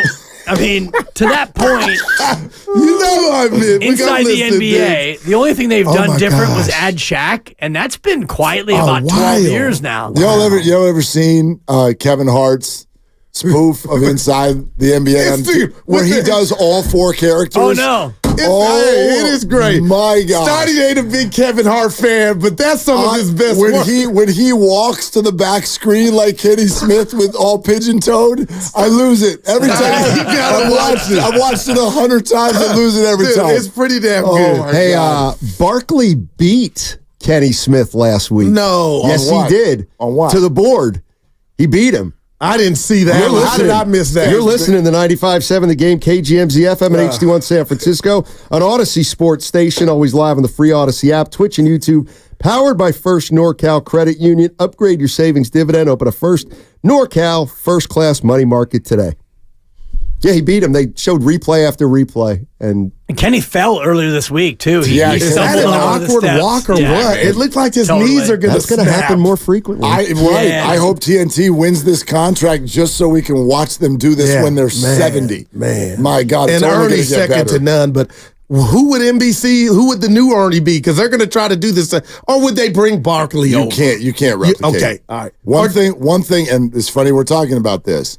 A buddy of mine who's, whatever, is successful in entertainment. No, this was advice. Okay. This was advice I got long time ago when I had a contract not renewed somewhere. Ooh. And he goes, don't go out trying to replicate what you just did. It won't work. Why? Because it never does. You got to reinvent. You got to move on. That's right. Like don't go try to copycat, try to recreate, go do the exact same thing, which is it's our first thought every time. You're like, I liked what I was doing. Why do I have to stop? Wow. Now let's go find a different station to do the exact same thing or whatever. It's like, no, do not try to replicate. Man. Just go with where the wave takes you. And if NBC wins this thing, that'd be my first piece of advice. I wonder why they want it back in. All right, it's time for the What's Bugging You segment, sponsored by Atco Pest Control. It is the What's Bugging You segment. I'll tell you what, I'll start us off. Go ahead. And I got to be careful here. You better be careful. You know what's bugging me is the big board. The big boards. And here's what a big board is. It's a company that's got a sales department. We're all looking around. It's a company that's got a sales department. There's a big board right behind him. And there's a monitor, and it shows you the statistics of everybody in sales and what they've done over the quarter. And I don't know. I lived for it. What are you getting at, Steiny? I don't like putting the scoreboard out there like that. Nah, that's what they live for. Like boy, like some people, it's like you love it when you're up and hate it when you're down. You're coaching one way, and sometimes I feel like you got to coach everybody different. It made you uncomfortable seeing some people. It made me uncomfortable. Look, exactly. Yeah. Well, I would just like to say coffee is for everybody. It's not just for closers. And you're right. That it is a bit of an archaic motivational style. But they sign up for that, though. Everybody in there. But that's why I think the closest thing to sports for me, Willard. And when I was down, I think if you're a salesperson, you've got to accept that may happen. Oh, you got to know it's going to happen. He's the sales guy. Yeah, no doubt. You notice that none of them, sorry, Dibs, have any hair. The whole sales staff. Megan? Hairless. Well, Ethan. Sorry to the females. But Ethan. Right. Well, anyway, I'm just saying. Yeah, exactly. He'll get there. Also, Miles. He's got hair. Crawford. Back. Yeah, Jordan. Yeah. I tell you what, if you don't like the board, then get on the board. Wow, because there's no doubt. That's definitely a part of the deal. If you don't, there's no doubt it's one and of those. we have the board and like, hey, here's your top 10, and you're looking, it's like, ooh, page 2. And then you get to page 2, and you get like 11 through 16. It's like, damn, I couldn't even make. Bringing back not only am I not number 1 or top 3, I'm not even on page 1. That's tough. That's tough, bro. Yeah. I'll go. I'm about safety. And I've just had enough with what I see on 880, 580, and 980. You cannot make these cars that look like picnic baskets that are so little. And I worry about if they got an fender bender. Like if I got in the car, I'm already in the trunk. These cars are being made. I'm seeing them more, and I'm just worried about everybody. A picnic you need basket? some steel and chrome, a buffer. So if you get in an accident, you're not just Have you seen these little cars? You're talking about smart cars. No, they're not. Mini Coopers. Yeah, what are we doing? I saw a lady on the way today, and I'm like, if you get a flat, you might be gone. Do you know how easy it is to park those cars? Oh, yeah. Oh, take that. But what about my livelihood if I get in an accident or, God willing, it's not my fault? I'm worried. What's your current MPG in the caddy? No, seriously, 24.5. You liar. I'm on the road. I go a long way, so it's better. 24.5. Guru, I got a 2019. It's 5.3. On the highway? 5 miles on the highway, gallon. 24.5. Since you've been on the air, your car's burned a gallon. Just in park. I'm rolling at 40 flat, and I got a Honda Fit. But I get you. But what about if you get into an accident? These cars are like really picnic baskets, Willard. Hey, boo-boo. You're done. And I don't want that. Well, I mean, maybe that's why Dibs picked that car. He seems to seek out accidents on the freeway whenever possible. I don't seek out accidents. You do. What I seek out is controversy and interaction. There you go. And so far, your boy's undefeated on flipping the bird, honking the horn, and even occasionally stepping out and flexing on people. Yeah, lay off the horn in these Bay Area roadways. I'm like Floyd Mayweather when it comes to road rage. Or stuck in Dubai. Well, then you should go last. I'll go next. April is gone, and I would like to pay homage. This is what's bugging me. The IRS. That's who's bugging me. The IRS. Not because of anything that happened this year, not because of anything 2023. And I get it. This is a massive organization. And good God, they've never recovered from COVID, and I'm sure they never will. They're a gang. But if your 2022 thing had and it wasn't my mistake, there was an error. Yeah. And it's been rectified. And I have called no less than 8 times. Each time you have to dedicate at least a full hour just to get the person. And every time they're like, yeah, no, we've got your thing. We see it. We're processing it.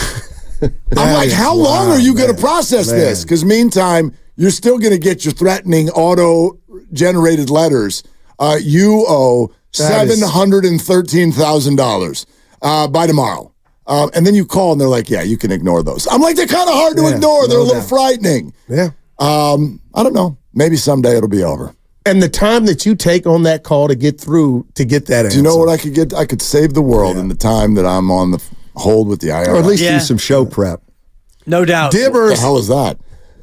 For me, and this is maybe too broad for the bit, but it's burglary. Burglary is bugging me, and it's not just the simple thing about when you lose stuff. It's what it does to the people who aren't necessarily the primary victims. We had a neighbor who got burgled over the weekend. Home. Oh, my gosh. You know, the burglar knew that our neighbors were out of town, so they went in the back door, grabbed the safe, grabbed the jewelry, and left. And didn't affect me directly, but now we got to get cameras. Oh, no doubt, get alarms, no doubt. Now we're on alert. And the other day I was going to CVS here in the city. I had to get, it was a medication sensation. Yeah. I had to pick something up, and I thought, you know what? I'm going to get a Diet Mountain Dew. I haven't had one in about 3 years. I'm going to get a Diet Dew to treat myself. I'm on this diet, and I haven't been drinking soda. I'm going to get a Diet Dew. So I walk up to the case, and it's locked. So now I got to go find somebody to help me unlock the cooler so that I can reach in and get a soda. And you know why? It's because of burglary. Okay. And I don't fault the CVS and all the good people in San Francisco. I love this city, but they are so beset by crime that anytime you want to go anywhere, you got to get help now. Like you're some sort of feeble 4-year-old. Can you please help me get a soda?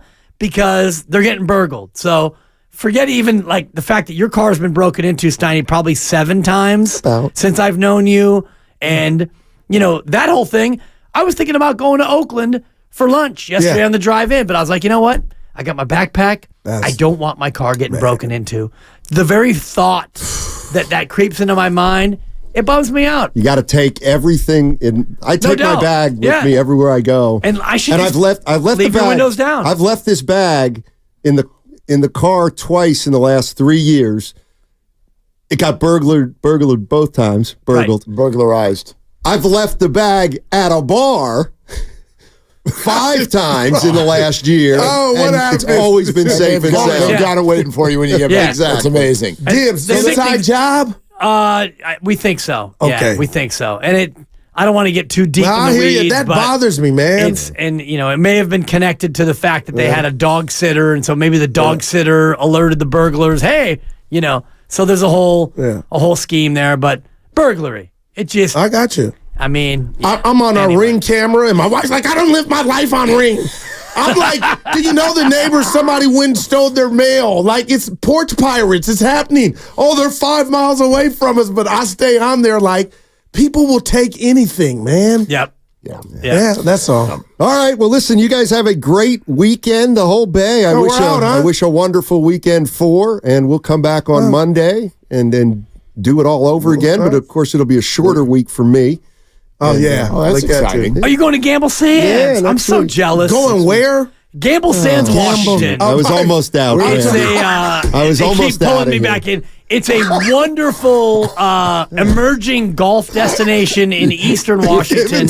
You were building. I went there during the pandemic, drove 15-hour drive. Oh, wow. Went through Yakima, which is Yakima. Oh my gosh! Yeah, home of COVID at that time. Dude, I really stomping ground. Can I tell you about Yakima? Do you know for a minute? stomping is STAMP? It's called stamping ground. Thank Yeah, you. but nobody would say that. You'd be like, "Why did you say that?" All right. Yeah. You're flying into Spokane. That's correct. And then you're about an hour and a half. I don't drive. want to give you my itinerary Hey, real now. quick, I'll give it to you let me later. Just one piece of advice. Yeah, okay. Make sure you spend copious amounts of time on the 18-hole putting green that overlooks the river. We're having a putting contest on Friday night. It is. Wait a minute, you're in Spokane or spectacular. Yakima? Spokane. Let me get this off. No, they're in Gamble Sands. You can go. Yeah, but No. Chances are I've heard it before. No, Bonte hooked me up. I'm going with them Monday to You're the gonna Bay just Area ask Hall of him a Fame question ceremony. you asked me. Any advice? Because I'm just going as innocent. take a shower. I'm excited. I mean, I'm going. Yeah. Wear a suit and press No the doubt. flesh. Okay, there you Meet go. everybody All right, that you possibly can meet. Because it hit me last year that I go, why does that thing get more run? And Bonte was like, next year you go. And he remembered. And I said, you know what? I'm going. Beautiful. Just make sure you go up to one of the great athletes in Bay Area history, Chris Wondolowski, who's going in. And let Wando know. Just don't affiliate with Steiny because Steiny's a hater. Bring up the World Cup. You're gonna want to. You don't even know who they played and what happened. You're gonna want to listen. You're gonna want to listen to the show today. We're gonna do 4 hours on what if awful announcing rated Bay Area talk shows. I love to listen to talk about me. Yeah. On 95.7, the game. You're welcome. They're longtime friends. Let me tell you something real quick about Dibs that I'm sure not everybody knows. And first-time partners. Hang in there, big guy. There'll be brighter days ahead. Now, these two homegrown Bay Area boys finally come together to take over sports talk. Get the hell off of my doorstep. Major League Baseball, you stink. It's Willard and Dibs on 95.7 The Game. Oh, wait, when? What was that offer, Goo? When? Today? Oh, baby. That could be interesting. Little Bate there in your game. Wait a minute. I'm sorry? Oh, there's the camera off? God, why does the camera try to follow Steiny? It's not like Steiny even wants to be on. Good Lord. All right, hang on. We'll get it going. How's everybody doing? Yeah, I thought that was all great today, and we can get to a bunch of it. But you know what I should have said in terms of what's bugging me? Yeah. That Patrick Beverly thing. Well, that was too easy. For me, it absolutely... Which part? Making that your what's bugging me, because I think that had to bug virtually everybody except Patrick Beverly. And, you know, it even bugged Draymond Green, a guy who is cut from a similar cloth. And we had a little thing going on our show thread last night, right before bedtime, about what his suspension will be. And I look forward to that. And you mentioned it. It doesn't always or maybe Steiny said it during the break. These things don't always happen right away. But I think he's getting hit and hit very hard. Well, and I'm going to let everybody know what happened. I don't want to assume that y'all know what happened yesterday. Right. It's twofold with Patrick Beverly, and we'll get to it. And Draymond Green has spoken about it. But voice of reason. What I always right. What I was texting you guys about had nothing to do with what I think is going to happen. It had to do with what I would do. And this is going to sound at first glance, this is going to look ridiculous. This is going to sound crazy, but I would suspend Patrick Beverly for a whole year. You're not playing basketball next year. Do you really want to go to the ins and outs of what happened yesterday? Twofold. This started on the court.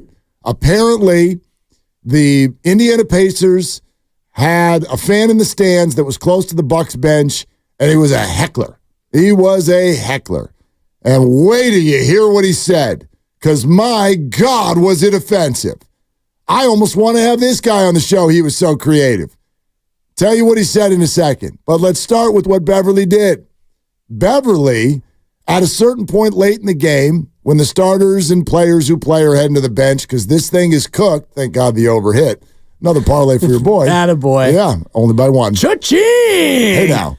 The first game, is that the one that hit by one? That was the one that hit by one. Okay. The second one was Ottoman game. Okay. Yeah. Actually, it wasn't, but it was Knicks +3, and they won. Yeah. So not Ottoman, but anyway. Up by 24 early, you're thinking, I was Ottoman. Like, we are good, and then you're losing at halftime? That was crazy. But anyway, Patrick Beverly, chest pass, right at a fan. And I mean chest pass, like the kind your coach crisp pass, wanted you to throw when you were in high school. Gene Hackman and Hoosiers would have loved it. Step into it, snap it, get those wrists going. Thumbs pointing down. Chest pass, right at the guy. Here's the problem. Right as he threw it, the guy decided to sit down. So the ball flew right over his head, whacked a woman in the temple. Oh, Jenny. With the ball. The ball ends up back in the hands of said heckler, and he softly... Okay, what was he thinking? He tosses it back to Beverly. Try again, Pat. I'm right here. Who then goes, let's play whack-a-mole and throw it at your head again. The guy catches it. He sits down. The teammates get there. They chill Pat out. That's the on-the-court part. Now, Grandy, do we have the sound of what happened in the locker room? Do we have this? Is it on the board over here? He's got everything. Okay. Grandy brought his A game today. Okay. I've got it. I see it. All right. Then we get to the locker room, and it's time for post-game interviews. And we've got a good little 5 to 6 to 7 reporter surrounding of Patrick Beverly to get his postseason thoughts as the Milwaukee Bucks. And yes, I'll tell you what the fans said in a minute, but let's do this first. Milwaukee Bucks are headed for the offseason. And here's the exchange. Here. I'm sorry. Yeah. Before I finish. You subscribe to my pod? Do I subscribe to you? I do not subscribe. So you can't interview me then. No Okay, disrespect. well, Jamal is here. You subscribe? Okay, cool. That's cool. Again, there were a couple times within a bucket or two. In previous games, y'all have been able to kind of get over that hump, or maybe. Was it anything they did in particular, or was it just one of those where the bucket didn't go down, there wasn't the stop, they made one? What kind of prevented that you all from being able to get over, kind of like you have in the past? You move that mic, please, or just get out the circle, please, for me, please, ma'am. If you're not subscribed to my pod, I appreciate it. Thank you. Oh, okay. Thank you for being so polite. Now, before any of you get into the whole media versus player thing and start getting mad at us because we're in the media as if we're now caping for the media, Patrick has already called the reporter and apologized. She's accepted the apology. Good for him. I don't buy it. I'm not accepting it. He was forced to do it. You're not allowed to do what he just did. You're not allowed to do that. You can deny talking to the media, Marshawn Lynch, I'm just here so I won't get fined. You can play that way. You can't do it at the podium. Like if Patrick's team had won and he had been invited to the podium, like if he was good enough to get invited to the podium, he wouldn't be allowed to do that. You can't refuse questions from certain credentialed members of the media because they don't subscribe to your pod. Are you kidding me? Add in that this is a female reporter who's already swimming upstream because of the way the whole business works in a locker room environment. Nobody picked up for her in that situation, which would have been nice. However, I also understand the difficult spot that she's in. She handled it great, but the media there, you're sort of stuck in a spot of like, okay, if we make a deal out of this, Patrick's going to back out of the whole thing. Right. And now other people lose out. Maybe it would be worth it. Whatever. Okay. So these are the two things that happened last night, and then I'll explain why I think this is so damn serious. Do you want to know what the fan said to the Bucks? Yeah, I do know. The instigation sensation. That's a buck. Do you want to know what was so awful? Cha-ching! The fan yelled at the Bucks. Are you ready for this? I'm ready.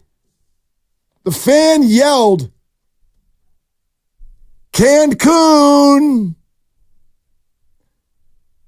Cancun! That's all. No F word? Nothing racist. No N word? Nothing profane. Just the C word? And not the C word, but a C word? He told the Bucks that they were going on vacation. Because they were breaking the huddle, and the fan said, 1, 2, 3, Cancun, which is an old bit. And it goes back to, was it the Clippers? Or some team actually did that when they were getting ready to end their year. And so it's become a way to signify that your season is ending. Yep. Like the definition of being a fan with tickets right behind the opposing team's bench is to have a good time. It's to have a good time. Right. It's not to be offensive. Nope. It's to have a good time. That led Beverly to huck a ball with full force at the head of a fan twice, accidentally hitting a woman one time in the temple, and then when given a half hour to gather himself, he wrote on Twitter, "This is not fair." Right. When someone posted the video of what he did, as if to say, you don't understand what was being said to us. Oh, yeah, we do. Cancun, 1, 2, 3, or 3, 2, 1, Cancun. That's what the fan said. Now, why is this, to me, so far out of line?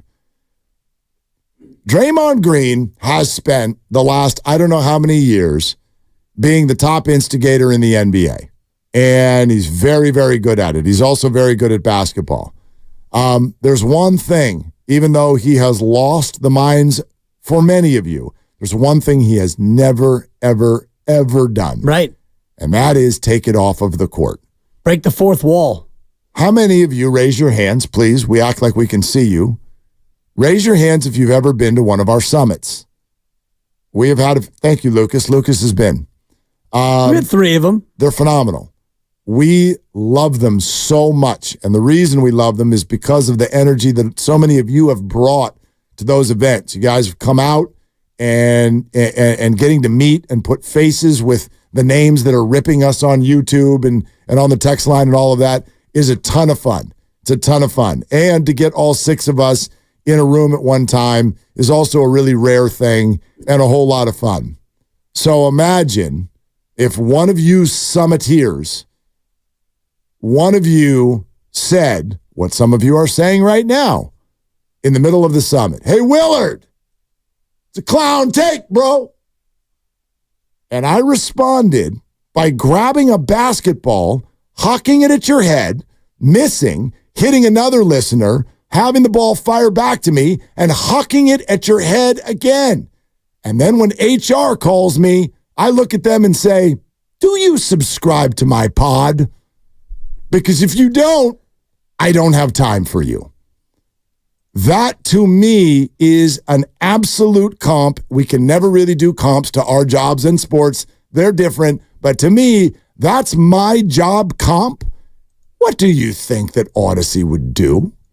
Well, you're fired, is what happens. Twice. You're fired. Well, and honestly, I mean, assault charges might be a little strong, but battery charges for sure.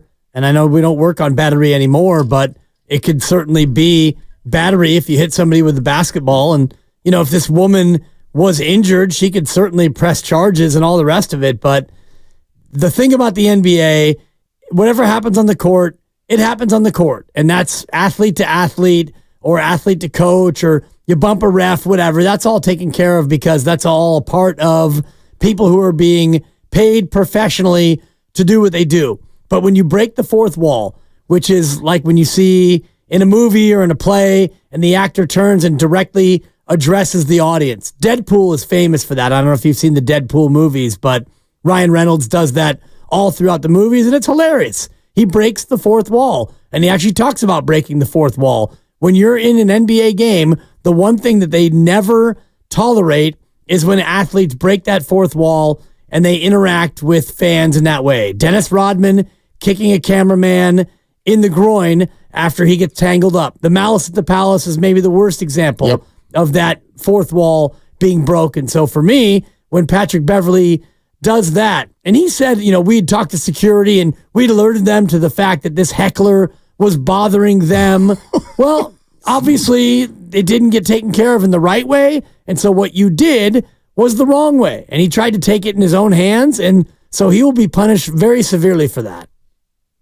It really bugged me. Like, it really, like, I watched this, and you know me. Like, I don't usually, this stuff doesn't really get me. And this for me, and we all have our own line, this is the line for me. This is why Draymond Green has never overly offended me. I can look at stuff and be like, that's completely out of line. Punching Jordan Poole, you're totally out of line. Choking Rudy Gobert, you're totally out of line. However, I understand that certain personalities, when you get them in a competitive environment within those lines, things are going to get out of whack sometimes for some people. Hell, I've seen guys at the playground who you can't do it because their emotions, they're just wired that way. It's not an excuse for Draymond Green. These things are not okay, but they don't offend me like this. They don't offend me anywhere near to the level like this. Now, as you pointed out, Tibbs, Draymond has already spoken on this matter, and I was hoping he would. What's better than Draymond Green talking about someone acting a fool? It's the best. Want to hear it? We've got it for you coming up next.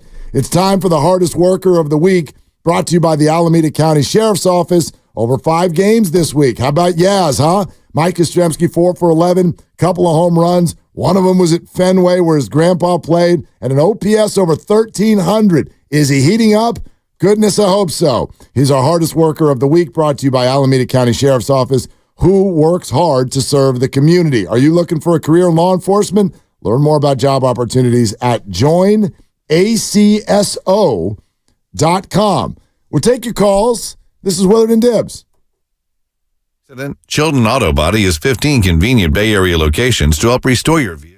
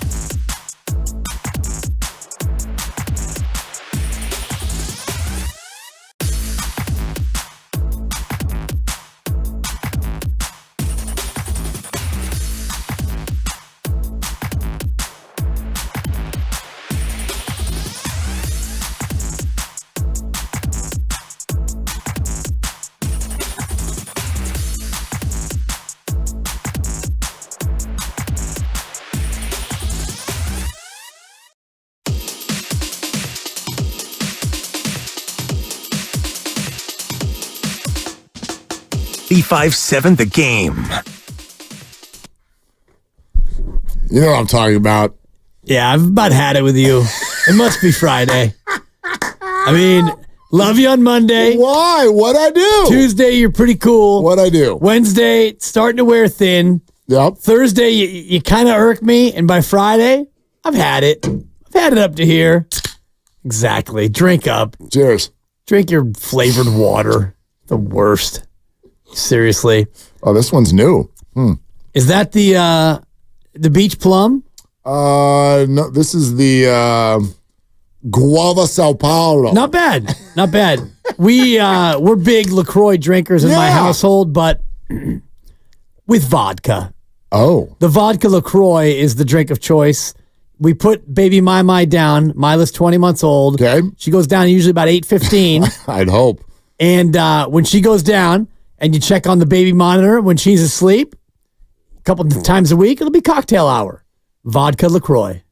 It's the drink of choice. Do your thing, man. Low, Cal. Do your thing. I'm not drinking much at all these days because of the weight loss journey, down 23 pounds. But it's down to 23? Yeah. Down You've kind of hit that. You've hit that. It slows down a little bit. Right? The first 10 or 20 just falls off. First 10 flies. Right. Next 10, it's like, okay. Yep. And then you get to 20, it's like. Now you're doing the work. And I've got 12 more I want to lose. So now is You where. want 35. That's the goal? Yeah, I want to get to 160. Okay. I want to see what 160 looks like because, and I won't take my shirt off. When was the last time you were 160? Probably. Sophomore year? I was going to say. Sophomore year of college, maybe. 1990. Were you still that? You didn't do the freshman 15 or whatever? I've always been. Granny, choose whatever drop you want. But I had Pepsi and Doritos under the bed in the dorm. Under the bed. I have never been I did. slender. And I'll show you at the next break, and I'll find a way to share it with the audience. There's a picture of me on the cover of the 1975 Fairfax Little League program. I was the cover model. Wow. On purpose? Yeah. Okay. It's because I'm 7 years old, almost 8. I have a hat that's slightly askew. That's perfect. I have a shirt that's at least 3 sizes too small. And way too small? Oh, way too small. Okay. I've got I thought you were corduroy gonna say too pants big. with one pocket half hanging out. I'm squinting, looking in the sun, and my God, my gut is flying. I'm a fat red pumpkin. Lucas, even in 1975. Are you the one that's zooming in on Dibs, or is someone accidentally hitting a button? Like he's talking about his weight, and the camera just zoomed in on your torso. Yeah, I have no control of the cameras You back didn't here. do that. That's each of you. It's a liar. No, look at it. What are you doing? What'd you do? Did you? I actually didn't touch anything. You leaned There on he goes. something. You leaned on something. Yeah. Look at this. The whole camera is like of the buttons back. on your shirt. We're back. We're good now. All right, Yeah, we're we're back. That's much better. It's very unsettling. I'll share the picture because, I mean, you want to talk about a boiler? Dude, I should have gone to Purdue. Boilermaker. Thing was gigantic even then. So it's tremendous. I'd like to see what 160 All right, looks like. let's see what We're it gonna looks get like. there. Let's see what it looks like. 12 more to go, huh? Yep. All right, good luck. Oh, yeah. Weekends are tough. Keep slicing avocado on that lettuce over there. You're doing great. It's arugula today. It's an arugula Friday. It's fat-free ranch, too. I'm going to eat it. Damn it. That's the one that gets me, that phrase. Fat-free. Yeah. I'm just like, come on, man. 0 net carbs, 0 calories. 0 net taste. Whatever. Anyway. All right. Food in, food out. That's the way it usually works. Anyway, sorry, Grandy, for that image. Yeah. You want to hear what Draymond said about Pat Beverly? I mean, I would love to. I know you do love yourself some I heard Draymond. it earlier, and part of me was like, the gall.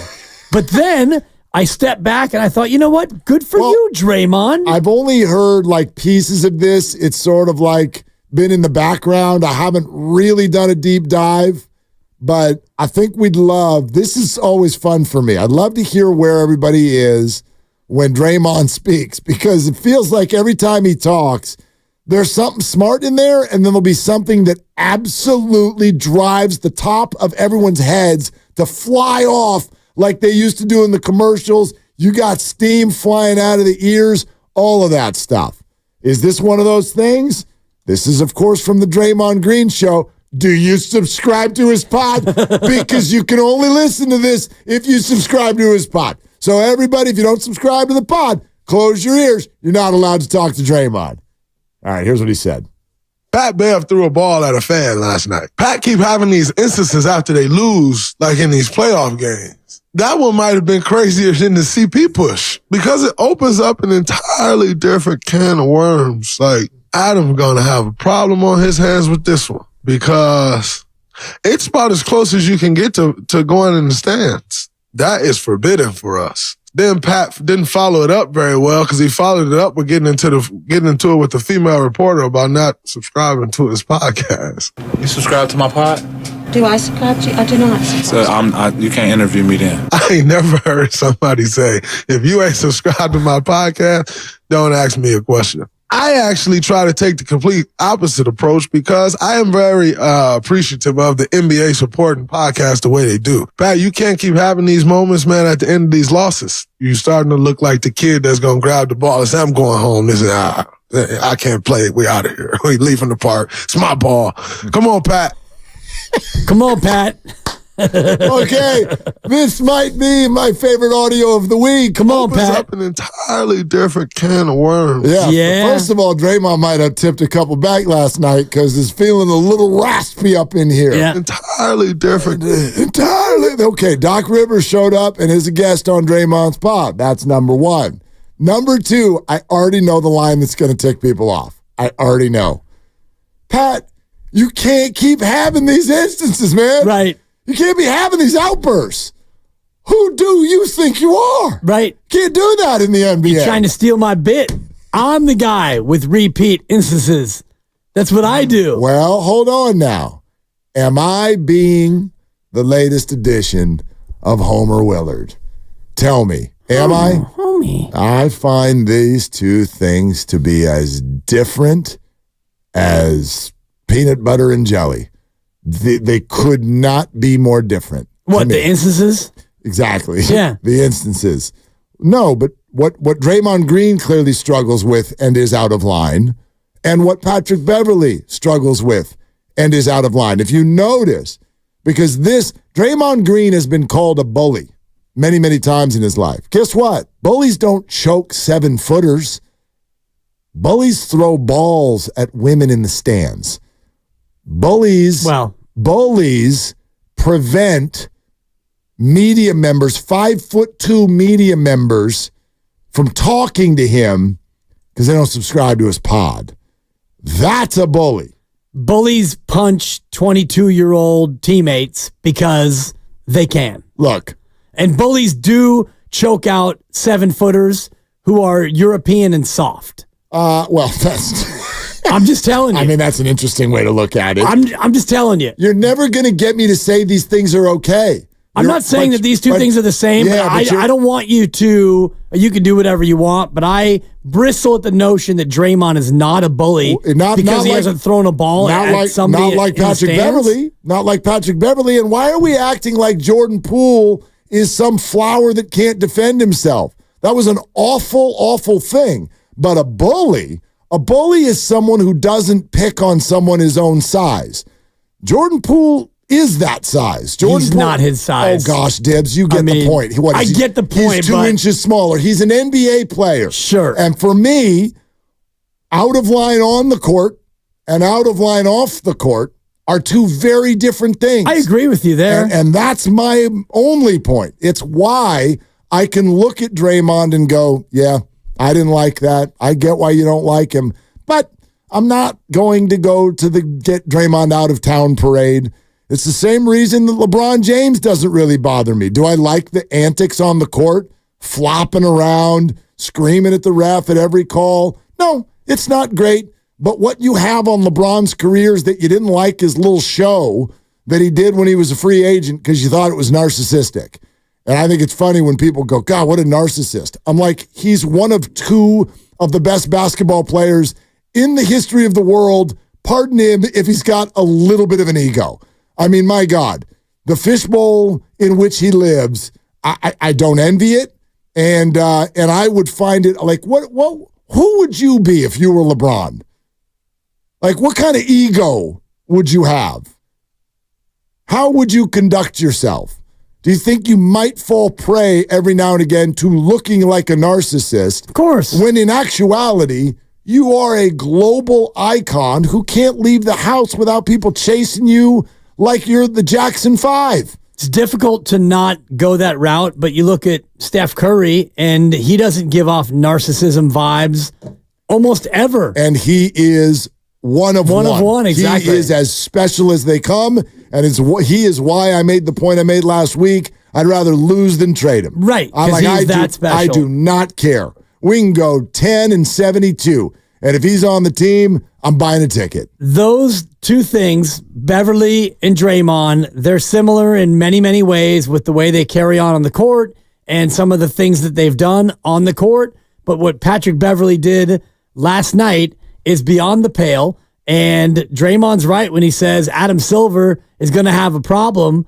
He's got a problem on his hands, and the problem is Patrick Beverly, and he's going to solve the problem with a very, very harsh punishment, because we've seen not a lot of incidents over the years. And think about it, Mark, as close as fans are in the NBA, This is not baseball where there's a big net now around the majority of the lower deck, or in football where you'd have to go over the side of the stands and down on the sideline to really get involved. And even the kicker is going to whoop your ass. I mean, like if you're coming out as drunk guy, the holder is taking you apart. Well, the littlest dude on the team is taking you down within 4.3 seconds. In football, you're lucky if you could even get a football player to hear you.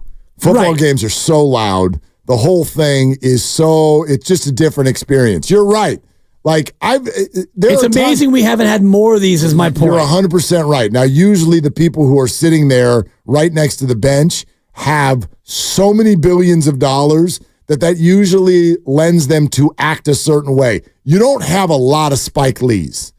There's not a lot of those in the world where you're like, I can afford to put my feet on the hardwood, watch this game, and I'm going to stand up, point my finger into other team's face, and scream and yell and heckle. That's not the norm. But you're 100% right. You watch an NBA game, I do still think it's the oddest thing. I think it's the oddest thing, one of the oddest things in sports that you're like, it's like player, Dude, I'm player, totally with assistant coach, player, assistant coach, person. What the hell is that? Official score, media guy. Who got that ticket? Why are you sitting there? Why are your knees hitting Steve Kerr's during a game? It's very strange to me. It's strange, but it makes perfect sense because of the almighty dollar. And if you're the Golden State Warriors or any other team, and think about the Warriors in Chase Center right now, you've got the whole side where there's probably 50 courtside seats when you go baseline to baseline, maybe 50 roughly. And then the other side, how do we make a little bit more money? Let's squeeze in another 8 to 10. So between the bench and the scorers table, if we could fit 4 here and 4 over there, think about how much money that would be. Well, I mean, it wasn't that long ago that the media was all sitting down there too. That's right. And there are very few arenas left now that will do that because they've realized that, like, I don't know, on an annual basis, what's one of those seats worth? One.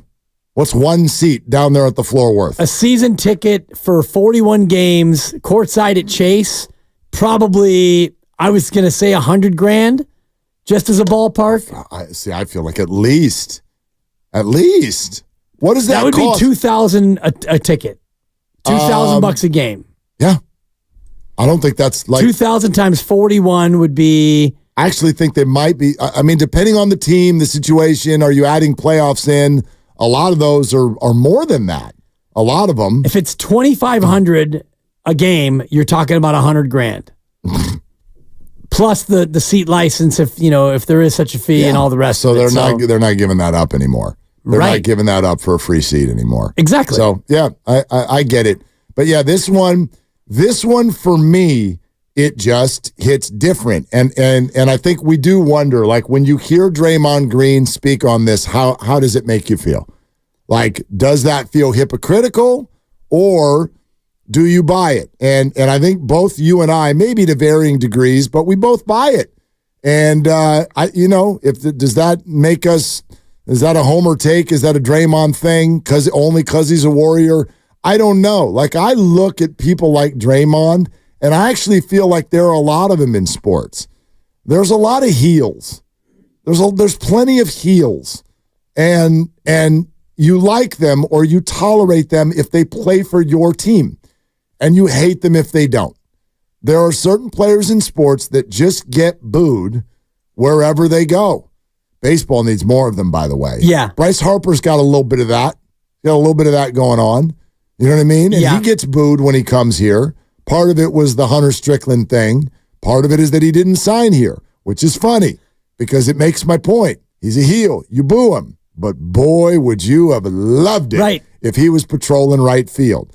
But that's the heel thing for me is based on people who keep it on the field, on the court. Right. If you do stuff that I think is out of line, basically anyone who played for the Pistons in the 80s and 90s and most of the Knicks, I thought you're all out of line.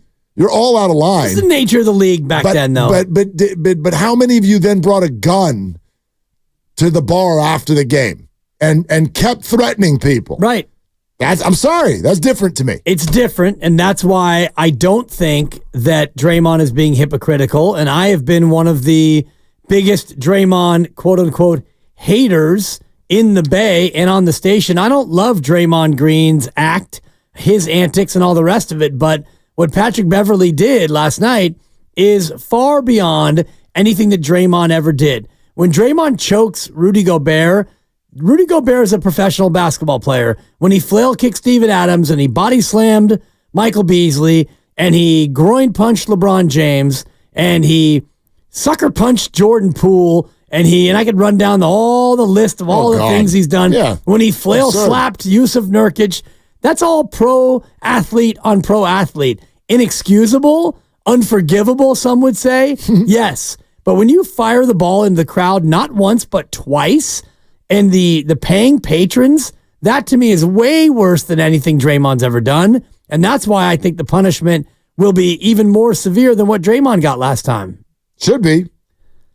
I just looked it up. Dennis Rodman got 11 games. For what? Kicking the camera person in the balls. Okay. And that was in 1997. Can I not say kicked him in the balls? No, you can't. I mean, he might have missed, but you remember that, right? He got tangled up under the hoop. I do. Yeah, he got tangled up. Yeah, he got frustrated. Right. That to me is maybe somewhere in between because the camera person is employed and he got tangled up within the framework of playing basketball. True. Yeah. And then the frustration comes out. I understand the emotions. I really do. They must be absurd. I can't even, and I do. I try to take this into account, especially those of us who are paid to talk about these people, even though we've never experienced what they experience. I cannot imagine, and I know that this, you take this usually different than I do, but Steph Curry on a nightly basis gets paid about, if we do, he's getting paid for practice and all that stuff, but $500,000. Yeah, okay. $500,000. To dribble, shoot. To go play that game. And so we go, good Lord, is that privileged? That is just some unbelievable. Now, why would anyone have sympathy or compassion, or why would you even think this way?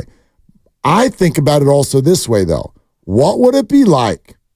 What would it be like to be in the middle of an arena, a place of show, and know that someone had just given you $500,000 and people were busting their ass? They were leaving work early. They were sitting in traffic. They were paying $50 to $75 just to find a place to leave their car, to find their way into this building to see you perform. And you have got to perform well, and there's no script, and there are 12 highly paid professionals also in the building trying to make you perform poorly. That feels very, very pressurized to me. That, the emotions that go into that when then it doesn't go well, when you miss the big shot, when you turn the ball over in a tie game with a minute and a half to go. I would what's on your shoulders when you hear those 20,000 people groan or head for the exits early.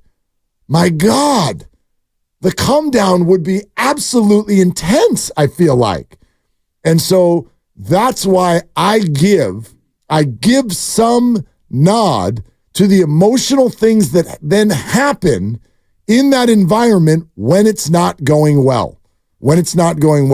But my goodness, to then turn that onto the people who are busting their ass and spending their money to go watch you perform or cover you as you perform, to turn it on them as opposed to those who are out there with you, that to me, we are in a completely different arena. So I know a lot of you won't separate this. I couldn't separate it more. I don't even see any overlap. The most Draymond Green has ever done with a crowd is rile them up with his arms. That's it. Boston, Sacramento, what have you. I don't even know if he's flipped a crowd off before. I don't seem to remember that. Yeah. No. I mean, some verbal bombs, but that's just, talk and back and forth. And yeah, I get what you're saying about the pressure and all the rest of it. But as Draymond said in his podcast, there's certain things that you can't do. And the one thing you can't do is go into the crowd. And Pat Bev did not go into the crowd, but he involved the crowd in an aggressive act by throwing the ball into the crowd. That's something that you can't do. And imagine a baseball player if they just took a ball and rifled it at somebody, somebody who was heckling them or threw a bat or did something crazy like that. I think that's happened. There's been a player not at the fan, but they've thrown a ball in frustration into the fan and into the stands, and a fan got hurt. And my goodness, there were lawsuits and all. We're presented by Fremont Bank, full service banking, no compromises. Does the Draymond thing hit you as hypocritical, or does it not hit you? Do you take his side? 888-957-9570. We can get into that. Ethan Strauss is going to join us in about 20 minutes. And if you're a Brock Purdy fan, there's been an exchange on social media that will probably drive you nuts. I know it drove me nuts. We'll get to all of that. This is Willard and Dibs. My friends at Pacific Coast Termite have treated all...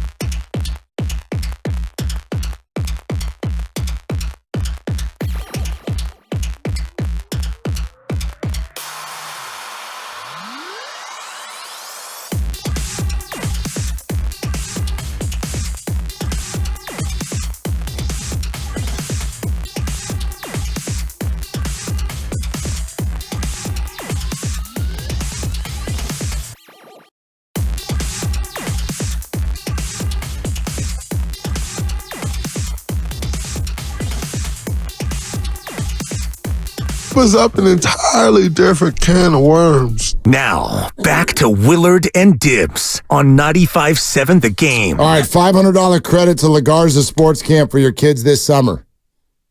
Yeah. Yeah? Yeah. $500 $500. That's going to get you the week, maybe even some more.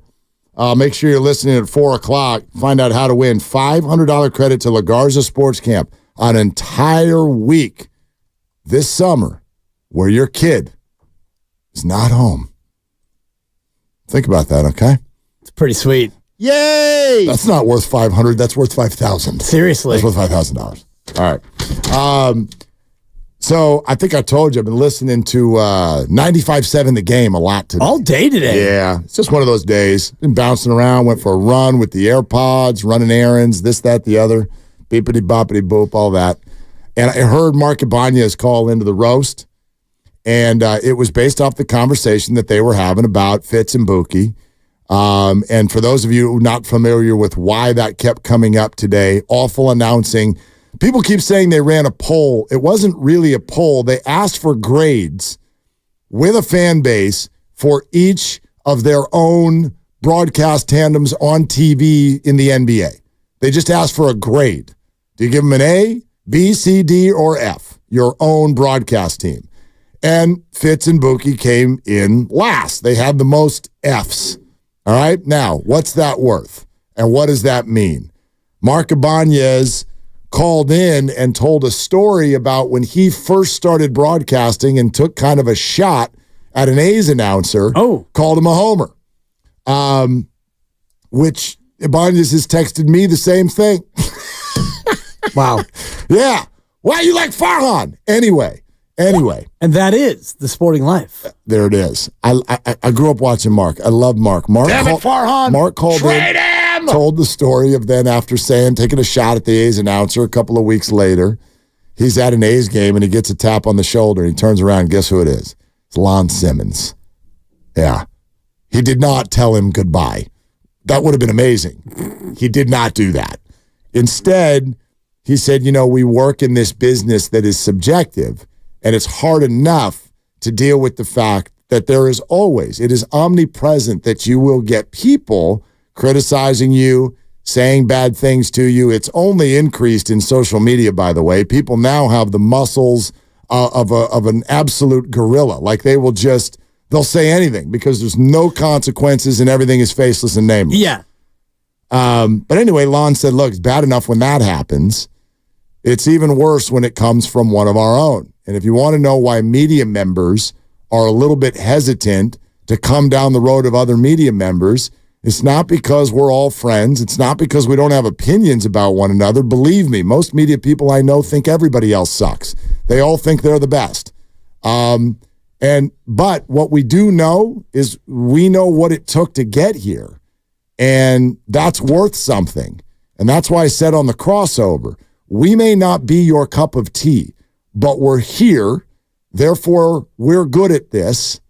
And we just may not be your cup of tea. So I have a hard time in general kind of doing the whole they're good, they stink, I don't like this, I don't like that.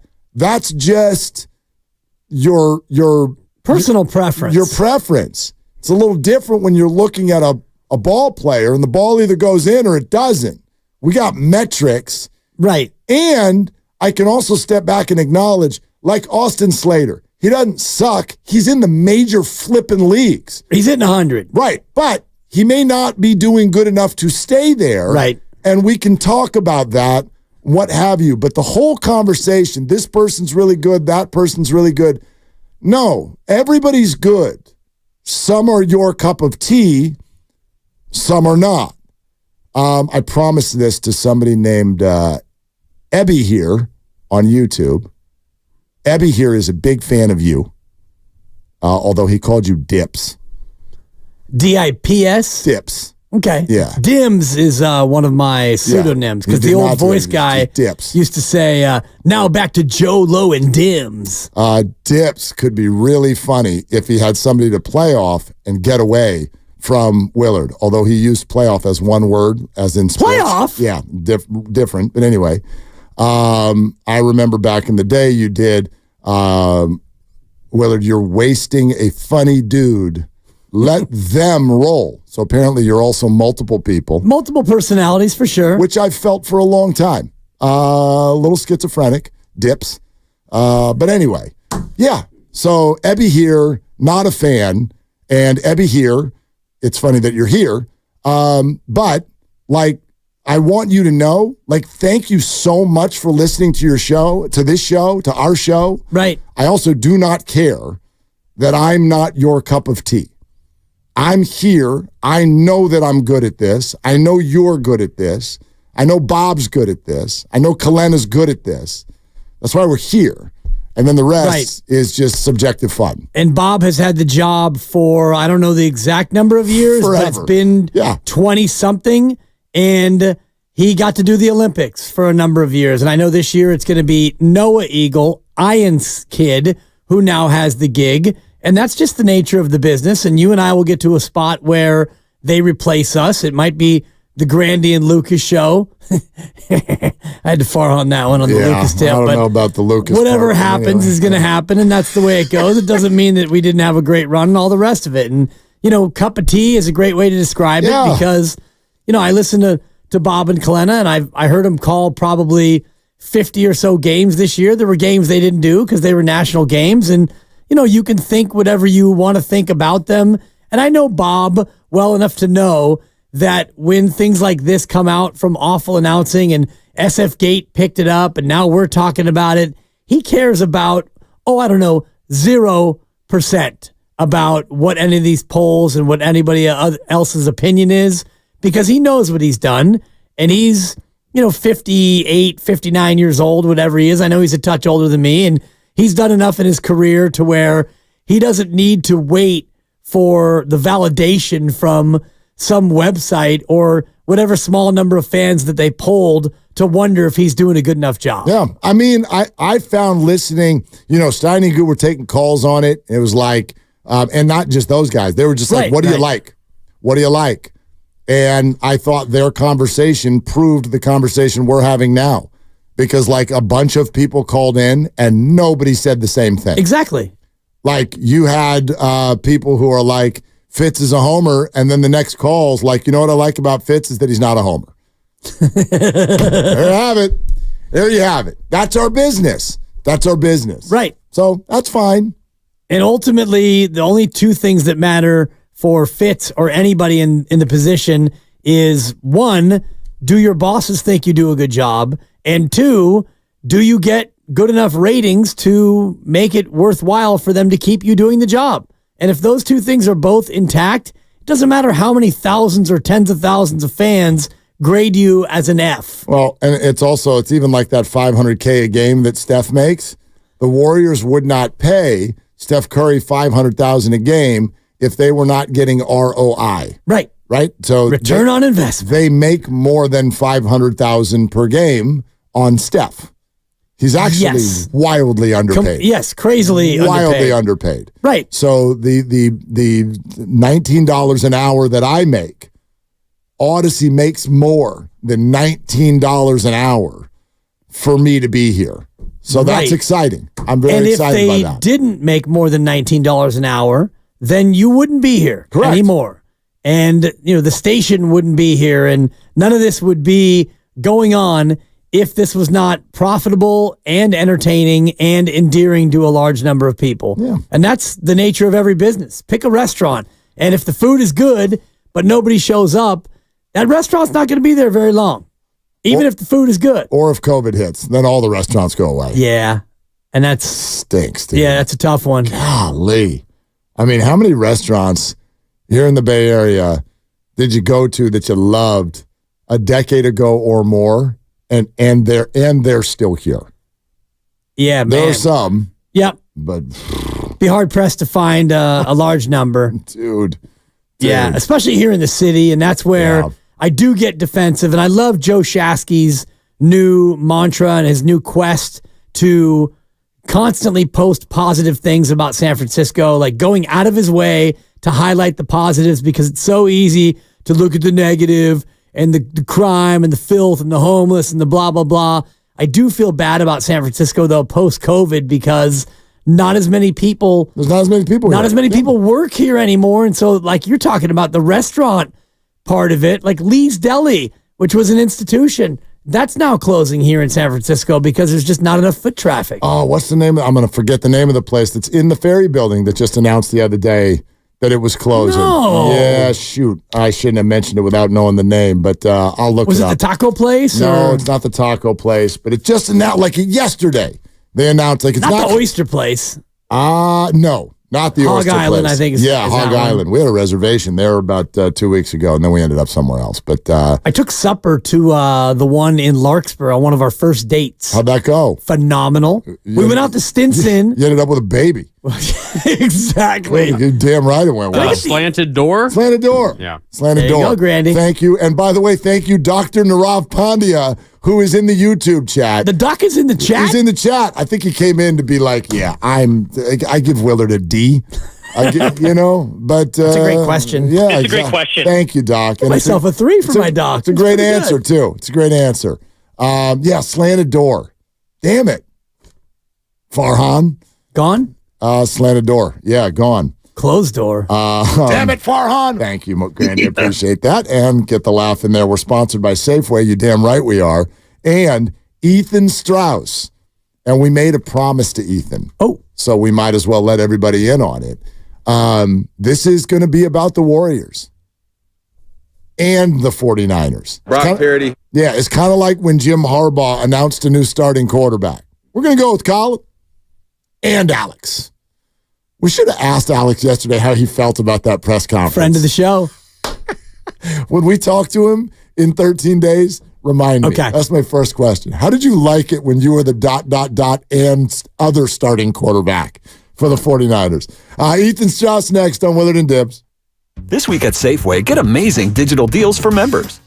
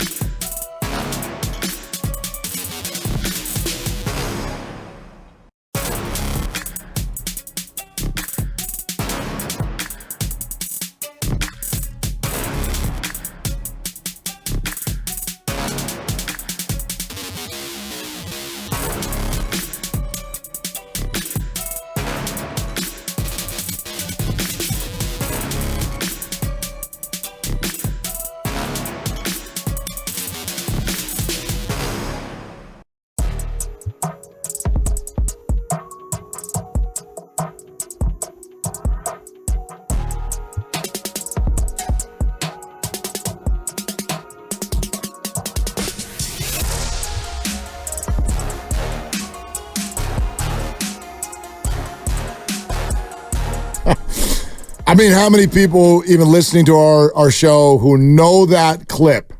Who are you? How many people know? How many people know? Who are you? How many people know? I think a lot of people. Yeah, I think so too. But not everybody. But a lot, you know. I mean, that's like that old game they used to play, you know, on Leno's show. Head out into a street with the picture of the president and just be like, who is this? Who are you? Like 70% of the people, like, never seen that guy before in my life. It's a shame. But, I mean, that's where we are. Once upon a time, Kevin Durant asked that question to the great Ethan Strauss, House of Strauss, and here he is on Willard and Dibs. So I guess I'll ask you right now, who are you? I'd say that's one of the nicer things he said to me towards the end there. It definitely got a little bit heated. Who am I? Ooh, that's a tough question for an elevator pitch. I'm just a former sports writer, former NBA beat reporter schlub who was lucky enough to be around the Warriors during their dynastic run, who now has a Substack where I tell some of the secrets that people say in media, among the media, that they don't necessarily say out loud, and I charge money for it at House of Strauss. That's who I am. And and a farmer's market aficionado, according to my sources. I was about to say, if Willard's getting paid $19 an hour, he might want to ask some questions, because Dibs is at a very fancy farmer's market, according to my sources, from what I have seen. He's doing pretty well for himself. That's old money versus new money, Ethan. That's what happens. That's what happens, man, you know? All right, so if he asked you, who are you once upon a time, do you want him to ask again? Do you want him back? Look, in a way, he sort of addresses a need for them. I think you really want to simplify. When a team comes up short, there is all this, blow it all up, you know, start over. They're not in that position. They've got 2 years on this Steve Kerr deal. Probably got 2 years left of Steph Curry, or around there, of being Steph, or at least being in this situation. So you want to maximize it. Everything, I think, has to be devoted to getting Steph help offensively. That is their main issue. We can talk about Clay. We can talk about how he went 3 of 29 in his last 2 elimination games. We can talk about Draymond and the antics, but I think that's the most important thing to do, is to find a guy to take some of the offensive creation load. Durant's not ideal for that, but he would at least do it somewhat. I just don't see it as realistic that they could get him. And that's to say nothing of the culture fit and everything else. You might want a name that's not as sexy, not as splashy. If you can make the salaries work, maybe a DeJounte Murray, something like that, I think could go a long way. Because, and I know I'm monologuing for a while here, my main message would be this. They're weirdly not far away. They're far away from the Nuggets, but they're not far away from whatever is after the Nuggets. And I think for the last 2 years of this situation, that's not ideal, but it's certainly not blow up the team territory. They're within striking distance. Are they as close to the bottom as they are to striking distance? And Ethan, I look at their record against the top 6 last year, and it was putrid. And yet Steph talks about how they were 3 wins away from being the 6. Is it realistic to think that with the majority of this cast returning and a couple of fringe additions, that this team can actually be a player in the Western Conference? I don't think it's ridiculous. I think they've got to make a move. I believe they were 4th in point differential in the Western Conference. So, yeah, it looks bad that they finished 10th. And yes, they had very frustrating games. But if they can somehow address that, in my opinion, chief concern of Steph looking ragged, and I think it was really underrated how ragged he looked when they needed him. I mean, that we can look at what ultimately eliminated them, but that Pelicans game was quite consequential in the still regular season. So I do think you have to look hard at trading Kuminga. Why is that? And I can hear fans of the Warriors shrieking in anger. You know, this is a young guy who gets you excited and makes you feel good about the future. But you've got to align the timelines. And the thing about Kuminga is that he has trade value to other teams, and he doesn't quite fit with the Warriors. I'm not saying he's bad. He scores efficiently. He's a good player to have.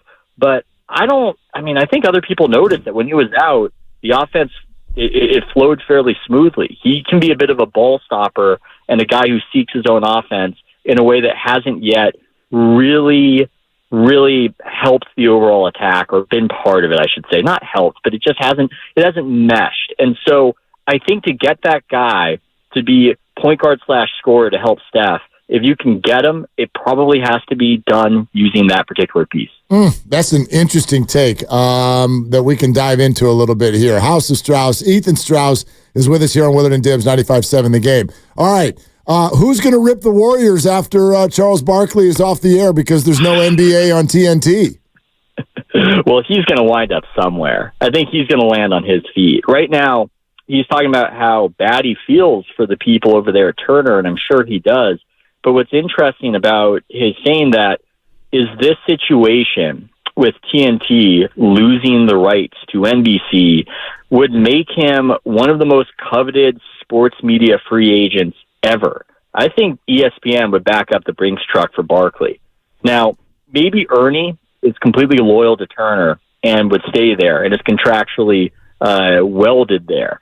But maybe not. There have been situations where it might take you a little while to get a guy out of a contract. I think ESPN would be so enthusiastic about having Barkley on their airwaves. So ultimately, for the Warriors fan who might occasionally get annoyed with the hilarious Charles Barkley, you're probably just going to see him ripping you guys with a bigger platform, is how I would see that playing out. If this show ends and they do lose the rights and Inside the NBA is no more, does this signal the end and really the death of the format itself, of the pre and the halftime and the post-game show as we know it? Yeah. I mean, I think it would be a shot in the arm for ESPN's post-game show. That's one of the reasons why they would back up the Brinks truck for Barkley, but it wouldn't be the same. Part of why this works so well at Turner is the same reason that they're going to potentially lose these rights. They were always a bit of a mom-and-pop shop over there. And it just has become too difficult for Warner Brothers to sustain this. They're losing billions of dollars. But that kind of atmosphere where, at least in the beginning, they were just this little kind of podunk cable channel, allowed things to be loosey-goosey and for those guys to establish their own chemistry built over years. And you're not going to replace that. It's going to be very difficult to find something out there that approximates this.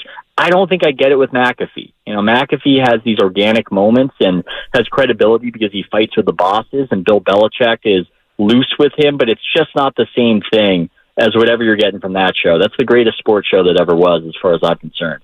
Ethan Strauss with us. Hey, before we get to any Niners, want to circle back to Kevin Durant, and since you guys are such good friends, we wanted to ask if you think he would even entertain coming back and being a Warrior again. I wouldn't be shocked if he entertained it. I don't know. He's a very day-to-day guy, is what I would say from my experience with him. And I do think he is very much about the basketball, narrowly. I thought Bay Area enemy Nick Wright made a good point with this. He was talking about how Kevin Durant and Kyrie Irving, they're more artists than they are athletes, and how they're really about doing cool stuff out there. And for Durant coming to the Warriors, I don't think it was necessarily about ring chasing, though that was part of it. It was also this idea of, I'm going to get to play with these cool other super talents, and I'm not going to be double teamed, which he hates to be. And so if he looks at a situation and concludes that the Warriors are the best basketball situation for him, I could see him letting bygones be bygones and making up with Steve Kerr and coming over there. The question is how he even gets over there, considering where he is and how I don't think Ishbia would necessarily want to make that kind of deal. Do you think that Ishbia is going to dig his heels in and try to make this thing work one more time? Because Mark and I were having a little debate about that earlier in the week, and Ishbia has said that he doesn't think that the house is on fire. So what do you think? Yeah, he might need to get his senses checked. That's new smoke alarm. Yeah, you might need to replace those smoke alarm batteries, certainly. Yeah, the house is on fire, and I'm not sure how they get out of it, at least in the short term. That Bradley Beal deal, not great, and it's not ideal when you effectively have an agent negotiating with his son who works for the organization, which is how that deal came to fruition. That's not great. That doesn't produce the best outcomes occasionally, as we're seeing right there. They're in a bad way. I'm not smart enough to solve it for them, frankly. I really don't know what they do and how they get out of this situation. It's bad enough they've got the Bradley Beal deal, but they've got the no trade clause on top of it.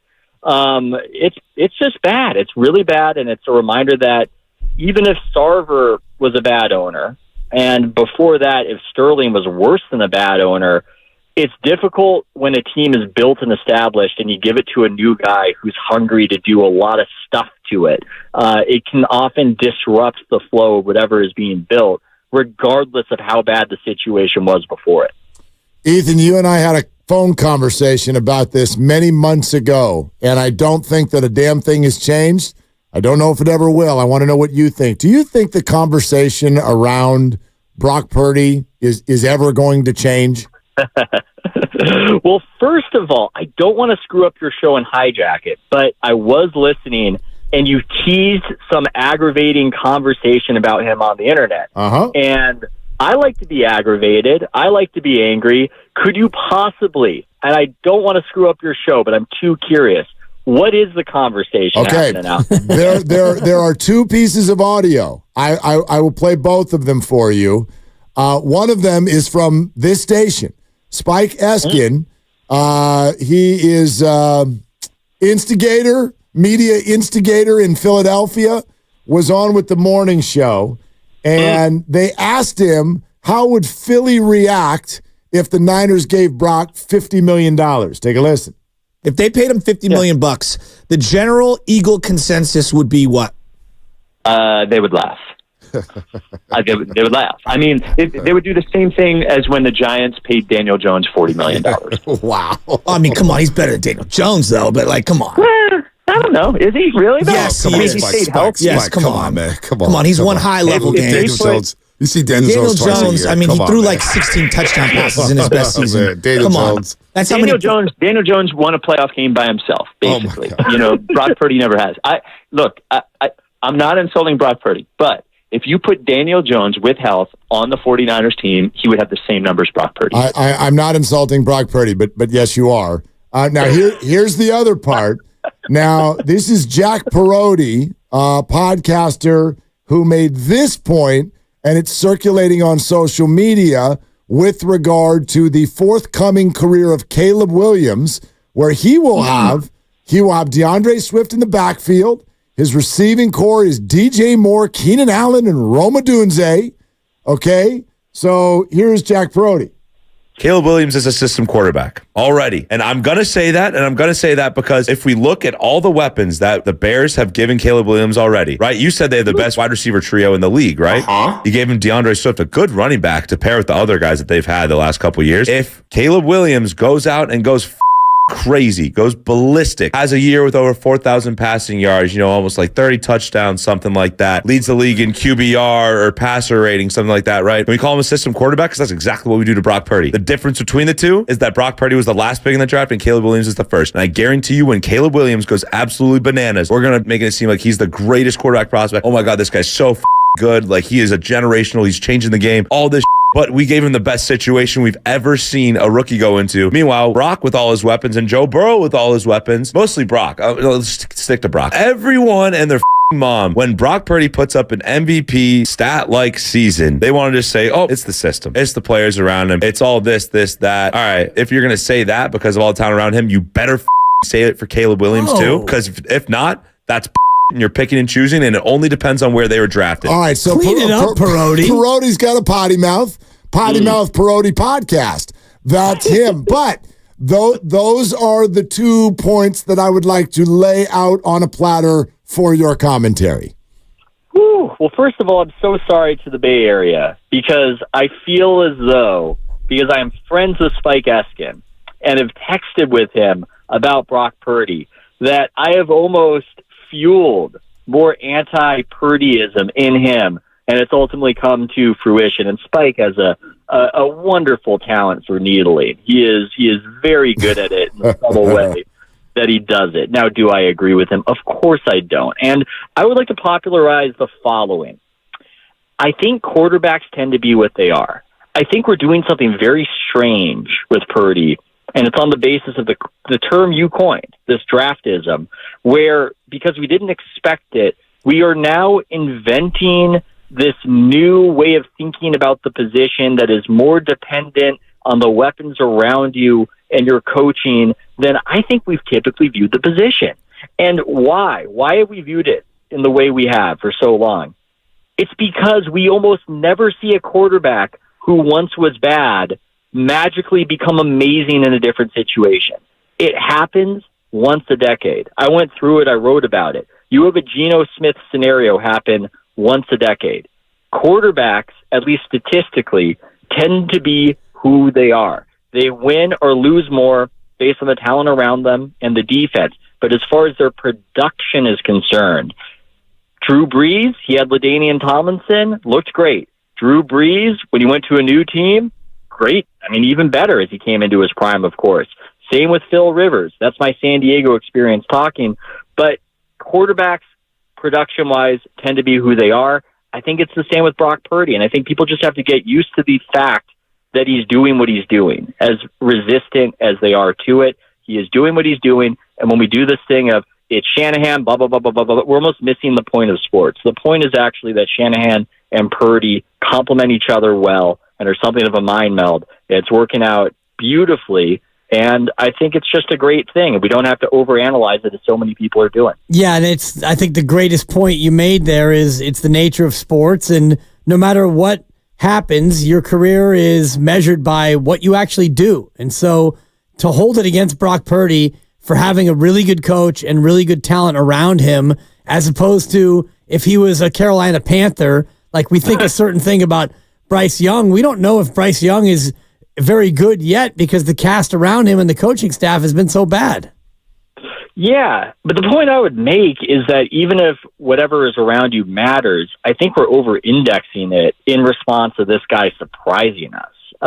And it's just, I think what has to happen, to give a pep talk to Bay Area fans who are partial to Purdy, in a way, I think we almost give too much credence to the counter-arguments. And Bay Area enemy Nick Wright, for instance, he does have a point when he says the Purdy lovers, when he tries to hold them to a position and get them to say top five, they always back away, validating his perspective. I think it's time to start embracing top five if he keeps doing this.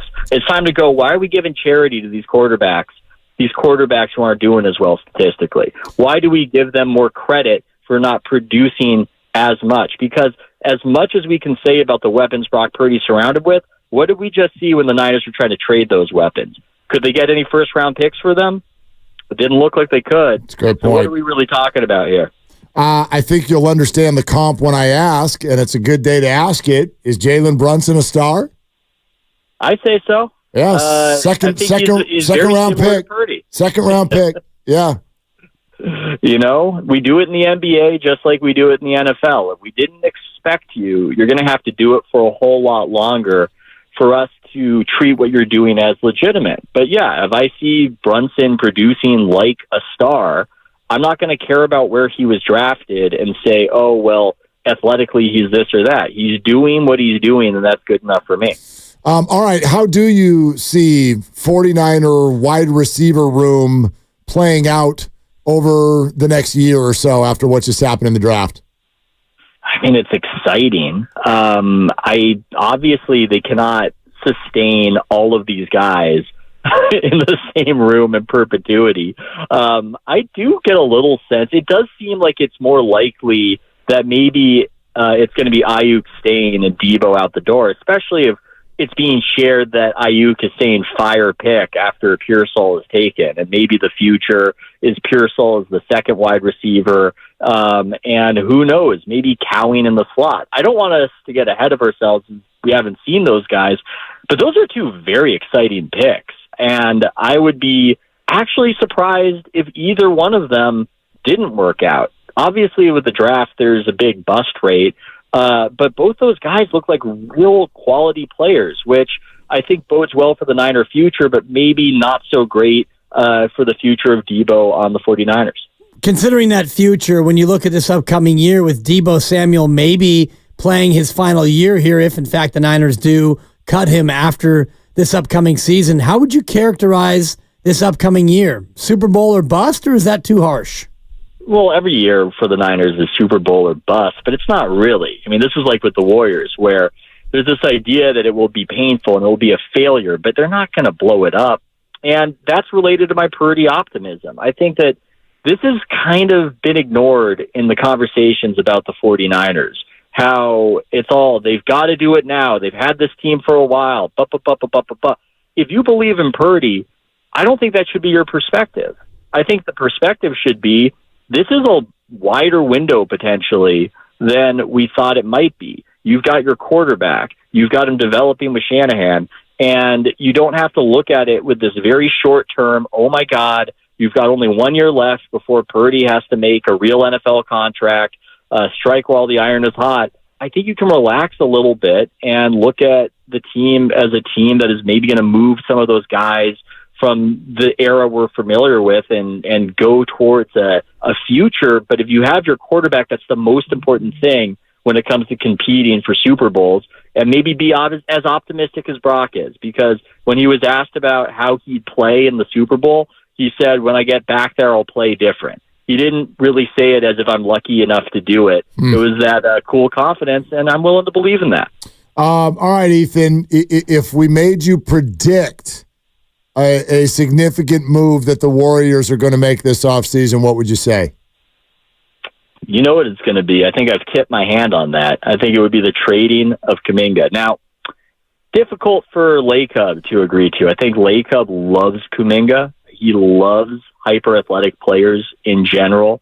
So I think that would require some arm twisting. So I'm not saying watch out for it, it's imminent. But to me, that would be the obvious, if painful, move they would have to make. And it nets you what?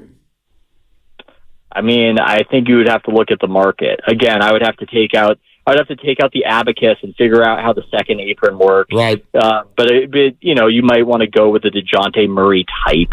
Maybe somebody older. Maybe you buy into the idea that you only have 2 years left. So a guy of the age of DeMar DeRozan, I don't think that would be an easy one to get. But maybe you would say, yes, he's old, but that would be a guy to go with. That one doesn't excite me. I'm doing this top of mind. But the primary goal should be returning a scorer/playmaker to spell Steph. I think that is crucial if they are to have any shot of going deeper in the playoffs.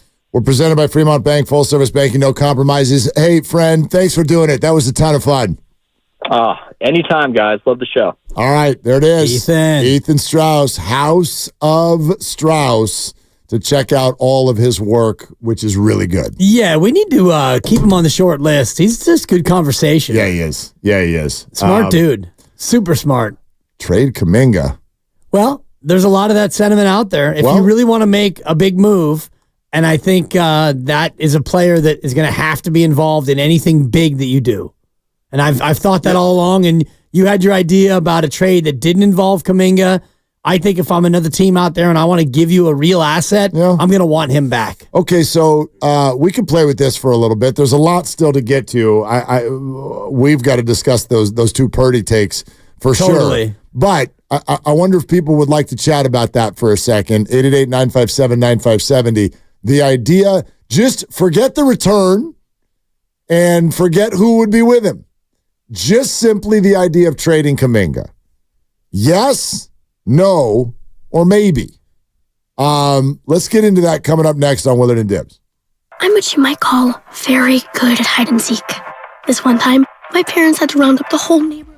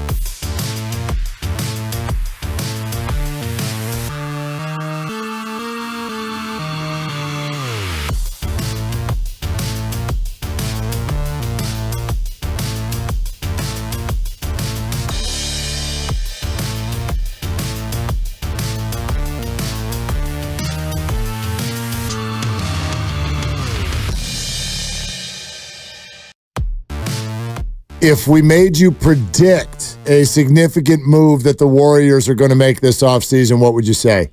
I think it would be the trading of Kuminga. Now, difficult for Lacob to agree to. I think Lacob loves Kuminga. He loves hyper-athletic players in general. So I think that would require some arm twisting. So I'm not saying watch out for it, it's imminent. But to me, that would be the obvious, if painful, move they would have to make. Hey, Dub Nation, it's Steve Kerr, and you're listening to Willard and Dibbs on 95.7 The Game. Yes, you are, and we're glad that you're with us. My answer would be maybe. Maybe.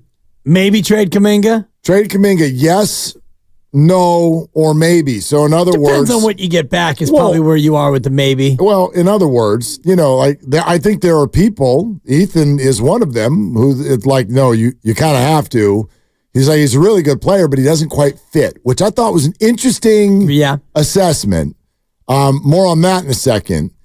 But then there's the no crowd that's going to be like, you can't, that's our future, that's our only good player a few years from now. Okay, there's that, or there's maybe. And this is my camp, which is I'd rather not, but if you wow me, yeah. And think again about what Monty Poole said to us yesterday. What is the entire focus of the Warriors front office right now? 2 years, Mark. Okay. 2 years. Well, then you better be open to it. And in 2 years, Jonathan Kuminga is going to still be a very good player, but I don't think that he's going to be as good as Jonathan Kuminga eventually will be. And in the next 2 years, would Jonathan Kuminga be better than Kevin Durant? Would Kuminga be better than even DeJounte Murray over the next 2 years? And, DeJounte Murray's put up numbers for a team that's not very good, but I thought that was an interesting name that Ethan threw out there. Murray's got 4 more years on his deal, and he's owed a total of about $112 million or so.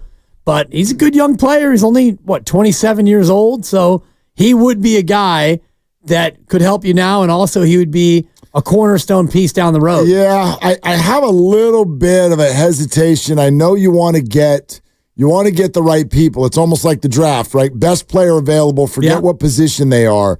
But I'm a little hesitant to be like, yeah, we're going to trade Jonathan Kuminga for a guard. If you don't have Clay, then he fits right into the Clay role. Yeah, does he? I mean, he can score. Yeah. He can score. Clay is a much bigger person, like who Clay used to be. Murray's 6'5". Yeah, I know. No, look, I love the guy. Yeah. But I like the Warriors have problems at the rim. They got it, and Jonathan Kuminga plays at the rim. And so every time we talk about one of these players, let Clay go. All right, then who shoots? Who can shoot outside of Steph? All right, if you let Kuminga go, all right. Who can break people down off the dribble and go to the rack and get fouled? You need these things on a basketball team. The Warriors are already deficient with both of those things. And now you want to move off of, in some cases, the only guy who can do it. So, I don't know, man. Like, I don't want to make it about a position, but I'd have a hard time giving him up if you're not going to get somebody back who can do some things inside the paint. I get that, but it's not always as easy as that, and if you're putting your eyes on Kevin Durant, for example, Kevin Durant is not exactly a guy who attacks the rim anymore. He can get his buckets, though, at 6'11". So if Kuminga was a part of a trade to get KD, and you'd have KD for the next couple of years, you probably would pull the trigger on that deal. If it were KD and Wiggins and a pick, Kuminga and Wiggins and a pick for KD, you probably would take a hard look at that if you're the Warriors. You'd probably do that. You'd you'd have to add more salary, and I know. Yeah, if you're trying to, I don't even know if Phoenix is allowed to do that. You'd probably have to get a third team involved for sure. Or you'd have to get Chris Paul in there. You'd have to opt him in and then send him. That would do it. But, based on their philosophy, the next 2 years, I didn't really think about that much until Ethan started talking about it. If you go back to what Monty said to us yesterday, if that's your obsession, then I would think that you are incredibly open to trading Jonathan Kuminga. If your obsession is the next 2 years, Kuminga is very good, but I don't see him as being like this vital member of a run for Steph in the next 2 years. I see him being a very, very strong piece, but I think the Warriors are accurate when they look at this team and they go, all right, we didn't have someone who we knew every night was our two.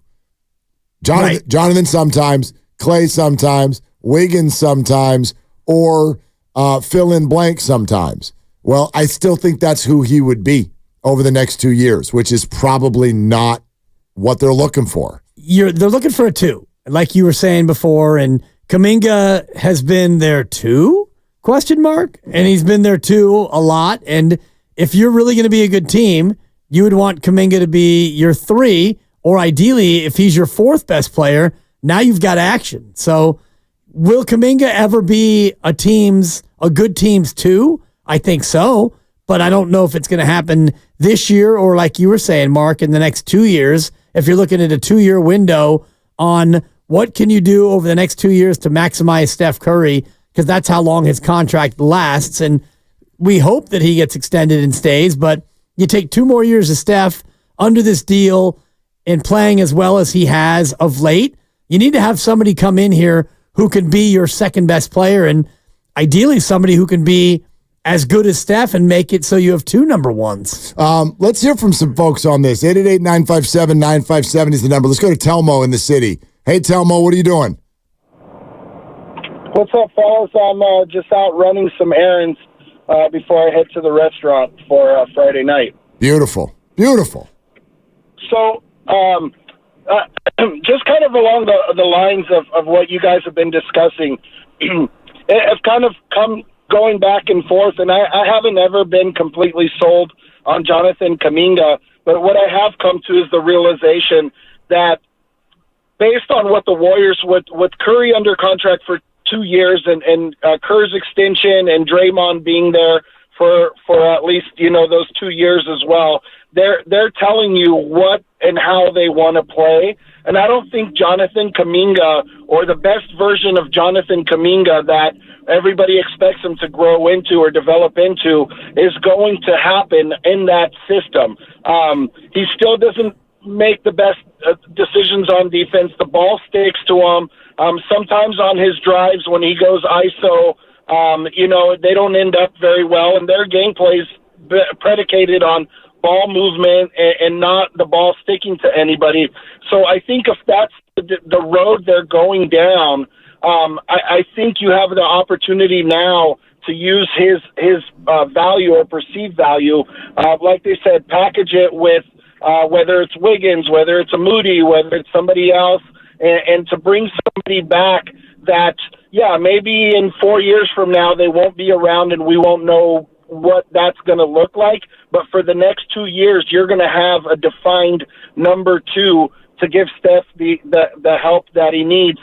Because I don't see that being Kuminga right now. I don't see that being anybody on the roster. I think they need to move off Kuminga, Wiggins, unfortunately Clay, unless he really brings his price down, and CP3 as well, just to help with the financial situation of contracts. But I don't see Kuminga being a Warriors player and developing to the potential that everybody thinks he can in that system. Telmo, thanks. It's interesting. Here's what I think this is what you're weighing, all right? Because Jonathan's good. He's a good player. Yeah. Might become great. He might. But when? Well, to me, that's the ultimate question. And it's that combined with, are you so obsessed with the next 2 years that you have to be willing to eat it in 3 years if you are watching him in an all-star uniform on another team? Absolutely. Are you willing to risk that for the next 2 years? That becomes a question of how good do you think he's going to be and how fast he can be that player. And you had the same discussion with Jordan Poole. And you looked at Jordan Poole coming off the year he averaged 20 a game off the bench and he helped you win a championship. And the question you had to ask was exactly the same. Are you willing to eat it and see Jordan Poole go out and be an all-star in another uniform? And you looked at it and you thought, yeah, we're going to take our chances. Maybe you thought that Jordan Poole wasn't going to be as good in another system. Maybe you thought that Jordan Poole wasn't as good as what he showed here. Whatever the math was in that decision, you made the move, and you didn't get a lot back. You got Chris Paul back for a year for a guy who averaged 20 a night, and you basically said to Jordan without saying it, all right, Jordan, go make us regret this. You go to Washington and make us regret this move. And so far through 1 year, there hasn't been a lot of regret in the Jordan Poole trade. Now, Kuminga, I think, is a little spicier because he's showing more upside than Jordan Poole. His athleticism, his youth, he hasn't played a ton of basketball, and the leap he took this year was wow. And you think about Jonathan Kuminga, if he develops a jumper, if you can combine his athleticism with the ability to shoot from distance and, you know, shoot off the dribble and really get an offensive game that's more comprehensive, then you may eventually regret if you end up trading him. I'm trying to think about something here. Are there any, and I mean stars, offensive stars in the NBA who don't really have a good three-point shot? Offensive star. Give me an offensive star. I'm gonna go like let's just go straight. Yeah, I like what you're doing. Simplistic. This is just scoring. Okay. Yeah. This is just scoring for the regular season. Luka Doncic scored 33.9 points per game. He can shoot the three. Yep. I mean, I guess maybe the answer is the second leader in scoring. Giannis. 27% from three. Yep. His nickname is appropriate because he's a freak. Correct. He's a unique talent, and he's a guy that if he played 50 years ago, he would average 30 a night. All right. Now I'm going to read. I'm just going to go. This is in order of who led the league in scoring. Make a noise when I get to the next non-shooter, not very good three-point shooter. Shai Gilgeous-Alexander, Jalen Brunson, Kevin Durant, Devin Booker, Jason Tatum, De'Aaron Fox, Stephen Wardell Curry, Nikola Jokic, Tyrese Maxey, Anthony Edwards, LeBron James, Kyrie Irving, Anthony Davis. There you go. Okay. There you go. Followed by Damian Lillard. Yeah. DeMar DeRozan, Kawhi Leonard, Jaylen Brown, Zion Williamson, 33%. It's not great. It's not great, but the point is, I think 35 and above is what you're looking at to be good, but your point is well made because all those guys, even Gilgeous-Alexander's at 35%. Volume shooter, still shooting 35. So yep. Your point about, you got to be able to shoot the three, and then you get to Jonathan Kuminga, 32%, which is not atrocious, but that to me, Mark, is the big area of his game offensively that if he gets up to that 36, 37%, all of a sudden now he's got superstar potential. I agree with you completely. Because it's not just the three. And it's also the mid-range. It's not just the percentage either. Right. Like, watch him shoot a three. Yeah. Just watch. Do I have to? Yeah, you're like, not a three-point shooter. Don't make me. Not a three-point shooter. Right. Okay, stand by on that because this is all interesting. You're listening to 95.7 The Game, KGMZ FM and HD1 San Francisco and Odyssey Sports Station. Always live on the free Odyssey app, Twitch and YouTube, powered by First NorCal Credit Union. Upgrade your savings dividend. Open a First NorCal First Class Money Market today, and your chance to win a big old bucket of money in the form of a credit to La Garza Sports Camp is coming up shortly. $500. Send your kid to camp. He or she will be happy. You will be happy. It's not just $500. We're giving away happy. this summer. I just realized that they hold that camp at the school that is right next door to me. Well, it moves. It's everywhere. It's all over the place. Wherever you are in the Bay, it's coming. That camp is all over. Exactly. Like a freight train. Seriously, it's ubiquitous. And even if you don't win, we'll tell you how you can get $50 off of a La Garza camp this summer. That is all coming up very shortly. Stay where you are. This to me is Jonathan Kuminga's future. His drive is so effective, but you'll notice defenses are starting to sag. How many times in that game against the Kings, when the Warriors were so out of sync offensively, they did the hey, he's the Warriors, hey, dude, you take it guy. So, hey, dude, you take it. Hey, dude. And thank you. And he would drive to the hole, and there would be Sabonis and two others waiting, and Kuminga would just kind of wildly flail some up in the air, and it didn't go well. Why? Because he can't shoot the three. If he can shoot the three, they can't do that. And he becomes unstoppable. But I would only paint this as a hard no. Like, I'm not trading that guy if I know that 3-point shot is going to be 37% instead of 32%. Well, I believe that it can be, but again, it comes back to the question of when, Mark. For me, it's not a question of if. I have faith in Jonathan Kuminga continuing to get better. He ended the year at 21 and a half years old. 21 and a half. If I asked you at 21 and a half what you were doing broadcasting-wise and if you had gotten as good as you possibly could get, I think you would laugh at me. Your voice was probably 3 octaves higher, and you had yet to really sink your teeth into your career at 21 and a half. You probably were still in college, for crying out loud. So the idea that Jonathan Kuminga can't develop a 3-point shot, to me, is a foolish errand to think about. Now, for me, the biggest question is when. Because if Kuminga doesn't become the best version of himself until he's 25 or 26, which is human nature, okay? 4 more years of Kuminga ascending to be the best player he can be.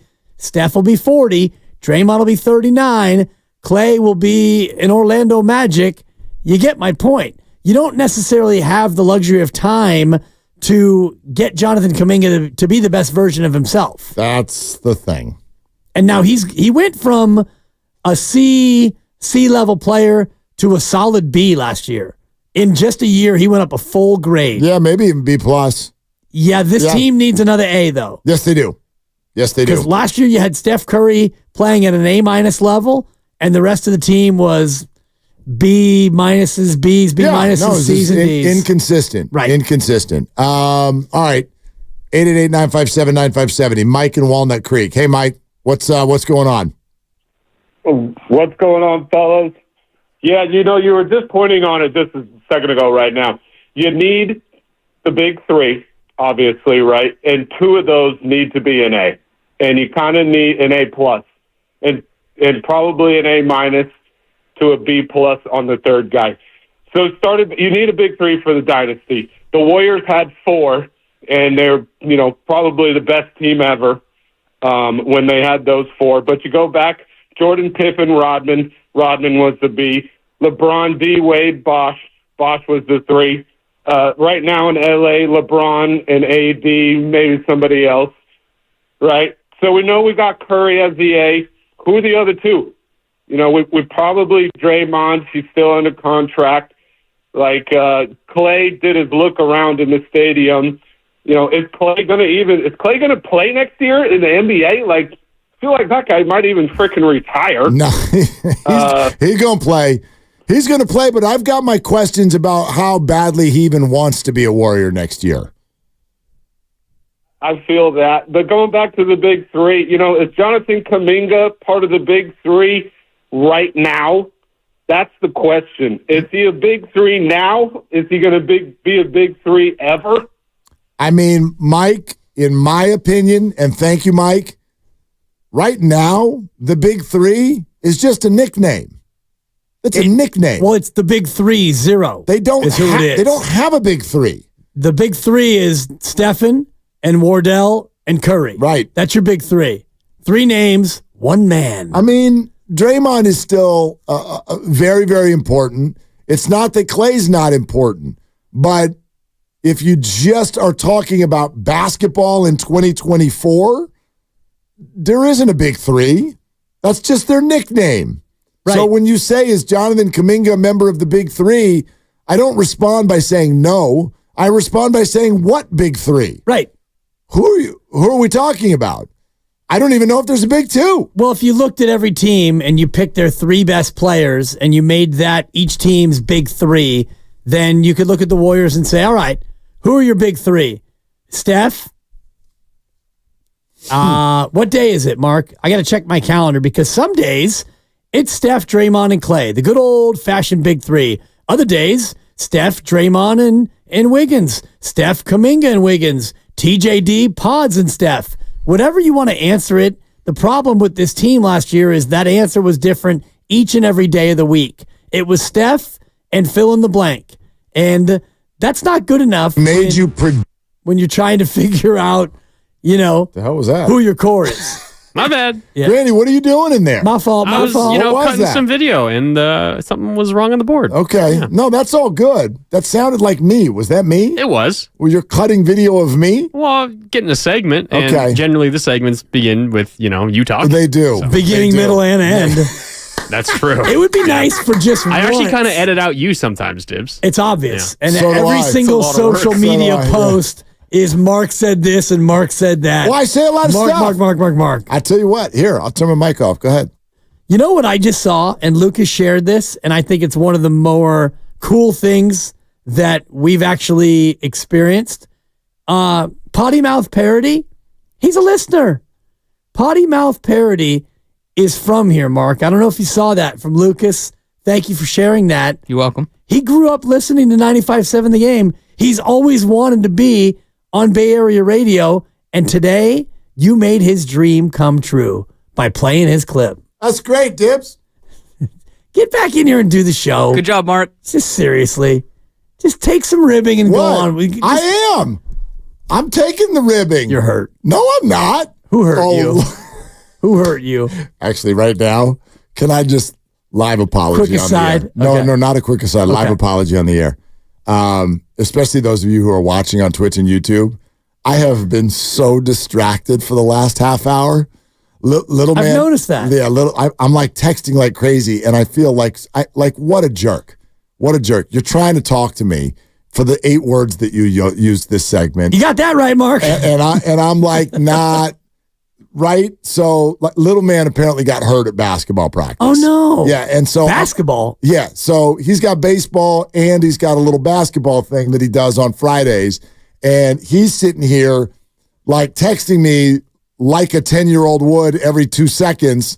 Dad, I'm hurt. I can't walk to practice. This, that. What about this? And I'm like, bro, I'm doing a radio show, but I'm trying to coordinate with little man because little man's hurt, but he's also 10. So you're kind of like, are you really hurt? Right. Or are you just tired and you want to go home and have a snack?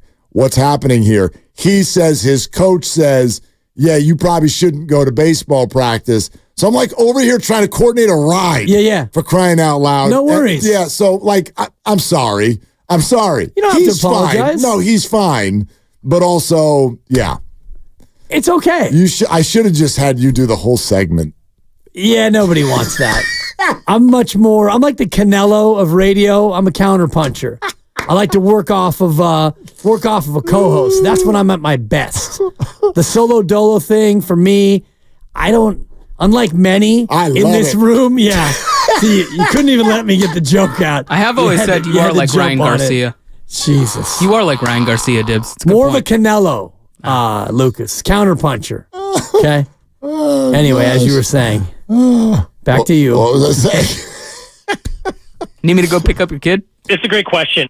I would love that, actually. I think the lovely Christy is on it. I think I cut her dog park visit short, and she is going to get my child and take him home. And probably good dog. Yeah, there you go. Thank she's you, good Gene. people. Yeah, and she's probably going to make him a quesadilla, and I will probably get home. I'm gonna eat it instead of Dad. Here's what happened with my leg, or Dad, thanks for coordinating that from work in the city. I will get, hey, Dad, Christie's quesadillas are better than yours. Nice. That's what I will probably Dad, can we go to In-N-Out? I think he saw the weather forecast, and his game is tomorrow morning, and he's strategic, these little kids, right? Because he knows the game's going to get rained out. So he's like, I'm hurt.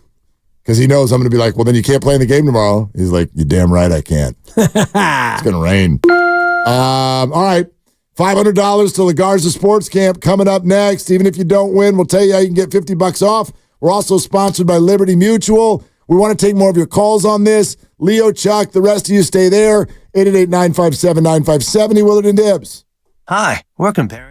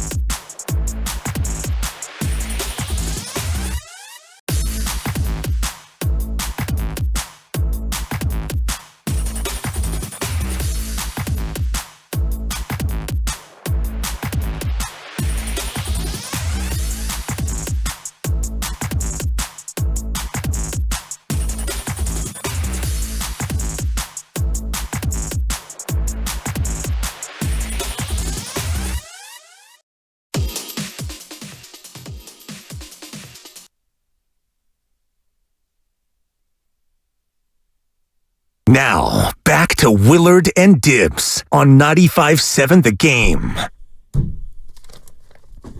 All right, this has been getting good. Ethan Strauss was fantastic. That was great. Pat Bev, Draymond, trade Kuminga.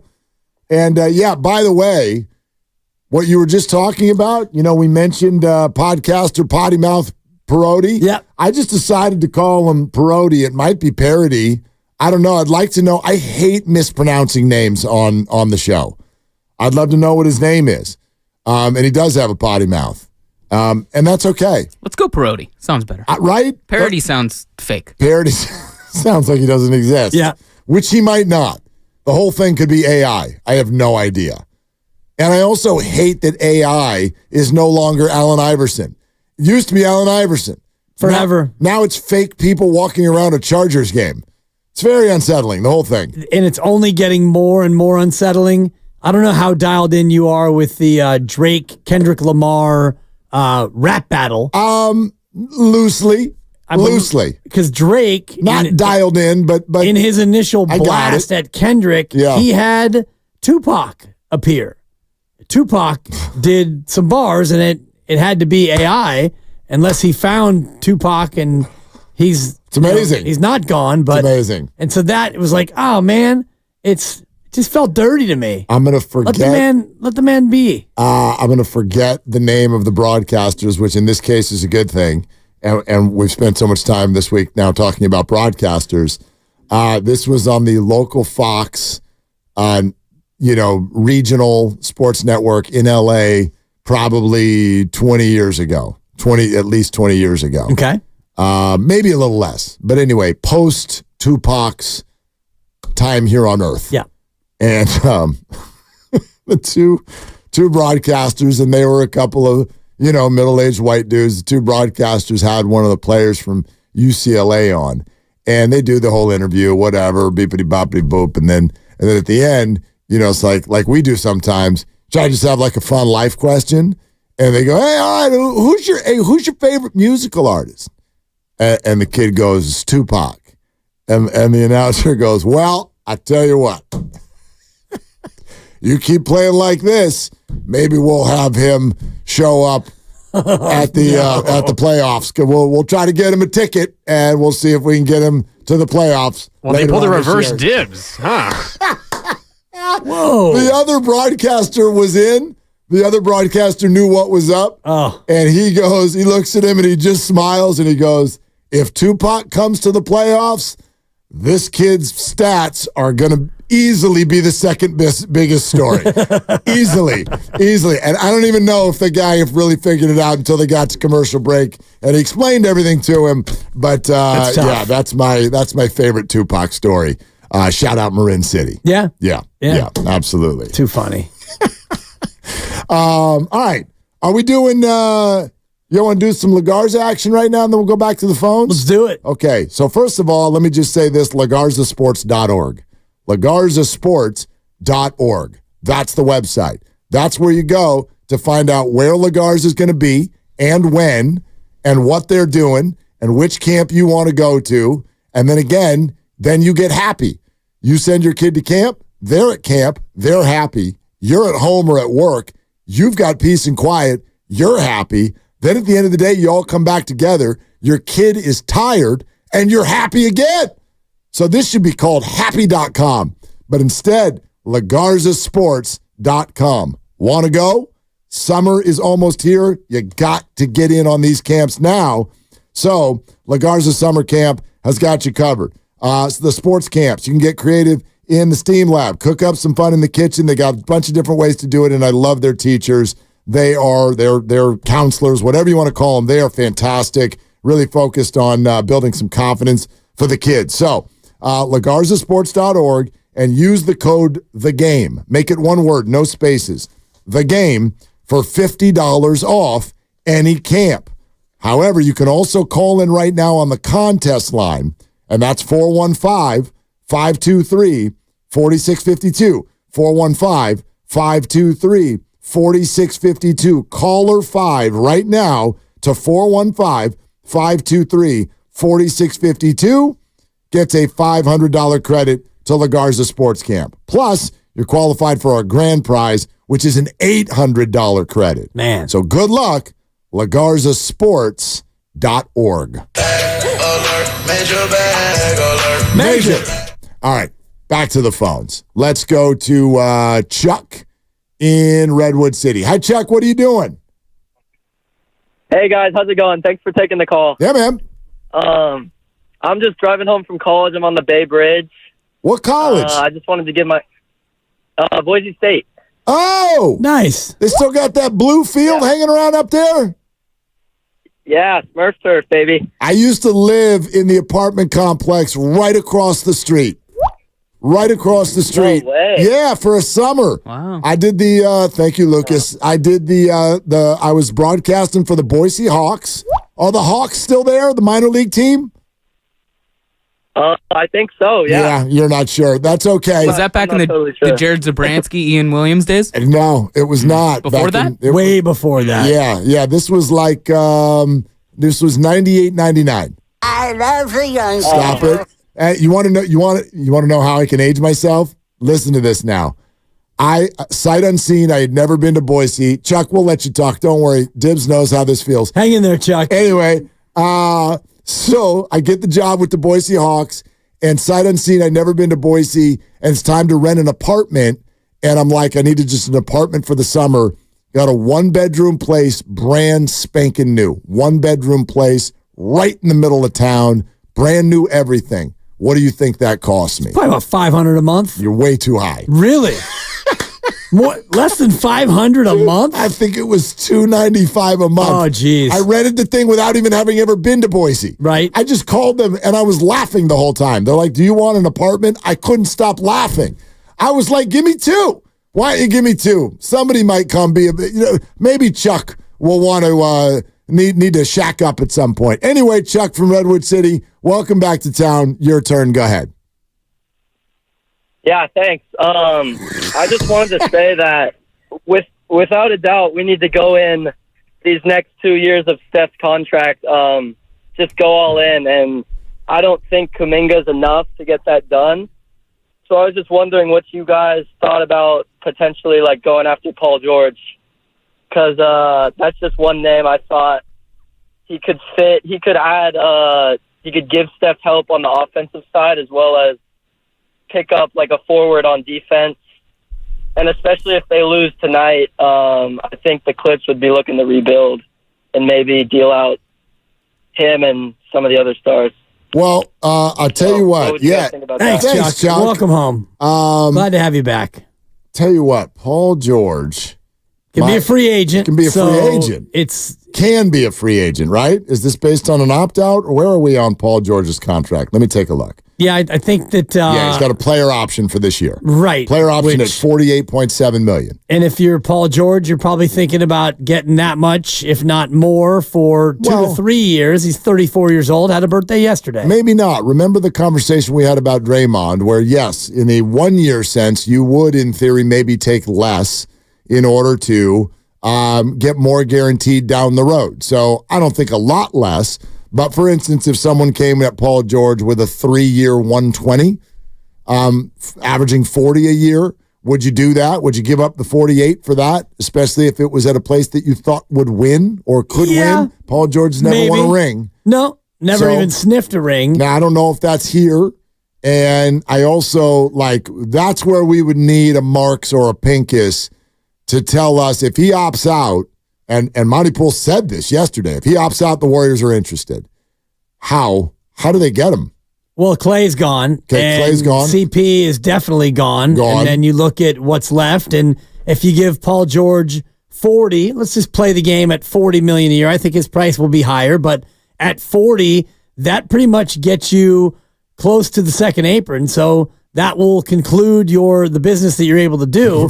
And you're probably going to rework GP2. I do think that that's going to be a priority for them. Maybe. Kevon Looney likely is going to be gone. His number's not fully guaranteed, but he's getting paid $8 million next year, so that money would come off. But can you clear salary in a Wiggins and Kuminga deal?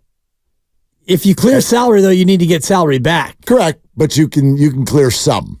Right. You don't have to get back dollar for dollar. Correct. you can get back less. So, that might be something that you look to do anyway, whether or not you sign Paul George. So Steph, Draymond, Paul George, your two young kids.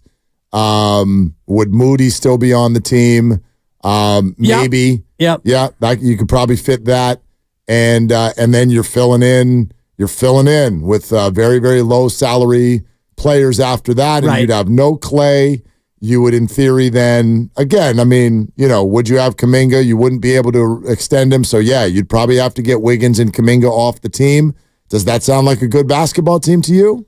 Not good enough. Yeah. Not good enough. I don't know. Yeah. And it's a tough spot. It's really tough. And, Paul George is, for me, the injury risk is always right around the corner. This year he did play 74 games, played pretty well, too, but you're talking about another older player. I would rather, if you're going to make a dramatic trade, if you're not going to get KD, try to find a younger guy like DeJounte Murray at 27. Not as good as Paul George, but somebody who is younger and I think more likely to play more of the games. Maybe. You got an older team, and so... You do, but you're only asking these guys for 2 years. 2 more years. 2 more years. That's all you're asking. Leo on 880. Hi, Leo. What are you doing? Sorry, just driving home. But I want to point out to everybody, when Kobe was Kuminga's age, he was on the bench, and he spent the first 2 years on the bench, not playing, and then they gave him the keys to the team, and they built a team around him. Kuminga can hit the three, he can drive by anybody, and when he's motivated, he can play the defense.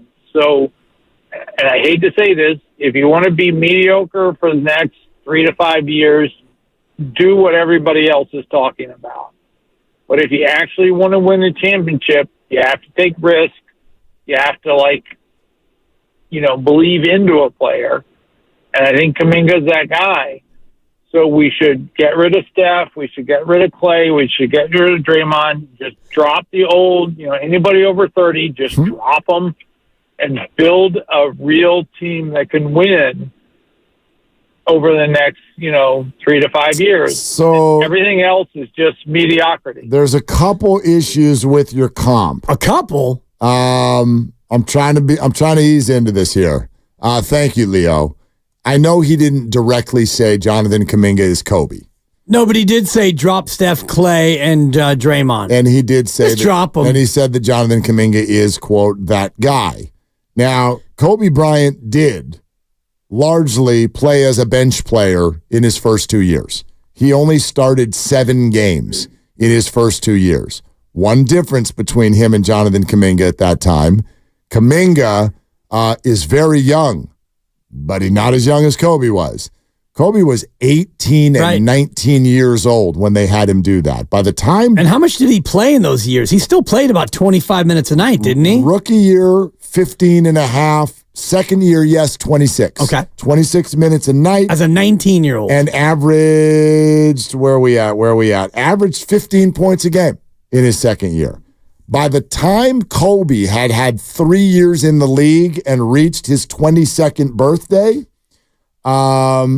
he was already all defense, NBA second team, 5th in defensive player of the year, 12th in the MVP voting, and an all-star, and averaging 22 and a half a night. That was at age 21. Right. Jonathan's older than that. So he's 21 and a half. Yeah. I now I get that their paths have been different and all of that. But boy, you better be really, really careful about just going all in on, to the point, all in on Jonathan Kuminga is one thing. All in on dude, here's the keys to the organization. We're going to grab a seat and watch. Good Lord, I don't feel that about him. I love the guy. I think he's a really good player. And yes, I think there are paths to him being an all-star someday. But here's the keys to the kingdom. We'll be at the bar. I don't see that at all right now. No. And if you think that he can be that guy and you don't want to trade him, then you go ahead and you give him an extension this offseason, because if he has another great year next year in his final year, then it's going to cost you a lot more money. So if the Warriors do believe that he has the ability to get the keys to the kingdom at some point, you extend him this offseason, you don't trade him, you try to make other moves around the margins. Maybe it's Clay on a discount, he stays, or Clay goes and you bring in some middling free agent and you try to give it a go with the core that you have. But if you're not totally sold on Jonathan Kuminga being that centerpiece, maybe he is a guy who you look to move here in the offseason. Maybe is the word for me. I agree with that. And I don't like the idea, but that's because I don't know who's coming back. Right. I don't know who's coming back. Turns out the Niners had the same approach with Ayuk and Debo. It was a maybe. And those names were at least shopped. They took calls on those players, and they didn't get the comeback in the trade that they would have liked, so they didn't trade him. And I think the Warriors will take the same approach with Jonathan Kuminga. They're going to take and make calls. And if Phoenix, for example, says, hey, we'll give you KD for Kuminga and Chris Paul, and that's all. No picks, nothing else. And the Warriors look at that and go, so it's basically Kuminga for KD?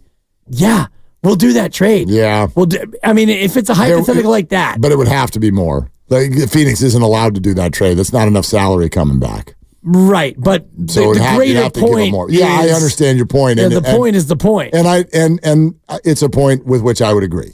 Right. Yep. So the Warriors are, nobody's untouchable other than Steph Curry. Mm-hmm. Anything else on the table, if the Warriors can get dramatically better around Steph, they're going to do that. That's the other point I wanted to make about his call, which is to say, I know there are some of you out there that believe it's time to trade Steph Curry. Dibbs and I have already made our point of disagreement on that. There's a different thing I want to say about it. Y'all sometimes make it sound like that would be easy. So we're done. Trade Steph, trade Draymond, let Clay walk. What does that even mean? How many teams are lining up to send, at least even if it's two separate deals, somewhere north of $70 million to the Warriors for their mid-30s stars? Who's looking for that right now? I'm not saying no one, but a lot of time that gets thrown around like the Warriors would just need to send a tweet or something. Steph available, and then it's done. Do you understand how complex the idea of trading Steph Curry would be? There aren't that many players in the league that would even be eligible to be traded for Steph Curry. And who's looking to give them up? I'm not saying you can't get it done. You could do it if you wanted to, but they don't. And you're talking about something that would be very difficult to do and feel like you got something out of it. They're certainly not going to send him out just to clear it out of the way. Right. Get him out of here. And teams that have players making about what Steph makes, those are teams that like those players. Those are some of the best players in the league, and those are usually players on good teams, and those good teams like to keep good players. The only one on that list is a guy that you would never want back, and that's Trae Young. So you're not going to do Steph Curry for Trae Young and another player. So for me, the whole thing about trading Steph is a non-conversation. Completely. I agree totally. D in the city is next up. Hi, D. You're on with Willard and Dibbs. What's up? Hey, how you doing, guys? Excellent, man. Great. I just had, I was talking with some buddies, and I think that a smart choice for the Warriors, or in my opinion, would be looking into Mikal Bridges and Dorian Finney-Smith, guys that can be true secondary options and two-way players combination. That would be, I feel a great option for us, and things that we would definitely need that kind of helps us cross the bridge with younger, but I guess veteranship leadership as well. That's just my thoughts. Yeah, D, give me a couple of those names again, and then how are you going to go about acquiring them? For Mikal Bridges and Dorian Finney-Smith, we could probably look into, obviously Wiggins, if we sign CP, and then kind of, do some kind of a trade with a little bit of some first round picks, maybe even some swaps. I think that we can probably try and do something like that. Even Wiggins as well. I mean, D, I don't hate it. Thank you very much. I like it. I like the creativity. Yeah, I mean, they need shooting. Finney Smith is a 3-and-D guy. Yep. 6'7", and that's the kind of player that you'd be looking at, and he's making about $14 million.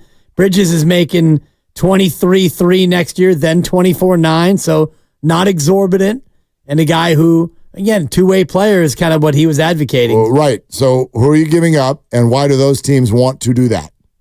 You're giving up Wiggins because, God, we got to get rid of him. Right, but why do those teams want Wiggins rather than those players? Because Wiggins is a better scorer, I think, than he's shown here. And, you look at Wiggins, and if you're a team who sees Andrew Wiggins, you might think that you can be the team to fix him.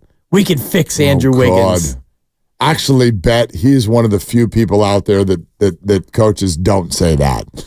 They don't. I know everybody always thinks. But 2 years ago, Mark. Let me get my hands on that player, and I tell you what, I could get the most out of him. Not Andrew Wiggins. Not Andrew Wiggins. This is the most out of him. This is. And that is often very good. It's just not what you feel like it could be, and it often doesn't feel like full blast effort. And I think that after a decade, I think the league is pretty decided on that. Yeah. That'd be my guess. I haven't talked to any other executives about Andrew Wiggins, but feels to me like just about everybody we talk to right now says his value around the league is not much. No, it's not great. And it definitely went down over the last year where, you watched him play and it looks like he's not that interested or passionate about the game of basketball. How about, is it Rom or Rome? Rom? Great. Lucas? Rom or Rome? Sound it out, kid. Rom. Not babe. Okay. I mean, act like you don't misspell things here all the time. But anyway, Rom and Arinda. What's up, Rom? What are you doing? I'm driving back home, guys. Great show. Okay, thank you. I just want to address the question. I mean, the existential question is, can the Warriors get dramatically better? And you've got these equal and opposite forces going in different direction. One is you've got this financial conundrum with bad assets that no one wants, very few draft picks, I should say, on one side. You've got this loyalty issue with Steph and his ride or dies with Clay and Draymond, who are aging. And then you've got this, and then in the other way, you've got this, aggressive mindset that Dunleavy and Lacob aren't going to sit still. And at the end of the day, there's no way to triangulate those three things and figure out a way to find the Warriors in a dramatically better situation. At the end of the day, you can make these fringe moves by getting, Dorian Finney-Smith and some of the other players that this guy on the previous call said, but that's not going to make you dramatically better. At the end of the day, we have to realize that this is a 40-win team for the next 2 seasons at best. Well, not at best. They're a 46-win team now. But they're aging. They're not going to get better. Yeah. I get that. Rom, thanks. What if I said to you, Joe Lacob's not trying to win a championship? I'd say you're wrong. You would? Yes. Of course he's trying to win a championship. Mm-hmm. I mean, I can't imagine him sitting in his home right now thinking, how do we just get to be the 10 seed again? That was super fun. I don't think he's saying that. There's a whole lot of in between those two things. There is, but he's going to try to win a championship. I think he goes into this offseason looking at this roster and thinking about what he can do with what he has to make this team better. And I do think that he's more of the Steph Curry mindset than of my mindset and Monty Poole, who confirmed my thought yesterday. Because I asked Monty, is this Warrior team in your mind 3 wins away from the 6th seed, like Steph said, or really closer to kind of being a 10 or 11 because they were so bad against the good teams? And Monty Poole said, kind of the latter. Yep. But I think Joe Lacob thinks like Steph does. Hey, if Draymond didn't get suspended, if we get 3 more wins, we're a 6th seed, we're a playoff team, and maybe we have action. Okay, we're presented by Fremont Bank, full service banking, no compromises. I would argue Joe Lacob right now is not trying to win a championship. And I will. That needs an explanation. You're damn right it does. And I will give it coming up next. And then we'll keep taking your calls on Willard and Dibbs. In the meantime, let me just take this opportunity to explain myself and explain to you how much Fremont Bank means to me. It's a great bank. It's a family-owned bank, and it's got a family-owned feel, and I love that. I go into the branch, and they take care of me. They know me. They remember me. I matter to them at Fremont Bank, and they've had this vibe now for 60 years. 60 years ago, when they built this bank, they set out to create a local ecosystem that's built on the relationships that I have with them, and they've done a great job of that. They support the local nonprofits, and they are a top local corporate philanthropist. They keep the money local, and they reinvest the money that you deposit into the businesses and the organizations that make the Bay Area great. They support nonprofits, and they make meaningful grants for the betterment of our Bay Area communities. The motto is great, and it really fits. It's Fremont Bank, full-service banking, no compromises. Hey, Bay Area.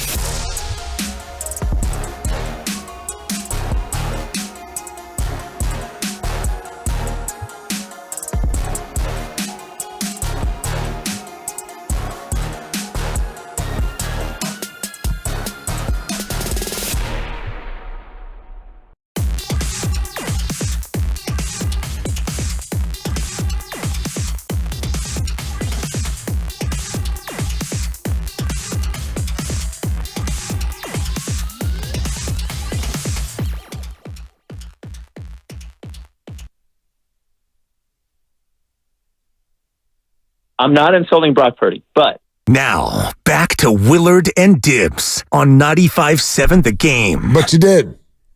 We got to stop with the word but in this language when we do it in that cadence. I'm not insulting Brock Purdy, but I'm about to insult Brock Purdy. No shade, but just do it. Just throw the shade. Just do it already, dang it. No judgment. I'm not insulting Brock Purdy. Totally. I mean, like, the worst is sorry, but. The sorry, but. You know, I'm really sorry, but. No. Take your butt out of here. You're not sorry, but. You can be sorry but you can't be sorry, but. You also can't be sorry if. There's a big but here. That's right. True. Don't do so. I'm sorry if I offended you. Sorry if you're mad. I'm sorry if what I said offended you. Hey, what? No, you're not. You're not sorry. You are if you're about to get fined. Mark, Patrick Beverly's sorry. I'm sorry. I'm sorry I interrupted you, but.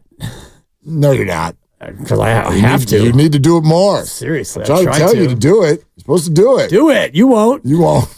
Try to. You don't. It's rude.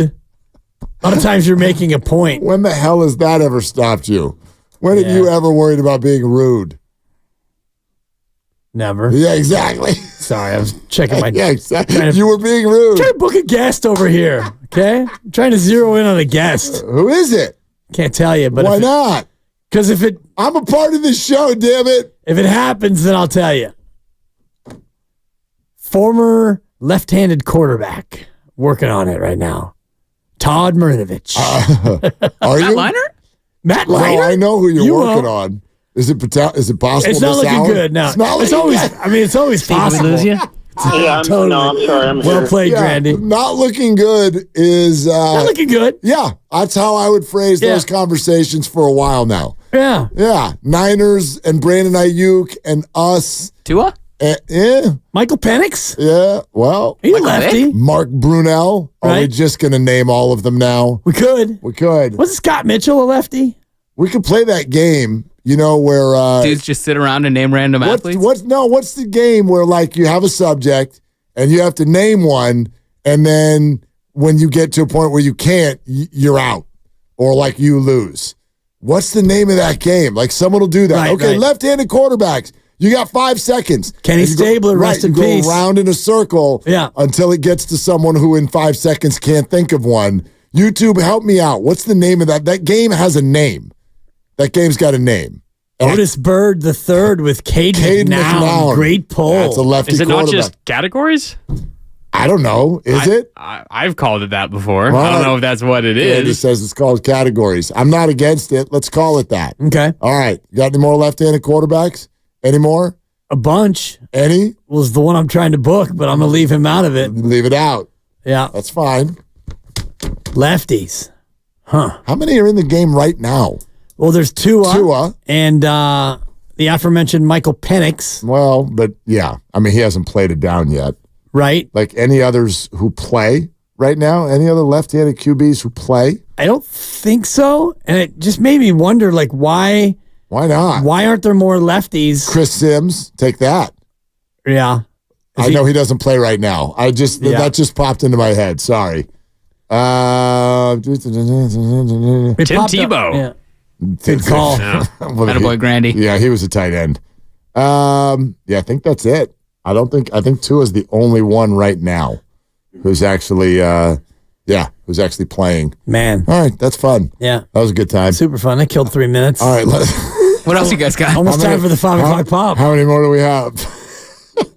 You had some explaining to do, and I want you to get to that. About what? About Joe Lacob's not trying to win a title? Which I think is just inflammatory. It's not.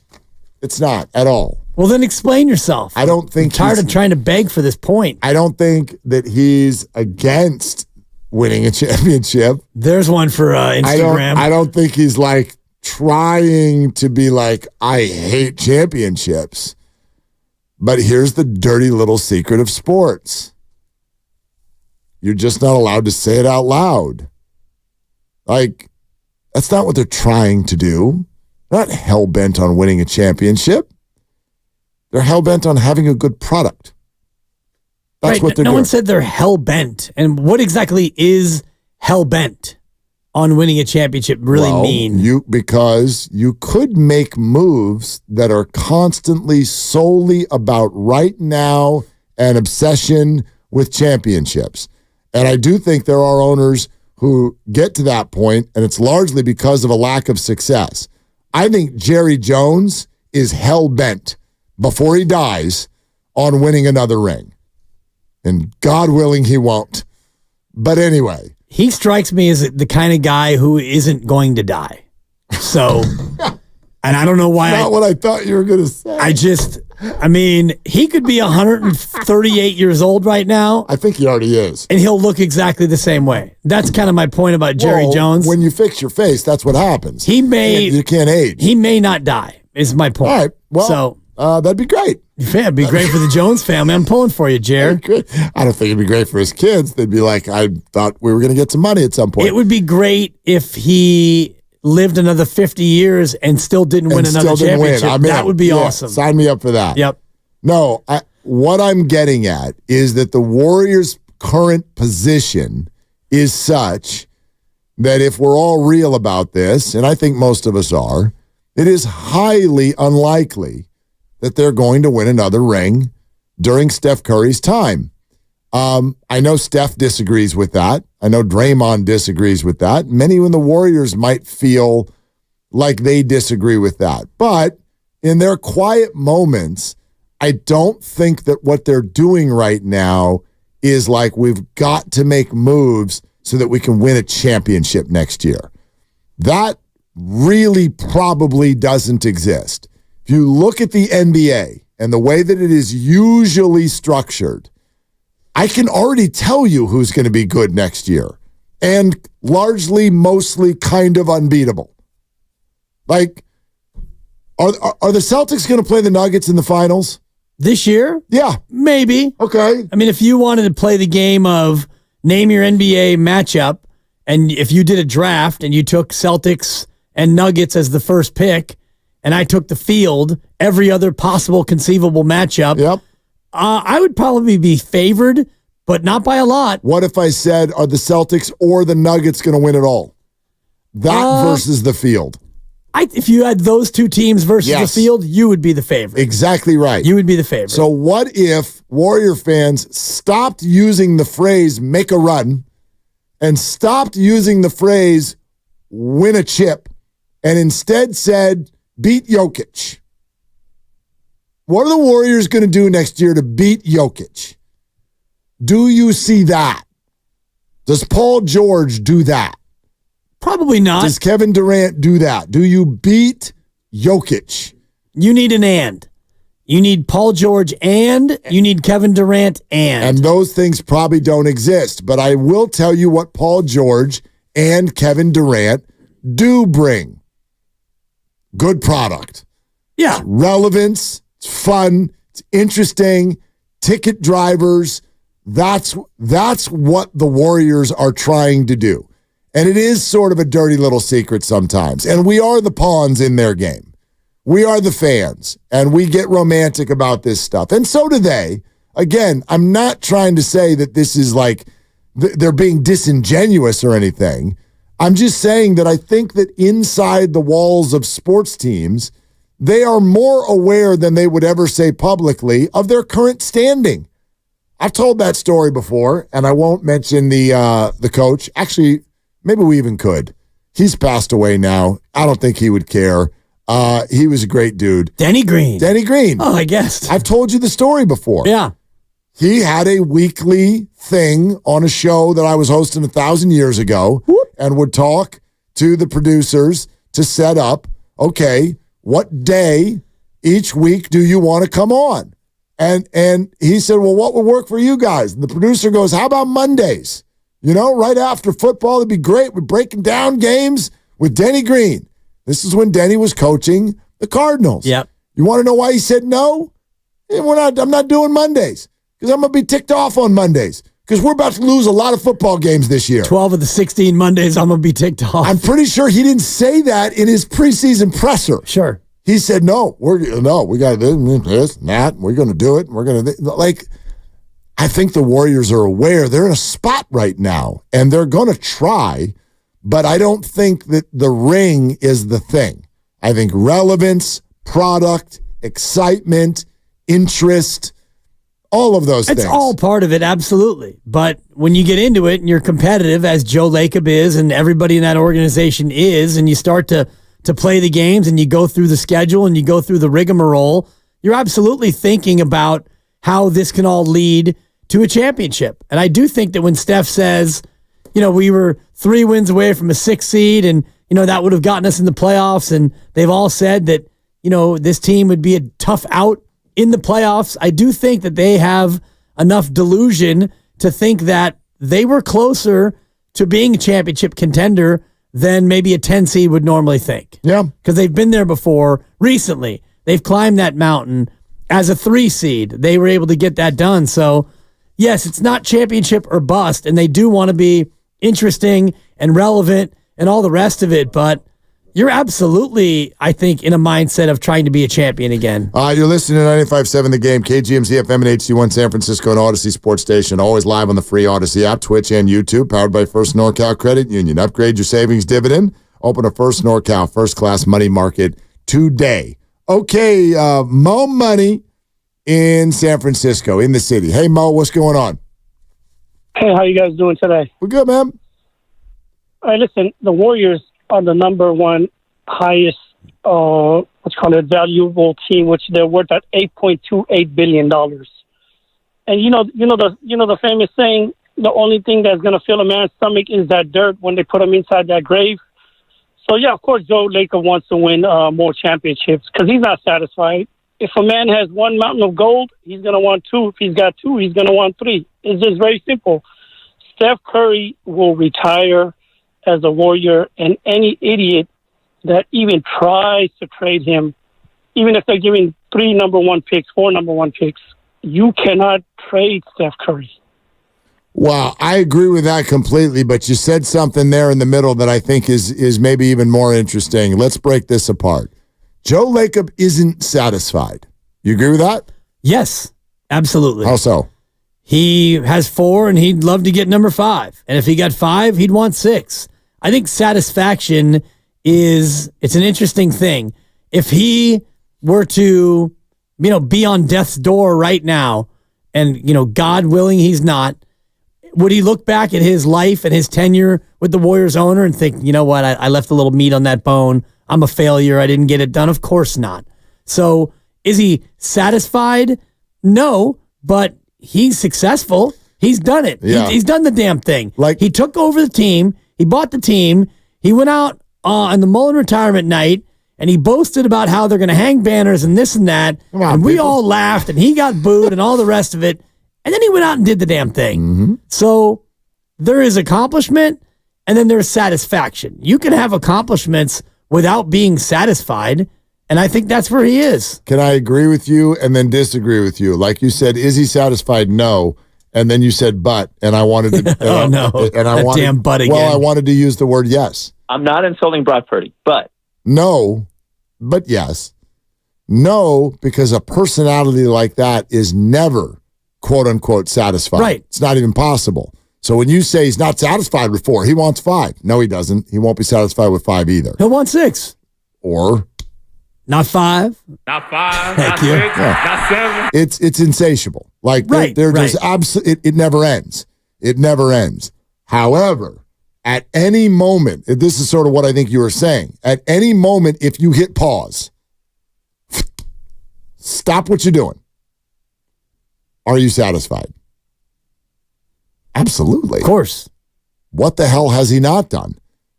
They've won titles. He built the new arena. He has turned, and if you've been here for a minute, this still doesn't make any sense. Right. He's turned the Golden State Warriors into a more valuable franchise than the Los Angeles Lakers. Sit with that for a second. I can't. I won't. That's the most bananas thing that has happened in sports in our lifetime, period. Whatever you're thinking is a wrong answer, period. Bananas. Are you satisfied? Absolutely. All I'm saying is The lack of satisfaction comes from the fact that a personality like that never stops. It's never, that's not the way it works. You always want to keep doing. You always want to keep growing. You set a standard, and then you expect to wake up every day and meet that. So that means we've got to be great every day. So in that form, sure, you're never satisfied. But I think he's totally satisfied. I think he's incredibly proud of himself. Yeah. I think he's incredibly proud of all the people around him. I think that they look at what they've built with googly emoji heart eyes every day. And that's what they're trying to do. They're trying to have their organization operate at a high level. That doesn't usually mean championship. It almost always doesn't. But that is the highest of the high, and that is the loftiest place you can be as a professional sports franchise owner. It's one thing to be profitable, and they are. It's another thing to take the value of your team from when you bought it and make it worth 20 times what you paid for it, and it has. It's another thing to build a world-class arena, and he has. He's done so many things that can never be put asunder. Yet, you wake up every day, and like you're saying, you wake up in the morning and you stretch in bed and you think to yourself, how can I be great today? How can I get this franchise, this team from where we are back to that mountaintop? Yeah. Because success is like a drug. It's addictive.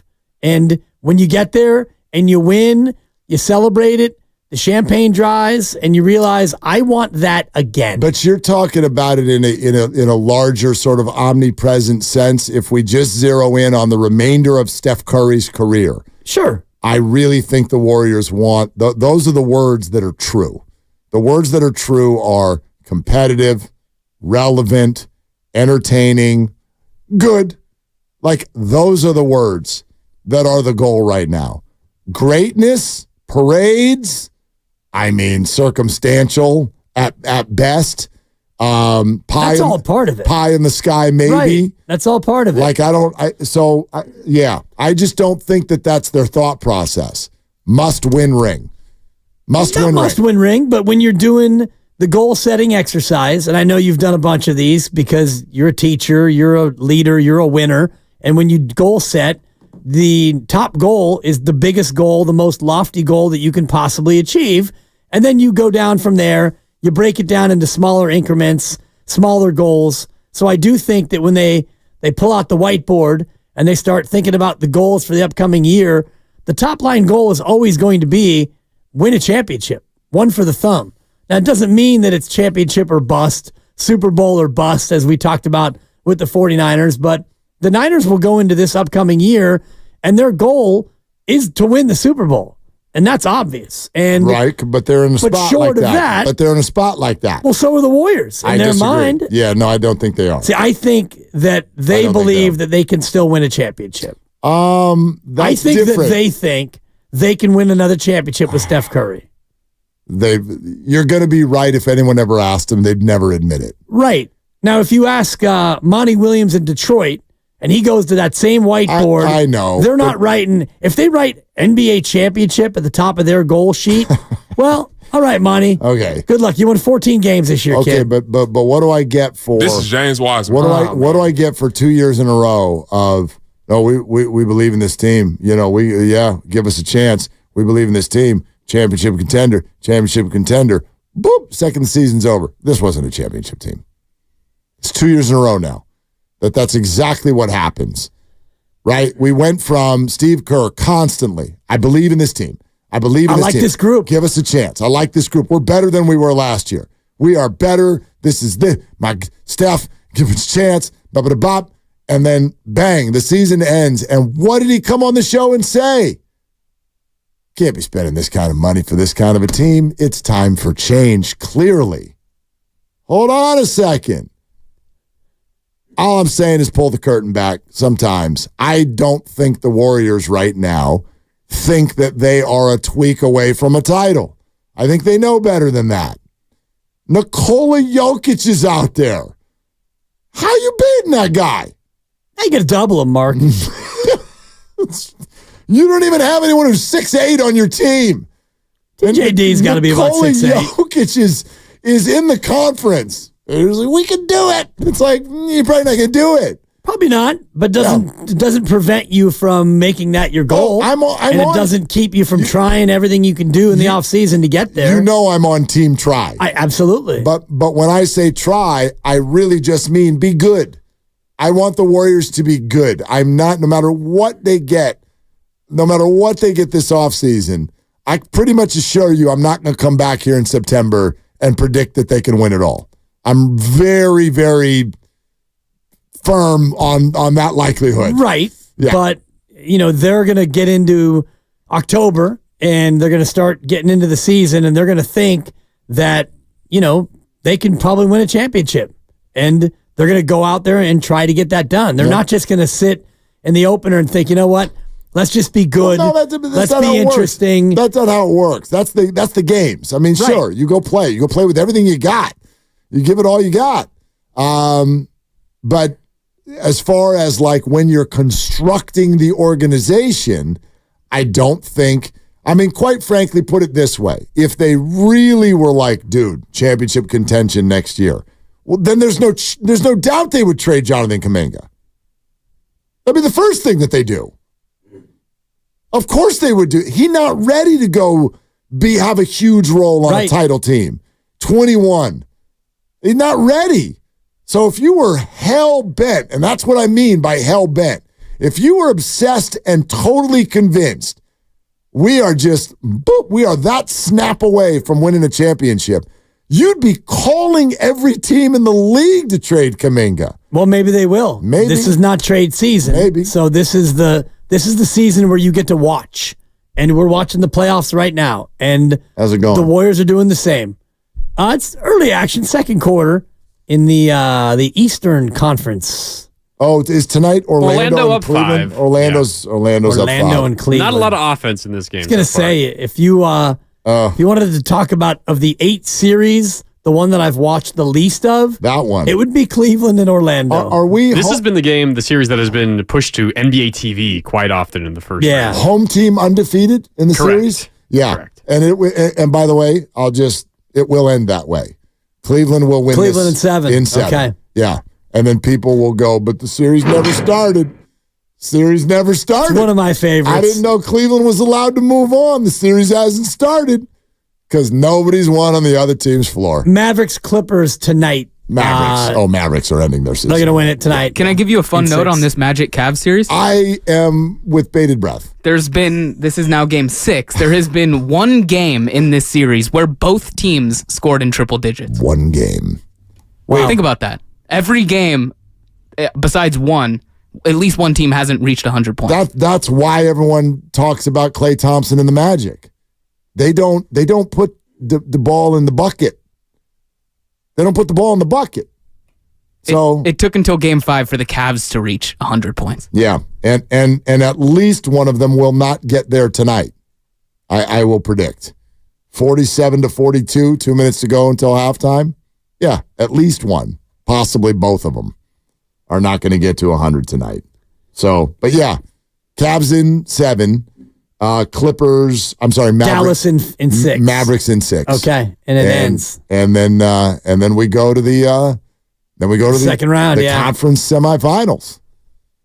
And I'm going to call that chalk in the West, even though the Clippers are technically the home team. They're the 4 seed. The Mavericks are the 5. Their record was separated by 1 game. And correct me if I'm wrong, guys, the Mavericks were the favorites in the series, even though they did not have home court. Is that right? I think so. I don't know for sure. The Mavs were favored in the series. Kawhi is also out again tonight. Kawhi's out. Again. Oddly, before Game 5, when Dallas won in L.A., the Clippers won both the games that Kawhi did not play in and lost both of them that he did play in. Fun fact, Kawhi Leonard was the player we were talking about when Steve Kerr told us that he hated it when the best player on the other team was out. Yeah. We were like, hey, Steve, no Kawhi. And he's like, I hate it, because someone else steps up. And the Warriors did lose that game. They did lose that game. I remember it well. I have. Yeah, it's crazy. I have an irrational dislike of Kawhi Leonard, and why? I mean, he doesn't play basketball, but I guess it's just because he's always hurt, and what he did in San Antonio still kind of bugs me. It irks me that. What does that mean? What he did? What did he do? He quit on them. No, he got hurt feelings. No, he's hurt. Yeah, okay. Hurt body. Sure. You know why? I mean, he was hurt. Yeah. He was. And so he chose to not stay around the team and rehab with the team. He fled. He fled the city because his teammates were too hard on him. That's the way I read it. Well, they were. Right. They broke the code. Tony Parker called him out for being soft. They broke one of the codes. Yeah. I mean, why is that a code? Because it's someone else's body and you have no freaking idea what's going on in there. You don't know what he feels like. My God, I love it. I love the whole, I had that injury and I was back by now. Exactly. Because every injury in every body, they all heal at the exact same rate. Every surgery's the same. It works the same every time. I mean, my God, really? Kawhi's always hurt. Always. Have you ever had COVID? A couple times, yeah. I know some people who got it and didn't come back. Yeah. Yeah. So, bounce back. You know what I mean? Like everything inside a human body I don't know how you can do that to a guy. I just don't think that he should have left town. Well, but his 73 games, he went to New York. His teammates sold him down the river. Eventually. It's not like they did it immediately. He had already bounced on them for a long time. No, Absolutely. He just wasn't coming back. He was hurt. Yeah, he wasn't coming back. He left. Anyway, I don't want to spend. Yeah. It's just an irrational dislike. I shouldn't dislike him as much as I do, but I do. So if Pat Beverly and Kawhi Leonard were both sitting here, which one would you talk to? Pat Beverly. Do you subscribe to his pod? No. I didn't even know he had a pod. Well, so you're not talking to Pat. I don't. It's entirely different. I don't think there's only a couple of pods that I subscribe to. One is the Draymond Green show. No, it's the Run TMC podcast, Run the Marin County podcast. It's a basketball podcast. It's based in and about Marin County basketball. Who hosts that? Yeah, who's the host? And why is it not you? David Levine and Duffy Ballard. Chris Ballard, you know Chris Ballard from SI? This is Chris Ballard's brother, Duffy. Why have you not been a guest? I have been a guest. That's why you subscribe. I subscribe because it's a lot of interesting Marin County history and current stuff about the place where I used to live. Okay. And the other one is the Trevor Noah podcast. Oh, sure. Very good. I love Trevor Noah. Yeah, his podcast is excellent. That's not about basketball. No. Yeah. No, he gets A-list celebrities that he interviews. I would imagine so. He is one himself. And he's a pretty funny guy. Yeah. So yeah, those are the two. Okay. Podcasts. That's that and 95.7 The Game. Odyssey app. Subscribe to the Morning Roast. Sure. Yeah. Garlic fries and baseball. Garlic fries and baseball, guys. Subscribe. Nice. Oh, you were talking to me? Yeah, that's your cue, Jim. Oh, yeah. Always. No, I'm talking to the other co-host. With Sam Lubman, right? Yes. And is that how you say it? Whoa. Yeah. It's a play on his name. Relax in there. Good Lord. Yes. And also that one. They just had Kyle Harrison on. It was a great conversation. It came out today. How about that? Wait a minute. Haven't heard it yet. Haven't heard it yet. I knew they had him on. It was a great conversation. Oh, was it, Dibs? I'm playing the percentages. What did he say? He likes pitching. Can I get one quick aside here? And this is, I thought I did the quick asides on this show. You do the quick asides. All right, what's up? I miss watching the catcher put down the signs. There. Huh? PitchCom has made it so the catcher doesn't have to put the signs down anymore. Right. I kind of like that. Watching the catcher go through the 2-1-3, 1-3, 1-2, 1-3, and there's no time anymore. They'd all you can't sit there and stare at the catcher. Oh, I understand why. Clock. I miss that. Yeah. I miss that interplay with the catcher. It's kind of fun. You know, you can kind of maybe try to steal the signs and you can see what the sequence was and watch the catcher do his thing. I mean, hasn't ruined the game for me or anything. It's just something I miss. Well, the whole idea of baseball and the little intricacies have died, and you sort of are forced to be okay with it. And if you say otherwise, it's hard to not sound 150 years old. Right. John Boy put out a tweet the other day. I love the young people. Thank you, Grandy. John Boy put out a tweet the other day that I thought was interesting, and I'm going to be paraphrasing here, but basically he goes, do you remember that a few years ago, we used to, every 3 innings or so in the National League, we would stick somebody up there with a bat who hadn't the slightest idea how to hit, and you thought you'd miss it. It's crazy.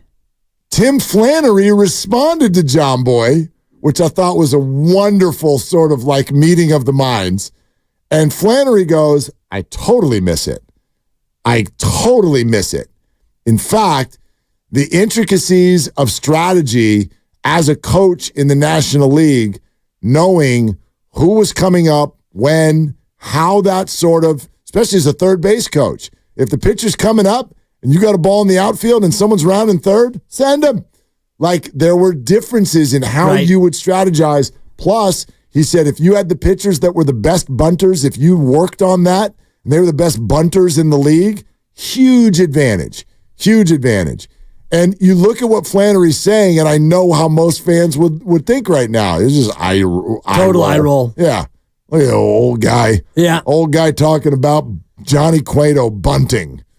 I thought that I would miss it more. I don't miss it at all. Even though I know what Flannery's saying, and I like the intricacies and the strategy. I do like that part of it, but I don't really miss it at all. You know which part I don't miss is it's a deflating bummer when your team puts together a 2-out rally, right, and then the pitcher comes to the plate.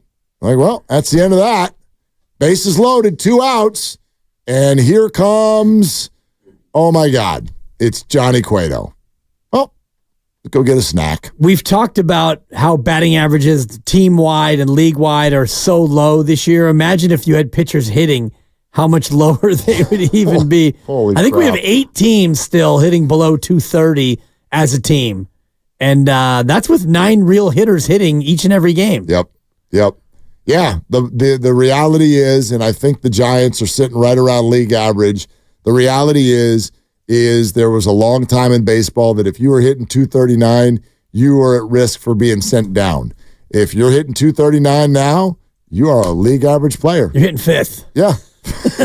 Might be hitting 4th. Yeah. Might be hitting 3rd. What are the Giants what's the Giants' 3rd and 4th hitter hitting right now? Oh, geez. What's their batting averages? I could tell you real quick.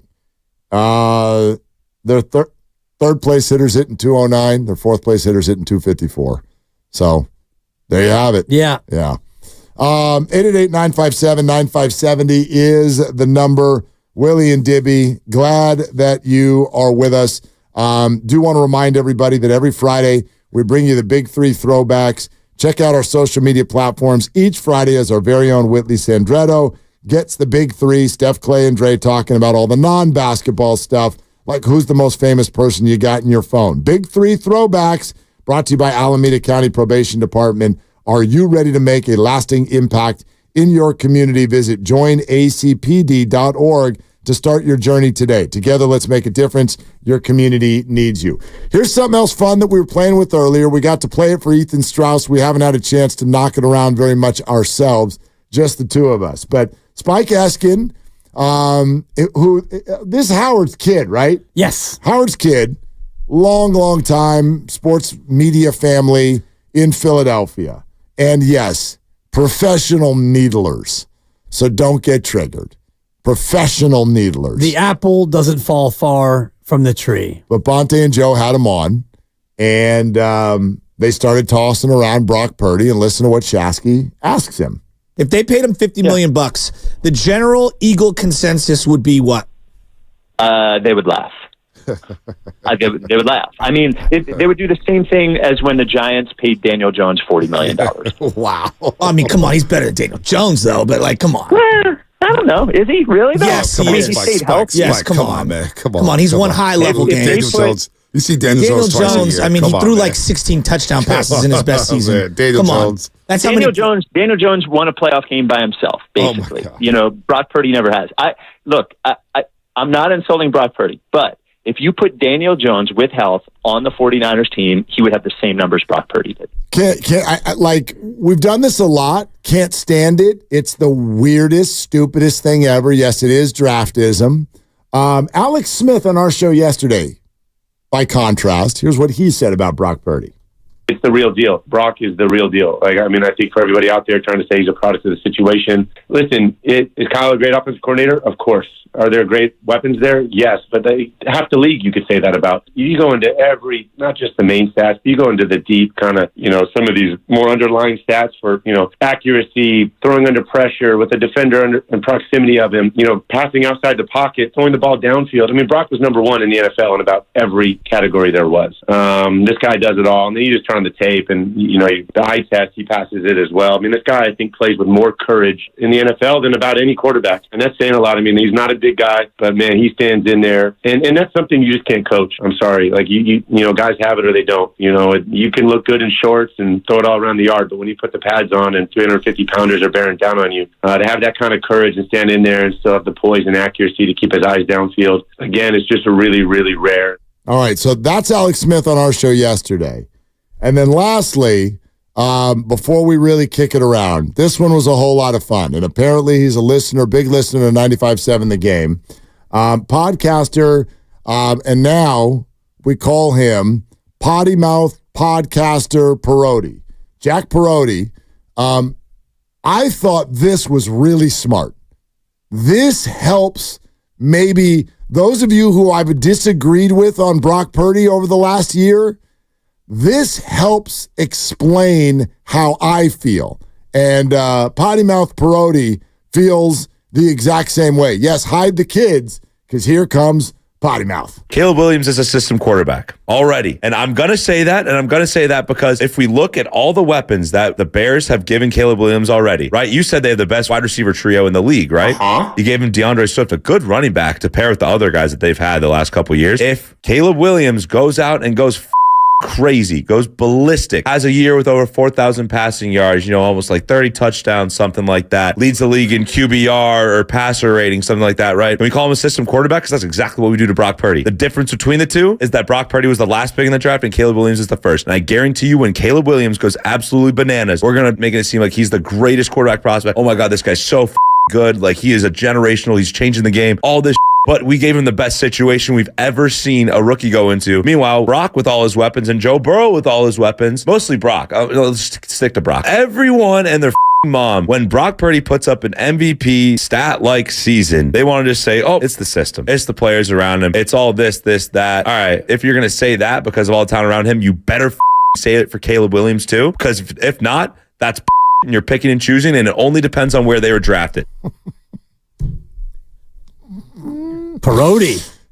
Yeah. Bringing it. Potty Mouth Perotti. I counted 6 curse words in there. Yeah, there was at least 6 beeps. Yeah. And that's because we only played part of it.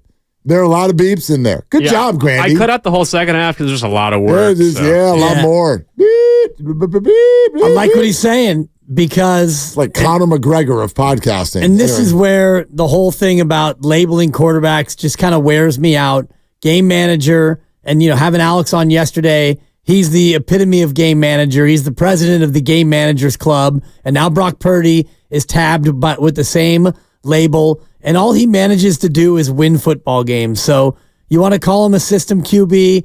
He is a system QB. Turns out the system that he runs is pretty kick-ass, and it's a winning system run by one of the great offensive minds in the game and surrounded by a lot of talent. So if Caleb Williams does do what Potty Mouth Perotti was talking about, and he has that kind of a year, and he's rookie of the year, then yeah, he's a system quarterback, because Eberflus would have run a good system designed around talented players and a good quarterback. So it's okay to be a system quarterback. Well, there's that, and I totally agree with you. But people use it, they weaponize it as a disparaging label. 100%.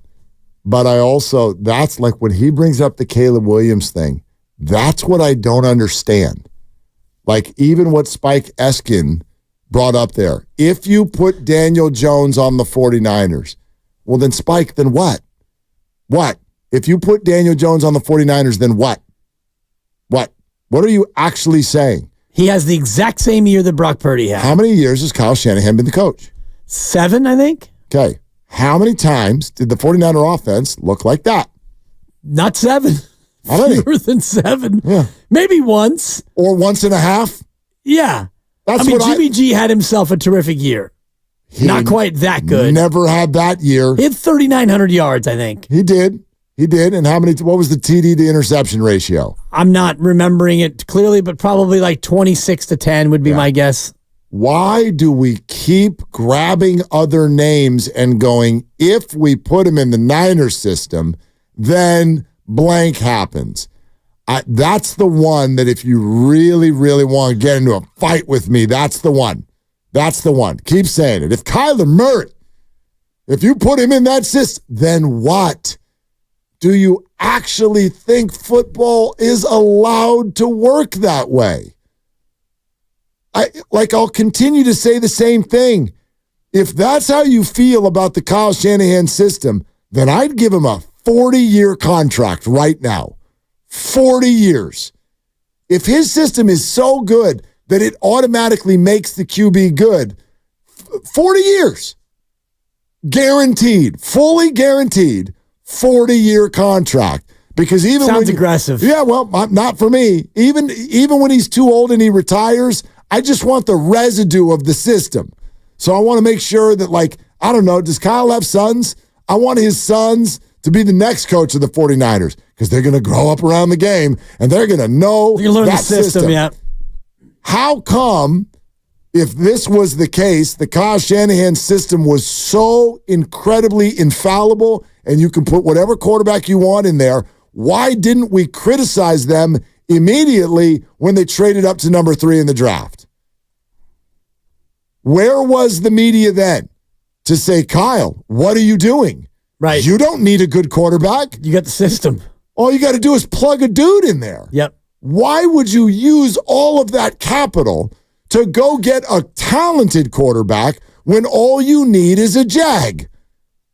Why would you do that? That's my question. And that question will never go away and never be answered. I don't even need to give you all the data of all the Jags who have been on Kyle Shanahan's team for the first 5.5 years. And yes, they went to a Super Bowl. Yep. And Jimmy was nice. He was fine. He was always polarizing, though.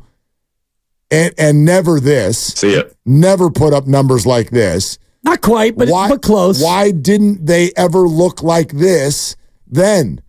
Even when Jimmy was putting up good numbers, you know that the Niners were trying to beat people 20-17. Their output was nowhere near what this offense is. So why would... Brock's got better weapons, but yes, he your does. point is well taken. Yes, I'm not going to get into a Jimmy versus Brock debate because Brock, his year last year was better than Jimmy's best year. Without a doubt. Yeah. Jimmy threw for 39.78. The ratio was 27-13. 27 TDs, 13 picks. Brock was 31-11 with more yards and better numbers across the board. Right. But all of the metrics, all of the metrics. And Jimmy has never been as good again, nor will he ever be as good again. So there is some of the system that helps the quarterback, but that is something that that definitely gets to me as well. I'm not gonna sit here and tell Daniel you Jones. Niners don't have a good team. Oh, by the way, Daniel Jones won a playoff game by himself. I loved that statement. What was the final score of that game? Was it? I feel like it was 24-16 is going to be my guess. Will you look that up, Granny? 31-24. What was it? 31-24. Okay, 31-24. He was 39 of 62 in that game. For how many yards? 436. Really? 2 touchdowns and a picky pick. Okay. So, what did Kirk Cousins do in that game? Let me check the box, but... What's in the box? Wait, what do you have Daniel Jones' numbers as?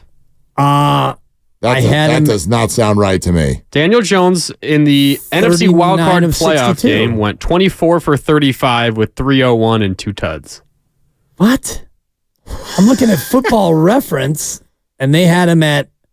that's the 2 games combined. The 2 games My combined. Bad. Yeah, the 2 games sorry. combined. Those are stats. He also ran for 17 carries and 78 yards. There you go. Single-handedly won the game.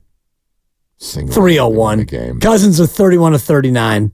But the interesting thing about that is off of that playoff run, 2 games, that's when Daniel Jones got the contract. And subsequently, he's been injured and ineffective. Yep. So now they don't like him anymore. Spike Eskin and his Daniel Jones take is laughably, woefully inaccurate. I'm trying to think, like... And then the postseason game that followed when the Giants went to Philadelphia, Daniel Jones, 15 for 27, 135 and an interception. That makes sense. It's terrible.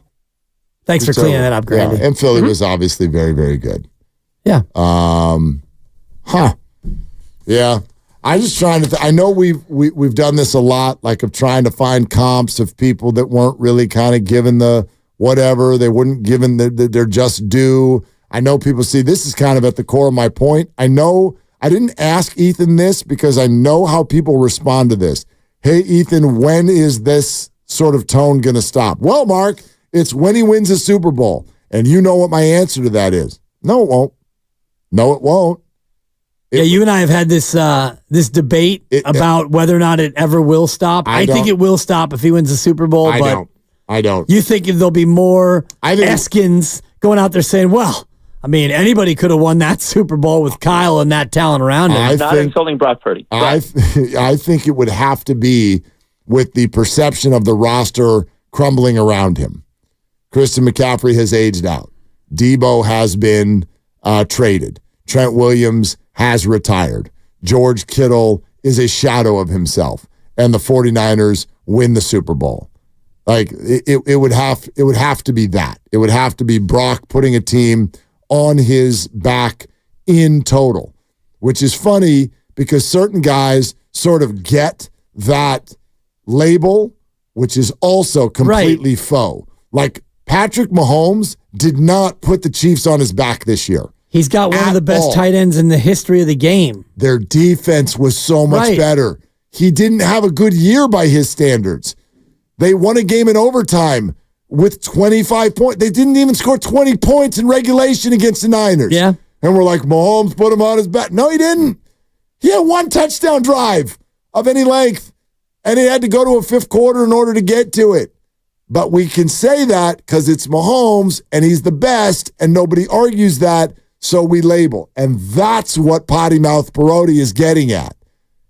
He's getting at the labels that we're allowed to use for players totally based on their past.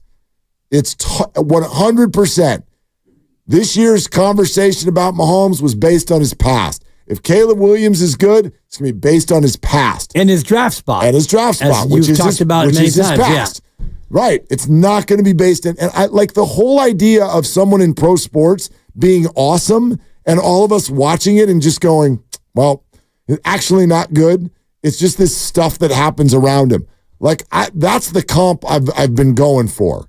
You know, we used to do the comp of like, who else has been really good and then not ended up good? Right, Jeremy Lin. But who else has been really good in sports and never gets the credit for being so? It's usually in football because in basketball, when you score, you did that.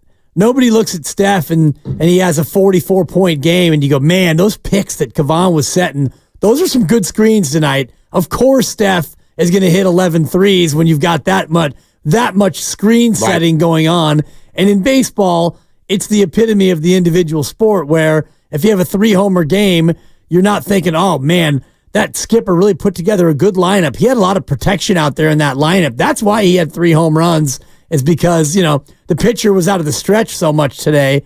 That's what led to the homers. But in football, with 11 guys out there, it's much easier when you want to disrespect a guy to say, well, I mean, Brock Purdy, yeah, but Shanahan's a genius and he's got so much talent around him. How could he not be good? But who else is it? Like, who else has been good? And I'll acknowledge that Purdy has only had a season and a half. So sure. I will acknowledge he's going to have to do it for longer to really get the labels. But who else for a prolonged period has played really well and everyone has just repeatedly dismissed the achievement or the importance? That's a hard one. I'd have to really rack my brain because I think this is uncharted territory. Is Cousins it? Maybe, but I think he's gotten his due. I mean, people don't think highly of him. Right. They think he stinks in prime time. But what's interesting is what started this conversation, and that's money. And nobody blinks when Kirk Cousins gets the bag. No one blinks. Huge bag. They're like, he can't win big games. And then he gets $85 million guaranteed. And everyone's like, well, yeah. Yeah. I mean, good quarterback. And I think it just goes back to the old draftism where when Brock Purdy, at the end of this next season, and he's in line for an extension, and if the Niners do line up and give him $50 million a year, all of the Spike Eskins in the world out there are going to come out and say, oh, you blew it. It's a huge overpay. Daniel Jones and all the rest of it, and it's nonsense. Well, that's fine. It only fully becomes nonsense if he then, if he comes out and continues to be the same guy. Right. I'm not sitting here telling you there aren't questions. Of course there are questions. Of course it's only been a year and a half. Of course the 49ers are going to have to replenish a roster and probably won't do so at such a high level for the remainder of his career. But then again, the other side to it is this is still a young pup, still a guy who hasn't seen a lot of things. Right. In theory, should still go out and get better. So anyway, you can weigh in on this. 888-957-9570.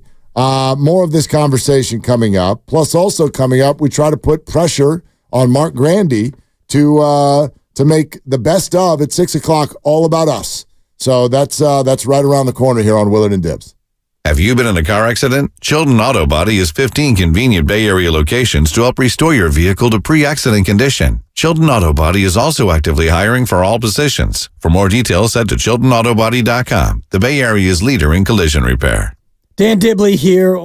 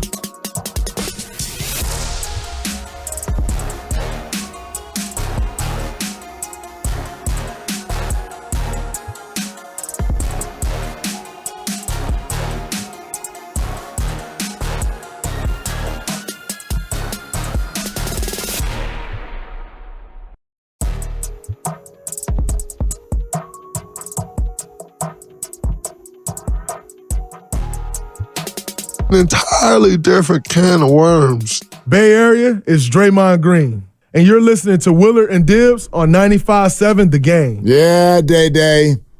You have never thrown a ball at a fan. I will give you that. That's different. Yeah.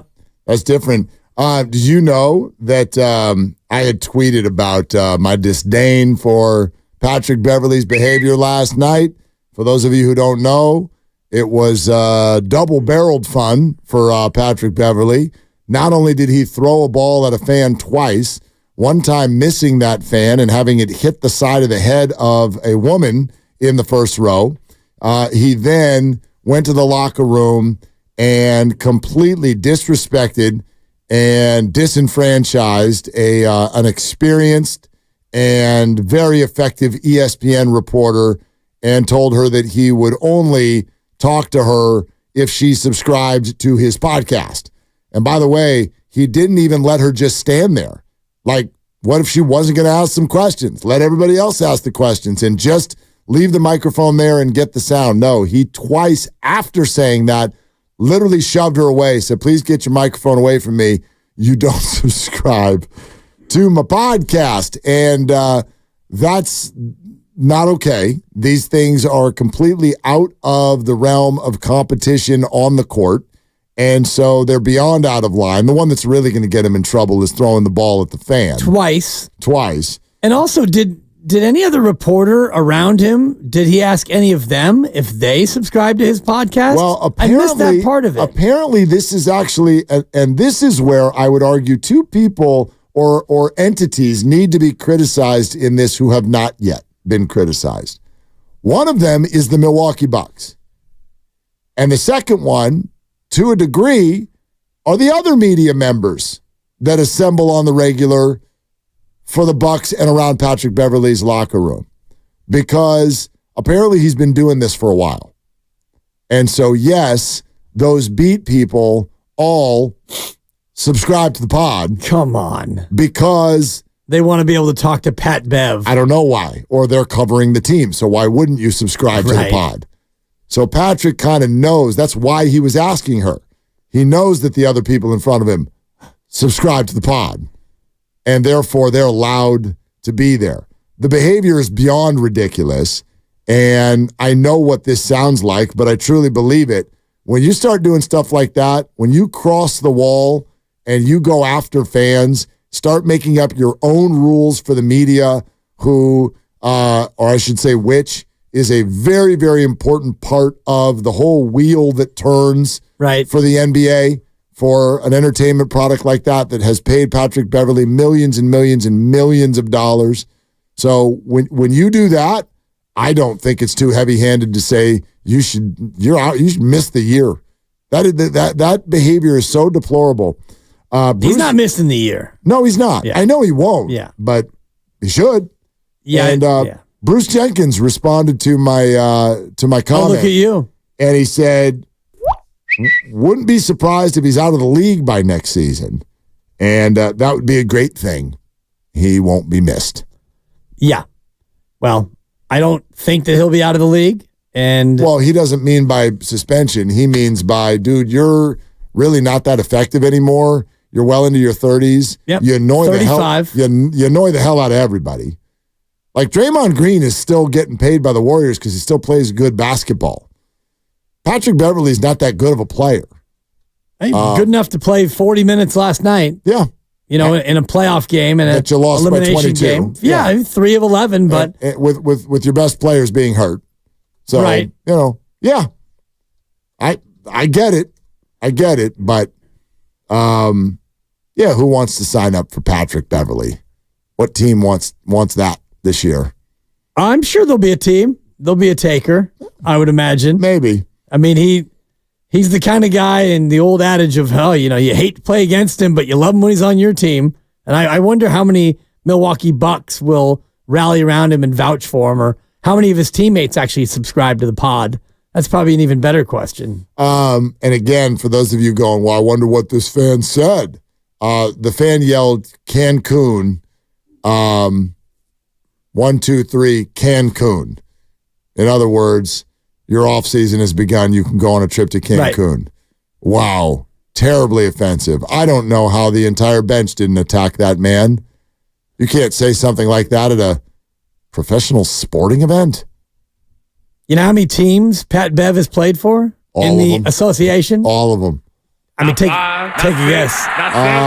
Beverly. Beverly's probably because it's more than I can remember 3 or 4, but yeah, I'll go 7. Dude, look at the big brain on Brad. Thank you very much. 7. Can you name the teams? Yeah, could I name the teams is a much, much harder question. First 5 years with? Okay, hold on. Can I name the team? He went 5-4. He played for the Clippers. That was his second stop. 4 years with the Clips. He has played for the Milwaukee Bucks. Yep. 1 year, 26 games only. Did he play for the Houston Rockets? That's where he started. 5 years with the Rockets. All right, so there are 4 more teams. Yep.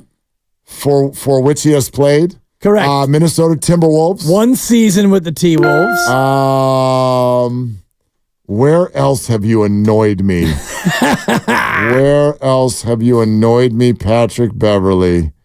The only 2, you're missing 3. I have 3 more, right? There's 1 that you're never going to get. Well, did he have a cup of coffee with the Bulls?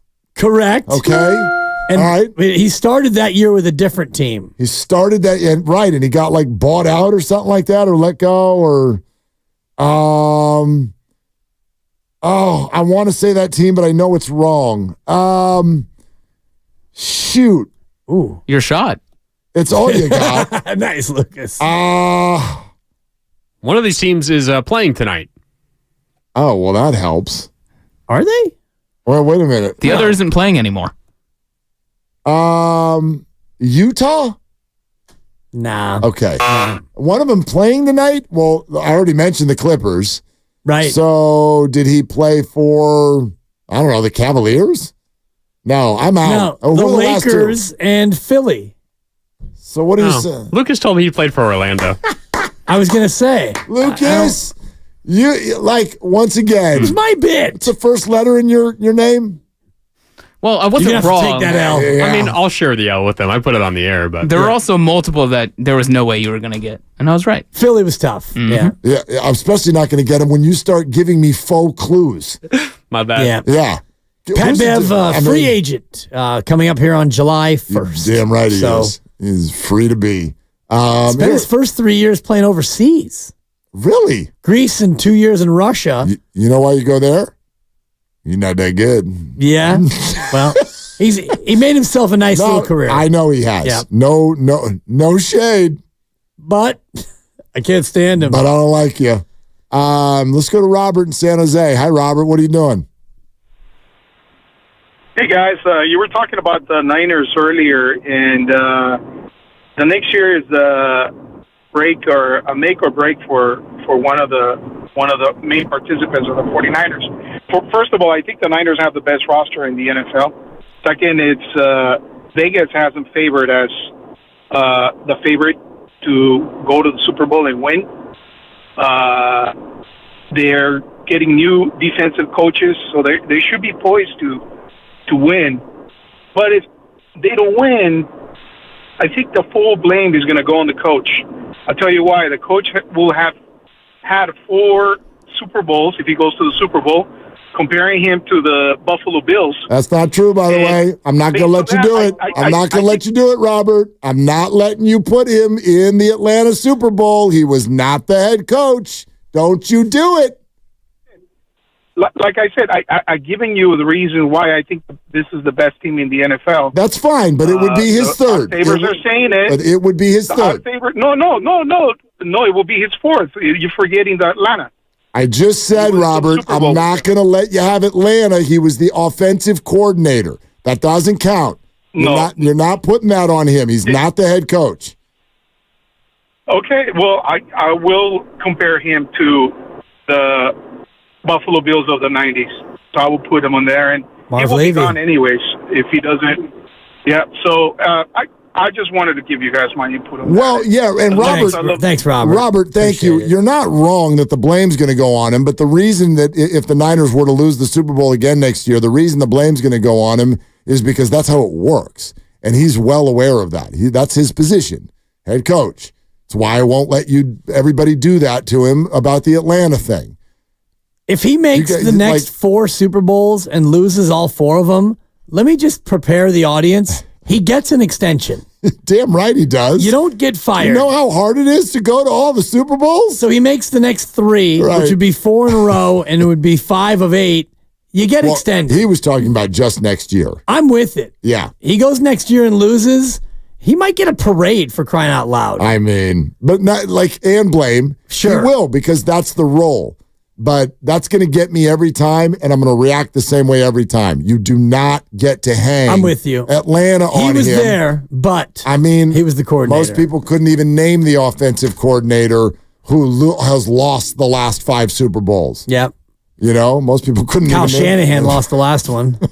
And the other one, too. Yeah, exactly. Yep. Who was his 2 of the offensive last 5. coordinator, though? What about that? Shanahan. Yeah. I know. Anyway, what do you got? On February 9th, 2023, Pat Beverly was traded to the Orlando Magic in a 4-team trade.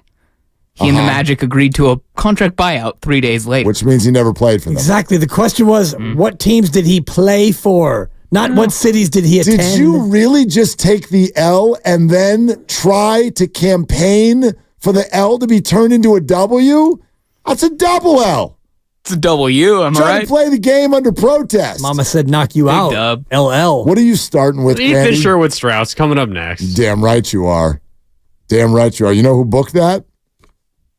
All right, what's coming up on the game is brought to you by Fremont Bank. Full service banking, no compromises. Here comes Grandy, everybody. It's going to be a ton of fun. Dibs, you want to do it again tomorrow?